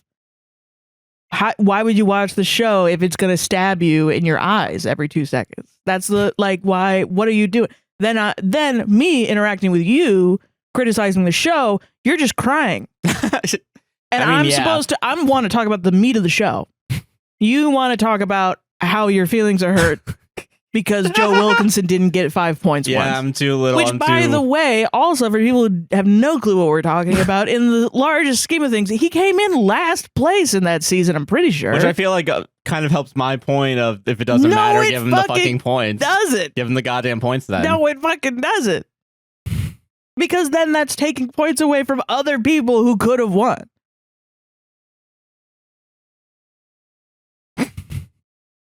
And now you go quiet because I made a good point. You did make a good point. So yeah, you're right about that. Okay, all right, listen. I think in the spirit... Give him a participation trophy. They don't do that shit over there. They don't do that. All I'm saying is the spirit of the task was done. And we should reward. The exact opposite of the spirit of the task. Exemplary behavior and events. He threw the shit in with too close. That's the whole fucking point to not. That's the one thing. In fact, they even say in the clip, I'm pretty sure that's the one rule. Don't do that. You could have done literally anything else. Just because God pushed him a little bit too close to make him do a fucking miracle doesn't mean we should be going against God. I'm Christian now, all right? I'm Catholic. I'm the fucking... I will do anything to believe my point, Sarah. For 10 seconds, I'm Catholic. If you were Catholic, you would agree with the punishment. You're right. I'm sorry. I would be more punitive. You're actually right. Fuck. I'm going back to being Methodist. They're Catholic. That's why they're like that. I'm gonna be Methodist for 10 seconds. You're gonna be Protestant. That's what you're gonna be. I'm gonna say a bunch of stupid shit that's not in the fucking Bible, and it's gonna be dumb as hell. And you're going to be like, he's stupid, I'm stupid, therefore we're brethren. I'm gonna be Mormon for 10 seconds and think that me and my 7 wives would have allowed this to happen. It's so deeply not in the spirit of the task. I'm not even mad at you anymore because I know that you're on my side now that I've proved my case. I am on your side, yes, yeah. But I'm just mad at idiots watching the show making TikToks about it. That's fucking dumb as rocks. People, I will say people in the comments weren't really discussing the actual merits of the task. They were just like, I have to watch this every time. It's like a car crash. I can't look away. It's so good. Yeah. It's so good. It's probably the best bit of television that's ever been made so far. Yes. Non-scripted. How about that? Yeah. Yeah. It's just tragic, man. Yeah, it's awesome. I just don't like It's awesome. Sometimes I just, It's the most tragic and that's pure Joe Wilkinson is tragedy. So in that regards, it is actually a success. They fake fired him on Countdown. 8 out of 10 Cats does Countdown just so he could have a homeless arc. Yeah. Like an unhoused, not living in the studio, eating like dead rats, which is fucked up. The way to, but it's not like they're portraying homeless people that way. They're portraying Joe Wilkinson that way. No, yeah, I understand. Yeah, I get that. They like, counter argument. It is Jimmy Carr in that show, so maybe it is a little fuck homeless people. It could be. Yeah, you're not wrong. Fucking Riyadh Comedy Festival ass. Yeah, fucking... Jesus Christ. But anyway, let's not get political about this. No, yeah, he didn't do the fucking task. He didn't do the task. I'm sorry, he did not do the task. He didn't do the task. You're saying this because if you were on the show, you would totally be the guy that tried to fucking. Yes. Yeah, and I want my 5 points. Yum yum. Put them in my fucking tummy, man. I want them. All right. I want my fucking points. Yeah, but you don't want them enough to do the fucking task, which is ridiculous. Do the task then. Do the task right, and you get the fucking 5 points. Listen, all I'm saying is there are plenty of tasks where it's a little open-ended, and so I think it could be confusing. Not this one. It could be confusing to Throw someone. it in the hole, not on the red green. Well, yeah, not touching it, but he didn't touch it. What if he didn't touch it, though? Yeah, he did. And I was so I'm like this. I'm standing on one leg, and I got my leg over above the red green. I still think you should get it. Yeah, I don't think you should get it. I don't think so. I think that's not the spirit of the task. I think, well, okay. What the fucking point is of the red green? What's the point of that? Okay, him throwing his arm being over the red green also is not in spirit of the task? No. Okay, all right. Yeah, no, I don't think so. Okay, all right. All right, okay, that's fair. I see think where you're in the first from. place, I was a little bit like, I don't know why everyone's freaking out. That's not that interesting to me. Okay, so the red green is not the two-dimensional floor space. No, it is the cylinder. It's the cylinder rising up. It's a virtual cylinder. Like in Fall Guys, That's if the you're spirit of the game. not in the Yeah. Okay, gotcha. I understand now. Okay. Yeah.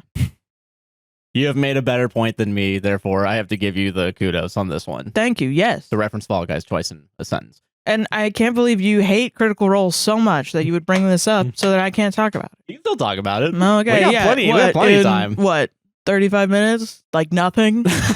Every episode's 4 hours. They've been shorter recently. Oh, they haven't. Yeah, 2.5 hours was the last one without ads. That's because they're getting to the end of the thing. Oh, sorry. I thought you meant our show. Sorry. No, I'm talking about Critical Role. Yes, their show is 4 hours long. Sorry, I thought you were talking. Now that I'm not talking about the thing I want to talk about, I'm just going to not listen to you. No, I got confused. I'm sorry. I got genuinely confused. To me. Listen, 35 minutes. I think you have time to talk about your thoughts about Critical Role. We are really losing the ability to know what a main idea is of anything. The task is to put potato in hole. No, it's to put potato in hole from a distance. From a specified distance. Critical Role is 4 hours long. No, it's 2.5 hours. Wait, I thought you meant a different thing. Yeah, okay. 2 hours and Critical Role were the only 2 points in that sentence that were important. No, because you just before said we only have 35 minutes to talk about it. The show is 4 hours long. I think there was a little wiggle room for me to get confused there. I think you should pull yourself up by your bootstraps and think a little more about what I say. Is this the start of your why I left the left arc? No, I'm still on the left. In fact, I'm so on the left. I don't think the right wants people to fucking read. I think they're banning. You think I'm on the right? No, I don't. Because I want people to read? No, because you said pull yourself up by your bootstraps. That's why. All right. Okay. Once again, the phrase equals fascism. Not. Oh, hey, what is the concept of her argument? That she wants people to fucking read? That sounds like a right-wing idea. No, it's fucking not. You've known me for 7 years. Okay. You're fucking crazy. Yeah. You gotta open up your ears, man. Okay, all right. You gotta go to a damn doctor, get your shit cleaned out. Holy crap. My ears and mind are open right now. Oh my God. I'm here. I am here right now. Critical Role's good.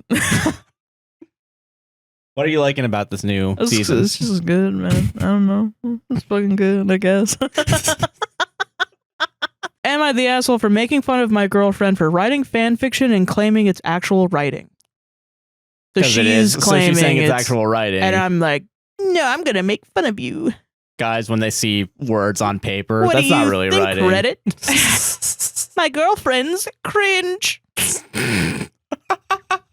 Reddit, what do you think? Dude, just let your girlfriend have a fucking hobby, man. Yeah, Jesus. Man. Oh, God. Okay. Where's your joy in life, asshole? Yeah. Listen, we've made fun of fan fiction on the show before. Listen, hey, I've never called it... I probably haven't called it not writing. You probably have as an aside, and I don't even think you mean it. I think you're just trying to be mean because you were offended. Yeah, I was angry at the quality of it. Yeah. But it's still writing. Yeah, it's still writing. It's literally, yeah. My whole point during that time was, no, it's still writing. We should treat it like it's writing. I hope it's Josh Hutcherson. I hope it's related to that. That's not the wolf one? The wolf one's good. Listen, I just think... The wolf one's good? It come out. Josh said he liked the wolf fan fiction. I don't know why that's my accent. Starting anyway, over. I'm gonna read. My girlfriend Abby, female 31, and I, male 33, have been together for a few months, and this Easter I was going to introduce her to my family. Then she wrote smut on the internet, and I was like, no. Unless he's edited this, he doesn't even say what it's about. So that's... Why the fuck not? I know, right? We haven't moved in together yet. Abby is quite smart. She has a PhD and works in her field. I only have a bachelor's, so you can imagine my surprise when a hot and smart woman wanted to date me. Anyway, I digress. Abby's passion is writing, although she's never allowed me to read anything she wrote. I wonder fucking why. Yeah, there's no reason. It's not probably because she's a bitch. It's not like, yeah, that's probably what it is. Not that you're a huge asshole. She dreams of writing a book and says she's practicing and trying to draft things. That's good. One day I was staying over and fell asleep, and she went to her office to write. When I woke up, I peered over her shoulder when she was writing and saw names that sounded familiar. I asked her about this, and sure enough, she admitted to writing fan fiction. Lock her up, boys. Lock her up. What a crime. When you're snooping on her, like... After she won't show you, so that's already boundary crossed. Yeah. Cool. Apparently, she already wrote 100,000... Okay, so I'm going to say the sentence the way it was written. Apparently, she already wrote 100K fan fiction and is working on her third one. I assume they mean 100,000 words. Oh, okay. Because that's usually how fan fiction is measured. Okay. Apparently, she already wrote 100,000 words of fan fiction and is working on her third one. She says it's writing practice and she loves it. Yeah. I told her it's cringy, and if she was serious about her book, she'd write it by now because she's pretty much already wrote 2 books if only they weren't fan fiction. But she needs to teach you that, all right, bro. I'm sorry. It's hard reading this. No, yeah. Yeah. Maybe you should learn something from her. Yeah, I think so. Okay, counter argument real quick. And I can't believe I'm making this. 50 Shades of Grey. Well, yeah. Yeah. You Twilight. Yeah. Come on. Yeah. You can't be saying that fanfic isn't real writing There's when just so everyone's... many. Yeah. There's just so many. Yeah. She got silent and told me to leave her alone. When I introduced her to my family, I mentioned that she has a PhD. My brother and sister got impressed and asked about it. Abby tried to tell them, but I interjected and told them like a good person not to be so impressed because she wastes her time writing silly fan fiction. So I don't know how she even got her doctorate. And what? And then I called her stinky poo-poo head. Yeah, who's a stupid what lady. Then you fucking did a slam dunk and everyone clapped? Is that like... I know, yeah. Dude. It was meant to be a joke, but Abby was angry. She called me an asshole. She wouldn't talk to me for the rest of the day and asked me to drive her home. I tried to come in, but she told me she wanted to be alone and write her fan fiction. I told her she was childish, but left anyway. I haven't heard back from her since then, and I told my sister, and my sister agreed with Abby. I tried to call Abby, but she texted me with, quote-unquote, asshole, and nothing else. My sister... Why are you going on Reddit? You already got the answer. Yeah, she told you. 100%. Seems like you're an idiot also on top of this. Yeah. Something tells me you might be an idiot. My sister thinks I owe Abby an apology, but I don't think I did anything wrong, and yet What? Abby is annoyed. Was I really the asshole here? Yes.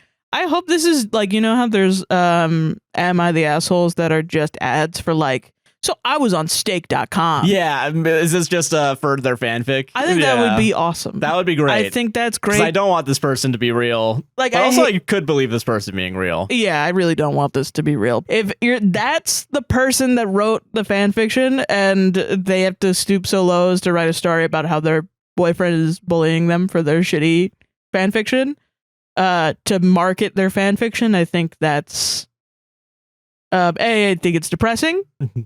But B, it's really funny. I think it's funny. I personally think it's funny. I get it. Fucking dude. Because like it really is. God, I don't know if this is me making someone up in my head to be mad at. The story.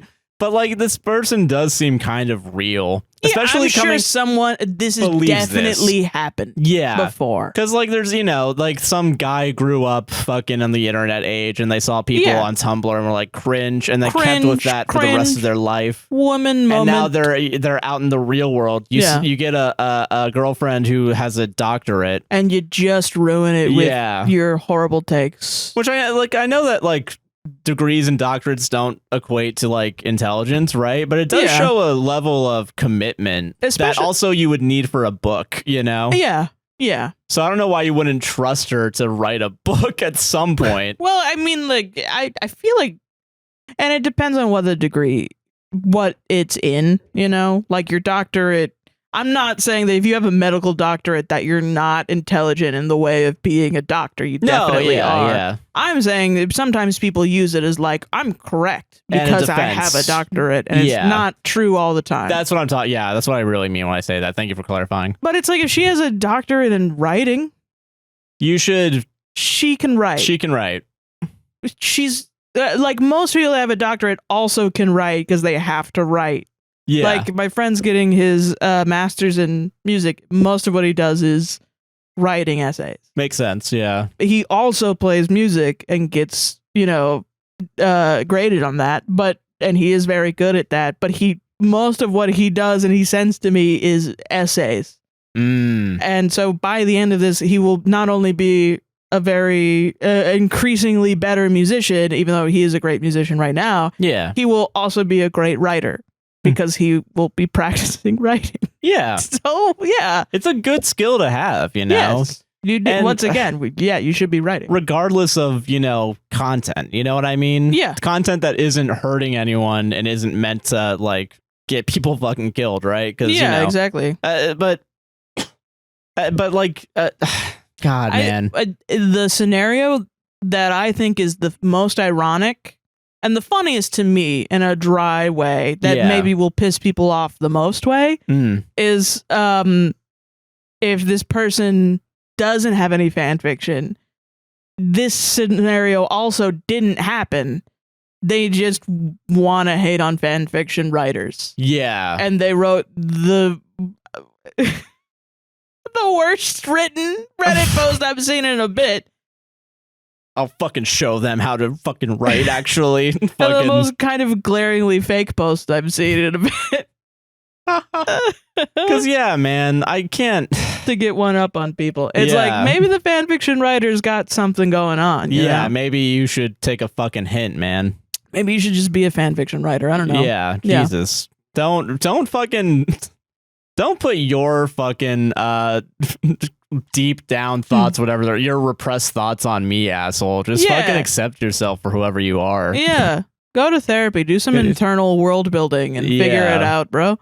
Figure out why you don't think making fan fiction is... NL said something recently that fucking made me go crazy. It was, prove your internality to me. I was like, holy fucking shit.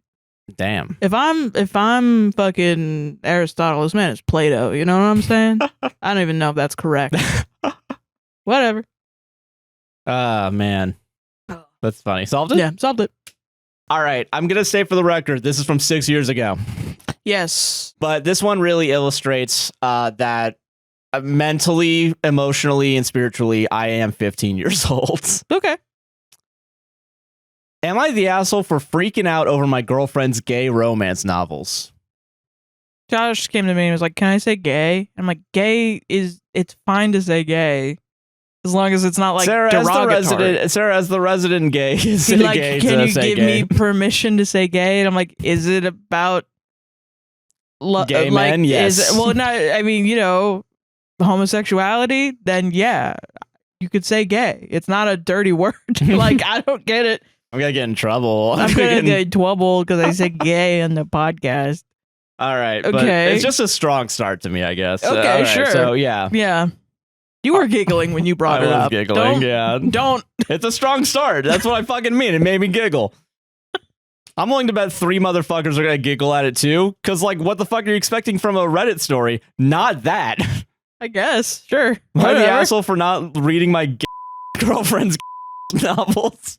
Yeah. Okay. That's too far. You can't do that. Okay, all right. So I've always. Okay, all right. Fuck.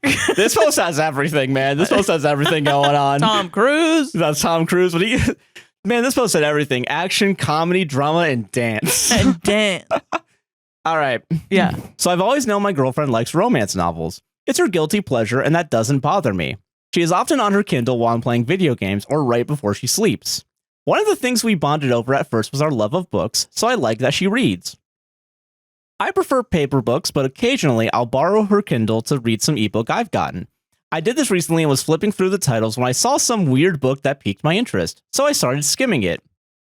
Imagine my surprise when I discovered that not only is it gay romance, like between gay men, but also that the men get pregnant. Let's go. I wasn't sure what I was reading at first and Let's thought I fucking misunderstood, but then I looked up the author on my phone, and indeed the entire thing seems to be books about men getting pregnant. Yes. This post has everything, I'm telling This post you. is motherfucking everything. I searched Reddit Omegaverse, and this was one of the things that came up on Am I the Asshole? So, Okay. All right. I understand romance books have appealed to women, and I can see why, but this, now to be clear, I am not homophobic at all. But to find that your girlfriend reads gay romance where the men get pregnant is a little disturbing. Why? Even the gay aspect didn't freak me out too much, but it was when I realized these books were all about men getting pregnant that I really started to freak out. It's a natural part of life. Yeah. Men getting pregnant. Fucking transphobic also. Yeah, Yeah. shit, I mean, yeah. Ironically, yeah. The kicker is that the guys are werewolves, which is even weirder and Let's concerning go! because... They're gonna have cubs, dude. Yeah. Okay. The kicker is the guys are werewolves, which is even weirder and concerning because she has an ex who was a furry, and I always laughed at what a weirdo her ex was. YTA. Kink shaming, yeah. Yeah, for sure. But now I'm racked with insecurity that maybe there's more to her than I thought.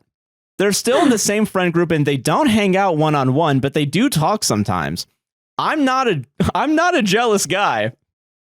And come on, the guy's a furry, so I never minded, but now I'm wondering. Dude, a furry is mogging you. Dude, a furry's fucking mogging you. And Dude. quite honestly, from your demeanor, all furries are mogging you right now, I Wow, dude, you let a furry mog you for real? think. Yeah. Dude, you truly are not a real alpha. Yeah, that's some omega shit, dude. Yeah, that's some beta shit, That's not some gonna beta, lie. yeah.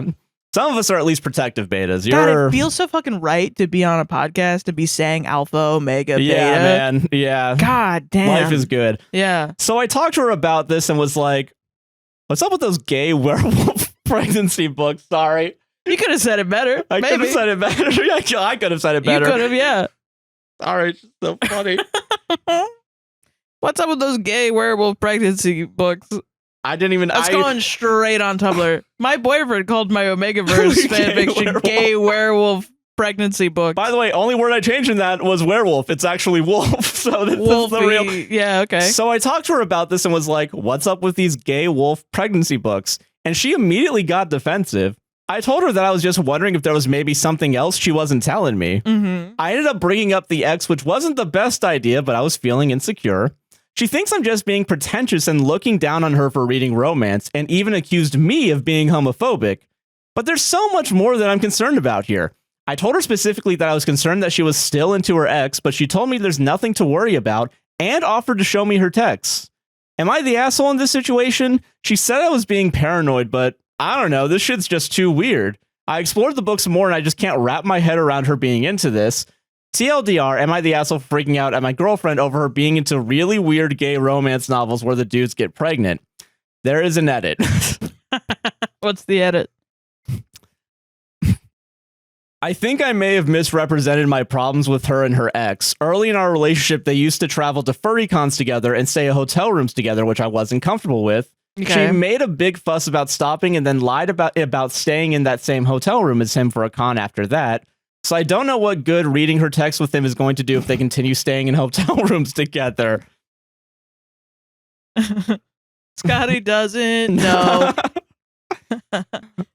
A furry. Yeah. Matt Damon furry. Scotty doesn't know. I guess this thread has made me realize that with my history of being cheated on and her ex being disrespectful of our relationship, this problem is less about the romance novels and more about the fact that she isn't respecting our relationship. And if she's not willing to set harder boundaries with her ex, this isn't going to work out. Yeah, for sure.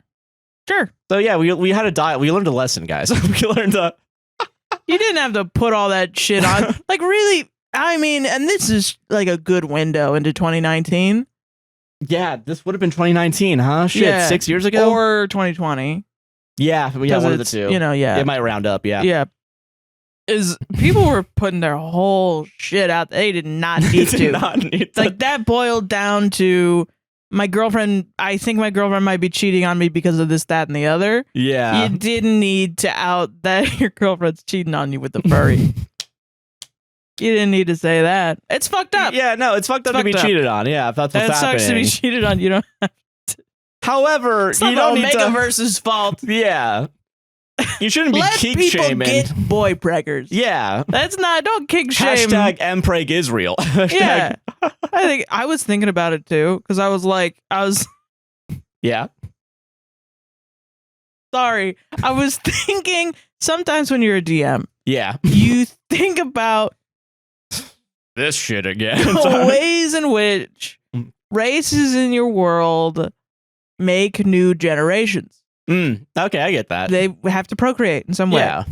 And so I was thinking about this and I was like, oh, wouldn't it be cool if it was all women, but they still figure out how to get pregnant? And I was like, that's kind of like boy preggers. Yeah. But what would that be called? And I was like, oh, Sarah, that's pregnancy. I was like, it's... Yeah, but I think they just get, yeah. It's girl preggers. Girl preggers, yeah. Which is G-preg. pregnancy. G-preg. The OG preg.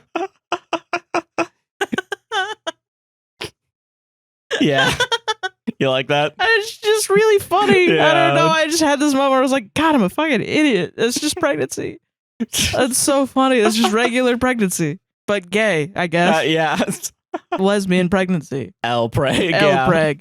Yeah, I mean, obviously it's not about that. Yeah. You didn't need to do all this. Yeah, you didn't need to go on a tirade about like how weird it is that If your girlfriend's cheating on you, that sucks. And if sucks. she's lying to you, that sucks also. you don't need to go after the whole community, I No. guess. You know? Hey. Yeah. And also I'm like, the more people that dunk on furries for just being a furry rather than having bad behavior, Yeah. the more I'm sus. No, I get that. I do think it's like, I can understand like if you talk about like not being into being a furry, right? Yeah, Because it's it's like, there's sometimes I like looking at furries interacting with one another. I'm like, that's a little too much for me. Yeah. But if they're having fun, I don't care. I don't give a shit, I guess. And as long as they're not hurting anyone else, yeah, have fun. Well, the funny idea of her going to a con and staying at a hotel with him is like straight people are going to assume that they're banging.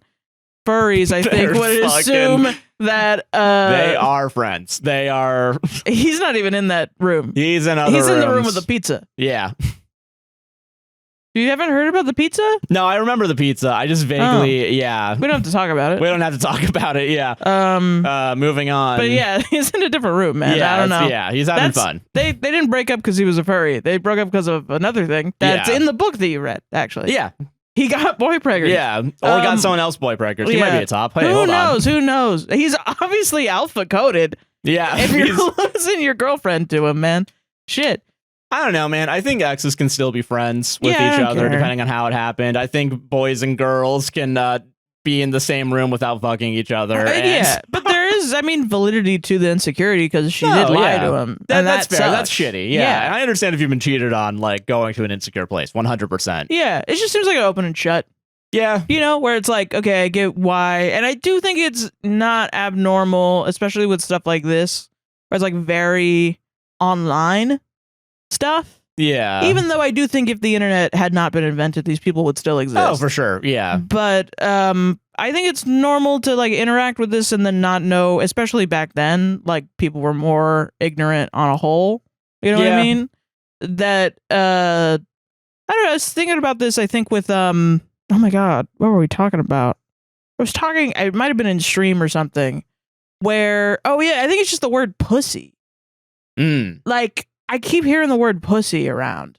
And I keep like sometimes being like, wow, everyone's saying pussy. And then I kind of had this self-reflecting moment of like, why am I recoiling? And it's like, I think it's because when I grew up, it was like a really harsh, dirty word. And I think I was listening to like a bunch of like Chapel Roan and like other songs. And I was just like kind of enjoying the concept that women are singing like about their pussy and like putting your whole pussy into it. Oh like, yeah, for sure. Like it is like a post 2020s thing, and maybe probably a little bit pre 2020s, where it was just like, yeah, now we're hyping up. It's like a common thing, and it makes me feel better about being a woman or being a person that has a pussy. Yeah, that it's something that like men are no longer really tiptoeing around saying the word. No, I get you. Yeah, you know what I mean. I will say too, I do jokingly still go to like don't be a pussy or something. Yeah, which no, is I definitely, like, and that's okay, still shitty. Yeah, but I guess the making the word around it, it's like a kind of not like a reclaiming, but it's like a I don't know, kind of like a owning it kind of situation. Yeah, I get you. That I think is great.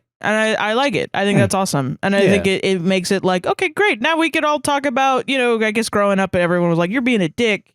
Suck my dick. Yeah. Da da da. It was like, why can we all say penis and that's fine? Like dick.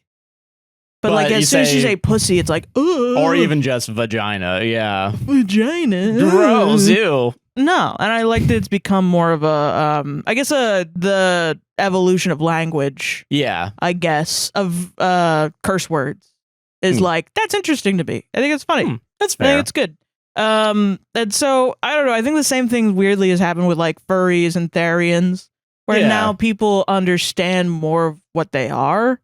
And there are still people that are ignorant about it, but it's like if you're ignorant about a furry in the day and age of 2025, it's like, what are you doing?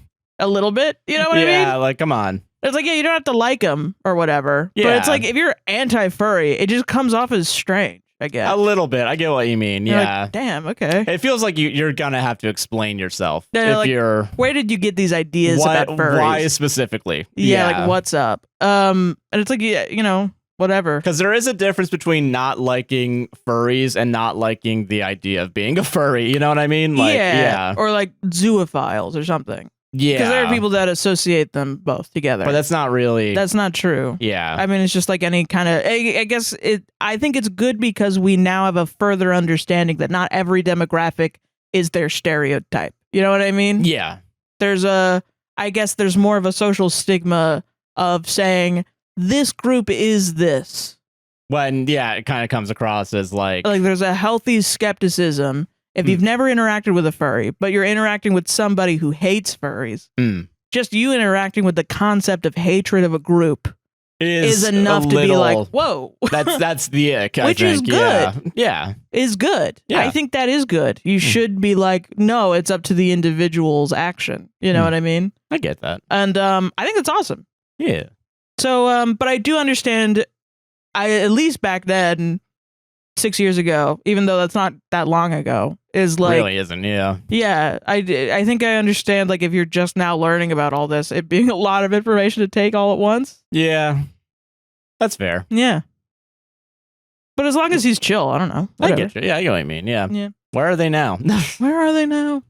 We'll never I'm know. a furry. Solved it. Yeah. I got boy preggers. Am I the asshole for dropping out of my friend's wedding after she sent me a 47-item bridesmaids requirement list? What? Now, this is going to suck for me. Okay. So my friend Sarah, God damn it. God fucking damn it. God damn it. What are we doing? I will say What a are we lot of doing, Sarahs Sarahs? have been getting shat on Reddit recently. I don't know why. It's really making me feel out of my mind. You know what I mean? No, I get it. Yeah. Like they're targeting me. Yeah. I'm not Redditors. seeing any Joshes. I'm not seeing for any of the 3 Joshes that I'm aware of on the Reddit. Yeah, but it's also like, you know, I know my whole life other Sarahs can sometimes be this the way they are. Got what it. sucks also is it's an H Sarah. Oh, It's so you not can't even I can't even run away from hide. it. Yeah. Yeah. All right. Okay. Sorry. All From right. the top. Yeah. So my friend Sarah is getting married in a few months and asked me to be a bridesmaid back in October. Okay. I was honored and said yes immediately. Understood. Makes sense. Yeah. Fast forward to last week, she sends the entire bridal party a Google Doc titled Bridesmaid Expectations and Requirements. Okay. I thought it would be like, wear this color, here's the dress I like, maybe some basic timeline stuff. Nope. 47 numbered items. 47. Okay. 47 does sound like a lot. Some highlights. Okay. Mandatory spray tans. What? She's booking appointments for us. What? $400 hair and makeup, non-negotiable. Can't post any photos from events without her approval. Triple exclamation What? point. And my personal favorite, we're expected to contribute $200 each toward her bachelorette party on top of planning and paying for it. Well, because wait, hold on a second. Because also, okay, so 200. Okay, I'm assuming the hair and makeup 400 a piece is also out of your pocket. I assume, yeah. In this economy, are you fucking This serious? is awesome. Yeah. Did you look This at wedding's gonna be epic. Were man. you like instead of doing a destination wedding where everyone has to pay a lot of money, let's do one in town but pay the money as if we were doing a destination wedding? Do you think the mentality is if I traumatize all my friends, they'll never forget my wedding because they'll If they're not talking about it in therapy week after, for might as 20 well have years. not done it. Might as well have never done it. If I don't bankrupt my friends and send them through extreme financial hardship, if they can't go and get a loan, I've seen we've read that I know we've seen before. those too. And that's why I'm Get a not. credit This is card. really is not out of the realm of possibility, Yeah. which is crazy. Item So 40 stop, please. Item 47 was literally, remember this is my day and your job is to make me shine. I need you to calm the fuck down. Like, listen, you're really twisting and turning the idea that I have where, like, yeah, it is your day. Don't be this unreasonable. Yeah. There is a limit to what I think most people would be okay with dealing with. Yeah. We're not going to completely, like, we're not going to walk on glass for you, you know? Like, That'd be so good. Dude, Saw gets married. John McClane gets remarried. Yeah, famously, he liked that part. He liked that. That was a good part That of was it. a real good part. I texted her saying this was beyond what I could commit to and needed to step down. She called me crying, saying real friends would do anything, even Fuck if it you. takes some sacrifice. This is why I don't have any friends, so I'm going to deal with this bullshit. I'm going to tell you right now, I don't think any of my friends would sacrifice shit for me, and that's good. That's a good They're thing. healthy. They are their own people, Yeah. actually. Now more than half of our friend group is asking if they can see the list because they don't believe it's real. Am I the asshole for backing out? Now, No. you might be like, hey, Sarah, what are you doing? Why are you giving me a slam dunk to start with? Yeah, what the hell? Is there, what the fuck, Top comment. I'm going to yell, okay? Okay. Post the list. Post the list. Post the list. Come on, everybody. Post the list. YTA, you didn't post the full list. Post the list. I will say, if all the other shit was normal, the shit you still pointed at, I'm like, yeah, you don't want to do that. That's still already bad. It's so obviously no one cares, like, about the am I the asshole? They just want the list. NTA, they want the full list. That's what they want. They listen, just want the gossip. Okay, all right. It's not like, which, listen, I get it. I'm on the fence. I need the whole, more info. I need the whole, it's just yeah. post the entire, you can't say this shit and not post the whole list. Okay, fair. I Okay. forgot this is a gossip forum. Here's the full list. Okay, let's go. I don't think this is from OP. What if it's just a random motherfucker or another person from the wedding? No. It's from the real original bridesmaid, not the OP here that just stole the story for karma. What? Oop, oop, oop, Oh, oop. the drama's fucking real on this one. Oopie whoopie. All right, okay. Oh, shit. Oopsie fucking poopsies. Yeah, Oopsie let's poop. go. Appearance and prep. Rules 1 through 10. Okay. So this is All also right. this is a list within a list. Yeah. Good. 1. Mandatory spray tans appointments booked by the bride. So dumb. 2. $400 hair and makeup non-negotiable. Ridiculous. 3. Dress style, color, and length must match the vision exactly. I mean, okay. That's not abnormal. That's not abnormal, but in the context of everything else, the Yeah. word exactly does have a little bit more weight than I Yeah. feel like it normally would. Yeah. 4. Shoes must be specific and pre-approved. I'm not against it, but it's still it's again with the context of everything else. I'm so alien to all this stuff. Yeah. I'm not even making any judgments yet. Okay, got it. 5. No visible tattoos or piercings unless bride approved. That's a little stupid. 6. Manicure, pedicure. 6. Get that mayonnaise, Manicure Manny. and pedicure must exact polish colors required. Okay. Still a little. That's not part of the $400. This one pisses me. No. You think hair and makeup it also has manicure, pedicure? No. You go. That's like a whole different building. That's like an entirely different concrete I know it's a building. whole another person. Yeah, but like, No, the hair and makeup is all one. And honestly, I'm surprised that it's probably going to be 2 different people, which is why it's $400. yeah, Probably going to be one person for makeup, one for hair. yeah. That's why I'm kind of also surprised that they're even separated, because I feel like look/visuals should just be all combined into one item list. Because I want to know how expensive the pedicure is going to be also. Manicure, pedicure. Manicure, yeah. I mean, I don't know. I'm trying to think of the most expensive manicure, pedicure I've ever had. Over 100, maybe. That's still, you should put that in there. Yeah, for Yeah. sure. Okay, sorry. Okay, but yeah, I mean, I'm sure other people have gone for less or more. Yeah, I don't know. And they probably hike it up because it's bridal. Oh yeah. This one pissed me off. 7, shapewear or body slimming garments may be mandated. Maybe If you're a fat ass bitch, you're gonna be putting on those skims. no fat bitches allowed. No fat bitches allowed at my wedding. 8 Ozempic prescription on the off chance that the slimming suits do not work. You have to take Ozempic for my wedding. 8, jewelry, accessories, nail color strictly defined.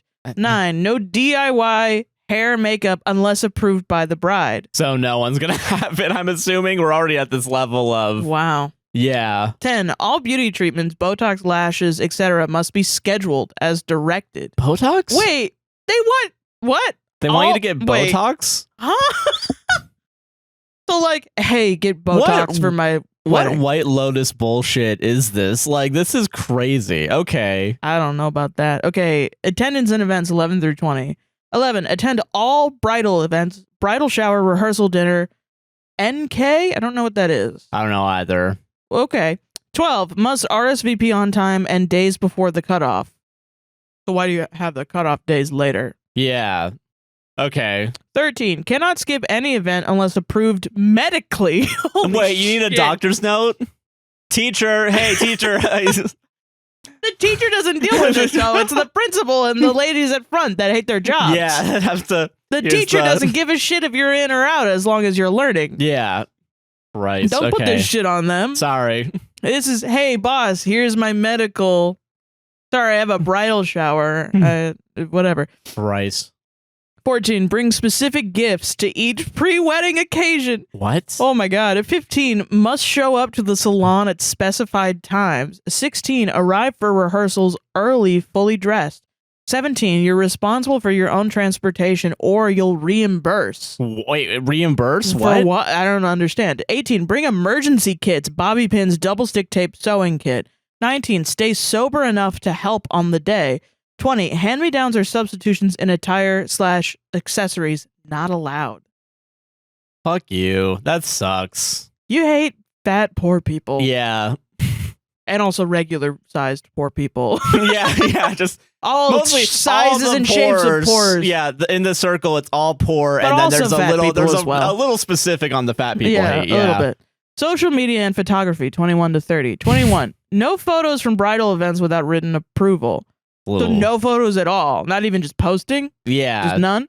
22, tagging bride on social media is allowed only with prior okay.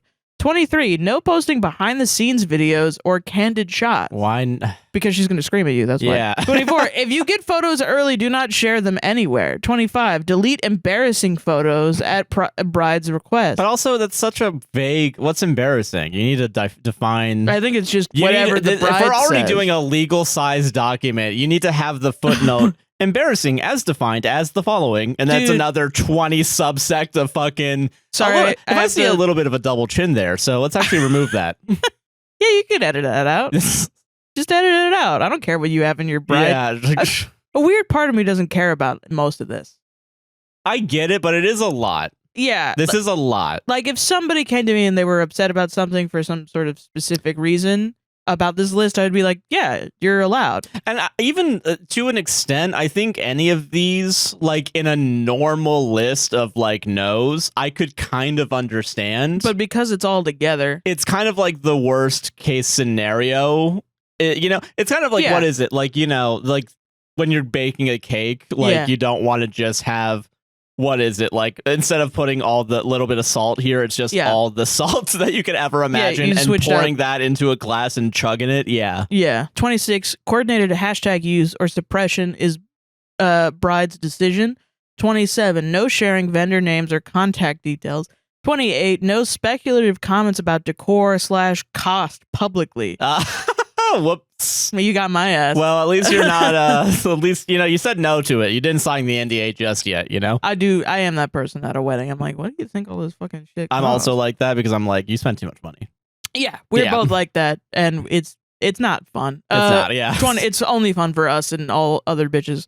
29, referral to wedding day as quote unquote her day, never yours. 30, no calling out wardrobe flaws online or offline. Unless you're the bride, I assume, because guess, the yeah. bride has already put in a lot of rules for what a flaw is. Make fun of me, I make fun of you. Yeah. Financial and contributions, 30 to 40. Okay. 31, $200 per bridesmaid towards a bachelorette party on top of planning / paying. So already 200's that. the minimum then, I guess? Or is it you I think plan it's a out a gift. thing? Oh, okay. Like all the bridesmaids are going to give her thousands of dollars as like a monetary gift. fucking crazy. Yeah, 30 as well as a regular gift. And also the The aforementioned gifts already, yeah. 32 additional fees for rehearsal dinner donation.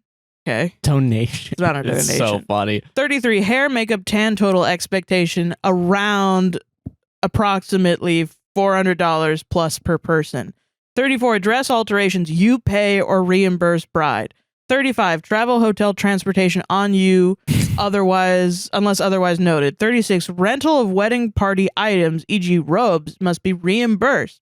37 bridal shower plus bachelorette gifts must meet required price point. 38 you may be asked to finance decor, favors, or ribbons. 39 payment deadlines for all items are enforced. No late waivers. 40 bridesmaids splitting cost of additional outfits is required. Oh, fuck you. Fuck you, man.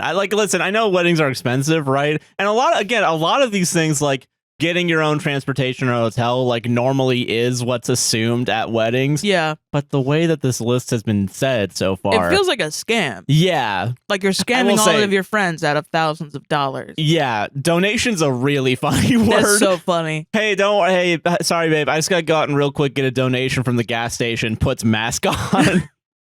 Yeah. Takes gun out. It reminds me when we were watching Housewives of Atlanta and they would put on like these big but that was at least actually kind of for charity. Sort of. Like, is there a real charity or is it just you want to have a big party and a donation to you? Yeah. As a person. Yeah. It's like, this is like a scam. Fuck children's hospitals. How about me? Like I don't making wanna up your work for- own nonprofit so it's just throw big galas or whatever. Get the fuck out of here, man. It's just wild. Yeah. I mean, some of them were real and some of them were cool. Like, I think eventually Nene was doing ones for good. like, actual things. Still, but yeah. But it was pretty silly. The just no planning really going into it at all. Yeah. Just big party. Christ, man. Okay, duties and behavior. 41 to 46. 41. You are the bride's assistant. Help with errands is needed. You are my bitch. All right, you do my work for me.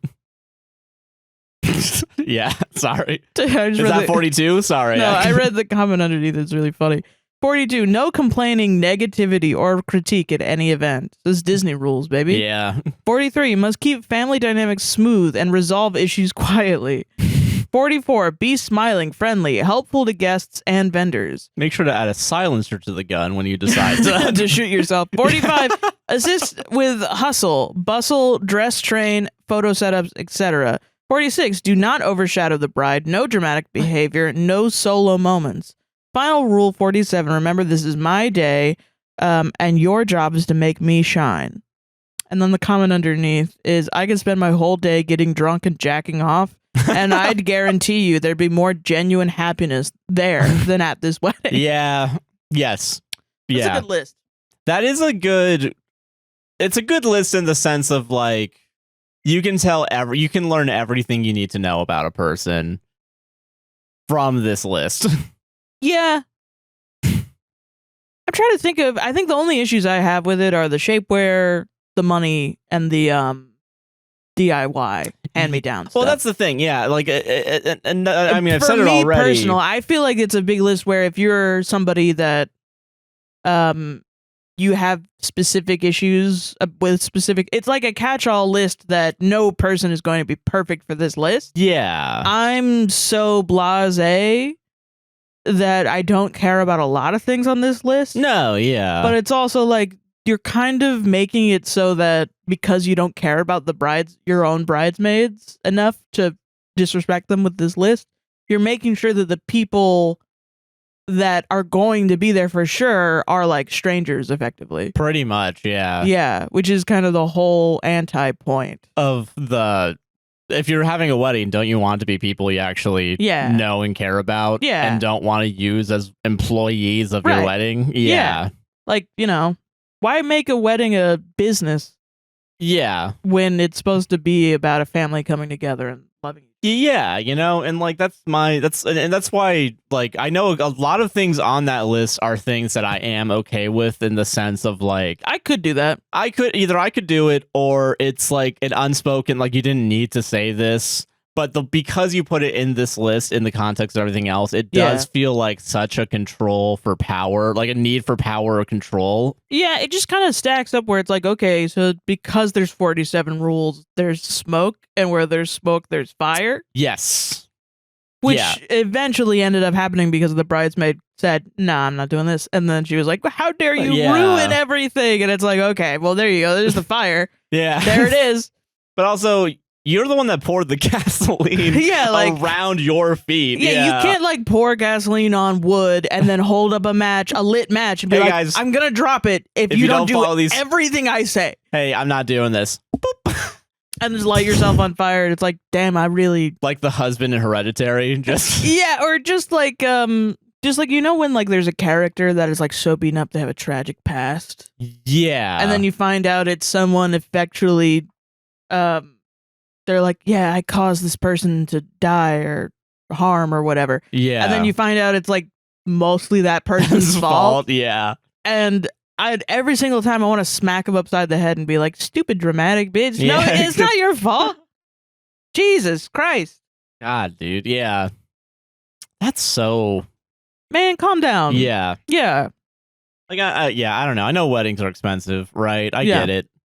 Demanding gifts for, like, even like, what is it? Demanding gifts is wild, especially different gifts for different the rehearsals also. Like we give money most of the time. No, yeah, that's fair. If there's a registry, I'll look at it. Yeah. I won't do anything with it, but I'll look at it, all right?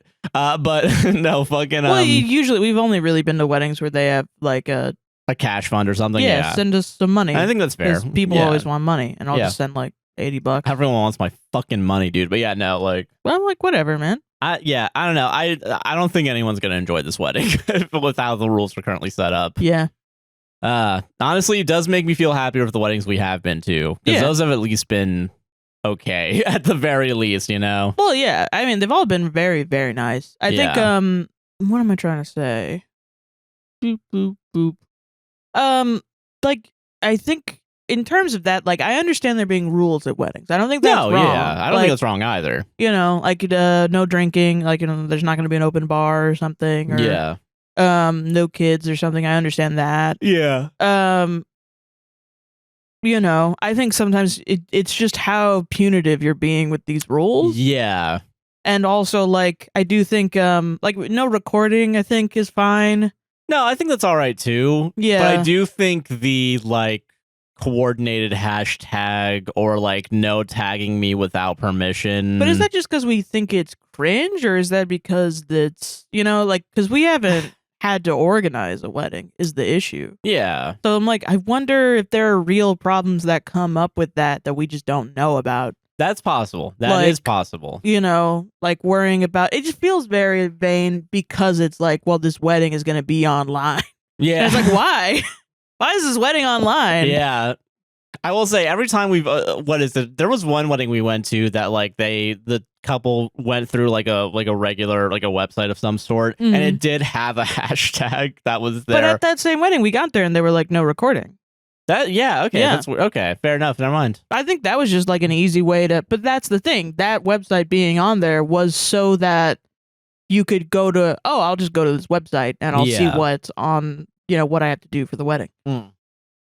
Yeah, I get that. You know, it was more like for ease of us, which I appreciate, because it's a lot to do a website. To do a wedding, yeah, you know, so it's like that's very nice. Yeah, but it seems like that's the difference here. It's like you're not treating the people at your wedding nicely, but also you're offloading a lot of wedding responsibilities that you have, like paying for ribbons. Yeah. And shit like that. You gotta front the bill a little bit if it's your wedding. And I know it is your day. Yeah. Again, you can't be making people like tie their own nooses for you, you know? Like, and it's like from what I've understood about hair and makeup, I think the general manners of it is if the bride wants a specific person, she talks to everybody about it, and if they agree to split it or help her split it, everybody involved, including the bride, splits it. Or if she just lets the bridesmaids do what they want with their hair, because that's kind of the issue. It's not that it costs $400, because probably some people are going to be like, I get that's a reasonable amount. No, yeah. But then other people are going to be like, no, it's not, because money. It's just gonna, money's different things cost different prices. Newsflash, everybody. More at 11. Yeah. But I think that's the difference is they're not allowed to choose. They have to pay $400. Yeah. Which is fucked up. That's you're not having a choice is the big issue here. Yeah. Yes, I agree with that. Yeah. Yeah. So I don't know. It's weird. Weddings are weird in that it's different for each of them. I think OP did the right thing by saying like, nah, not for me. Yeah, no, I'm good. Thank you. Yeah. And I was honored to be the maid of honor, but this is a lot for everybody. Yeah. And if I have to be the head bridesmaid telling everyone else like this is a fucking pyramid that's scheme. Another thing. Yeah. I didn't sign up for a job like a middle management position. Yeah. At a wedding. Thank you very much. I'm good. No, yeah. thanks. Yeah. That's why I thought we had companies to do this for me. But I could see somebody being like, okay. Yeah, no, yeah. You know? If that's your flavor. God bless you. Whatever, yeah. Not me, man. Solved it. Am I the asshole for giving the UPS driver water and a snack? That sounds nice. Is that bad? What happens when you do that? Do they explode? I don't know. Spontaneous combustion, yeah. To set the scene, I, 32 female, usually give my postal workers snacks or waters around the holidays, but in the summer, I like to grab drinks from the fridge and hand it to them directly because they'd get hot if I let them sit outside. That's nice. Last weekend, my usual UPS driver, 60-ish male, came to drop off a delivery for my front neighbor. It must have been around 9 p.m. because it was darkish outside. He parked in front of my house, and when I noticed him, I thought, I'll go hand him a water and snack since it's so hot outside. He was on the phone with his wife, and when he saw me, he went, oh, let me ask if my wife if I can take it. Oh. Honey, can I take a water from a customer?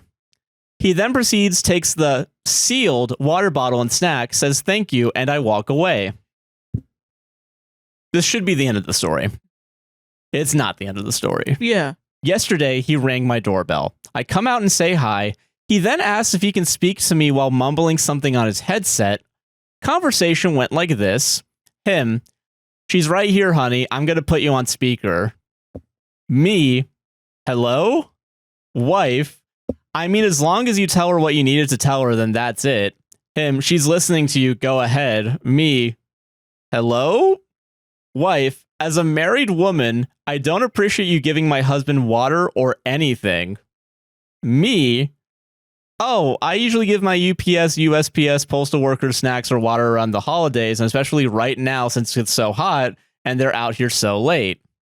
Wife, well, as a married woman, I don't like that. And he didn't even have a package for you. You just walked out and looked for him. I thought he was out of business making deliveries. Let me take care of my husband. I thought this was a joke, I'm not gonna lie. I let her finish her rant.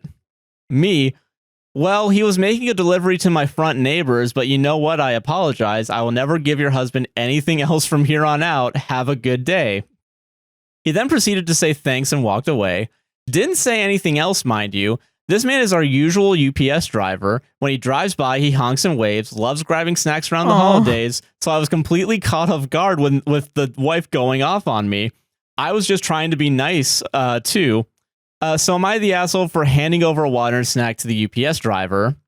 2 updates. Oh my god. Okay, yeah. Wow, I didn't expect this many responses. There's not much of an update here, but there's a few things I'd like to add that I keep seeing. 1, I reviewed my camera footage and my daughter and I gave him the water bottle and snacks on Thursday at 9:12 p.m. 2, he came back on Monday of the following week around 6 p.m. to have his wife chew me out. No, he didn't have a package for me, just parked in front of my driveway and rang the doorbell. Okay. To those saying I should report him, I've thought about it, but I don't want him to lose his job. He knows where I live, and if he told his wife about me giving him a water bottle, he's capable of giving her my address. The same UPS man has met my husband. I'm shocked he really couldn't tell his wife that I'm also married and I was just being nice. He even asked about my dog once when he came over to my door and needed a signature. To those who are also saying this is fake, I wish it was. I honestly wanted to laugh and give his wife my peace of mind too. I genuinely thought that when he put her on speaker, she was going to say thank you for giving him a water. But nope. Took a hard left. Even looked around like the characters from The Office looking for a camera thinking this is a joke, right? God, if only we all had a Jim the camera. I don't know. I would just leave it alone. I don't know. I don't want to bother this man anymore. My mom taught me to be respectful to elders, as this man could very well be my dad, so I let her say her piece and I called it a day. Thank you all for being so kind to me. I'll consider leaving the snacks out again. I just don't like leaving them out in the summer as it's so hot, but with the temperatures rising, I'll probably do what some people suggested of freezing the drinks instead. Oh, yeah. I appreciate all of the kind words. Update 2. Oh, my God. After reading some comments about my safety, I decided to call UPS and report the driver. Okay. I spoke with the rep and told her what happened. She thought it was absolutely crazy that it happened. Yeah, it is crazy. Yeah, although I don't have his name, I'm sure they can pull up his information with the details I gave her. I specifically remembered the wife's name because I read it on the phone when I was listening to her. The rep said she would pass the incident to management because they wouldn't like it happening to other customers. I told her I wasn't trying to get him fired, but that I just wanted to make sure they were aware of it. If I hear back, I'll update y'all, and there's no other updates. I mean, yeah. Yeah, that's probably the right thing to do. Yeah. Is report it. Yeah. I mean, he showed up on it, like, without a package for anybody. That's kind of wild. Yeah. It should be, like, the next time, but I wonder if his wife was just like, go to her house and tell her this stuff. And it's like, I mean, yeah. And I mean, it is a safety issue, and it's good to have the documentation also in case it does bite him in the ass and then something happens. You know? It's good to have the documentation.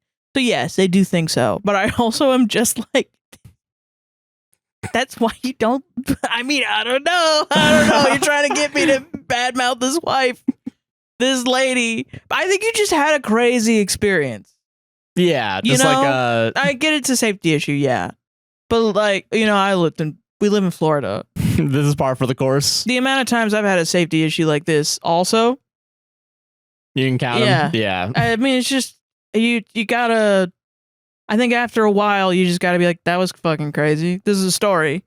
I don't think you're an asshole. Definitely not. I don't think, I hope to God nothing bad happens to you for sure. Yeah. And I hope that they don't fire him either. Yeah. I hope he just doesn't show up at anybody else's house without a package. Yeah. Yeah. Because I mean, that is. Yeah. I mean, you're genuinely concerned for your safety, so I don't think like. No, yeah, I don't think this is the bad call. No. I just think it's wild that you were just given water, man. They just give it, but yeah, no. Some people are like that. Like, do you remember that time we talked about like the wife that would make lunches for her husband, and then he started paying somebody else's wife to make him lunches? Yeah. And then she got pissed, and it was like, dude. I do remember that one. Yeah. Otherwise, it's cheaper than him going out and getting fast food every day. Yeah, but it is still like. I don't know. I don't get it. I think if somebody made you food, well, I mean, I don't know. If somebody made you food consistently, I think I would be like. I feel like food's more. If you're just like leaving out a little kid's pack of Cheez-Its, that's nice. Yeah, but it is so funny the way that this interacted. That this guy has acted like a little dog. Oh, hold on. Like, yep, hold on. My owner said that you can't give me tweets anymore because I'm getting too fat. Like, it's just like that's what it feels like.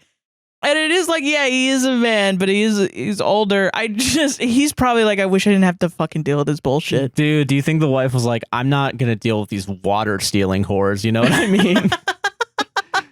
I give you water and snacks. I give you water, yeah. Okay. Okay, honey, whatever you say. Jesus. What the fuck? Yeah. I don't even know what to say about it. I think there's always going to be people like that. Yeah, just like a little. But little he wacky. should not be showing up at your house without a package. Yeah, God, no. That's not right. But she did run out to give him water. Checkmate. God forbid. God forbid you want to help someone out. God forbid you talk to people that you see every day. That's bullshit. Yeah. God damn. Why are people so weird about like mail delivery people? I don't know, man. That's very strange. Anyway, solved it. You probably don't. I remember a South Park plot where it was, I think it was right after The Dark Knight Rises came out. Mm. And it was... I think I remember that. It was Cthulhu, right? Huh? It was the one right before Cthulhu and the Goths, right? Maybe it was like they're doing... They're talking about how the milkman comes to like... Because it's about the Amazon delivery driver. Everyone purchases stuff from Amazon. Yeah. And then it was like, well, the milkman came and fucked my wife. And now you all have a milkman coming that's the Amazon driver. And so they just like kidnap and like they all wear the Bane masks and do Bane impressions. And it's like, oh, you almost fucked my wife, huh? Oh, no. Okay. It's not about fucking the wife. It's about the statement. Oh, man. Okay. Yeah. Am I the asshole for taking my bonus and creating a, quote, secret room in my house, parentheses, complete with a bookshelf door? Damn, so this was six years ago? Really? Yeah, when people had money, yeah. It's not fake. It sounds fake as shit. It sounds like a Mr. Beast ass. I converted my house. A secret room in my house. That's what it sounds like. Oh, sorry. And I put 12 people in there and left them to starve. Sorry, you/Mr. Beast. I should have read that the first time. Yeah. Someone, I don't know what the joke is, but where it was from, but somebody said Mr. Beast has 2 people entombed at all times, which is really fucking funny. All right. Hello, am I the asshole? Hi. Thank you for taking the time to weigh in on what was supposed to be a fun project, but has turned into a major issue between my fiance and I. I am a moderator on several other subs, so I'm using a throwaway so as to not cross the streams, so to speak. Okay, I really... Milady. Wow. I can't believe this was real. 6 years ago. Believe it. Maybe it's fake, but it's definitely a person made someone. Oh my God. A person wrote this shit. A person made someone. Last week, after several years of being out of steady work, I was able to land a really good job. My company had an unreasonably good year, and in late February, I got a 5-figure bonus. Oh, dang. I have always wanted a, quote, secret room in my house. I honestly don't know why, but it just always seems so cool to have a room where I pull a lever, a bookcase opens to my private space. Yeah. I figured with the bonus, the time was right, so I hired a good contractor. They tore down some walls and started digging up the foundation to our spare bedroom, since the secret room will have a circular staircase to a new basement. Jesus. The house was my grandma's and was given to me paid off when she died, so I own the house outright and have full legal authority to do this. The law's on my side. NTA. All right. Cops are awesome. Just digging up the foundation is crazy. drops her off throwing shit like that in there. Crazy. Full legal authority. Fiance is so furious at me, she's thinking about calling off the wedding. She says that taking my bonus was wildly irresponsible and that we could have used the money to pay off debt, pay for some of the wedding to take pressure off her parents, or even save. I mean, yeah, I don't know. I counter with, this bonus was essentially, quote, found money that may never happen again, so we might as well have fun with it while we have it. She says that we are getting married. She says that we are getting married. This has to be a discussion, and me digging up the foundation and tearing out several walls in the house has made it impossible for her to live in the house. I counter again that it's my house. The argument has gotten so intense that she moved in with her sister, and we may be looking at the end of our 2-year relationship. Am I the asshole in this situation? Yes. What do you think? Yes? Yeah, I do, yeah. Oh my God. No, I think you should have a back cave. I mean, listen, you can do whatever you want with your money. It's your money. You're so right. It's your grandma's house. Consequences. The consequences are you lose your fucking marriage and the love of your life. Yeah, because you didn't talk to her about you building an entire new stuff room like this to people, especially if you're living together still, and then you're like, oh, by the way, I'm gonna build a fucking blueprint secret room. The tomb is gonna be connected to the reservoir underneath. Just to make sure that it's an easy, it's an easy run. Yeah, I'm just gonna make the fucking gardeners have to draft their own office room. Yeah. Yeah. I don't know how you could think you're not, but this is awesome.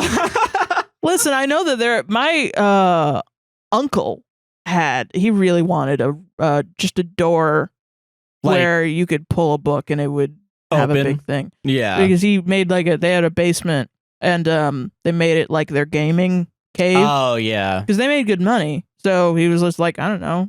We had kids. It was put stupid shit in there. Yeah. They got like a fucking DDR thing. Oh, like a legit, like you could play it. Yeah. Yeah. Like a bunch of like arcade machines and stuff. They got a nice chess table and things. I don't think the idea is inherently bad. It's when you start digging up the damn foundation and knocking down the walls. And like you're...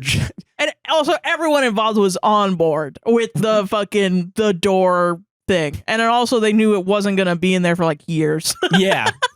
So, because you're getting god damn, I'm just so. Why didn't you tell her? Why didn't you tell her? Yeah, all you had to do was tell her, dude. They're gonna, and then like I don't know, and also she's right that like you're not married yet, but you should talk about your money. Yeah, money's like one of the things that makes people divorce the most. And yeah, it seems like that's probably what could happen here. Yeah. Could have happened. I don't know. It's been 6 years. Maybe they're happy they both have their own secret room now because she got a bonus and didn't tell him about. Maybe he's a skeleton in his new basement, and then when you go and loot his body, it's got like 6 coins in it. Oh shit, dude! That's cool. As much as I need to get more armor. But no. So. I mean, I'm not mad at it. I'm not mad at it, but you gotta tell her about it. Yeah, like shit, man. I'm sorry if you're living. Be your own little freak. I don't care. Even if you're working like a regular job, you get home at 5 and there's just fucking cars everywhere with construction, and then you walk in, it's just people fucking banging at walls, demolishing. That can't be awesome. In with my sister. Yeah, I would also do that. Yeah, for real. I don't know, because I feel like I am open with money. Yeah. Perhaps to a fault. Even in relation to like the show and the podcast or whatever. Oh yeah. But like I'll tell you like, okay, hey, listen, here's what my boss is paying me for this timeline or whatever. Even then I don't really need it, Yeah, no, I get you. I just, as long as I'm like chilling. Yeah, I get that. And by chilling I mean like our bills are paid. Yeah. We really only talk when we're well, soon we will. Soon. One day. As long as bills are paid and there's food in the house and we're fine, I'll come to you and be like, I want pizza. I want pizza. And then you'll be like, no pizza money. And I'll be like, okay. But that's it, Yeah, no, I get you, yeah. And usually when I come up to you and say I want pizza, I have pizza money. And I'm buying pizza money. Fair. And then you look at me all sad like, we don't have pizza money. And I'm like, I do. And you're like, well, we could use money for other things other than pizza. And I'm like, no, fucking shut up. We're having pizza. And I'm like, oh, I like eat the pizza. Yeah. I'm like, yes, see? This was $1 a slice. I'm eating a $1 bill right now. I can't control what your mind does to you. I just know I can give you happy chemicals in the form of cheese. Cheese. And bacon, pepperoni, Mm-hmm. and stuffed crust, Yeah. which is also just cheese. So I could have, that's redundant. Sorry. Yeah, also cheese. And also, I'm sorry for outing you. That was a good callback. Thank yeah. you. Yeah. You know, that's what you should. I don't know. I don't know if that's how everybody should talk about money, but that's No, how I get it, we do yeah. for sure. I feel like a large sum of money. A large sum of money we have to talk about. Yeah. If I won the lottery. That's, yeah. If you hid winning the lottery from me. If I fucking won I think you'd be right to kill me. Yeah. Writing your will on your computer being like, Josh has all money if I die. All money. M-O-N-E. Josh would never, if Josh were to kill me, do not go after him. I'm allowing this to happen. That'd be funny. Get Saul Goodman to write that one. Fucking. It would be, I mean, if anything, I think I would be like, so I did secretly buy a boat. That's a lot. That's It's 10K. Who cares?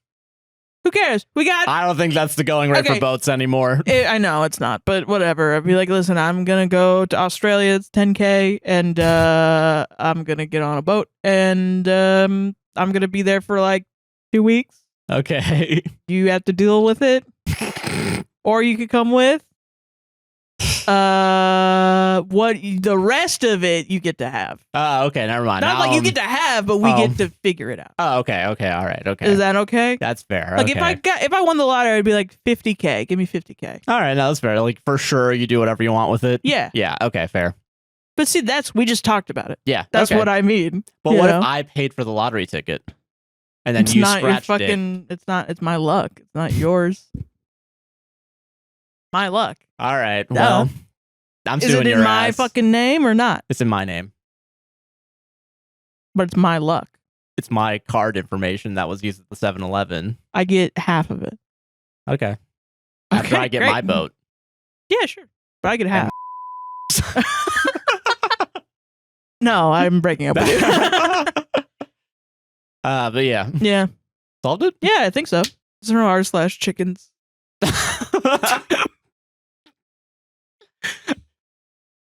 What? Nothing. I just okay. Subreddit we've totally been to before. It's on my front page every week. What the fuck are you doing right now? It's r/chicken. All right. This is from Who fucking knows what this is gonna be about? This is from r/chickens. Chickens like to be thrown like footballs? Question mark.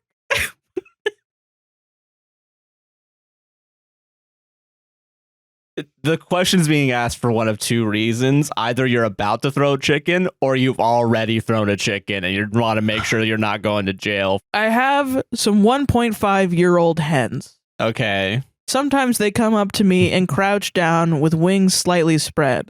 Okay. I pick them up and get my hand under them and chuck them like a football 10 to 12 feet away. That's pretty okay. That's pretty okay. They always come running back. I usually do this 3 to 4 times a chicken. Is this a thing? They seem to enjoy it, I guess. Anyone else have chickens who do this? Okay. You've already done the thing. And A you're lot, just, it sounds like. Yeah. Because usually people that have chickens don't just have like 1 or 2. They have like 10. Yeah, so you've you're already doing this 30 to 40 times every time this happens. So I've come across a couple chickens and then I decided to put them in my backyard, right? So I don't know about Colonel Sanders fucking 100 years ago. First time he saw a chicken, like, do you think they want to be thrown around like a football? Or should we just make him into delicious fried chicken? You got your chicken in my deep fryer. I got your deep fryer in my chicken. Oh. I got a fucking $1 billion idea now. Okay. All right. So what's the discourse? Discourse is that the discourse is that top comment. They're crouching because they think you're the rooster. LMAO. So that's what chickens look like when they want to fuck. So OP saw these chickens and they were like, football time. Time for footballing. And the chickens are over here like, where? I thought I was gonna get fucked tonight. What's going on? Oh. And then OP is like, no, that's not the case. They like being thrown like footballs. I haven't been throwing my chickens like footballs for no reason. So they were like, they have roosters. I only mentioned the hens, but the roosters do it as well. Only less often.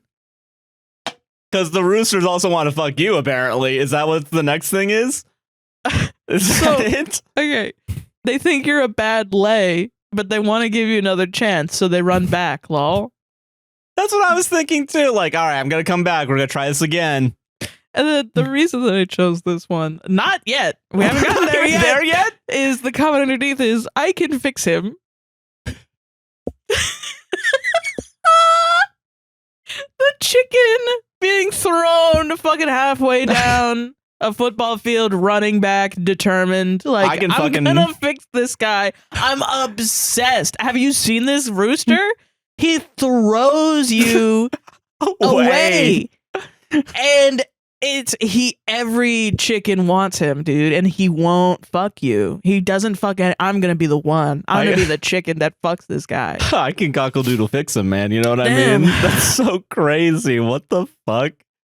I'm sorry. Listen, I had to put it on our Reddit reading podcast because it's the best Reddit post I've ever read in my entire life. It's the best Reddit podcast ever, so it's double the money. It's gotta be in there as the Hall of Famer. That's He's a Hall of Famer. Crazy. This is up there with Olive Oil Guy, if you remember him. They just love being thrown. Throw them chickens, whatever, fuck it, dude. And then other people were like, how the fuck did you find out? And then some other guy was like, nah, I fucking get it. When they're on the other side of the goddamn fence for the third time in the day, you just start chucking your fucking hens. Get on the fucking side of the fence, you dumb rooster, dumb chicken. And I was like, damn, that is what's true. Going on? That is fucking real, though. They always do be getting out, you think. And then, like, it's slowly, as I'm reading this post and in this subreddit, a fucking straw hat and a piece of hay just fall down on my head and in my mouth. And I'm just like, damn, these damn goddamn chickens ain't. After playing like 10 seconds of Farming Simulator, you're like... Okay, 10 seconds that's really fucking frustrating that you would say 10 seconds, because I've spent a lifetime's worth. No, I know. Of Listen, time I'm in well Farming aware. Simulator. Yes, you are a farmer now. I get it. I am at heart, and I always have been. Just like I am a horse trainer, and Uma Musume, and I have to become a chicken tamer. I am a chicken tamer. Yeah. I have thrown my chicken like footballs, football into the pen. So, okay, wait, hold on a second. So, okay, let's just make sure. Okay, you're saying like a football. Are you overhanding it? I think so. Like genuinely? Like, so no underarm, like granny bowling, like you're fucking... Like a football. Another question was, do you get a good spiral? Which OP, I think, is being modest and was like, no, not really. But I think, come on, like, pew, like, you know what I mean? Like like that, with the fucking... Dude, can you imagine one of the chickens during it, and then like one little like part of the wing comes out and they just start fucking spiraling? Yeah, and they're like, oh wait, you can't do that. You can't do that, yeah. The chicken that's like, fucking throw me into space, Rooster Daddy. Rooster Daddy, throw me into Rooster Daddy is the title. Congrats, you did it. I thought it was gonna be soy jacking whatever the fuck it was in the Patreon, but now it's... Oh yeah, that's the Patreon title. You didn't even give me a chance to force it in though. God damn it. Chicken daddy ass. That's what he's saying to his rooster, to his chickens. Anyway. Someone make a dating game where you are trying to date roosters, but the sex is that you throw them away. Like a football. Or is it like the pigeon dating one that you were talking to me about earlier? The one where it's like... that's a whole different thing. That's Hot Boyfriend, which is a really great game, and you should all play it. You should all buy it. It's old, but you should buy it. You are an actual human girl, and you are dating pigeons the size of a human in a post-apocalyptic... Okay. Sorry, I have to say this. In a post-apocalyptic world where humans are now, I think, animals or like not around. I don't actually know.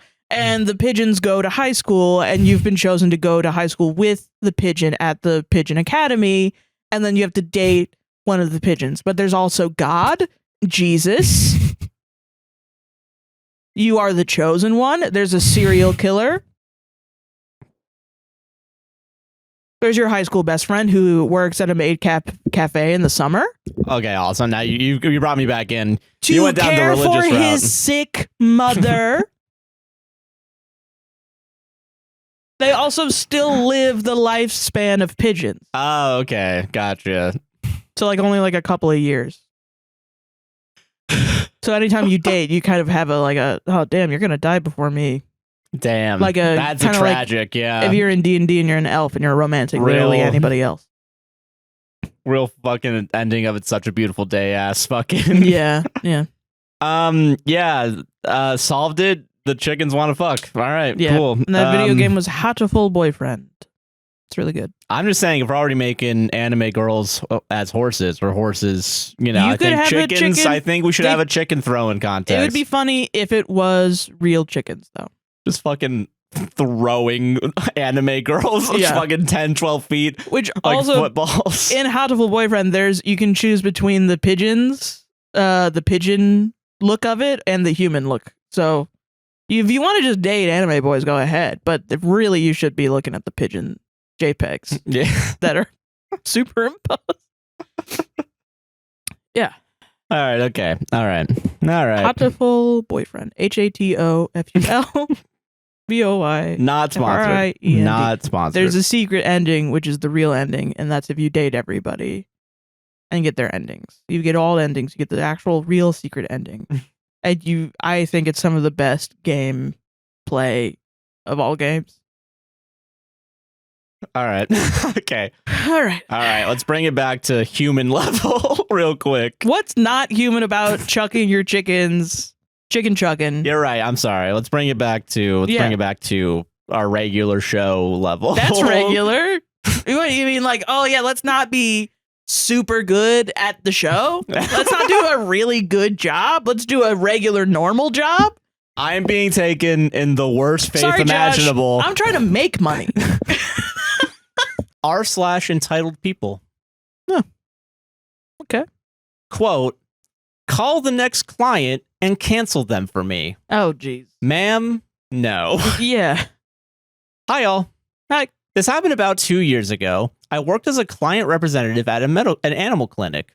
At the time, we only had about 3 doctors. All doctors were fully booked for the week. A client, let's call her Karen, called demanding to be seen for a wellness and vaccine appointment ASAP. Mm-hmm. I took a look at the schedule. The next availability was a week out. Most vets are fully booked for 3 weeks in San Francisco. Mm-hmm. I asked for her availability and she proceeded to yell at me. Oh. Karen was screaming on the phone that she needed to be seen today so she could board her dog. She was traveling and leaving the following day. Oh. I unfortunately had to apologize for the situation and we informed her we had no availability. Yep. We could put her on a waiting list and if we had any cancellations today, we would give her a call. This pissed her off even more. Okay. Finding a solution to this problem Yeah. that That's you cool. caused. Yeah. She demanded to be squeezed in and said that she was on her way. She asked me to call the next appointment and have her rescheduled. Y'all, the audacity of this woman had my flabbergasted. I told her we could not, and I was not willing to do that. She then proceeded to ask me for the client's contact info so she could call her herself. Like, what the hell? I again said no. She yelled No. some more and hung up. God bless. God bless service workers having to deal with this bullshit. And especially, I don't know what it is about the holidays. People get crazy. Yeah. People get ramped up. Yeah, I'm kind of surprised. I don't know. Maybe like I'm so used to having dogs like in the family. Yeah. You knew that you were leaving. Why didn't you get Yeah. a fucking appointment weeks ago? And it was a grooming appointment, right?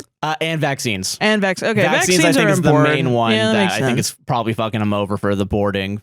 But then, yeah, like you gotta plan that in advance. Yeah. You know what I fucking mean? But it's also wild that this happens all the time. Like I've heard of this, like people calling in and be like, cancel the next person then. I'll pay you extra money if you cancel the next person. But it's like about hair It's about cars. It's about dogs. Did you ever have that with your house, like housing? Yes, all the time. At your job, yeah. Yeah, all the time. It's, can you contact the people I want to extend my stay?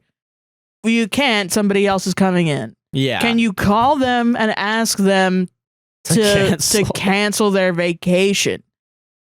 No. Yeah. Obviously not. And then it's like, anytime, the reason that I would say to avoid saying no in a customer service situation is not because, always try to do what the customer wants. No, fuck that. They're gonna get mad if you just say no. Yeah. So you're trying to placate their emotions. Like think about dealing with a baby. That's how you deal with people. And it's so strange, but that is what you do. Like, if a baby is like, I don't want to put on pants and go to and go to daycare. I want to stay at home in my underwear and play video games or whatever. And when your 4-year-old husband's like, I don't want to put on clothes. I want to put on pants and go outside. I want to stay at home in my underwear. In my underwear, play video games. Both of them, you say, so what about this? What if you put on pants and then we get your Game Boy and you can play it in the car? Yeah. What about that? Okay, No. I guess. Okay, so here's the situation.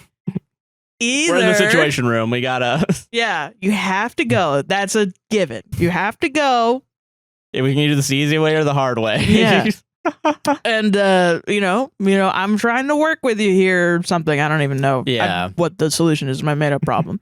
But usually it's like, no, however, we have another house available during that time if you want to move, blah, blah, blah. And it's either they'll be like, okay, that's cool. Or B, they'll be like, fuck you, I'm going to go somewhere else. And you say, thank fucking Christ. Well, at least you got the right answer with Jesus the wrong smiled equation. on me because I don't want to be talking to you no more, you crazy person. Sounds great. That's when you say sounds great and you hang up. That's great. Oh, so good. Or that's when you say their full name, middle, first, middle, and last, and then good. That's a good idea. Hang up. Yeah, the ultimate mind games that you try to learn is being a little bit irritating so that you get them to the point of yelling so you can hang up. Yeah, or you get them to curse and then it's like, fuck. Yeah. All right, bye-bye. But in a way where your manager isn't there and saying, why aren't you just taking the abuse? You need to just take the abuse. And at that point, you should tell your manager, hey, you're supposed to be on my side on this one. Hey. No, that's when you say, I'm so sorry, I'll never do that again. And then you do it 15 times. That day, yeah. Yeah, you hope to God that the phones get fucked so bad that the manager can't even pay attention to you. Yeah, exactly. They're being pulled and there's a fire, there's a flood, tornado, there's earthquake. The chupacabra showed up and Bigfoot and eating everybody's goats or something. Yeah. And you have to deal with it for some reason. There's a bear in somebody's living room. Sometimes there's sand in your house. There's sand in somebody's bed after they went to the beach. Oh my God! I'll literally get over there and suck your dick in 2 minutes. Oh no! I'll suck all the sand out. Do you want me to get over there and suck all the sand out of your dick? Is that what you wanted? Hey, there's ants outside. I know that's where they fucking live, dog. That's where they live. That's where ants live. Is outside. The sun's out. Yeah, I know. People are that dense. Why is it raining? I will say, I'll call God real quick. Tell him to turn off the rain. I probably had dumb conversations about like rain and weather at Universal and Disney. I don't think there's ever been a time, thankfully, just from the nature of work I was in, where people were like, why can't you just cancel that person's food order? I think I bet if you worked long enough, there probably would have happened at least once. Like, yeah, I guess because it's quick service, you can't like hold food. Yeah, but I'm sure that's happened in restaurants. Oh, for sure. At tables, like I want that table. Call them and cancel it. Yeah. No, I'm not going to do Here's that. 10 cents. Yeah, no, I'm not doing it for 10. What are you expecting me to 11 cents? Oh, like golly gee, 11 cents? Oh my God, you want me to suck your dick right now? Like that's, yeah. I can get a whole quarter of a gumball with that money. Wait, they're 44 cents? They're 50 cents, but you gotta round up. That's still not. Okay, sure, no, whatever you want, man. 22% of a gumball. All right, sorry, you math fucking nerd. I'm sorry. All right, are you happy now? No, because you're mad at me. I can't win today. Oh, okay. Why is there ants in my fucking picnic right now? That's where they live in the picnic. I'm sorry, I can't get. I'll come over and give a stern talking to the ants. While I suck your dick. Get the fuck out of here! Get the fuck out of here! Solved it. Oh, solved it. r/Tales from the Front Desk. Hell yeah. The title is "He's from the Pentagon." Oh no. This shit is so funny to me. Okay. To me only. It's almost 2 in the morning, and I'm killing time before I start the bucket check just in case the last arrival shows up. A man walks in and approaches the desk and says he's from the Pentagon and urgently needs to use our computer. That is such a strong start. I'm from the Pentagon. Like a guy in regular plain clothes is funny as fuck. I think it would be funnier if you went to like Spirit Halloween and got a fake Got a Men army. in Black costume. Or like just like a green jacket with the green like hat, just like attention. Military. That's so funny. 10 Hunt, I need that computer. Here, I'll do this pose so you can put it in the thumbnail. Yeah. He doesn't look obviously unbalanced, so I conclude this is either a prank or a scam. I decide to be as robotically by the book as possible. I ask him if he is a guest. He says he is not. I explain that only guests can access our business center, which has limited functionality. Before he can ask, I further clarify that even as a guest, he cannot have access to the front desk computers. Yeah. I give him my blankest stare and wait. That's awesome. Yeah. Honestly, I think that should be more of a like default position of just like the fucked up shit where they'll call it a Gen Z stare, and it's just, no, you said you're from the Pentagon. Yeah. Dude. Who did you expect to believe you? Because you want to find your wife so you can abuse her. No, dude. Jesus, you man. can't get in here.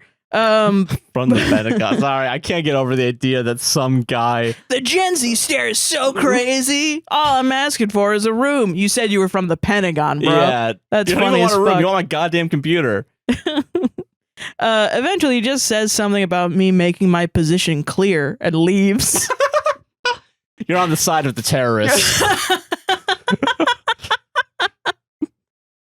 Have you considered that, Just walking Jessica? 2 feet away and being like, yeah, the hotel's been infiltrated. The Hilton Grand is under siege. Fire at will, boys. Someone from outside is like cat laser. Yeah. Trained on your head. Yeah. That's funny as fuck. You just see a tank roll up. Yeah, this all happened in Washington, D.C. right now. Yeah. Okay, well, this is real. God damn it. Damn.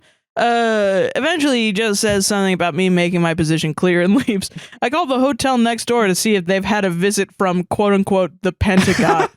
They have not. I kind of... Well, they're not going to go the Days Inn, so, I mean, come on. The Pentagon has some class, fucking Sarah. Duh. I kind of regret not playing along a little more to see where this was going. Maybe I should have asked for ID, probably to figure out whether it was the FD computers or just any computer he needed. Looked for, I don't know, some kind of recording device that would reveal this was some kind of prank. There were a lot of options, but I went with the most boring and efficient one in the moment. And the top comment is probably what it was. He probably wanted to use the front desk computer to see whether his wife was there. Yeah, Jesus, man. That's horrible. Yeah, I know. That's a crit. I see why your wife left you. Yeah, dude. You're going around. He's always saying that he's from the Pentagon. So I decided to cheat on him at the Hilton Grand. Hilton Grand. Fucking, I love shit like this. That's so silly, man. One time we were all contacted by the guy that drove the Wienermobile. Oh yeah, you did talk about this recently. I think the Oscar Mayer Wienermobile. Yeah, this is a big bus that looks like a wiener. Which I believe is top secret level access when it comes to whether or not you get the front desk. He was asking for a discount because he worked for Oscar Mayer and was a Wienermobile guy. Do you really want to ruin those kids' fun, Sarah? Well, he was a dick, so no, I do. He sucked ass. Sure, not all of them do. But also, apparently, Oscar Mayer, what the fuck? They only give like $600 per night or something. Really? And then they have to make their own accommodations while they're driving around. Damn, that's their job is just to drive around and sell fucking hot dogs and shit. And then they give them a certain amount of money per night to find their own hotel.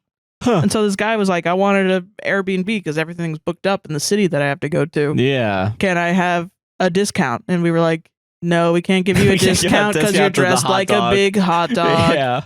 I'm sorry. And then the guy was like, man, fuck you guys.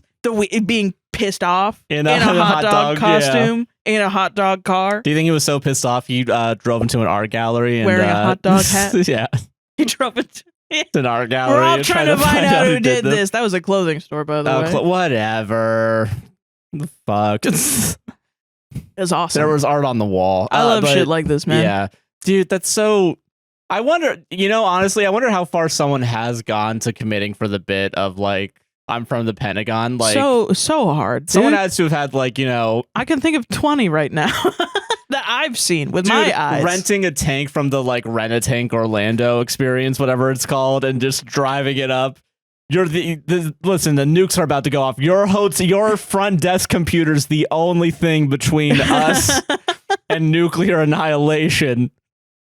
Specifically, if room 213 is booked right now, One of the and funniest, my bitch wife is in there or not. and I gotta see if I she's gotta cheating on me know. with Steve. Yeah. Fucking fucked up. Don't you know? It is fucked up. Listen, hey. Don't put the front desk person in this situation. Also, don't pretend like you're from the Pentagon. Listen, yeah. hey, let's Also, not don't pretend like you're from the Pentagon. It's so funny. All of these are so funny, but they're never gonna be as funny as the guy that was like, "Oh yeah, I forgot my gun. I checked out and I left my gun in that room. Can I go back and get it? I gotta call my friends to go pick up my gun." That shit was funny as fuck. dude. Then it's like no, and then it's like fucking the police Have to and the show firemen up. and Yeah. the ambulance are all called at the same time. Helicopters circling the DoubleTree, just Dude, fucking. leaving a DoubleTree and be like, man, I forgot all my coke. Fuck. No, you got. It's a lot of money that I left in the Coke. Do you know how much a gram goes on the market right now? You gotta let me back up. You're not okay. You are acting. I know I'm acting, but I know someone's for sure done this. I don't think it was coke. I think it was weed. But then the guy tried to be like, "So you're stealing from me? You're stealing all my I forgot weed about from that me? one, yeah. You're stealing my weed? That was hundreds of dollars of weed that now you have to pay me back." And it's like, no, we're not even turning you into the police. Yeah. Do you want us to turn you into the police? We can do it. Holy shit. Shit's so fucking awesome. Yeah, that's a Or good. the guy that complained that there were ants outside. Yeah, That's really good stuff. hey. That's where they live, bro.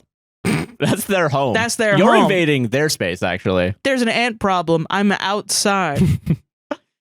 There's a sand problem. I'm at the beach. Yes. I'm willing to bet that's happened multiple times. Yeah, you've told me every about fucking them. day. 3 days into your 7-day shit, you call in and they're like, "Why is there sand everywhere? You guys didn't clean. Did you go to the beach?" Yeah.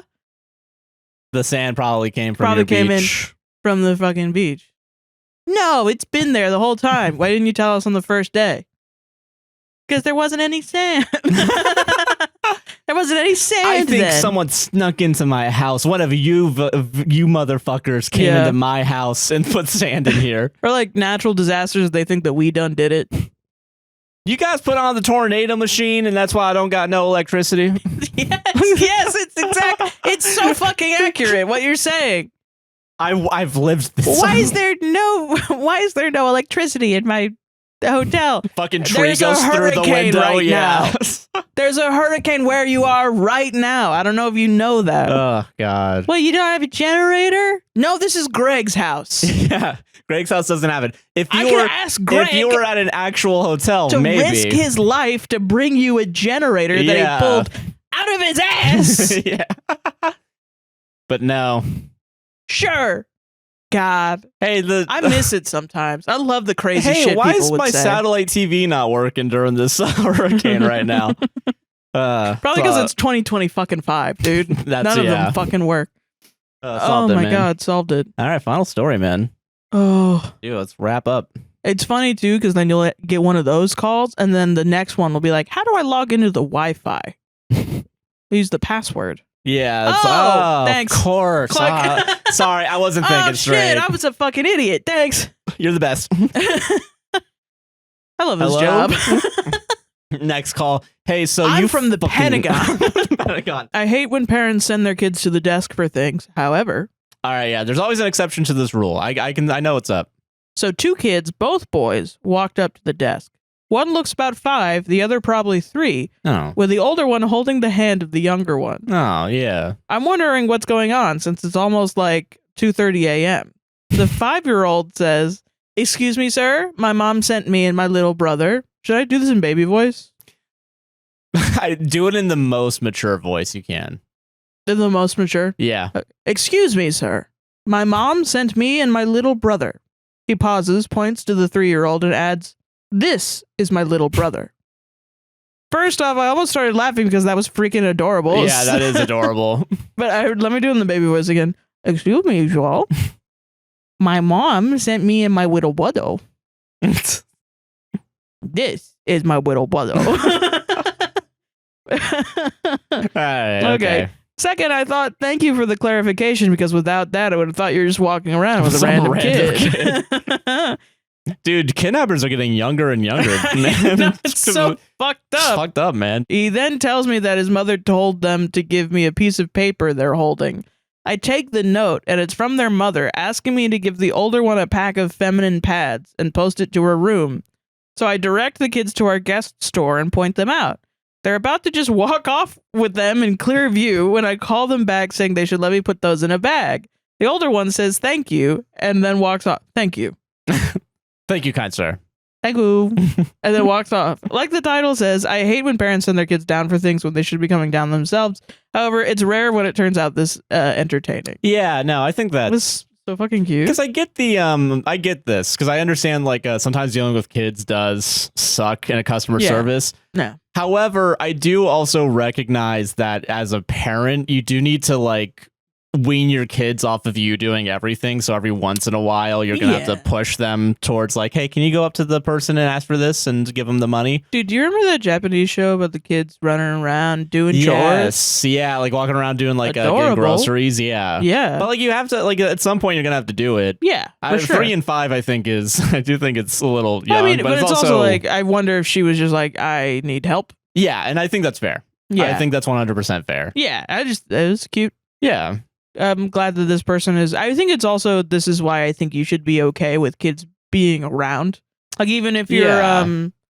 not gonna have kids for sure, yeah. I you think should at least have some child skills. like toxic antinatalism. Yeah. I do think is Don't even shitty. breathe near me, kid. Yeah, no. You shouldn't be I aggressive towards people in general. Like, that's a side of individualism that I don't think we really talk about is the aggressiveness towards children. yeah. It's you don't, they didn't do anything. They didn't do anything to you. No, you don't have to take care of them, but you No, should yeah. know how to like make sure the kid is Maybe safe. stop cursing a little bit and like, you know, making sure that and to make sure the kid's okay. Yeah. Yeah, it's hard though. I admit, like because I was thinking, like, did I ever have to interact with kids? Not really, because I was doing customer service, like with adults, and it was usually money changing hands. But then there was one time at the airport and it was like a 13-year-old or something. So it was like a mom and her young daughter, and she was talking to me about like the toll roads and everything. Mm. And she was talking to me about the like highways and shit. And I curse like a sailor. Yeah. And I don't curse in front of customers. Yeah. For sure. I don't curse. That's the one where, yeah, you have to hold back. Yeah. But this mom and her daughter were so casual that she just lulled me into like a friend vibe. So she was like, yeah, so how, so wait, if I fly in here and I drive to Miami, is that cheaper than just flying to Miami? Because it was really expensive. And I'm like, oh, dude, fuck yeah. Like in front of a 13. And she's like, oh, and she asked for my name, and I told her my name was Pamela. Yeah, that's how you do it. You Yeah. never say your real name. Immediately I was like, oh shit. I'm sorry. I was like, oh, fuck. No, wait. I thought we were vibing here.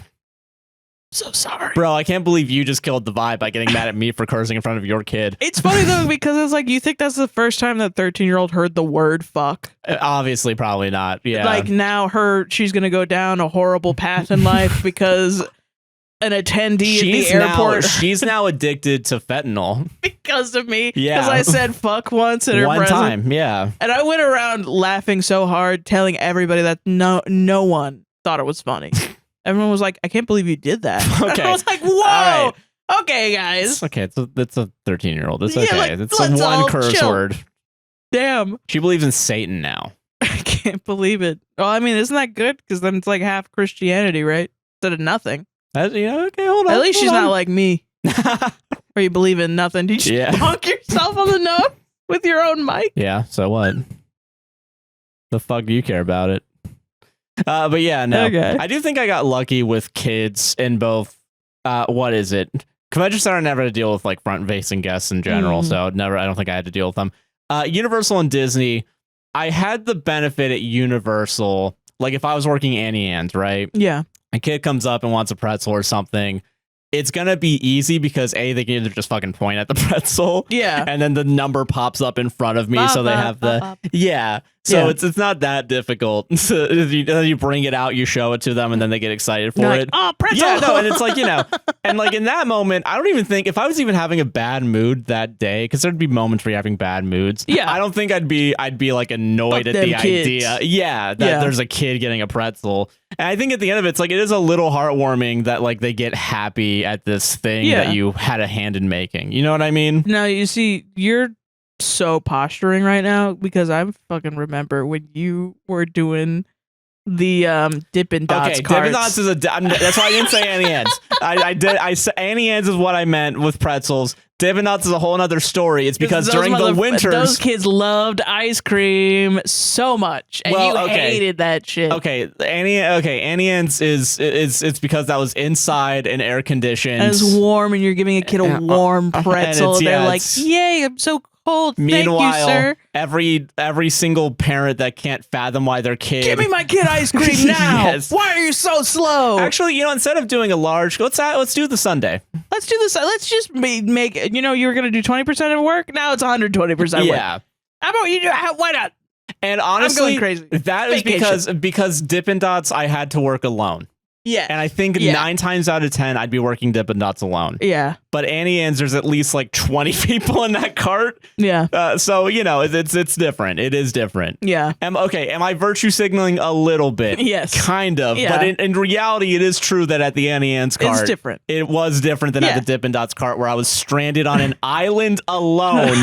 Okay. All right. I just want to let the audience know that Joshua isn't like. And if I was at the Coke bottle, no one gave a shit. Yeah, nobody gives a fuck. That was like, I got popcorn, just fucking put it in my mouth. Do it. Yeah, fucking but fucking also at the airport, most of the time I was fine. Yeah. If I was on the B side when they had the Disney Magical Express, it was so bad I had to make my own fun, which is what I like to call kids eating shit. Now, let's talk about it, okay? Let's talk about kids eating shit. We each had a little iPad that we could keep track of our sales every day. There's quote unquote sales. We weren't really selling anything. We were giving away free toll But in a pass. separate Excel spreadsheet. No, in the same notes app, because they didn't even give us an Excel spreadsheet. That's how shitty this job was. There would be kids who are so excited to go to Disney, man. They're really excited. Yeah. And now I had to listen to kids scream all day. Yeah. I usually didn't talk to them. I can understand with the airport being a very different situation. Yes. And it was like, if I was on the A side, it was like silence. It was people, it was polite British people coming in from Virgin Airlines. Good day, you know where the Universal is? I'm going to the Harry Potter world. How much is a toll? What is a toll? Yes. Oh, yes, we have toll roads over in London. And then on the B side, it's, I want to see Mickey Mouse. And you're like, okay. Bust my God. way. Keep going that way. And I'm downing Tylenol, and Advil, Monster Energy drinks. Monster Energy, Starbucks, Dunkin' Donuts. But the thing is, everybody's going on their big Disney trip. Yeah. So there's a lot of luggage. And the kids are pulling the luggage sometimes. Yeah. Because sometimes their parents would set them up. All right. This is The really fucking more setup. about how shitty the parents were. It would make sense, yeah. They're sick and tired of their kid. They're on Yeah. a plane with their kid for however They long. just got off a long flight. And they just go, hey, Billy, do you want to try and pull my luggage? My adult-sized luggage? You know, the one that we actually had to check in because it was just a pound over 50. Yeah, hey, Billy, you should try this. You know, you've been so excited and screaming at the top of your lungs for 12 hours. Why don't you try this? And then the kids are like, okay, Dad, I trust you, my paternal, guidance guide. Now, some people would say what's about to happen is a traumatic memory. I would say it's a core memory. I think it's a happy memory for Sarah here. And I got to watch as these kids would run full speed like they have been this entire time, now suddenly weighed down. Like Charlie Brown kicking the football, holding onto the... and falling face first into the linoleum tile. And all of a sudden, my days would go from, yay, Mickey Mouse to, yeah.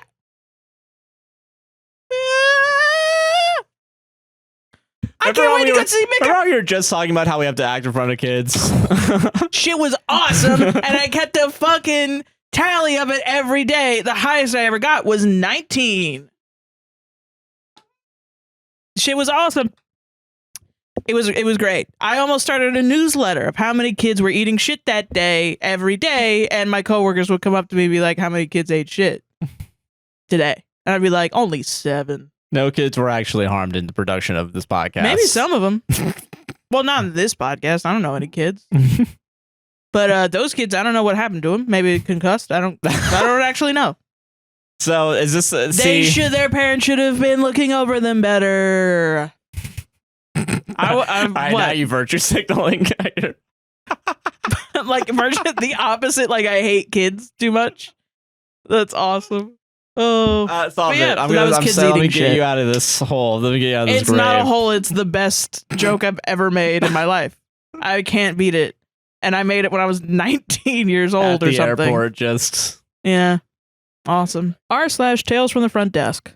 Hell yeah. I love these. These are always great. These are great. I love Yeah. the attitude. I love the attitude. Yeah, okay. It makes me miss people from hospitality. That shit was fun. Yeah, fair. Fire Alarm Fran is what the story is called. All right. One of my favorite events at the hotel are when we have fire drills. Oh, wait, we don't. Yeah. Especially on a sold-out weekend night with on-site events happening at the same time. Oof. It doesn't happen hyper often, but more than a few times during my 10 years so far.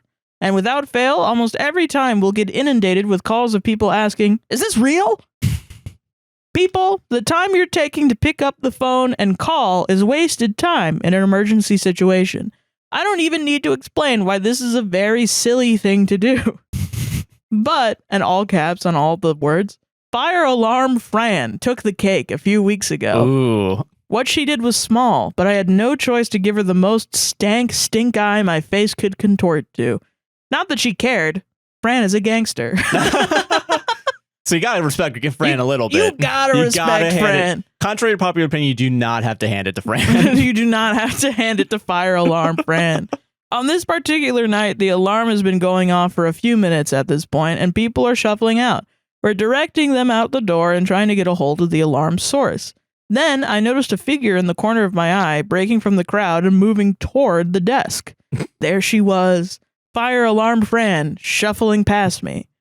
I looked toward her and said, "Ma'am, I need you to head to the main door immediately." She completely blew me off and went into the marketplace that's next to the desk. She opened the fridge, snatched 2 bottles of water, and then glared at me for a short second. She's trying to stop the fire. Before joining the queue. Part of me was stunned at the sheer audacity of this lady, but there's nothing else I could have done nor cared to do at the time. She's trying to stop them. She's a hero. She's a hero. Obviously. Duh. I simply shook my head and went back to directing the rest of the guests. Thankfully, the fire department showed up a few minutes later and handled the situation. But Fran never did come back to be billed for those waters. Maybe she wanted to help the firefighters. Yeah, there we go. Damn, I called it. Dude, I know where stories go. It feels like firefighters stealing the jeans during 9/11, that rumor. Yeah, but instead it's a lady stealing 2 bottles of water during a fire alarm. the biggest heist this hotel's ever fucking seen. Just in plain view. Just plain view. No Hey, one- stop that. Yeah, like Fucking what? no. No. I'm thirsty. Listen, God bless her. Listen, I had to go down 1 flight of stairs. I know some other people had to go up 10 or whatever, but And I I'm need getting my one water. for my husband too. Yeah. Or I'm my wife. I'm a good person. I don't know. We don't know. Yeah, my partner. My partner. My I'm a loving good partner. I'm a person. good person. You can't She tell me is a otherwise. gangster, not gonna lie. That is that. Listen, I respect it a little bit, but I however, could never. The social anxiety part of me respects it a lot. Not gonna lie. okay, that's fair. Going through and being like, no. Like having that attitude, the brazen, like Is this like a white thing? Sorry to bring up race, Probably. but it is. It feels like a white culture to be really fucking rude to shitty. To not shitty. You're not shitty. OP's not shitty. Yeah. To be really fucking rude and shitty to customer service people. Like it feels like a power we're gonna get, like an alt, like a white person alt when we get older. That's like our brain deteriorates, like the shame, yeah.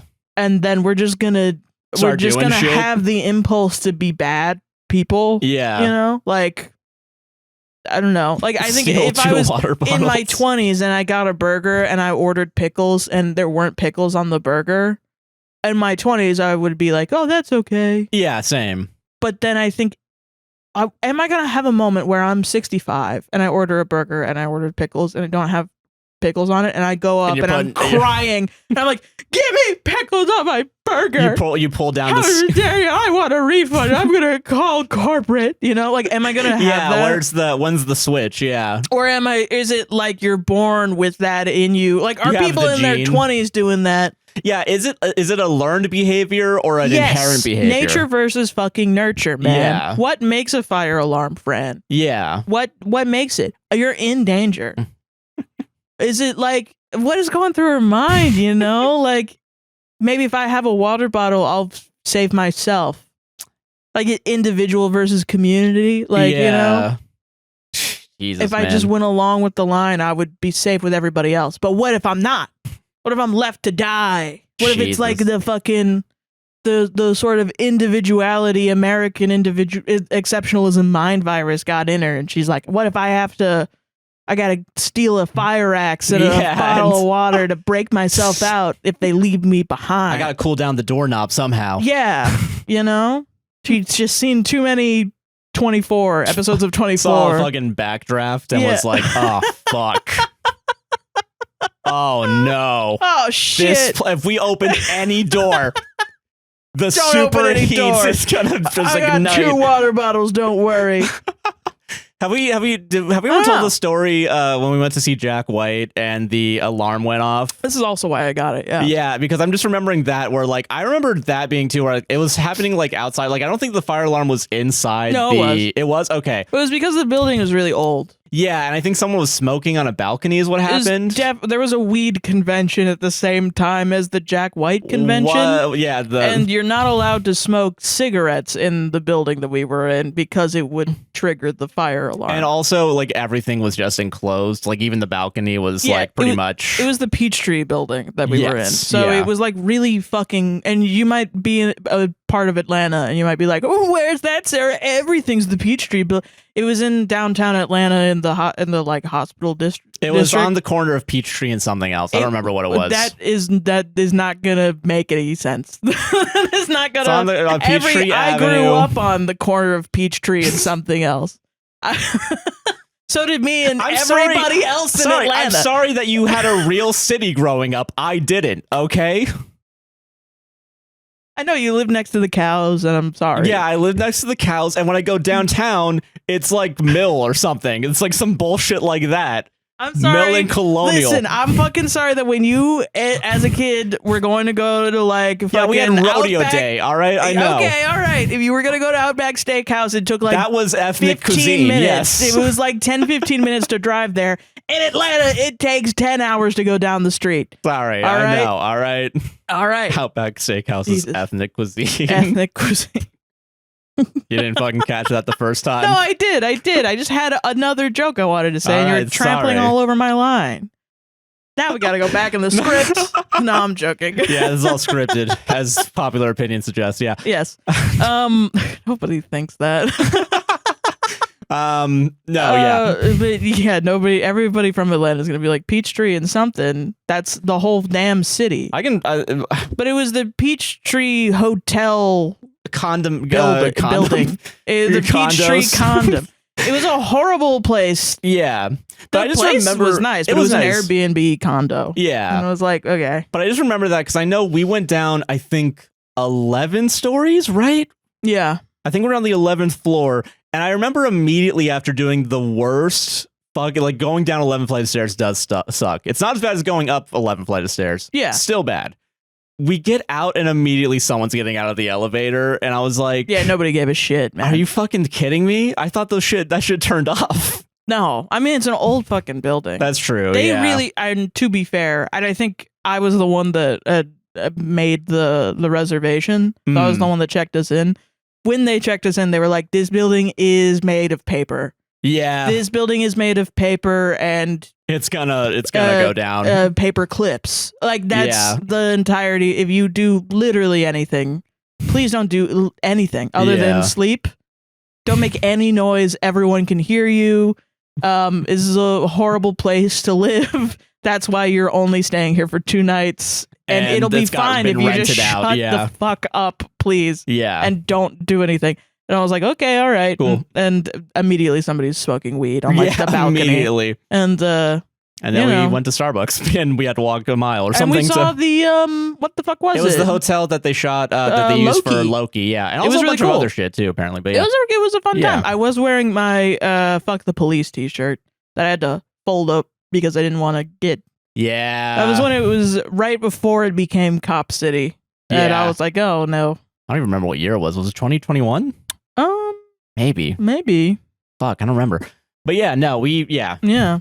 That was when we saw a woman shitting yeah. on the side of the street. I yeah. still think about that sometimes. Yeah. Oh yeah, and the guy that was like, he was like, "You cool?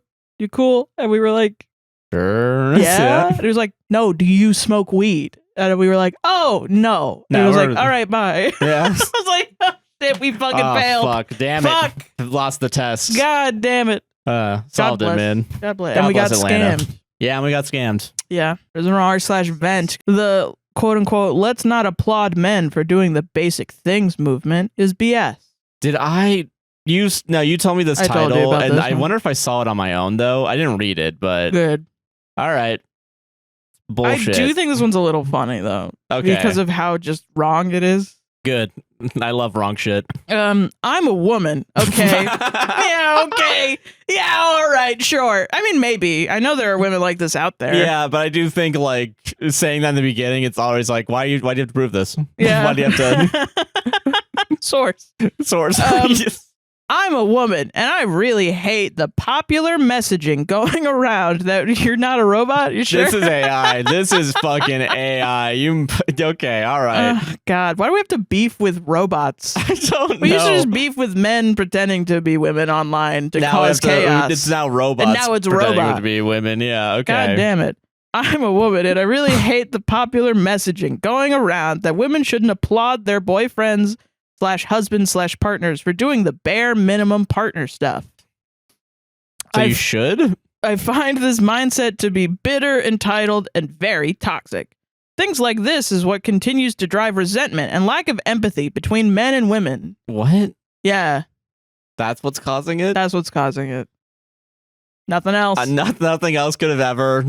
Nope. Thankfully, I was born yesterday, so I have a pretty Yeah. solid understanding of the world. So I agree with this person. Yeah.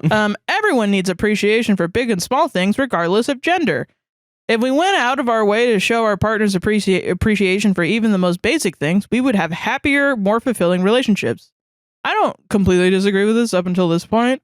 I Okay. do think they're moving the goalposts of the conversation. Yeah, in your own argument, yeah, with no one else like. Yeah, well, yeah, the original, like, let's not applaud men for doing the bare minimum was about men that are like, take their girlfriends on dates. Yeah. And that's literally it. That's all they do. Okay. You know? Yeah. It's not saying that you shouldn't ever be nice to your partner. That's crazy. Yeah, that's a little. That wasn't even okay. Yeah. But this is where I think it's funny. Wouldn't you feel fulfilled in a relationship if your partner made a big deal after you do the dishes / cook dinner I would. and showed that by giving you a back rub or watching whatever movie you want to watch with you? What? Can you imagine? I'll get through this and we'll talk about it. Yeah. To me, withholding appreciation and applause in a relationship is like watering your plant with bleach and expecting it to bloom. I know from my childhood with my parents that this mindset doesn't work. They believe they shouldn't need to applaud me for doing the bare minimum as a kid. No participation trophies in this house. They made me resentful. This made me resentful, and I stopped wanting to do anything with them. I felt like the stuff I did do didn't matter, and I was not good enough. So I wouldn't recommend this kind of thinking in a relationship. I find this so deeply unplausible, but also deeply plausible. That someone... That a woman was raised by parents that withheld affection, and now she feels like she has to go out of her way with a man to get appreciation by overly giving him appreciation and making herself good enough that her man maybe someday might deign to appreciate her. You know what I mean? I find that so absolutely accurate. No wonder you want to baby somebody. No wonder. No fucking wonder. Why did you just lay out your whole psychology for everyone to criticize? Personally, and maybe this is just me. Batman couldn't get that out of me. Batman couldn't get that out of me, A. But also, B, if you applauded after every single time I did the dishes or did the... I wouldn't believe you. Josh. I wouldn't I think you'd be fucking with me. It's so funny when people are like... in their relationships, they just are like, when I was a baby and my relationship with my parents, that didn't work. So when I'm with my husband, that's not what I'm going to do. I'm switching it up. I change his diaper every 3 hours. But it's like, and I know it's like, but like the... Come on, man. What are you talking about? I feel like if you, like, and I know the applause, quote unquote, is like more like... It was not quoted. It was not quoted. They meant applause.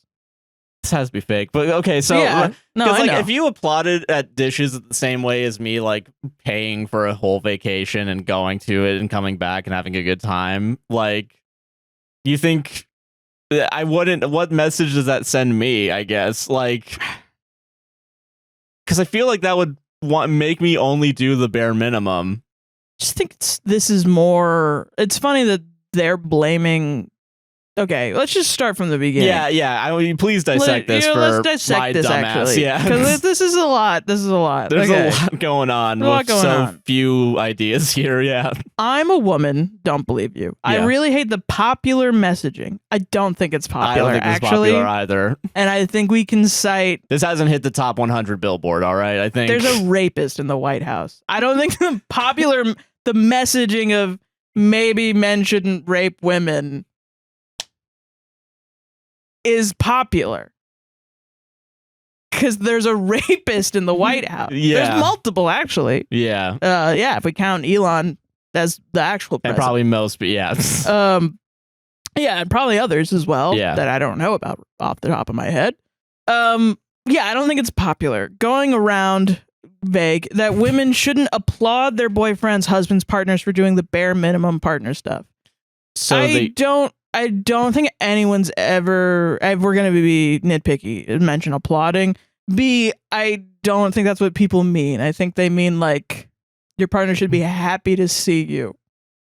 Yeah. You shouldn't be like, yay, my partner got me a glass of water when I asked him for it. Yeah. You shouldn't be like the most that's what people mean. Praise, quote unquote, it should be like, oh, thank you. Thanks. I think you should say thank you. You should say thanks, but you shouldn't. If you want to thank somebody. You shouldn't be immediately like, swoon, I'm so happy that you did this for me. Yeah. Because like... This is, once again, this is only ever going to hurt abuse victims. Because if you're in an abusive relationship, and I know we all like to hand wave away people in abuse relationships, people are going to be like, but they're not talking about... Yes, they are. When you talk about relationships, you talk about all relationships, and that includes abuse. Yeah. But yeah, when people are in abusive relationships and they're going through the love bombing cycle where somebody is like, you know, their partner abuses them in some way, emotionally, physically, sexually, however. And then they turn around and they're like you, I like you so much. You're really good. I'm in love with you. And then she's like, well, he does love me. That is a normal, you're being manipulated. Yeah. So that's normal to be like, oh, maybe he'll get back. Maybe it's me. Maybe I'm the problem. So the don't applaud the bare minimum messaging is, how much is he actually doing? We're trying to wake up these women that are being manipulated by these abusers. Yeah. Because women are more socialized to accept less from men. Because as society, they don't have to do that much, and we applaud them. Yeah. This is just, I don't know how to describe it. It's just true. As Like, someone who crazy. has just said on this who says on this podcast early on, I remember being like, women deserve rights, and then like women would applaud in the fucking comments. No, yeah. And I That was like, pissed me that's off. sad. That's upsetting. How much? And then at the same time, I'm saying stuff and people are quoting me out of context and getting mad at what I have to say. And I have to, there's a period of time where I have to over-explain literally fucking everything that I said. Meanwhile, cutie patootie Josh over here is, just... It's insane. It was insane, bro. Yeah, no, that's crazy. Yeah. That's crazy. I mean, Yeah. So that's not that doesn't exist. What you're saying doesn't exist. I find this mindset to be bitter, entitled, and very toxic. I find it's funny that this person thinks that someone abstaining from something is actually poisoning something by existing and not doing enough work to make someone feel comfortable. Yeah, that's... Just the fact of you, it's like sitting down at dinner and then being like, what harm did you do? Yeah, just... You did nothing. It's okay. It's fine. You existing is fine. Believe it or not, women just sitting around existing is okay. Even if you don't like them. Yeah. Even if they're mean to you, them existing is fine. Yeah. There's a lot of women I don't like. I don't want them gone. Yeah, that's crazy. Yeah, that'd be... Yeah. Yes. Okay, whatever. Yeah. Things like this is what continues to drive resentment and lack of empathy between men and women, which is like, yeah, just putting the onus on the women again. It's not women's... why do people blame other people for when the one group of people does something bad? And it's, if I get criticized for bringing gender into everything, I get criticized because I get mad at people that make it... Something that irks me that I think I've realized throughout the show is my pet peeve of like, people get mad at people not doing something and then say that it's their fault that something has happened. That's my issue. Is if you walked into a room and you did nothing and someone else points at you and is like, it's your fault for being here. That's when I'm like, the creature comes out. Yeah. I'll show you what I can do. I'll do something. You're not gonna like it. Yeah. And because it's such like I like living. Yeah. I like it, actually, believe it or not. I don't like being around people that make me feel not like living. Yeah, that make me feel like I'm not welcome. Yeah. I feel like that's pretty simple. That's pretty... And it's a lot of people. Just a lot of people do that not want to... Are there, Sarah, you are not welcome. And then they get mad when I want to stay home. Yeah, it's like, why aren't you going out? I hate Why you, but aren't why you are being you going... normal? Yeah. I hate that you're not normal. And then I go out and I'm weird. And they're like, I hate that you're weird and Why are you outside. over Go here? inside. Leave. But please come back outside But for next time. why Yeah. you're not allowed to be inside? What the fuck? Okay. You gotta find a new third thing to be in, yeah. Everyone needs appreciation for big and small things, regardless of gender. Is fine on That's its a own. fine on its own, and this argument is kind of okay. If we went out of our way to show our partners appreciation for even the most basic things, we would have happier, more fulfilling relationships. I think there's a point of diminishing returns. I agree with that as well. Yeah, I think... I personally don't want to be treated like a baby because Yeah. I'm an adult. Yeah. I would rather not have that. You should not have a fireworks show for me. Every time you literally do everything. Yeah, like... And like, I Every don't time know. the podcast gets done, we just go outside light. I thought about doing that just to incentivize us getting the fucking podcast done. But I mean, like, it's Getting some fucking firecrackers and just throwing them, yeah. to me, respect is a big thing. I want you to respect me. Yeah. and showing appreciation is awesome. Yeah. But if that's all you do and you still don't respect me, at some point it's gonna feel fake, and that's not respect. Yeah, because if you don't, the appreciation and respect are two different things. Yeah. Yeah. Okay. Jesus. To me, withholding appreciation and applause in a relationship is like watering your plant with bleach and expecting it to bloom. That's not. It's not an accurate comparison. It's not an accurate comparison, and also that's not what's happening No, here. it's even one step further away from the metaphor, because it would be like not watering your plant. Yeah. Which then I would be like, okay, maybe. Yeah. Maybe I could agree with that. But also, like, the way that you're taking it to the extremes, though, is kind of like you are expecting people to put bleach on their plants when the literal thing that you're describing is not withholding from plant. Yeah. Yeah. Also, you've objectified the man into not being an active partner in your relationship. I'm just a lonely little plant. That's all men do, is they sit around and they absorb. That's it. They never hit you or rape you or sexually assault you or demean you or make you feel worthless. They don't do anything. If that's happening to you, it's just happening to you. Because they're literally a plant. It's so easy. Yeah, it's so yeah. You just gotta water them. You deserve to be in the ground. I'll show you a fucking plant. Yeah. I put a plant over your dead fucking body, bro. Anyway. At least something beautiful came from you. Yeah, maybe. I know from my childhood with my parents that this mindset doesn't work. Once again, I said, yeah. I think I'm just reiterating at this point. No, yeah, I get it. You shouldn't base... I mean, everyone does. Everyone bases like their understanding of relationships off their own parents, even though your parents are human beings and are flawed. Yeah. So, yes, actually, let's use our brains and maybe ascend. Maybe a little, yeah. Just you know, again, progress as a society. Yeah, like we're flawed as well, but we can learn. Yeah, we can learn. We can learn a little bit. It's actually not bad. You should read at work, and teachers should read, and children should read, and everyone should read and learn. Maybe. Don't just learn from your shitty parents. Yeah, because everyone's parents are shitty. Because we're all shitty. That doesn't mean that you should give up. Oh my God. You shouldn't give up on everyone just because you think everyone's shitty. Because maybe you're not shitty.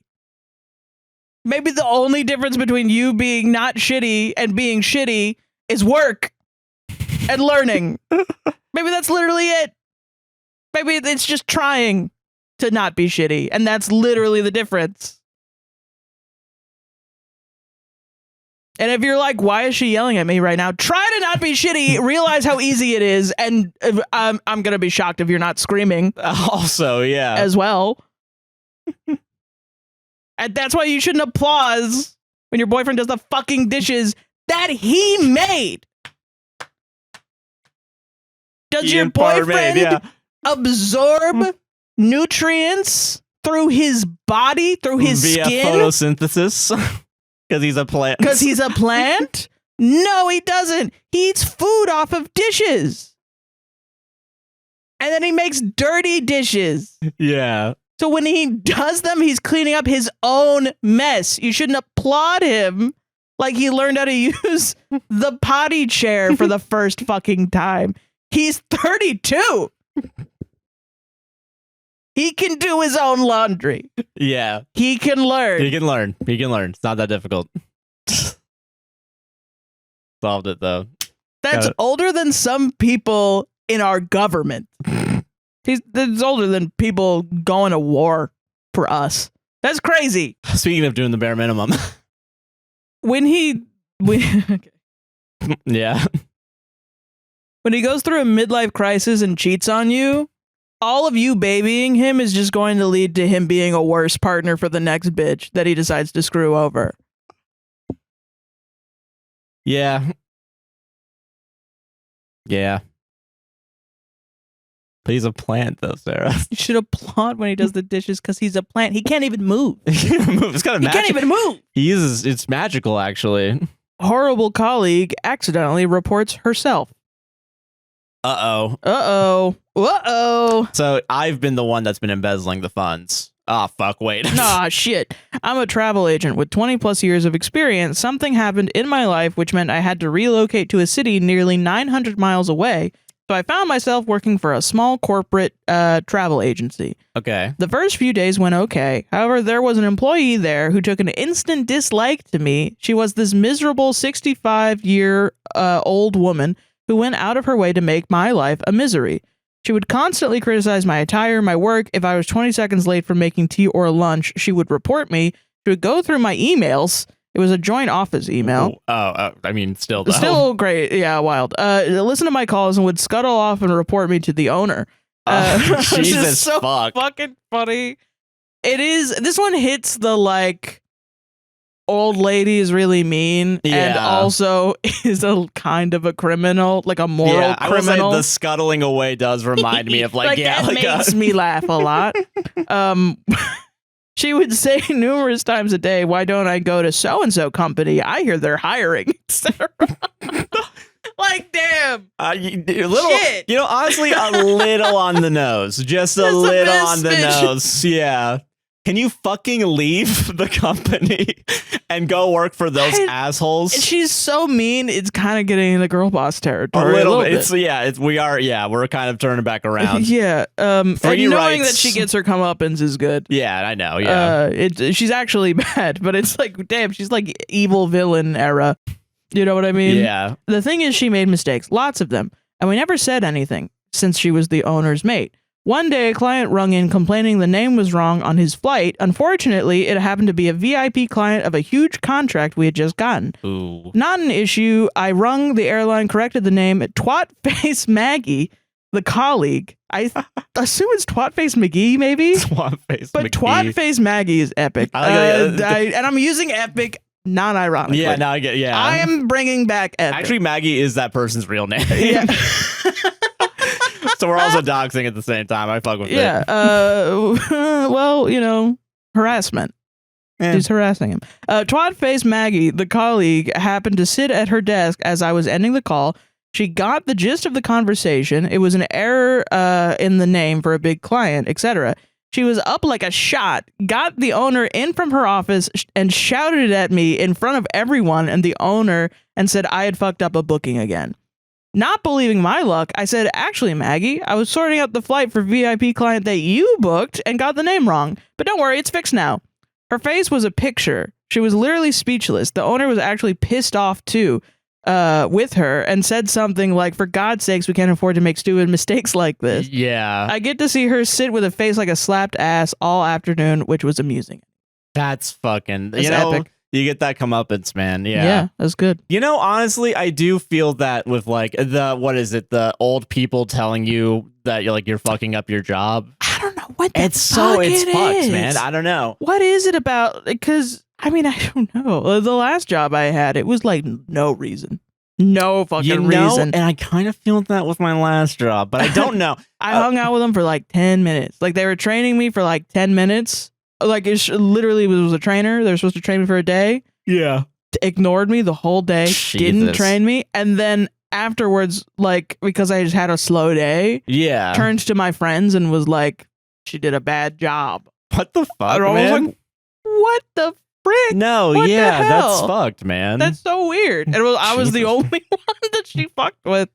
I don't know. Yeah. Sometimes people just have a vendetta against you. I will say, when I was at the convention center, and I think this is on a lower scale, Yeah. but like whenever we would have to set up rooms, which like we would set up the tables and chairs, Yeah. after we were done, it would always be like a full timer, and the full timers were basically, they were all old motherfuckers who have been there for like years and they're part of the union, whatever, right? Yeah. But they'll walk through the aisles, and there were some things that you had to make sure, like you had to make sure like it was 6 feet, so that way people can leave safely if something happens, an emergency. Yeah, makes sense. But every once in a while, they would just ever so slightly move a table to the left or right, and it doesn't really look like it changes that much because they're trying to like keep everything as center as possible. Right. But when you're watching it from the corner of the room once you're done, and you also have done the thing where you moved things back and forth, and then you're watching someone else do it, like, motherfucker, I thought I did that right 5 million times. Yeah.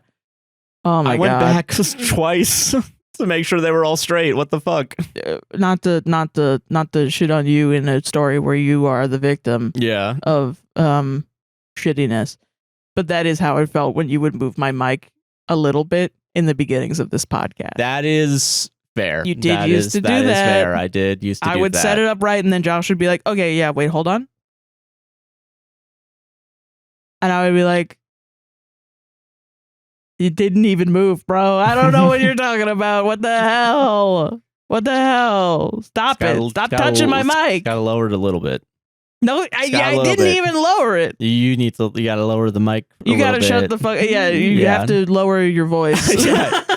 This is my show now. Actually, I You're will too say- loud. Which, to be fair, you were dealing with an extremely loud person, and that's hell. No, I feel that. Yeah. Yeah. And what am I thinking? There were times where I was doing the editing because like I wasn't always correct, but there were times where I wasn't. You still moved it, No, I feel you. you motherfucker. And we'll talk about this later.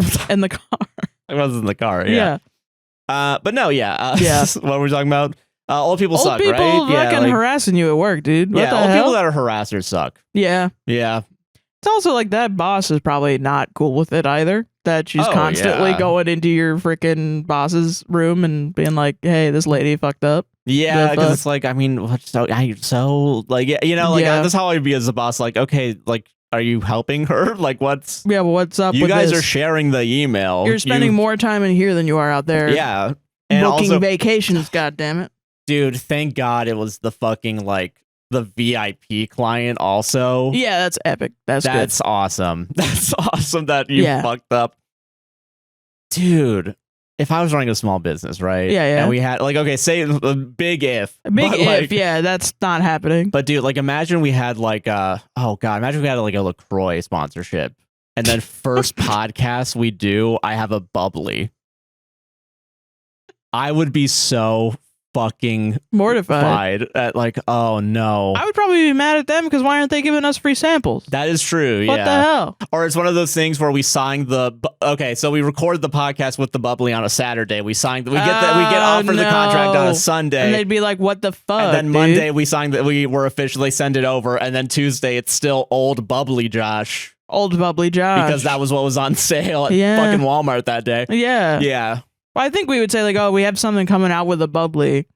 that is true. Yeah, or I would forget because of how mundane it would feel. That's the problem. I guess what I'm saying is we're good at our jobs. Oh, and that person's bad at their jobs. No, that they had a normal human mistake, right? Oh, okay. Are you trying to come up with the Our what's equivalent. us making a mistake at our job? No, that would be that like big of a mistake. Like if we had a big client, I guess that's yeah. what I mean. I guess it would be a big sponsorship. I think it would be like recording the dynamic ad insertion for like a LaCroix or Oh, something. yeah. And then in the middle of it, be like, "What the fuck is this gross shit called?" And then keeping it in and Yeah. sending it back. That's what honestly, it would that's be. probably what it would be. Yeah. Or like saying bubbly. They didn't the have to. entire time. They didn't have to send the fucking grapefruit one. Like, come on. What's this new Come flavor? on. Like shit and piss flavor Yeah, or something? fuck. They have tangerine. That's the good one. Yeah, I Everyone don't know why they're Key doing lime. this. I told them tangerine key lime, and then they sent regular lime. And I have to sit there and be like, "I love drinking shit and piss." Yeah, God fucking damn fuck it. you, man. I guess the money's good or whatever. I hate Jordan, and Jordan's the name of the guy that Just that's a our random, contact. yeah. I hate that guy. I hate our contact at LaCroix. That's so fucking funny. Anyway, if you see a LaCroix shit or piss flavor, email us so that we can get our lawyers involved. yes, yeah, solved it. Oh, I think I was going to talk about like how many times that happened in hospitality to me. Oh yeah. Where someone was like, "Sarah made a mistake. Sarah made a mistake." Oh yeah. And then like I see everybody else's fucking mistakes all the fucking time, and I'm constantly fixing them, but I'm the one getting yelled at in my damn one-on-one. And I guess it's because no one's fixing your mistakes, and like you're fixing. And that's kind of the thing is either there are people that just fix mistakes and don't worry about it, and there are people that complain all the when fucking time. God. But to be fair, I was making a lot of mistakes at the No, I end, get and it. you shouldn't have to fix your coworkers' mistakes. All the No, time. yeah, but you shouldn't be a dick about it when they make mistakes. Yeah, because it's human. Yeah. Human. There's- Anyway, there's that was human. it. Yeah. All right, solved it. Yep. That's fair. Condensed real Condensed. advice. Fuck, that's not what the show's about. About jokes Okay. and bits. Jokes and bits, Sarah. Didn't think about the bits. What bits? She demanded I let her kid blow out my birthday candles. What? I was having a small birthday dinner with friends at a restaurant, and when the cake arrived with lit candles, everyone started singing. Out of nowhere, a mom from a near table walks over with her toddler and says, "Let him blow out the candles. He loves doing that." This kid's all about blowing out candles. Yo, my kid loves blowing out random people's If there's candles. one thing about my kid, it's candle blowing, He man. loves that shit. Flame to no flame, you know what I mean? I thought she was joking, but she was dead serious. Why? I was caught off guard by my friend, but my friend stepped in and said, "It's her birthday." The mom actually scoffed and said, "So?" What? He's just a kid. Don't be rude.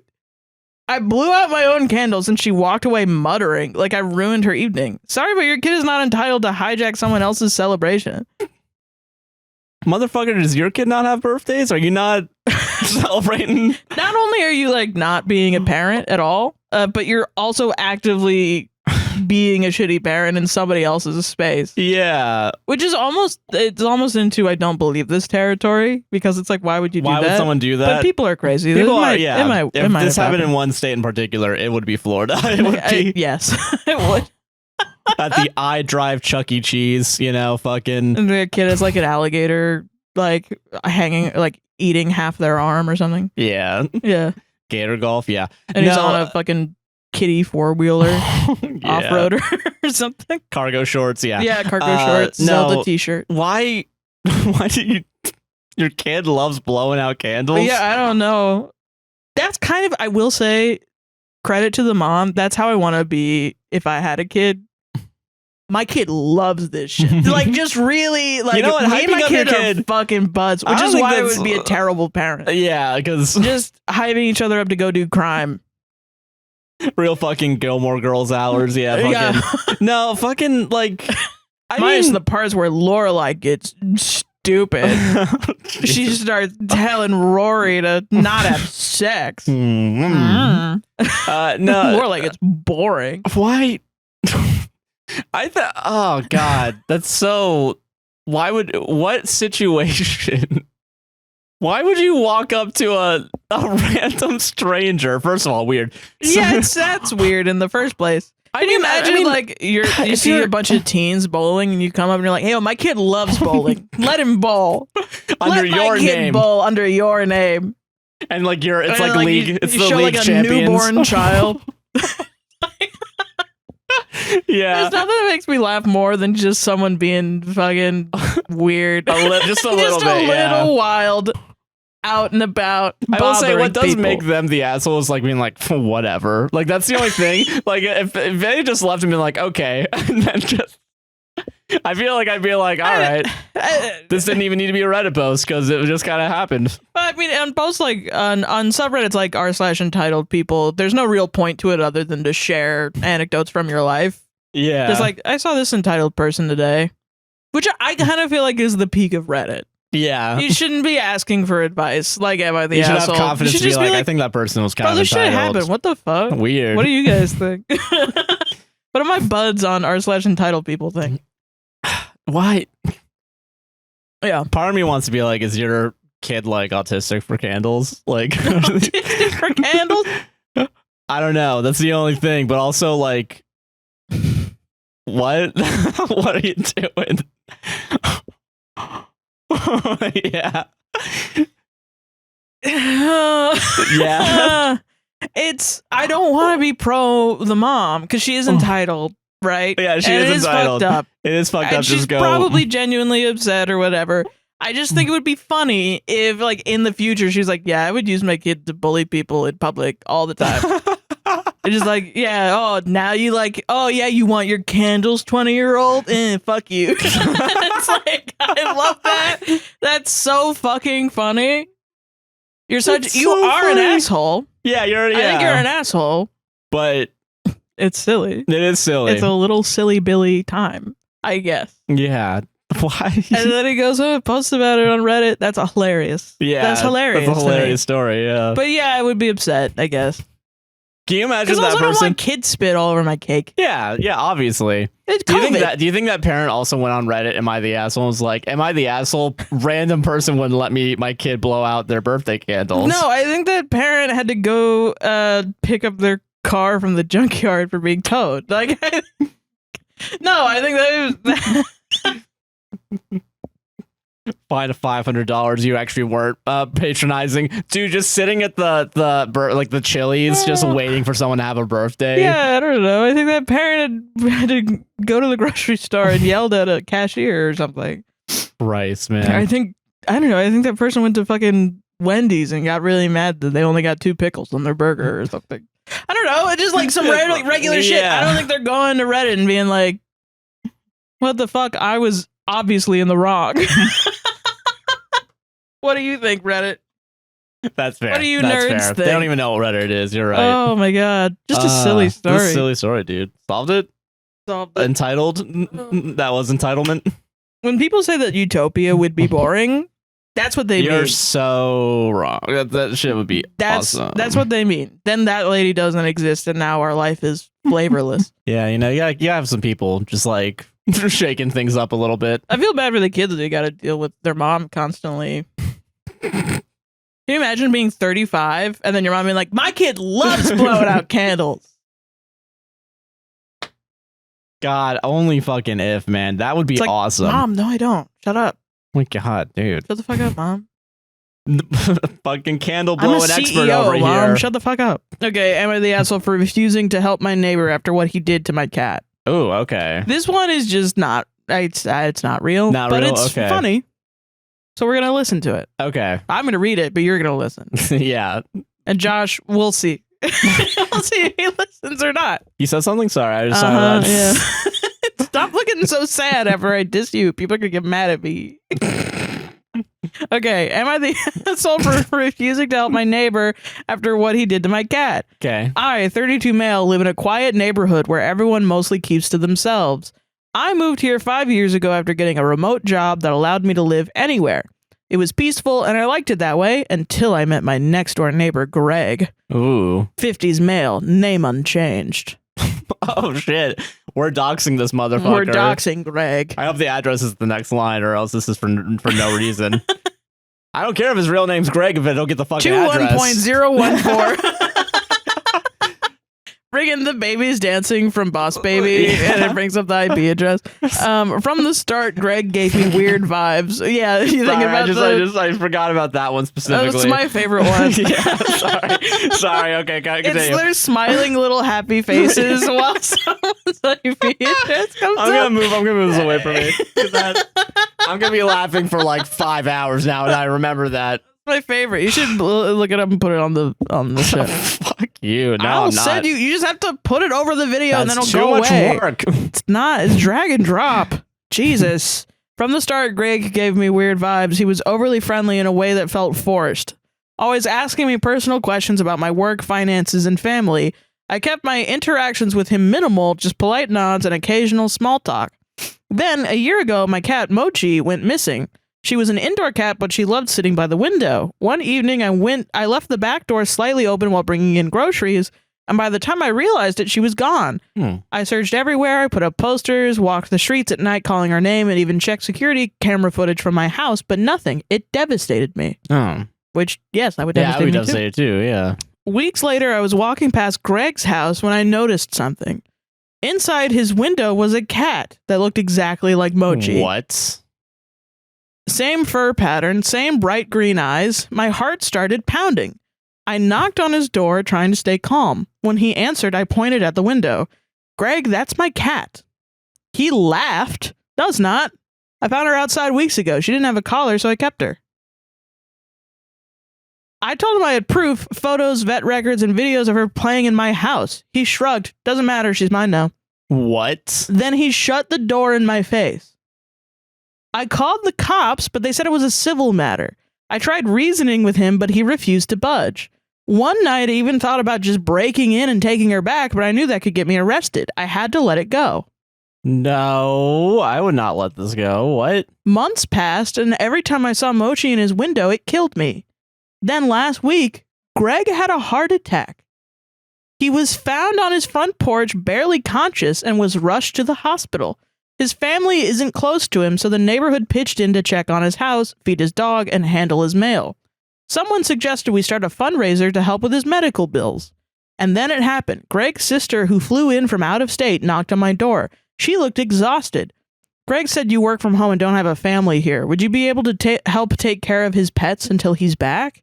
I looked her dead in the eyes and said no. This is why I think it's fake. Okay. She seemed taken aback. I know it can be difficult, but this is a life or death situation. He has no one else to rely on. I said, that man stole my cat, and when I begged for her back, he laughed at me, so no, I won't be helping him. She turned red and muttered something about me being heartless before storming off. Since then, a few neighbors have been cold towards me, and I heard one of them say, it's just a cat. Oh my God. I don't care. If Greg recovers and asks for my help, I'll give him the same answer he gave me when I begged for my cat back. But still, am I the asshole? Why wouldn't you be like, yeah, sure, and then you take your cat back? Yeah. That's why I think it's fake. Yeah, that's the easy solution here. Is literally, if I was missing my cat and my neighbor fucking stole my cat, I would be suing my neighbor. Yeah, for sure. Like, I'd go back, I'd find a job to pay for a lawyer to sue my neighbor to get my fucking cat back. But also, yeah, if someone was like, hey, do you just want your fucking cat back? I wouldn't be like, no, fuck that guy. He can keep my cat. Yeah. That'll show him. I don't agree. I feel like King Solomon right now. Like, cut the cat in half.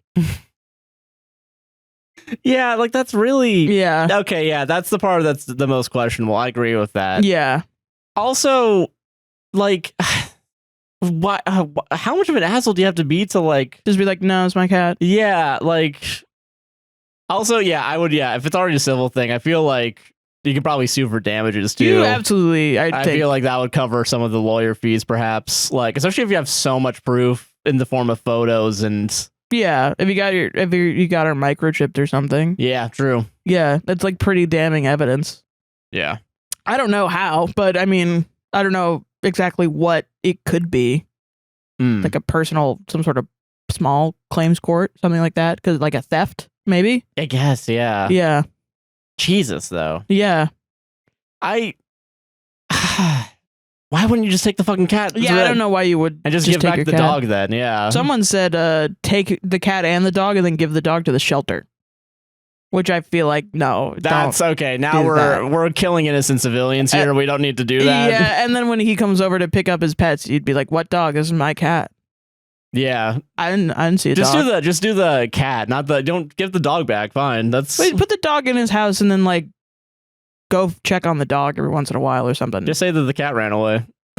Yeah, your cat ran away. That's my cat. She came back to me. Yeah, so tough luck. Yeah, sorry, Greg. Yeah, why won't you say all this with a shotgun and then like pump the shotgun in the middle? Yeah. Like, yeah, Greg, you gonna get out of my house? Or am I gonna have to cause another heart attack? I genuinely heard that and I was like, are you gonna sneak in while he's having the heart attack and just like... I thought Greg was gonna die and he was gonna go steal his cat back before the cat goes the to worst like... part is, like, I get it though. I mean, you steal my fucking cat.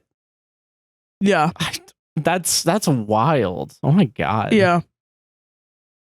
Jesus, man. Okay. But okay, so like, are you an asshole though for like the way? I don't think so. I don't think so. I'm just confused. Yeah, I'm just confused why. Yeah, that's why it's probably fake. You're right. I hope it's fake because I don't want to think people are this evil. I guess. I think if you, and this is maybe controversial because I know a lot of people are really dedicated to having outdoor cats. I don't. I very famously. Not famously, I'm not famous, but I've talked about it before. I think famously against. I've lived with people that have had outdoor cats because they bring in strays, and I just don't get it. Like I don't understand this weird resurgence of people thinking that cats are bored inside, as if no one like you don't play with your cats. Yeah, we play with our cats. Also, like, and I do want to state that, like, you're looking at this from the American perspective, yes. like, very specifically. Yeah. Let me save your ass real quick. And I do think also, like, UK people are very intent, and I think it's a different culture of outdoor cats, but I do think it still harms the local environment. Yeah.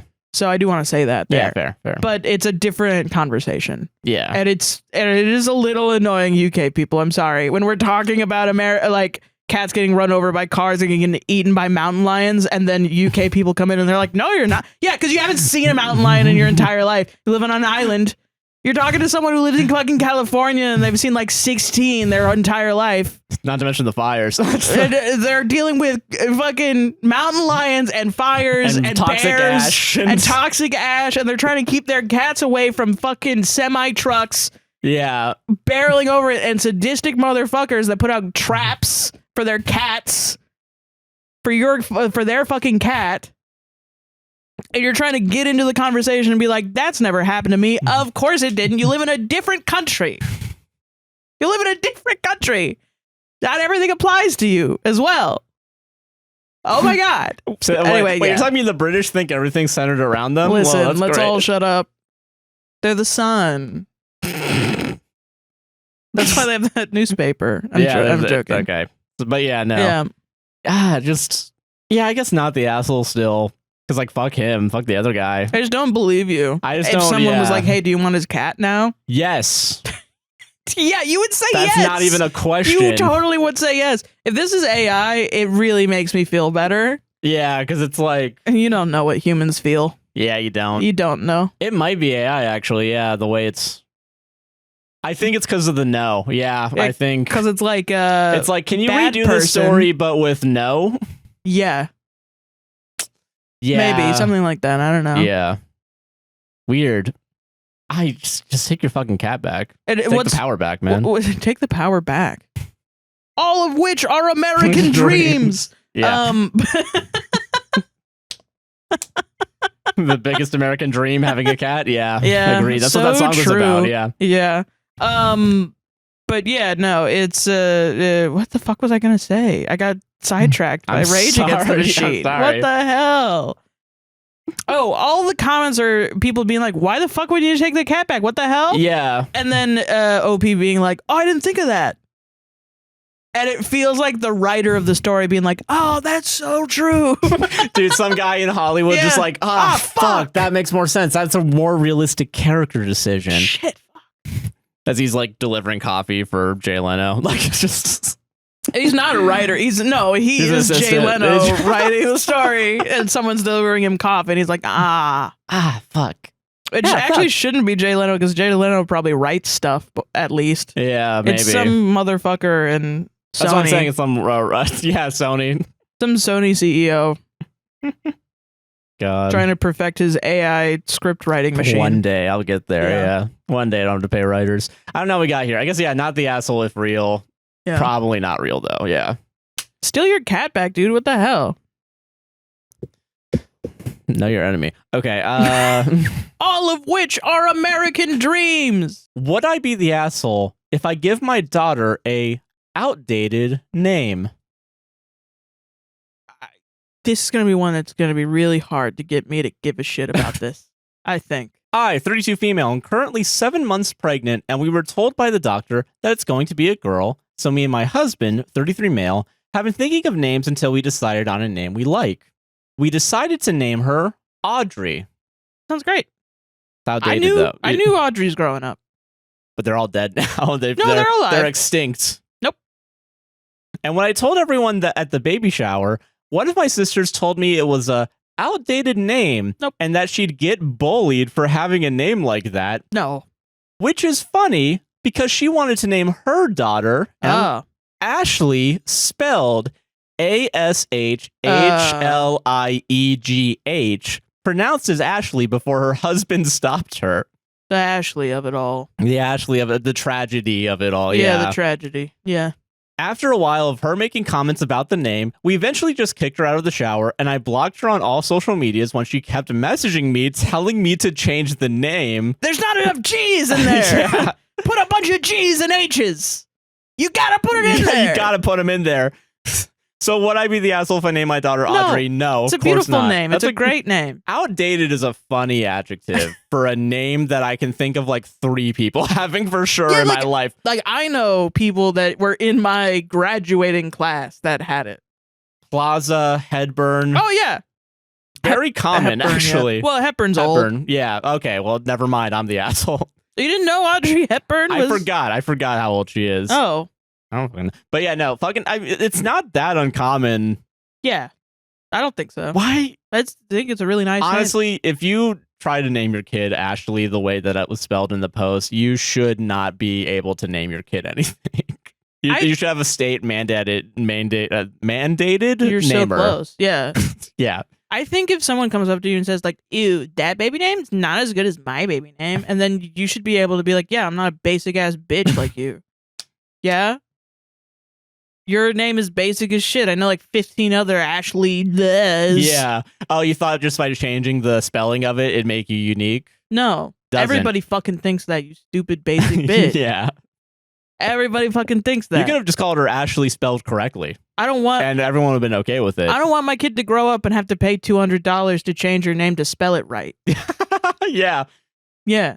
I want her to just like her fucking name. Yeah, exactly. Like I just want to do a good job of being a mother. Apparently you don't. Yeah. Like, I think you should just be able to... Sorry. This just pisses me off. There's no fucking reason you're starting shit for no Literally reason. no reason. Yeah, that's what I was surprised. Like, the idea also, I hate when people, and I've probably said this multiple times at different points, I hate when people will try to, like, virtue signal being like, no, I'm trying to protect your daughter. No, yeah. Like, You're making your daughter's shit gonna up. get bullied by me, their aunt. Yeah. You should really just make it about something else. And this is fucked up. Don't actually do this. All right? This but is not you should actual be advice. like, is your husband cheating on you again? What's happening, really, in your life? What's going on in your life that makes you want to start shit with me? Yeah. What's going on? Did the CPS get called on you again? What are you doing? Yeah. Go to a therapist. Don't This go is to not- my baby shower and fuck my life up. Yeah. Don't do that. You're asking to get cut out of the family to the point where, like, if you're blocking your own sister on social media, like, this is the first step of, like, low contact. Like, No. yeah. It's okay to work at a Jamba Juice. Stop worrying about it. Well, like, hey, it's all right. listen. Be a confident person. Yeah. Life sucks for everybody right now. It's okay. Yeah. Just find something you like. Yeah. I don't know. What's going on? Yeah. Get on depression meds. Honey. Please. Take your meds. Don't come to me and say, no, you need to name your daughter Shillelagh. Go home and take your fucking pills. Your Please. family needs Love you. of God. Yeah. Holy shit. Like, what's God, going on? Yeah. Over a really common name. That's so stupid. Are you using drugs again? You should just Do I take need to all the shit and just be messy. Just throw it in their Yeah, face. exactly. Yeah. In public when they yeah. say it to everyone. Shout it really loud for everyone involved so they know not to fuck with you next time. Like, be loud, be bigger than that. Yeah, exactly. Yeah. You got to outdo them. You got to outmaneuver. Listen, you got to speak their language. You know what I mean? You do. All right? You shouldn't. What's your goal? Is it to keep the peace? Because then, yeah, obviously don't do that. But Yeah. if your goal is this person keeps fucking with me And I want them to stop, the piece has already been disturbed. the peace is going to be disturbed every time. Go above. Yeah. But don't actually do that. That's horrible. And whatever. It'll ruin your life. or Whatever.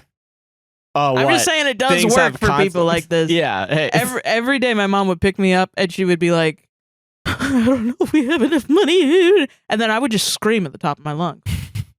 At some point, it was so anxiety inducing every day. She'd be like, I don't know, and are your grades good? And do we have enough bread in the and we did. Like, everything was fine. And so I just started being like, oh, I don't know. Like, just really freaking her out. And then she'd be like, what? You're fucking crazy. And she never did that shit again. Because it was like, yeah, that's what I'm going to do every time. Yeah. Eventually, she did pick up on it, and she was like, why are you training me like I'm a dog? And I was like, because you react like it. You react to it like a dog. It's not my problem. Stop doing bad behavior Yeah. like a person. Then I'll treat you like a person. You can actually grow as a person and Yeah. like learn from your mistakes. All of these you should not be doing in a regular relationship with a regular, non-abusive human being. However, when you're laying in the mud with the pigs, you can't be clean all the time. All right? Yeah. That's all I'm saying. That's all I'm saying. You got to make sure you're the one that has the longer, curvier tail, you know? You got to. That's how pigs determine their hierarchy. It's a tail pissing contest, yeah. Thank you, Brooklyn. We are tail pissing. Solved it. Solved it. Oh, man. Nice. That's fucking insane. That's wild, man. Such a normal fucking name. It's so normal. And you have the audacity to call your kid Ashley with 17 H's, and I like. Am I the asshole? Boyfriend peed the bed and is mad at me for my response. I saw this one. I was like, I'm not gonna do the piss one. I'm gonna do the piss one. My boyfriend, male 27, and I, female 23, just moved into a new house and bought a new mattress. Gotta break it Twist in somehow. the knife. Gotta break it in somehow. Last night, I woke up to a wet feeling under my arm and hand. Wait, arm and okay. Arm and hand. Well, I don't know. that's Maybe like they 2 sleep feet. feet to head to feet. Okay, I don't got know. it. All right. My boyfriend was already up and in the bathroom. When he came back, I asked him if he spilled something in the bed or knew why it was wet. He told me that he thinks he peed the bed. Maybe it was like her hand was in the pee, and then she put her hand up by her head and was like, what the okay, fuck? gotcha. You know? I asked him again and said, wait, are you serious? And he said, I think I peed in my dream and peed in real life. We are both half awake at this point, and I'm just surprised that he actually did wet the bed. I asked him to go grab stuff to clean it up, and he told me that it was fine. I asked him what he meant by that, and he grabbed a towel, laid it on the wet spot, and got back into bed to go to sleep. Job well done. Mission accomplished. George W. Bush banner behind me. Let's go. Holy shit. That's what you should have No Child Left behind you. Fucking, we're gonna find her. We're gonna find the piss. We're gonna find the piss. I pulled the covers off of him and told him that he needs to go grab stuff to clean it up because I don't want it to get stained, and it's a new mattress and we don't have a mattress cover for it yet. Oh no. I think I'd explode. And good luck getting my internals out of the mattress. No mattress cover. He told me that it was fine, and I'm overreacting. No, he didn't. Come on. No, he didn't. Come on. No, he didn't. What are you talking about? I want to say I did read this one, and it might have been AI. That's why I didn't pick it. Joshua. Sorry. I remember. It might have been more than like 20%, I think. It's 0%. Wait, what? This actually is human written. What? I'm sorry. Okay, wow. Okay, I got a story confused, I think. I'm so sorry. Why do this to me? You ruined such a good story. This was my banger for the week. I'm sorry. I'm so sorry. What the fuck? I'm sorry. Somehow this is misogyny. Anyway, I'm gonna start again. Okay, yeah. I pulled the covers off of him and told him that he needs to go grab stuff to clean it because I don't want it to get stained, and it's a new mattress and we don't have a mattress cover for it yet. He told me that it was fine and I'm overreacting. Jesus. That statement naturally pissed me off, and I told him I'm not going to sleep in his piss, and that's not fair to me. I guess I don't want this one to be real because I don't want to believe this man exists. Dude's pissing Gatorade bottles, bro. Yeah. What are you talking about? Jesus, man. Yeah. He told me he'd clean it in the morning and that it's not a big deal. And it doesn't. What the fuck? Oh, jeez. He told me he'd clean it in the morning and that it's not a big deal and doesn't warrant the reaction that I have. That was not the solution I wanted. Yeah, I don't think it's the solution anyone wants. So I took all the sheets off the bed and threw them at him and told him to sleep on the couch. It was very irritating hearing him tell me that I'm overreacting because I asked him to clean up his pee in the bed we both slept in. Yeah. He then knocked on the door 10 minutes later asking for a new blanket because the one I gave him smelled like pee. So am I the asshole for overreacting to my boyfriend not cleaning up the pee in the bed right away? There's an update. Oh, shit. Okay. Thank you guys for the quick reply. This was my first post on Reddit and don't use it very much, but after he left for work today, I really couldn't get the situation off of my mind. I thought I'd see what y'all had to say. I'll address a few comments from the first post. First off, I wish it was fake, but I really did wake up yesterday to piss in the bed and ended it arguing with my boyfriend. My boyfriend and I have only lived together in small stints here and there before, but this is the first time we have our own house, just us. God bless. I'm so sorry. Yeah, I guess at least you learned early on in the... Yep. Yeah, Jesus. No, he doesn't have a drug or alcohol problem, diabetes, takes meds, and wasn't drinking that night. He just worked an overnight shift the previous night and was pretty tired. He's never done this before since we've been together, so that's why I didn't believe him at first. And we don't have a lot of money right now, so we got a mattress from Walmart for $300, for those of you bashing that detail, lol. We both ended up cleaning the pee after I threw the sheets and blankets at him, and I took the bed because our couch isn't big, and I really couldn't be bothered to move to the couch when I felt like I did nothing wrong. You didn't. I was tired and wasn't thinking that part through entirely. And also, he's not a horrible abusive boyfriend, has a fetish, etc., like some of the comments have said, and I didn't throw him out of the house. He was truly half awake and was just not responsive the way he needed to be after peeing in our bed. Anyways, he got back from work today with flowers and my favorite ice cream. Okay. I don't think that does enough to... Okay. Yeah, just... Listen, it's whiplash for me right now. He told me he was thinking about what happened last night all day and that he was sorry. He apologized for dismissing me and that he was disrespectful.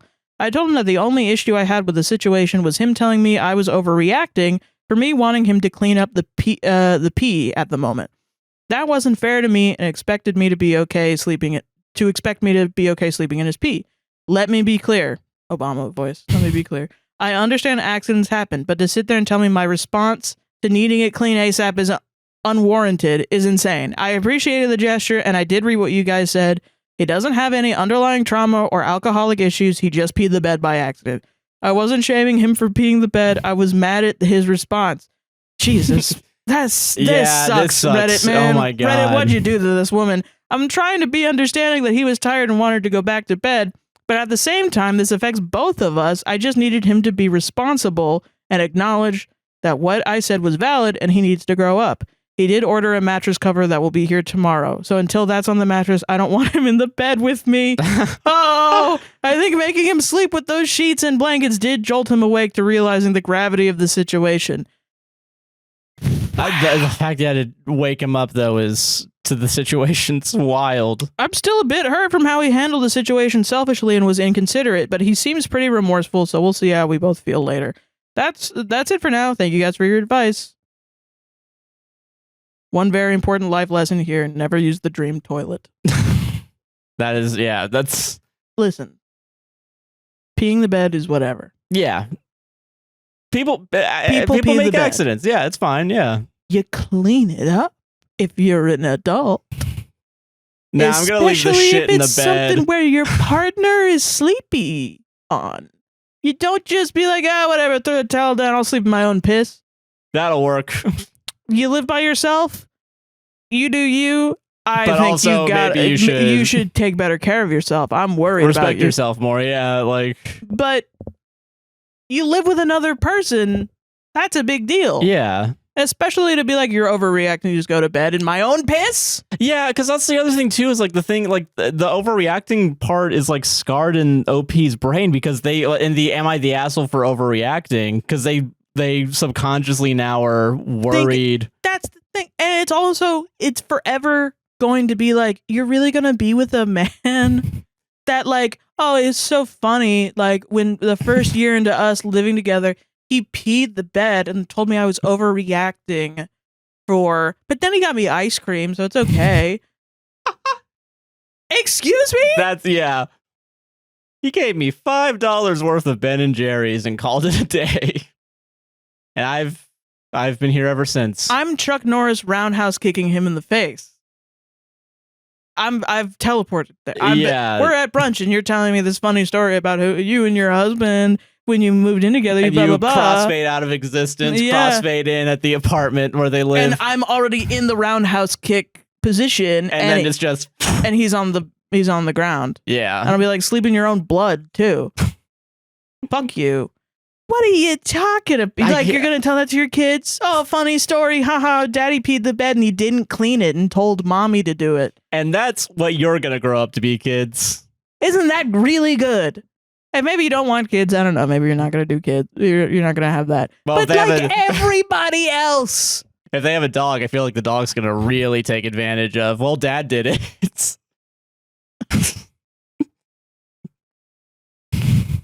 He's really your father's son. It really is, yeah. Pissing all over the damn house and not giving a fucking damn about it.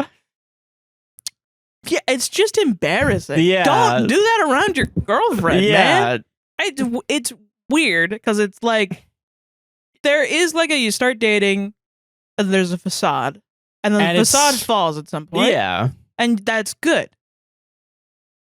It should never fall to the point where you are cool with your partner sleeping in your pit. The curtains shouldn't fall and your partner's just showing full on ass, right? Like, this is... Unless you're like going through like an illness or something. And yeah, and like, I guess like... Because you will see each other at your worst moments. Yeah. But like... That's so... Why? It's so mean. I'm sorry.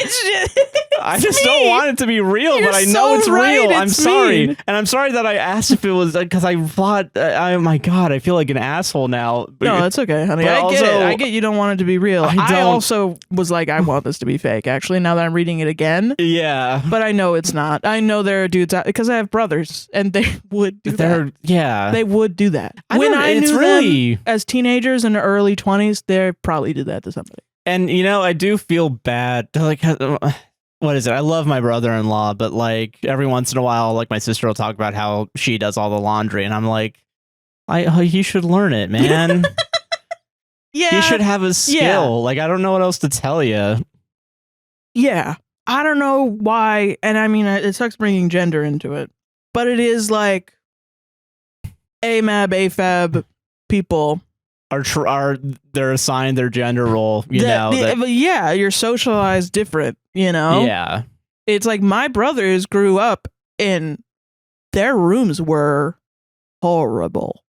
And I don't think I think I only ever heard my mom yell at them about it when it was like attracting bugs. And like Jesus. Mine was constantly messy and it was like, what's wrong with you, Sarah? That it's not clean all the time. This is not a woman. Girls are clean, boys are messy. And also it became, how are you going to clean up after a husband? Yeah, because that's the other thing. No man will ever want to be with you because you're messy. And you're not going to clean up after him. Yeah. I don't know. It's fucked up. And then it's like, well, wait a minute. What the hell? Is there something wrong with me that I'm messy? Versus like dudes that are just like, whatever, I'll piss in a bottle, who cares? It's easier than just going to the fucking bathroom. Because I'm gaming, mom. That's the thing too, is like, this is all teenager shit. Yeah. If you're doing this in your 20s, don't do it in front of your girl. Please. Listen, if there's any teenage boys or young adult boys, don't do this in front of your girlfriend. Please don't. Sarah, hold on, Sarah. I gotta use the restroom. Oh, do you want me to pause the TV show? Nope. Gets bottled, dumps it on the floor, unzips. Man, this Futurama is really funny, huh? Isn't it, Sarah? And this is my ass. I'd be like, you're cleaning that up or that's staying there. Dude, but I don't know, man. Fellas, it's okay to learn how to take care of yourself. And like, I get he's tired, but bro, come on, man. You can't stop at the toilet real quick. You can't get the sheets and put them in the fucking washer dryer? Yeah. And just sleep on a mattress? You're going to sleep on a towel soaked in piss and that's better than sleeping on a clean mattress? Freshly bought. Shit, man. And you had to smell the piss before you went to bed. And you're going to smell it in the morning. It's gonna be uncomfortable in the mattress in the morning. You're not going to be able to get it out of the mattress. Yeah, you let it soak too long, you're staining. Yeah. And it's like, okay, yeah, I want a cheap mattress. And I understand not having a mattress cover. I've been there. We've been there. I'm not mad about that. It's not like, well, you should have had a mat. Yeah, okay, hindsight 2020 from South Park, motherfucker. Yeah. Hindsight, man. Fucking no, shut the fuck up. It's sometimes people are poor. But then you have to take care of your fucking mattress. And Yeah. $300 mattress, that's not that expensive. But it is if you don't have any money and you have to buy Yeah. another fucking mattress that you just bought. I would be so mad. I would be really pissed off. Yeah. Jesus, man. Fucking take accountability, man. Don't discourage or like. And hurt what's crazy feelings. is like, Jesus. you know, Mac and D from Always Sunny. Yeah. They have a story where when they first started dating, they were both like getting drunk all the time. And Mac, he peed on D Oh yeah. In I think the bed. Yeah. because he had gotten too drunk. And they both woke up and they laughed about it. And then I assume they fucking cleaned it. People say to this day that mattress is still soaked in piss. And it's like that's how they looked at each other and knew they were meant for each like other. meant for yeah. each other, was that they both were like, that's so fucking funny. I can't believe you pissed on me. And that is like a way to be like, okay, funny. Ha, ha, Ah, solved it though, ha. man. Solved it. Jesus, I'm so sorry. I killed the momentum, but No, again, it's okay. just holy fuck. Rip that TikTok. That was going to make us No, $1 it's still billion. gonna go out. I'll just cut that part out. Mm-hmm. I'm so sorry. It's Mhm. I'm gonna, yeah. All right. Could have been $100 more, but no. Am I the asshole for replacing pictures of my cousins with pictures of my dog? Sometimes Reddit picks a correct popular post. This one is very popular, Okay. but it is well earned. Just is really funny. My grandpa's birthday was a couple weeks ago. 6 weeks before his birthday, I texted all of my siblings and cousins, there's 9 of us, and told them to send me a picture of themselves within the next 4 weeks so I can put it on a phone case for our grandpa's birthday. Oh, that's nice.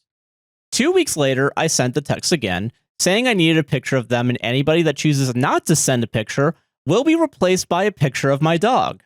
This is some shit I would do. I'm going to be honest. Yeah, Threaten. get ready for this next sentence real quick. Okay. I had 3 cousins tell me to screenshot something from their Instagrams. Wow. I didn't respond. Yeah, sidebar, fuck you. That's a ridiculous. Don't do that. That's a ridiculous request. Do it yourself. Yeah. And send it. Yeah.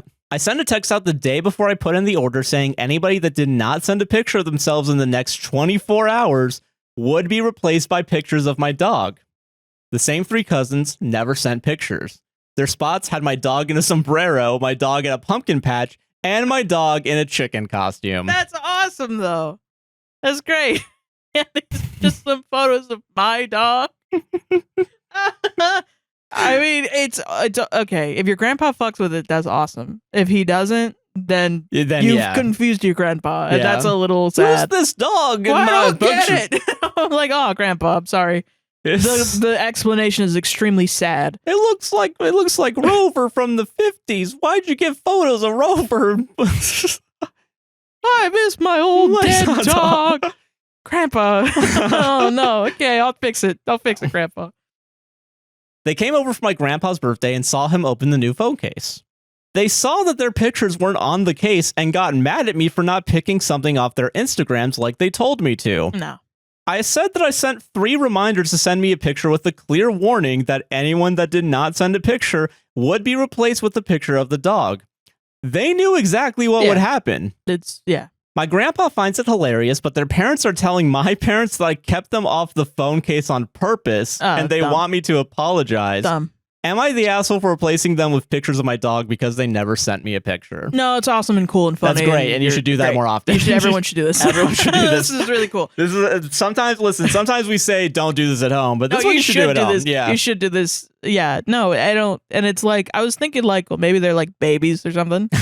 I don't know. Maybe they're like 12 years old or maybe 70 years old and they don't know how to do it. Yeah. But it's like I was thinking about it and I was like, to screenshot something from your Instagram. You know what Instagram is, how to screenshot things.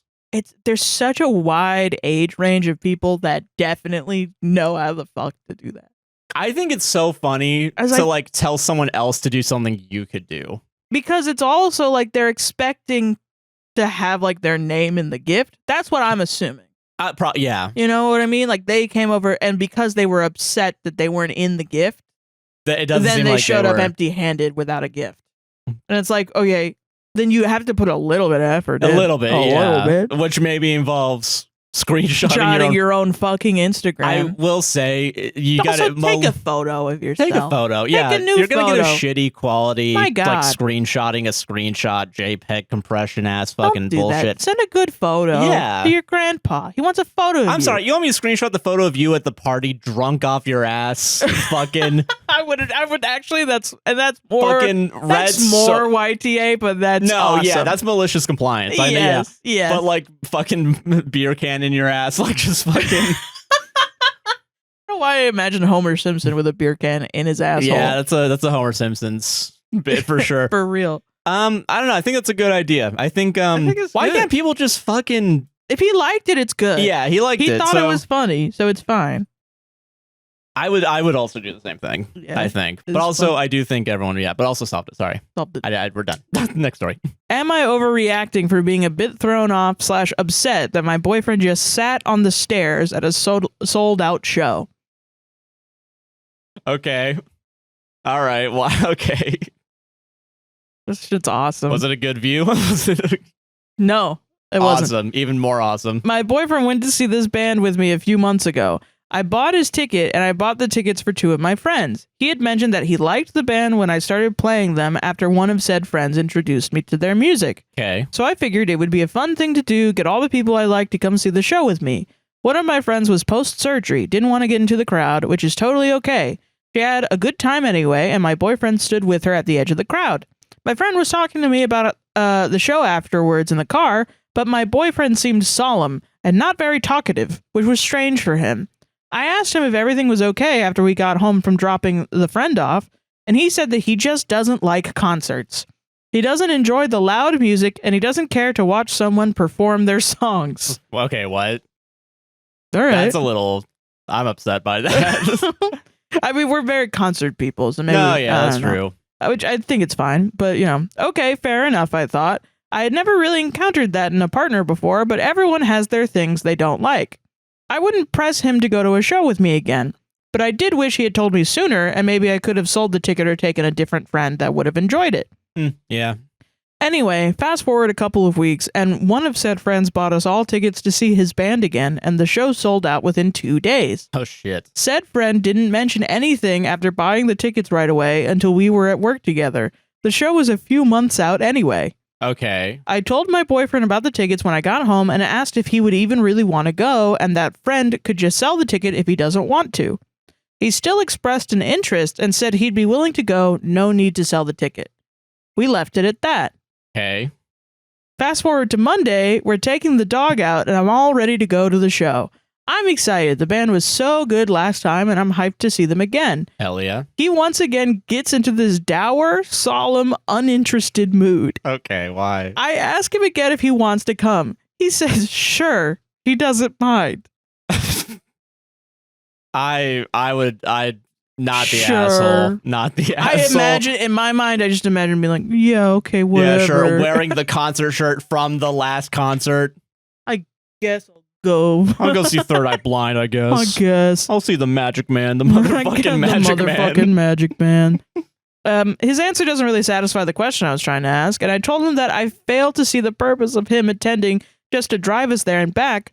We're adults and can either designate a DD or call an Uber. Yeah. He says, it's okay. We leave it at that. I'm trying to read it in not a, it's okay. No, I like get an it. Eeyore fucking voice. No, I get it, but it does But feel I like really that. want to read it like that. Yeah. Right before my friend gets to our house, he's like half asleep on the bed. Sheesh. I ask him once again if he wants to come and tell him that he can stay here. It's not that big of a deal. We can sell the ticket or something. Yeah, you can probably still sell it night of, honestly, if it's sold out in 2 days. Yeah. Yeah. He says it's okay. Just fucking say you don't want to go, man. It's okay. It's also okay not to go. If you don't like It's it, so don't go. fine. It's all right. You don't Chill. gotta. You can stay home. Okay. We drive to the show. We stop at McDonald's, and he doesn't want anything to eat. You don't even want McFrosty? No. No, I don't want to eat any. Chicken nuggets, French fries.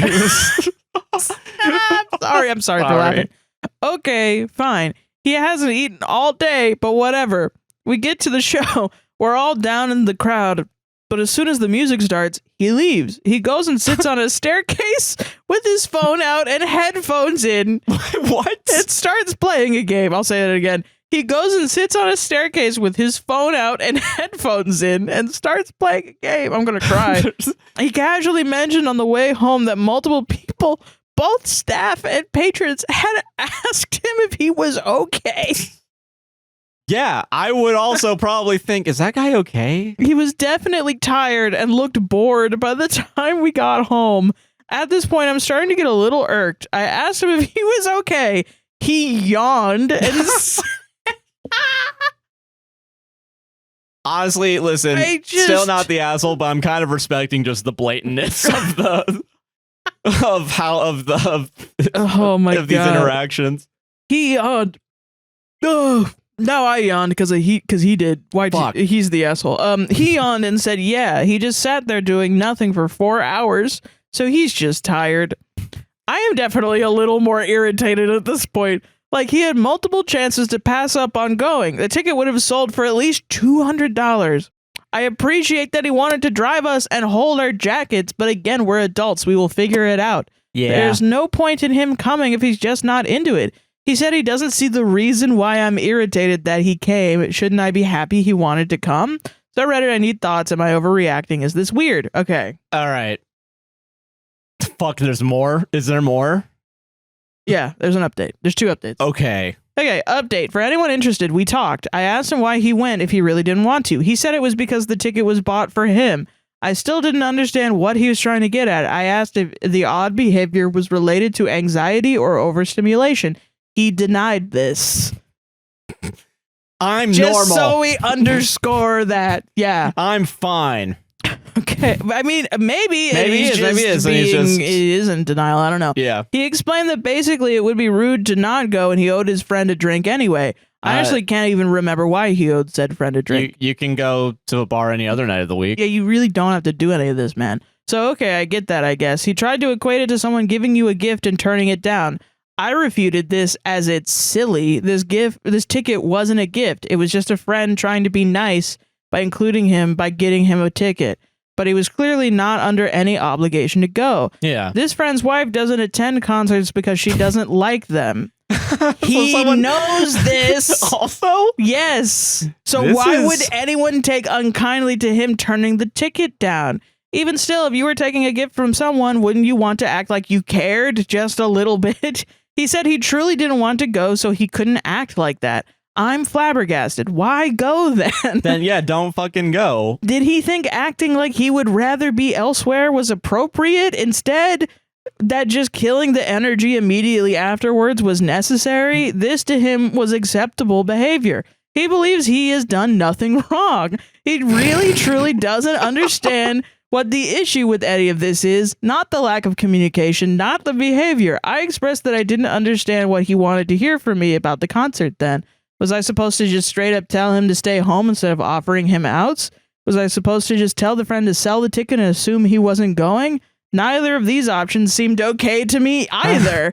I'm not here to act on his behalf. He is an adult, and I feel like making your own needs known is important. He claimed I didn't need to do any of those things, and that this is a me issue, regardless, since he's moved on. Okay. Put this on Am I the X, please.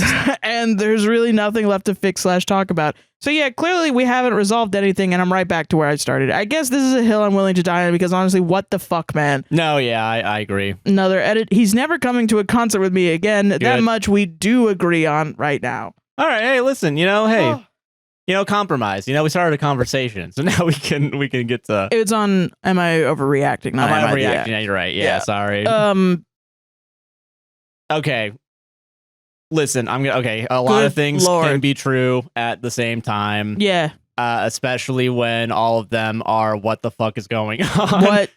What? You cannot like concerts. You don't need to go to concerts. People are saying you don't need to go to concerts. You cannot like them because they're overstimulating. Yeah. And that's absolutely fine. And if you it's not the problem here. Yeah, that's not the problem here. I'm not even necessarily upset about having headphones in. No, whatever. Because if they have noise canceling and that's like you can't get earbuds or some shit, I'm willing to bet they would. Better for your ears than not. And like if it's overstimulating just from a an audio, there is earplugs. But I also can understand that all that shit in your ears, annoying. Like when we went to Jack White, however many years ago. Oh my God! If we didn't have that, we wouldn't be doing the show anymore. I wouldn't be able to hear our edits and voice. I want to know how much like audio problems that man causes people to have. That dude is loud. Dude, they had feedback going on as everyone was leaving. We had to keep our earbuds in or the earplugs for the entire time. Yeah. So it was at the Tabernacle too, so it was like a church. So it's just turned into a stage. So it's the most acoustic ass place ever. Fucking awesome concert, not gonna lie. Amazing. But, yeah. But also, like, you know, but also it's annoying when you need to have those earplugs in, because there were multiple times I think you tried saying shit to me. Couldn't hear you. No, I'm not. Couldn't fucking hear you at all. Yeah. I think that maybe also happened at Death Grips too. I think so. Well, Death Grips was more because we were just chilling. We were sitting, I think, at that point. Yeah, for the most part. For most of that. But playing video games on our phone and yeah. I don't know, that's whatever. I guess what irritates me is like if you're with a partner, right? And you're out and about. There's kind of like I always want to make sure you're good. Yeah. I want to make sure you're good too. And like, if you're not good, we can leave. Yeah, you have some agency. But also you will tell me, can we leave? Yeah, like, hey, can we get the fuck out of here? I'm overstimulated or this, that, the other. Yeah, I definitely got overstimulated once. I do feel a little bit bad about this because it was, what was it? It was like an album release party. Oh, yeah. And there's just like fucking 1,000 people inside a small coffee shop, and I didn't realize I was overstimulated. I was just like, I don't want to be here. I don't want to. Yeah, I remember. I wasn't mad at. I was just mad at. I think I was just like, it was just a crazy night. Yeah, no, I get it. Yeah, I was not mad at you at all, but it was like, I think what you said to me was, I have to go to the bathroom, and there are people in line for the bathroom because this coffee shop is really notorious for not having available bathrooms. Literally only having 2. So yeah. You got in your car and left. And went to another place. No, what happened was I walked to 7-Eleven and bought a Snickers bar so I could go to the bathroom, and then I came back. Yeah, you just left the building and the area and came back. And I gave you peanut M&Ms so you can't fucking complain. Which also kind of pissed me off because I was like, you're fucking bribing me right now? Are you kidding me? God damn right, I'll still be mad at you. I don't give a fuck. But no, I should have been just more open that I had to piss and also I was uncomfortable. It was every person in there was like a ghost of music past for me. Yeah. And so it was just filled with a bunch of people who watched me fuck up many times and quit. Jeez, so man. I was in a bad mood. And also the fucking bartender would not serve me. Yeah. I was up there for 20 fucking minutes and she would not serve me. I don't know why everyone that works there hates you. I really have no fucking clue. They fucking hate my ass. I tip every time. I tip like 20-25% because I want them to love me. Not enough. I love their style and I want them to love me. You know what? Because you think I can be bought, I hate you even more now. I guess that's what it is. Oh, you didn't tip? I hate you even more now. Fuck. Whatever. I still love that place. I'll go there forever. But also, I don't know. It's just don't blame it on her. Also, that's crazy. Yeah, don't say it's a you. Like this is the thing. It is like. I agree. You can have fucking issues with going to concerts and not liking them, but because you don't have to be always with your partner, it does feel weirdly codependent or weaponized incompetence. One of the two, I guess, where it's like. Yeah. Yeah, I agree with that. And I think people are going to be like, no, but this could be this or that. It's like, no, yeah. But we're adults. We cannot spend our time all the time wondering if somebody else has this or that or this or that. Yeah. We're not everybody's psychologists. We're not everybody's therapists. Yeah. Especially, and I think it's especially dangerous if you're in a heterosexual relationship as women to take on that role, because it is insidious to constantly be like, well, maybe he has this wrong with him. Maybe it's you have to be the maybe emotional like regulator for someone else. That's not awesome. It is up to him.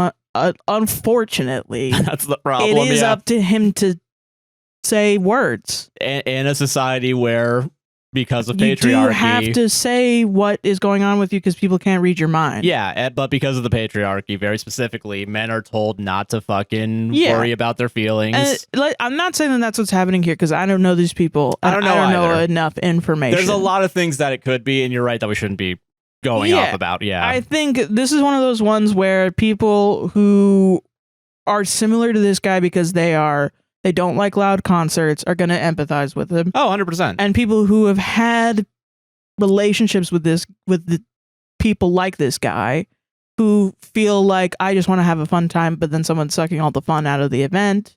And then, they're not communicating with me and I feel really whatever. They'll emphasize with OP. Yeah. And I think what sucks is it's going to lead to like an us versus them. Like we can't work together. When in reality, both of these groups should exist, but it's how we interact with each other that determines whether or not you're an asshole or not an asshole. Yeah. When you start blaming the other person for, you feel, I'm not weird, you're being weird. Right. That's weird. And also with stories like this specifically, like to do a frame within a frame, like stories with this, especially reading it, I have a tone because I have an opinion.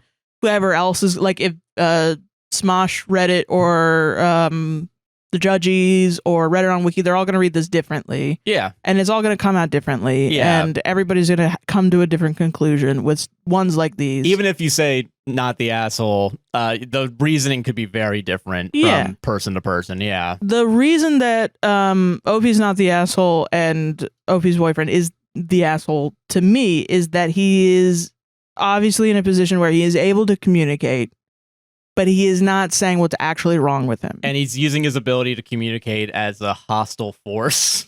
To say, no, this is something wrong with you. Yeah. Because it's one thing if he doesn't know what he's feeling. It's another thing to be so defensive that you don't even know what's going on. You can't say, I don't know why I was like that. And you're putting it on someone else. And you're making your partner feel like it's her fault somehow. Yeah. And that's wrong. That's fucked up. That's not something that you do in a relationship. And also, I think it's a reason. I personally, this is my feeling, which people can disagree with or not. That's fine. That when you're out with your partner, you want to check in with them. Yeah. So if somebody is acting like I'm not okay, to the point where people are checking on him and saying, "Are you okay?" And he's saying, "I'm fine," when he's clearly not. She's spending the whole night worrying about him, and it's very easy to be like, "Don't worry about him. That's her boyfriend." Yeah, no, I don't think it's that's pretty hard to push down. Yeah, that's kind of like, well, what I want to be in a relationship where. And it can sound harsh, but it's like, I want to be in a relationship where I can go out with my boyfriend and have a nice time. Or also go out without your boyfriend and have a nice time. And your boyfriend, everything's fine everything's at home and I'm not in an unsafe, is my relationship going to break? Are we going to have an argument later? Yeah. That's a normal thing that people want. And you should be able to have that. Yeah. And it's not punishing this guy for not wanting to go, or for having wrong, or like, showing his feelings or, whatever. It's just, it's a different preference of a relationship. You know what I mean? Like maybe he needs to be with somebody who doesn't like concerts. Yeah. I don't know. If this is truly, that's it. Then okay. Then if it's a fundamental deal breaker. Yeah. Which it could be. Music's fucking important, man. Music is important to people really like this stuff. Yeah. And I'd see it as like, I feel like if it was like, it's a hobby, if he was like, I'm going to go to every one of your chess matches. Yeah. Because you really love chess. But I'm going to mope around the whole time and you're going to have to make sure that I'm okay the whole time. While I'm trying to do the most like, fuck, 20 moves from now, he's going to fucking, oh shit. Or no, just like, he's not even paying attention. He's sitting on the stairs while playing a game on his phone with headphones. That's what I mean. Where like if it was me personally, and then you're worried. I'd be worried, and that's why I wouldn't be able to think 20 moves ahead to keep my ass alive. Yeah. Shit, man. When I was doing orchestra and you had to sit in the orchestra, you were not into it. You were not into it. But were you sitting on the stage with your phone? Yeah, I definitely did not have my phone out, I think, during the performance, because I know theater etiquette to an extent. You were not so you weren't blowing up my phone like, can I get out of here? When is this over? No, This yeah. is so long, to the point where it's buzzing in my pocket. Yeah. Which really I should have turned off, but Yeah, whatever. Buzzing in my pocket while I'm playing, distracting me from playing. Calling you. Calling you like, can we leave Can now, we leave? please? Can we leave? Hey, hold on. Wait, I can't hear you. And then speakerphone, your own orchestra. Hey, can Hey, we? hey, from the Megaphone. audience, Hey. I want to go home. Getting like poster board and just like writing, can we leave? Ah, brother, this orchestra This stinks. Let's end the show, y'all. But You know, no. I didn't want to be a You dick about just it. Yeah. sat in the audience with Watched a resting it. bitch face, Which I always have anyway. So. which was awesome. I loved it. Yeah. It was great. It was so fun. He was like, Which is my neutral face. That It's, is his it is neutral it's face. a problem. I Yeah. know. but I don't need you to sit in the audience and be like, Yeah. right? I'm gonna accept you where you're at. Do you want me to bring my camcorder and And if I needed that, then it wouldn't have worked out. You know what I no, mean? I understand that. Yeah. So that's it. Yeah. But it is also like, it's just not, I don't know. I guess I have an opinion that the majority opinion to me, my opinion of reality that I am exerting on everyone else on my podcast Yeah. is that the majority opinion would think that that is not an attractive behavior. Does that mean that he can't find somebody that thinks that that's an attractive behavior, moping around? Yeah. Yeah, Or you know, is he? And maybe that's not. he will. And maybe he's capable of change. Also, Yes. to be fair, Yes. 100%. But Absolutely. right now, kind of being a dick. He's kind of being a dick to this person, especially when someone's trying to bring up. I think anytime your partner's trying to bring up a like, hey, that was weird. No, you're weird. Not good. Not good. That's perfect. That's the perfect rundown of that. Yeah. Anyway, solved it. Solved it. Quick tangent Yeah. for me. Mhm. Fucking love live music. Yeah, you do love live music. I will say I recently listened to Across All Arenas, which is the Hmm. Justice 2012 Mm. like a live album. Yeah. Fuck, man, Genesis opening track. Oh, it just no. so dude, they just Dude, you're gonna fucking- get back into drums again, man. probably. Yeah. Anytime you get into Phil Collins, you start playing drums again. Phil Collins. Genesis. Justice. Sorry. I said Justice, I thought. You said Justice at first, and then you said Genesis, and I thought we were talking about Genesis. Oh, because Genesis is the name of the song. Oh, I don't Yeah. know Justice. I don't know what that is. What? Yeah.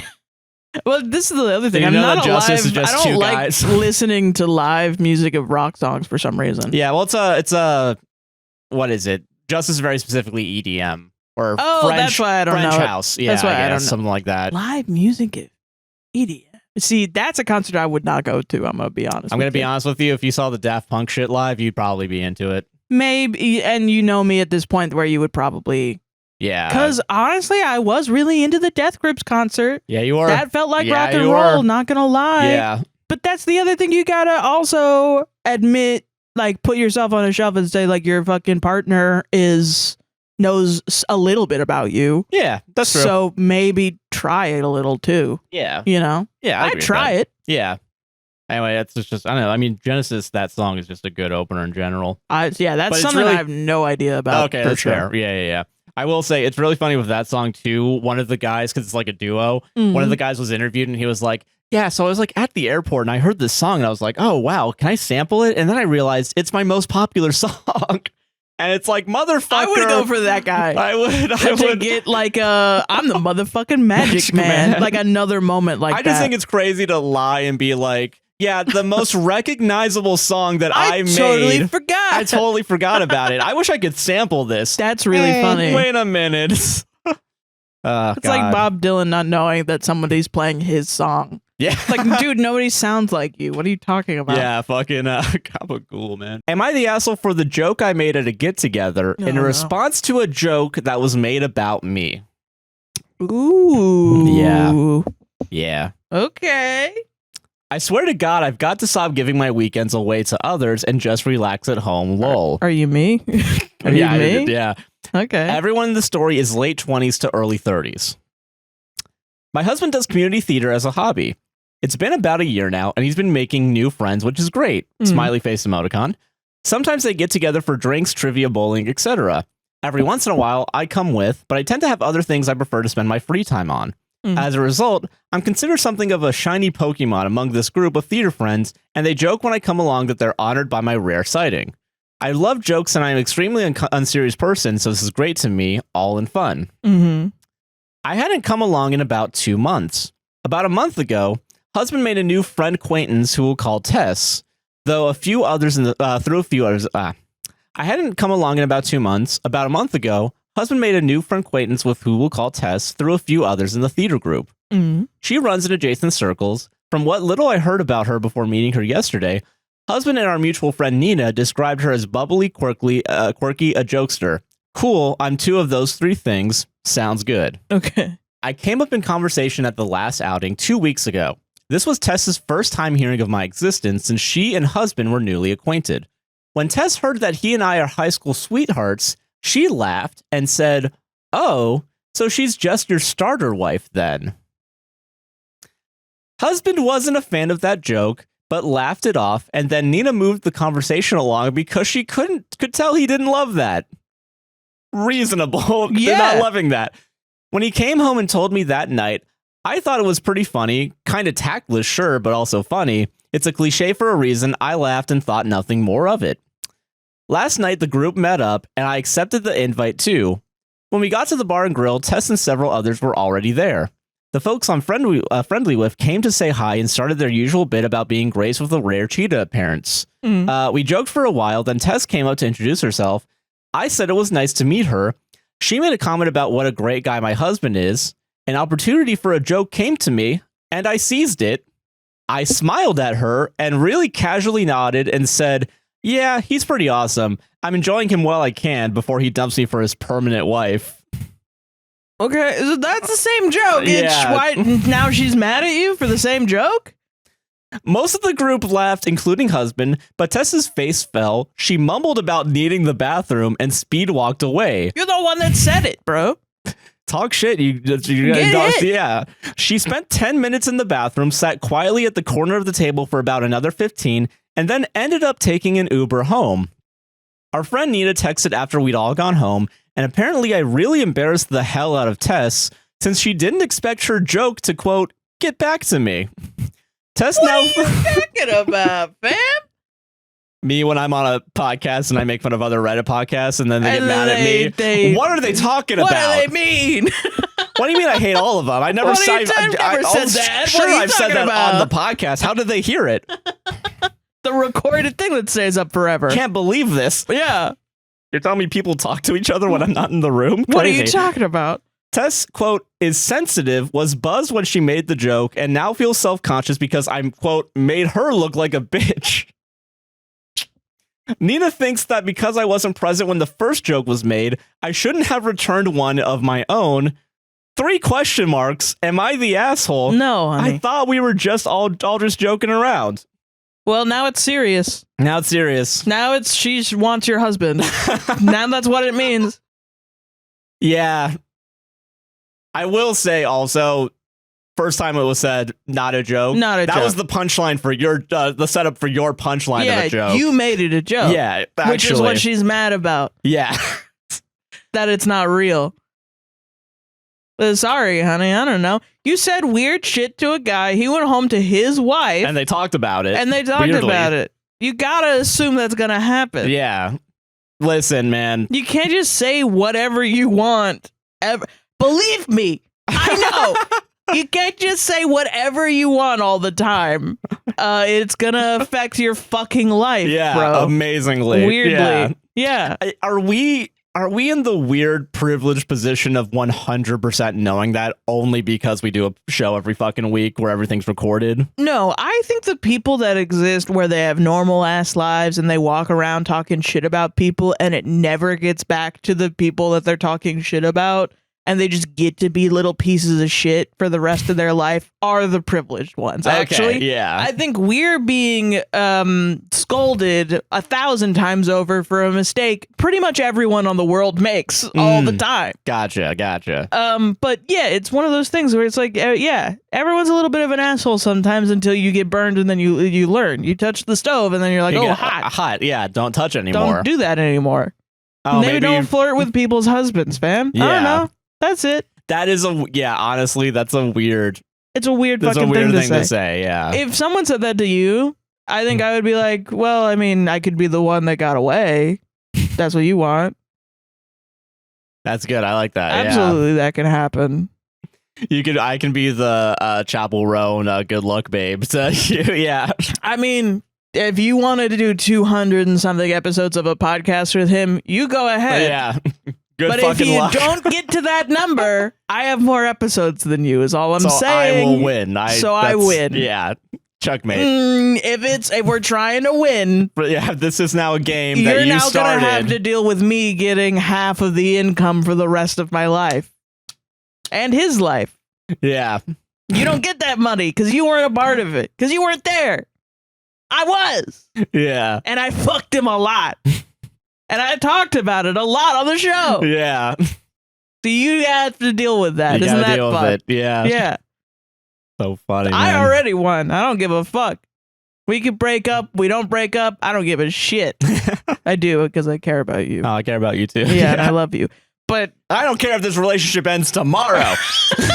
I still won. all I'm saying is I won. Which I assume is how people like. I'll see situations where it's like, oh, you know, my baby daddy with his new girlfriend. They're making me pissed off. I'm like, yeah, but you're never going away. You have a kid with him. Yeah. You know, unless he chooses to be a completely unforgivable asshole and leaves your ass. Yeah. So I assume this is how it is. It's now we've created this monster. Yeah. Yeah. Not even a kid. This podcast is a monster. This is a monster. Yeah. And we're growing it every week. And I gotta keep feeding it, or else the monster gets mad at me. Yeah. Weirdly enough, that reminds me of the Defunct Land Fast Pass video where he called the Fast Pass thing a monster, and it just kept growing. Yeah. That's honestly, that is what every creative project becomes at some point. Yeah. No, yeah. When does this thing die? Yeah, but And I don't know. Yeah, I live for people that don't know what a joke is. No, yeah, I love that shit. If I honestly, anytime I see a Red story that's the word joke in it, I'm like fucking gold mine. Like, I'm ready, man. I can't. Yay. Do you know the concept of a joke Do or you not? know what a joke or not? And let's and I really don't see myself as like a jokester comedian. I think I say funny things sometimes. Yeah. And I know people, I've talking in the Twitch stream, like people would call me a comedian, but I guess I think there's a weird disconnect, me understanding that comedy isn't just like stand up, you know what I mean? Yeah, no. Well, I think it's definitely turning around on that because the people doing the stand up are not actually joking. Yeah. Yeah. Yeah. Yeah, that's true. So I don't know. I think it's still hard for me to wrap my head around that because I think I would still say podcaster like first than anything else. No, I agree with that. But then I read shit like that and I'm like, yeah, I'm a step ahead of this at least. Well, it's like, I don't know. Do you feel like when we sit down and do this show that something turns on in you? I want to say no, but I think if there's That's something fucking that like crazy because definitely me. I slink out of bed, lay down on the couch, drink a coffee, take my meds, get up, sit down on the show. I don't even know if I took my meds today. I didn't take mine, so that's why the We're shit's probably more both chaotic. unmedicated and very chaotic right now. Yeah. Apologies. Whoops. And then I sit here and you put a microphone in front of me and you turn on the lights and you turn on the camera and you turn on the mics. I mean, and I'm like, let's go. Happy Sunday. I mean, yeah, this is a performance and there is a turning on of that. I think. Is it good? Probably not. Who knows? Jury's still out on that. I don't give a fuck if it is or not, actually. But yeah, I just want to do this. Yeah. Yeah. But no, I think if something turns on, it's not like my entire brain turns on. It's definitely more of the performance, like a charisma.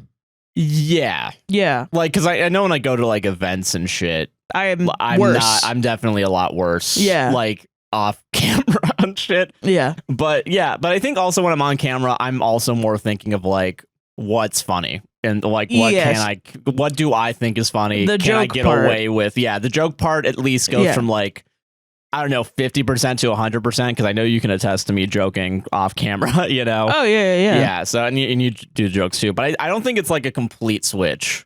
I think it's like a dimmer switch. How about that? Like it's dimmer off. When I'm not, yeah. Yeah. Yeah, and then I bump it up a little bit, and then the performance comes out, and then my brain starts working a little bit to like try and make quips. Yeah, I don't guess jokes, jabs. Yeah, shit like that. Yeah. So I don't know. Yeah. No, I feel you. I mean, I think it's something. Yeah. Podcasting, it's comedy. I would say comedy because we're trying to joke, you know? Yeah. It's just not pre-written and it's off the cuff, but it's Well, not also, really improv yeah, either. I don't want to. And also, improvers are weird, and I don't want to. Ew. Improv's weird, but like me doing something without a script is totally cool, though. Moving on. But yeah, I think the umbrella has gotten very more wide. Yeah, diverse. it's more of a blur. Like Yeah. what is comedian, what isn't. Yeah. Yeah. So I guess if I wrote comedy, I guess I'd be a comedian, you know? But I don't know. I mean, you would be a stand-up. You would be a sketch comic. You would be Yeah, like what? a screenwriter. You would be doing whatever. You'd Yeah, be writing so- jokes. Whatever. It's different skills all the time. Yeah. You know? I get that. Yeah. But yeah, that's just like imposter syndrome. So, you know. Yeah, sure.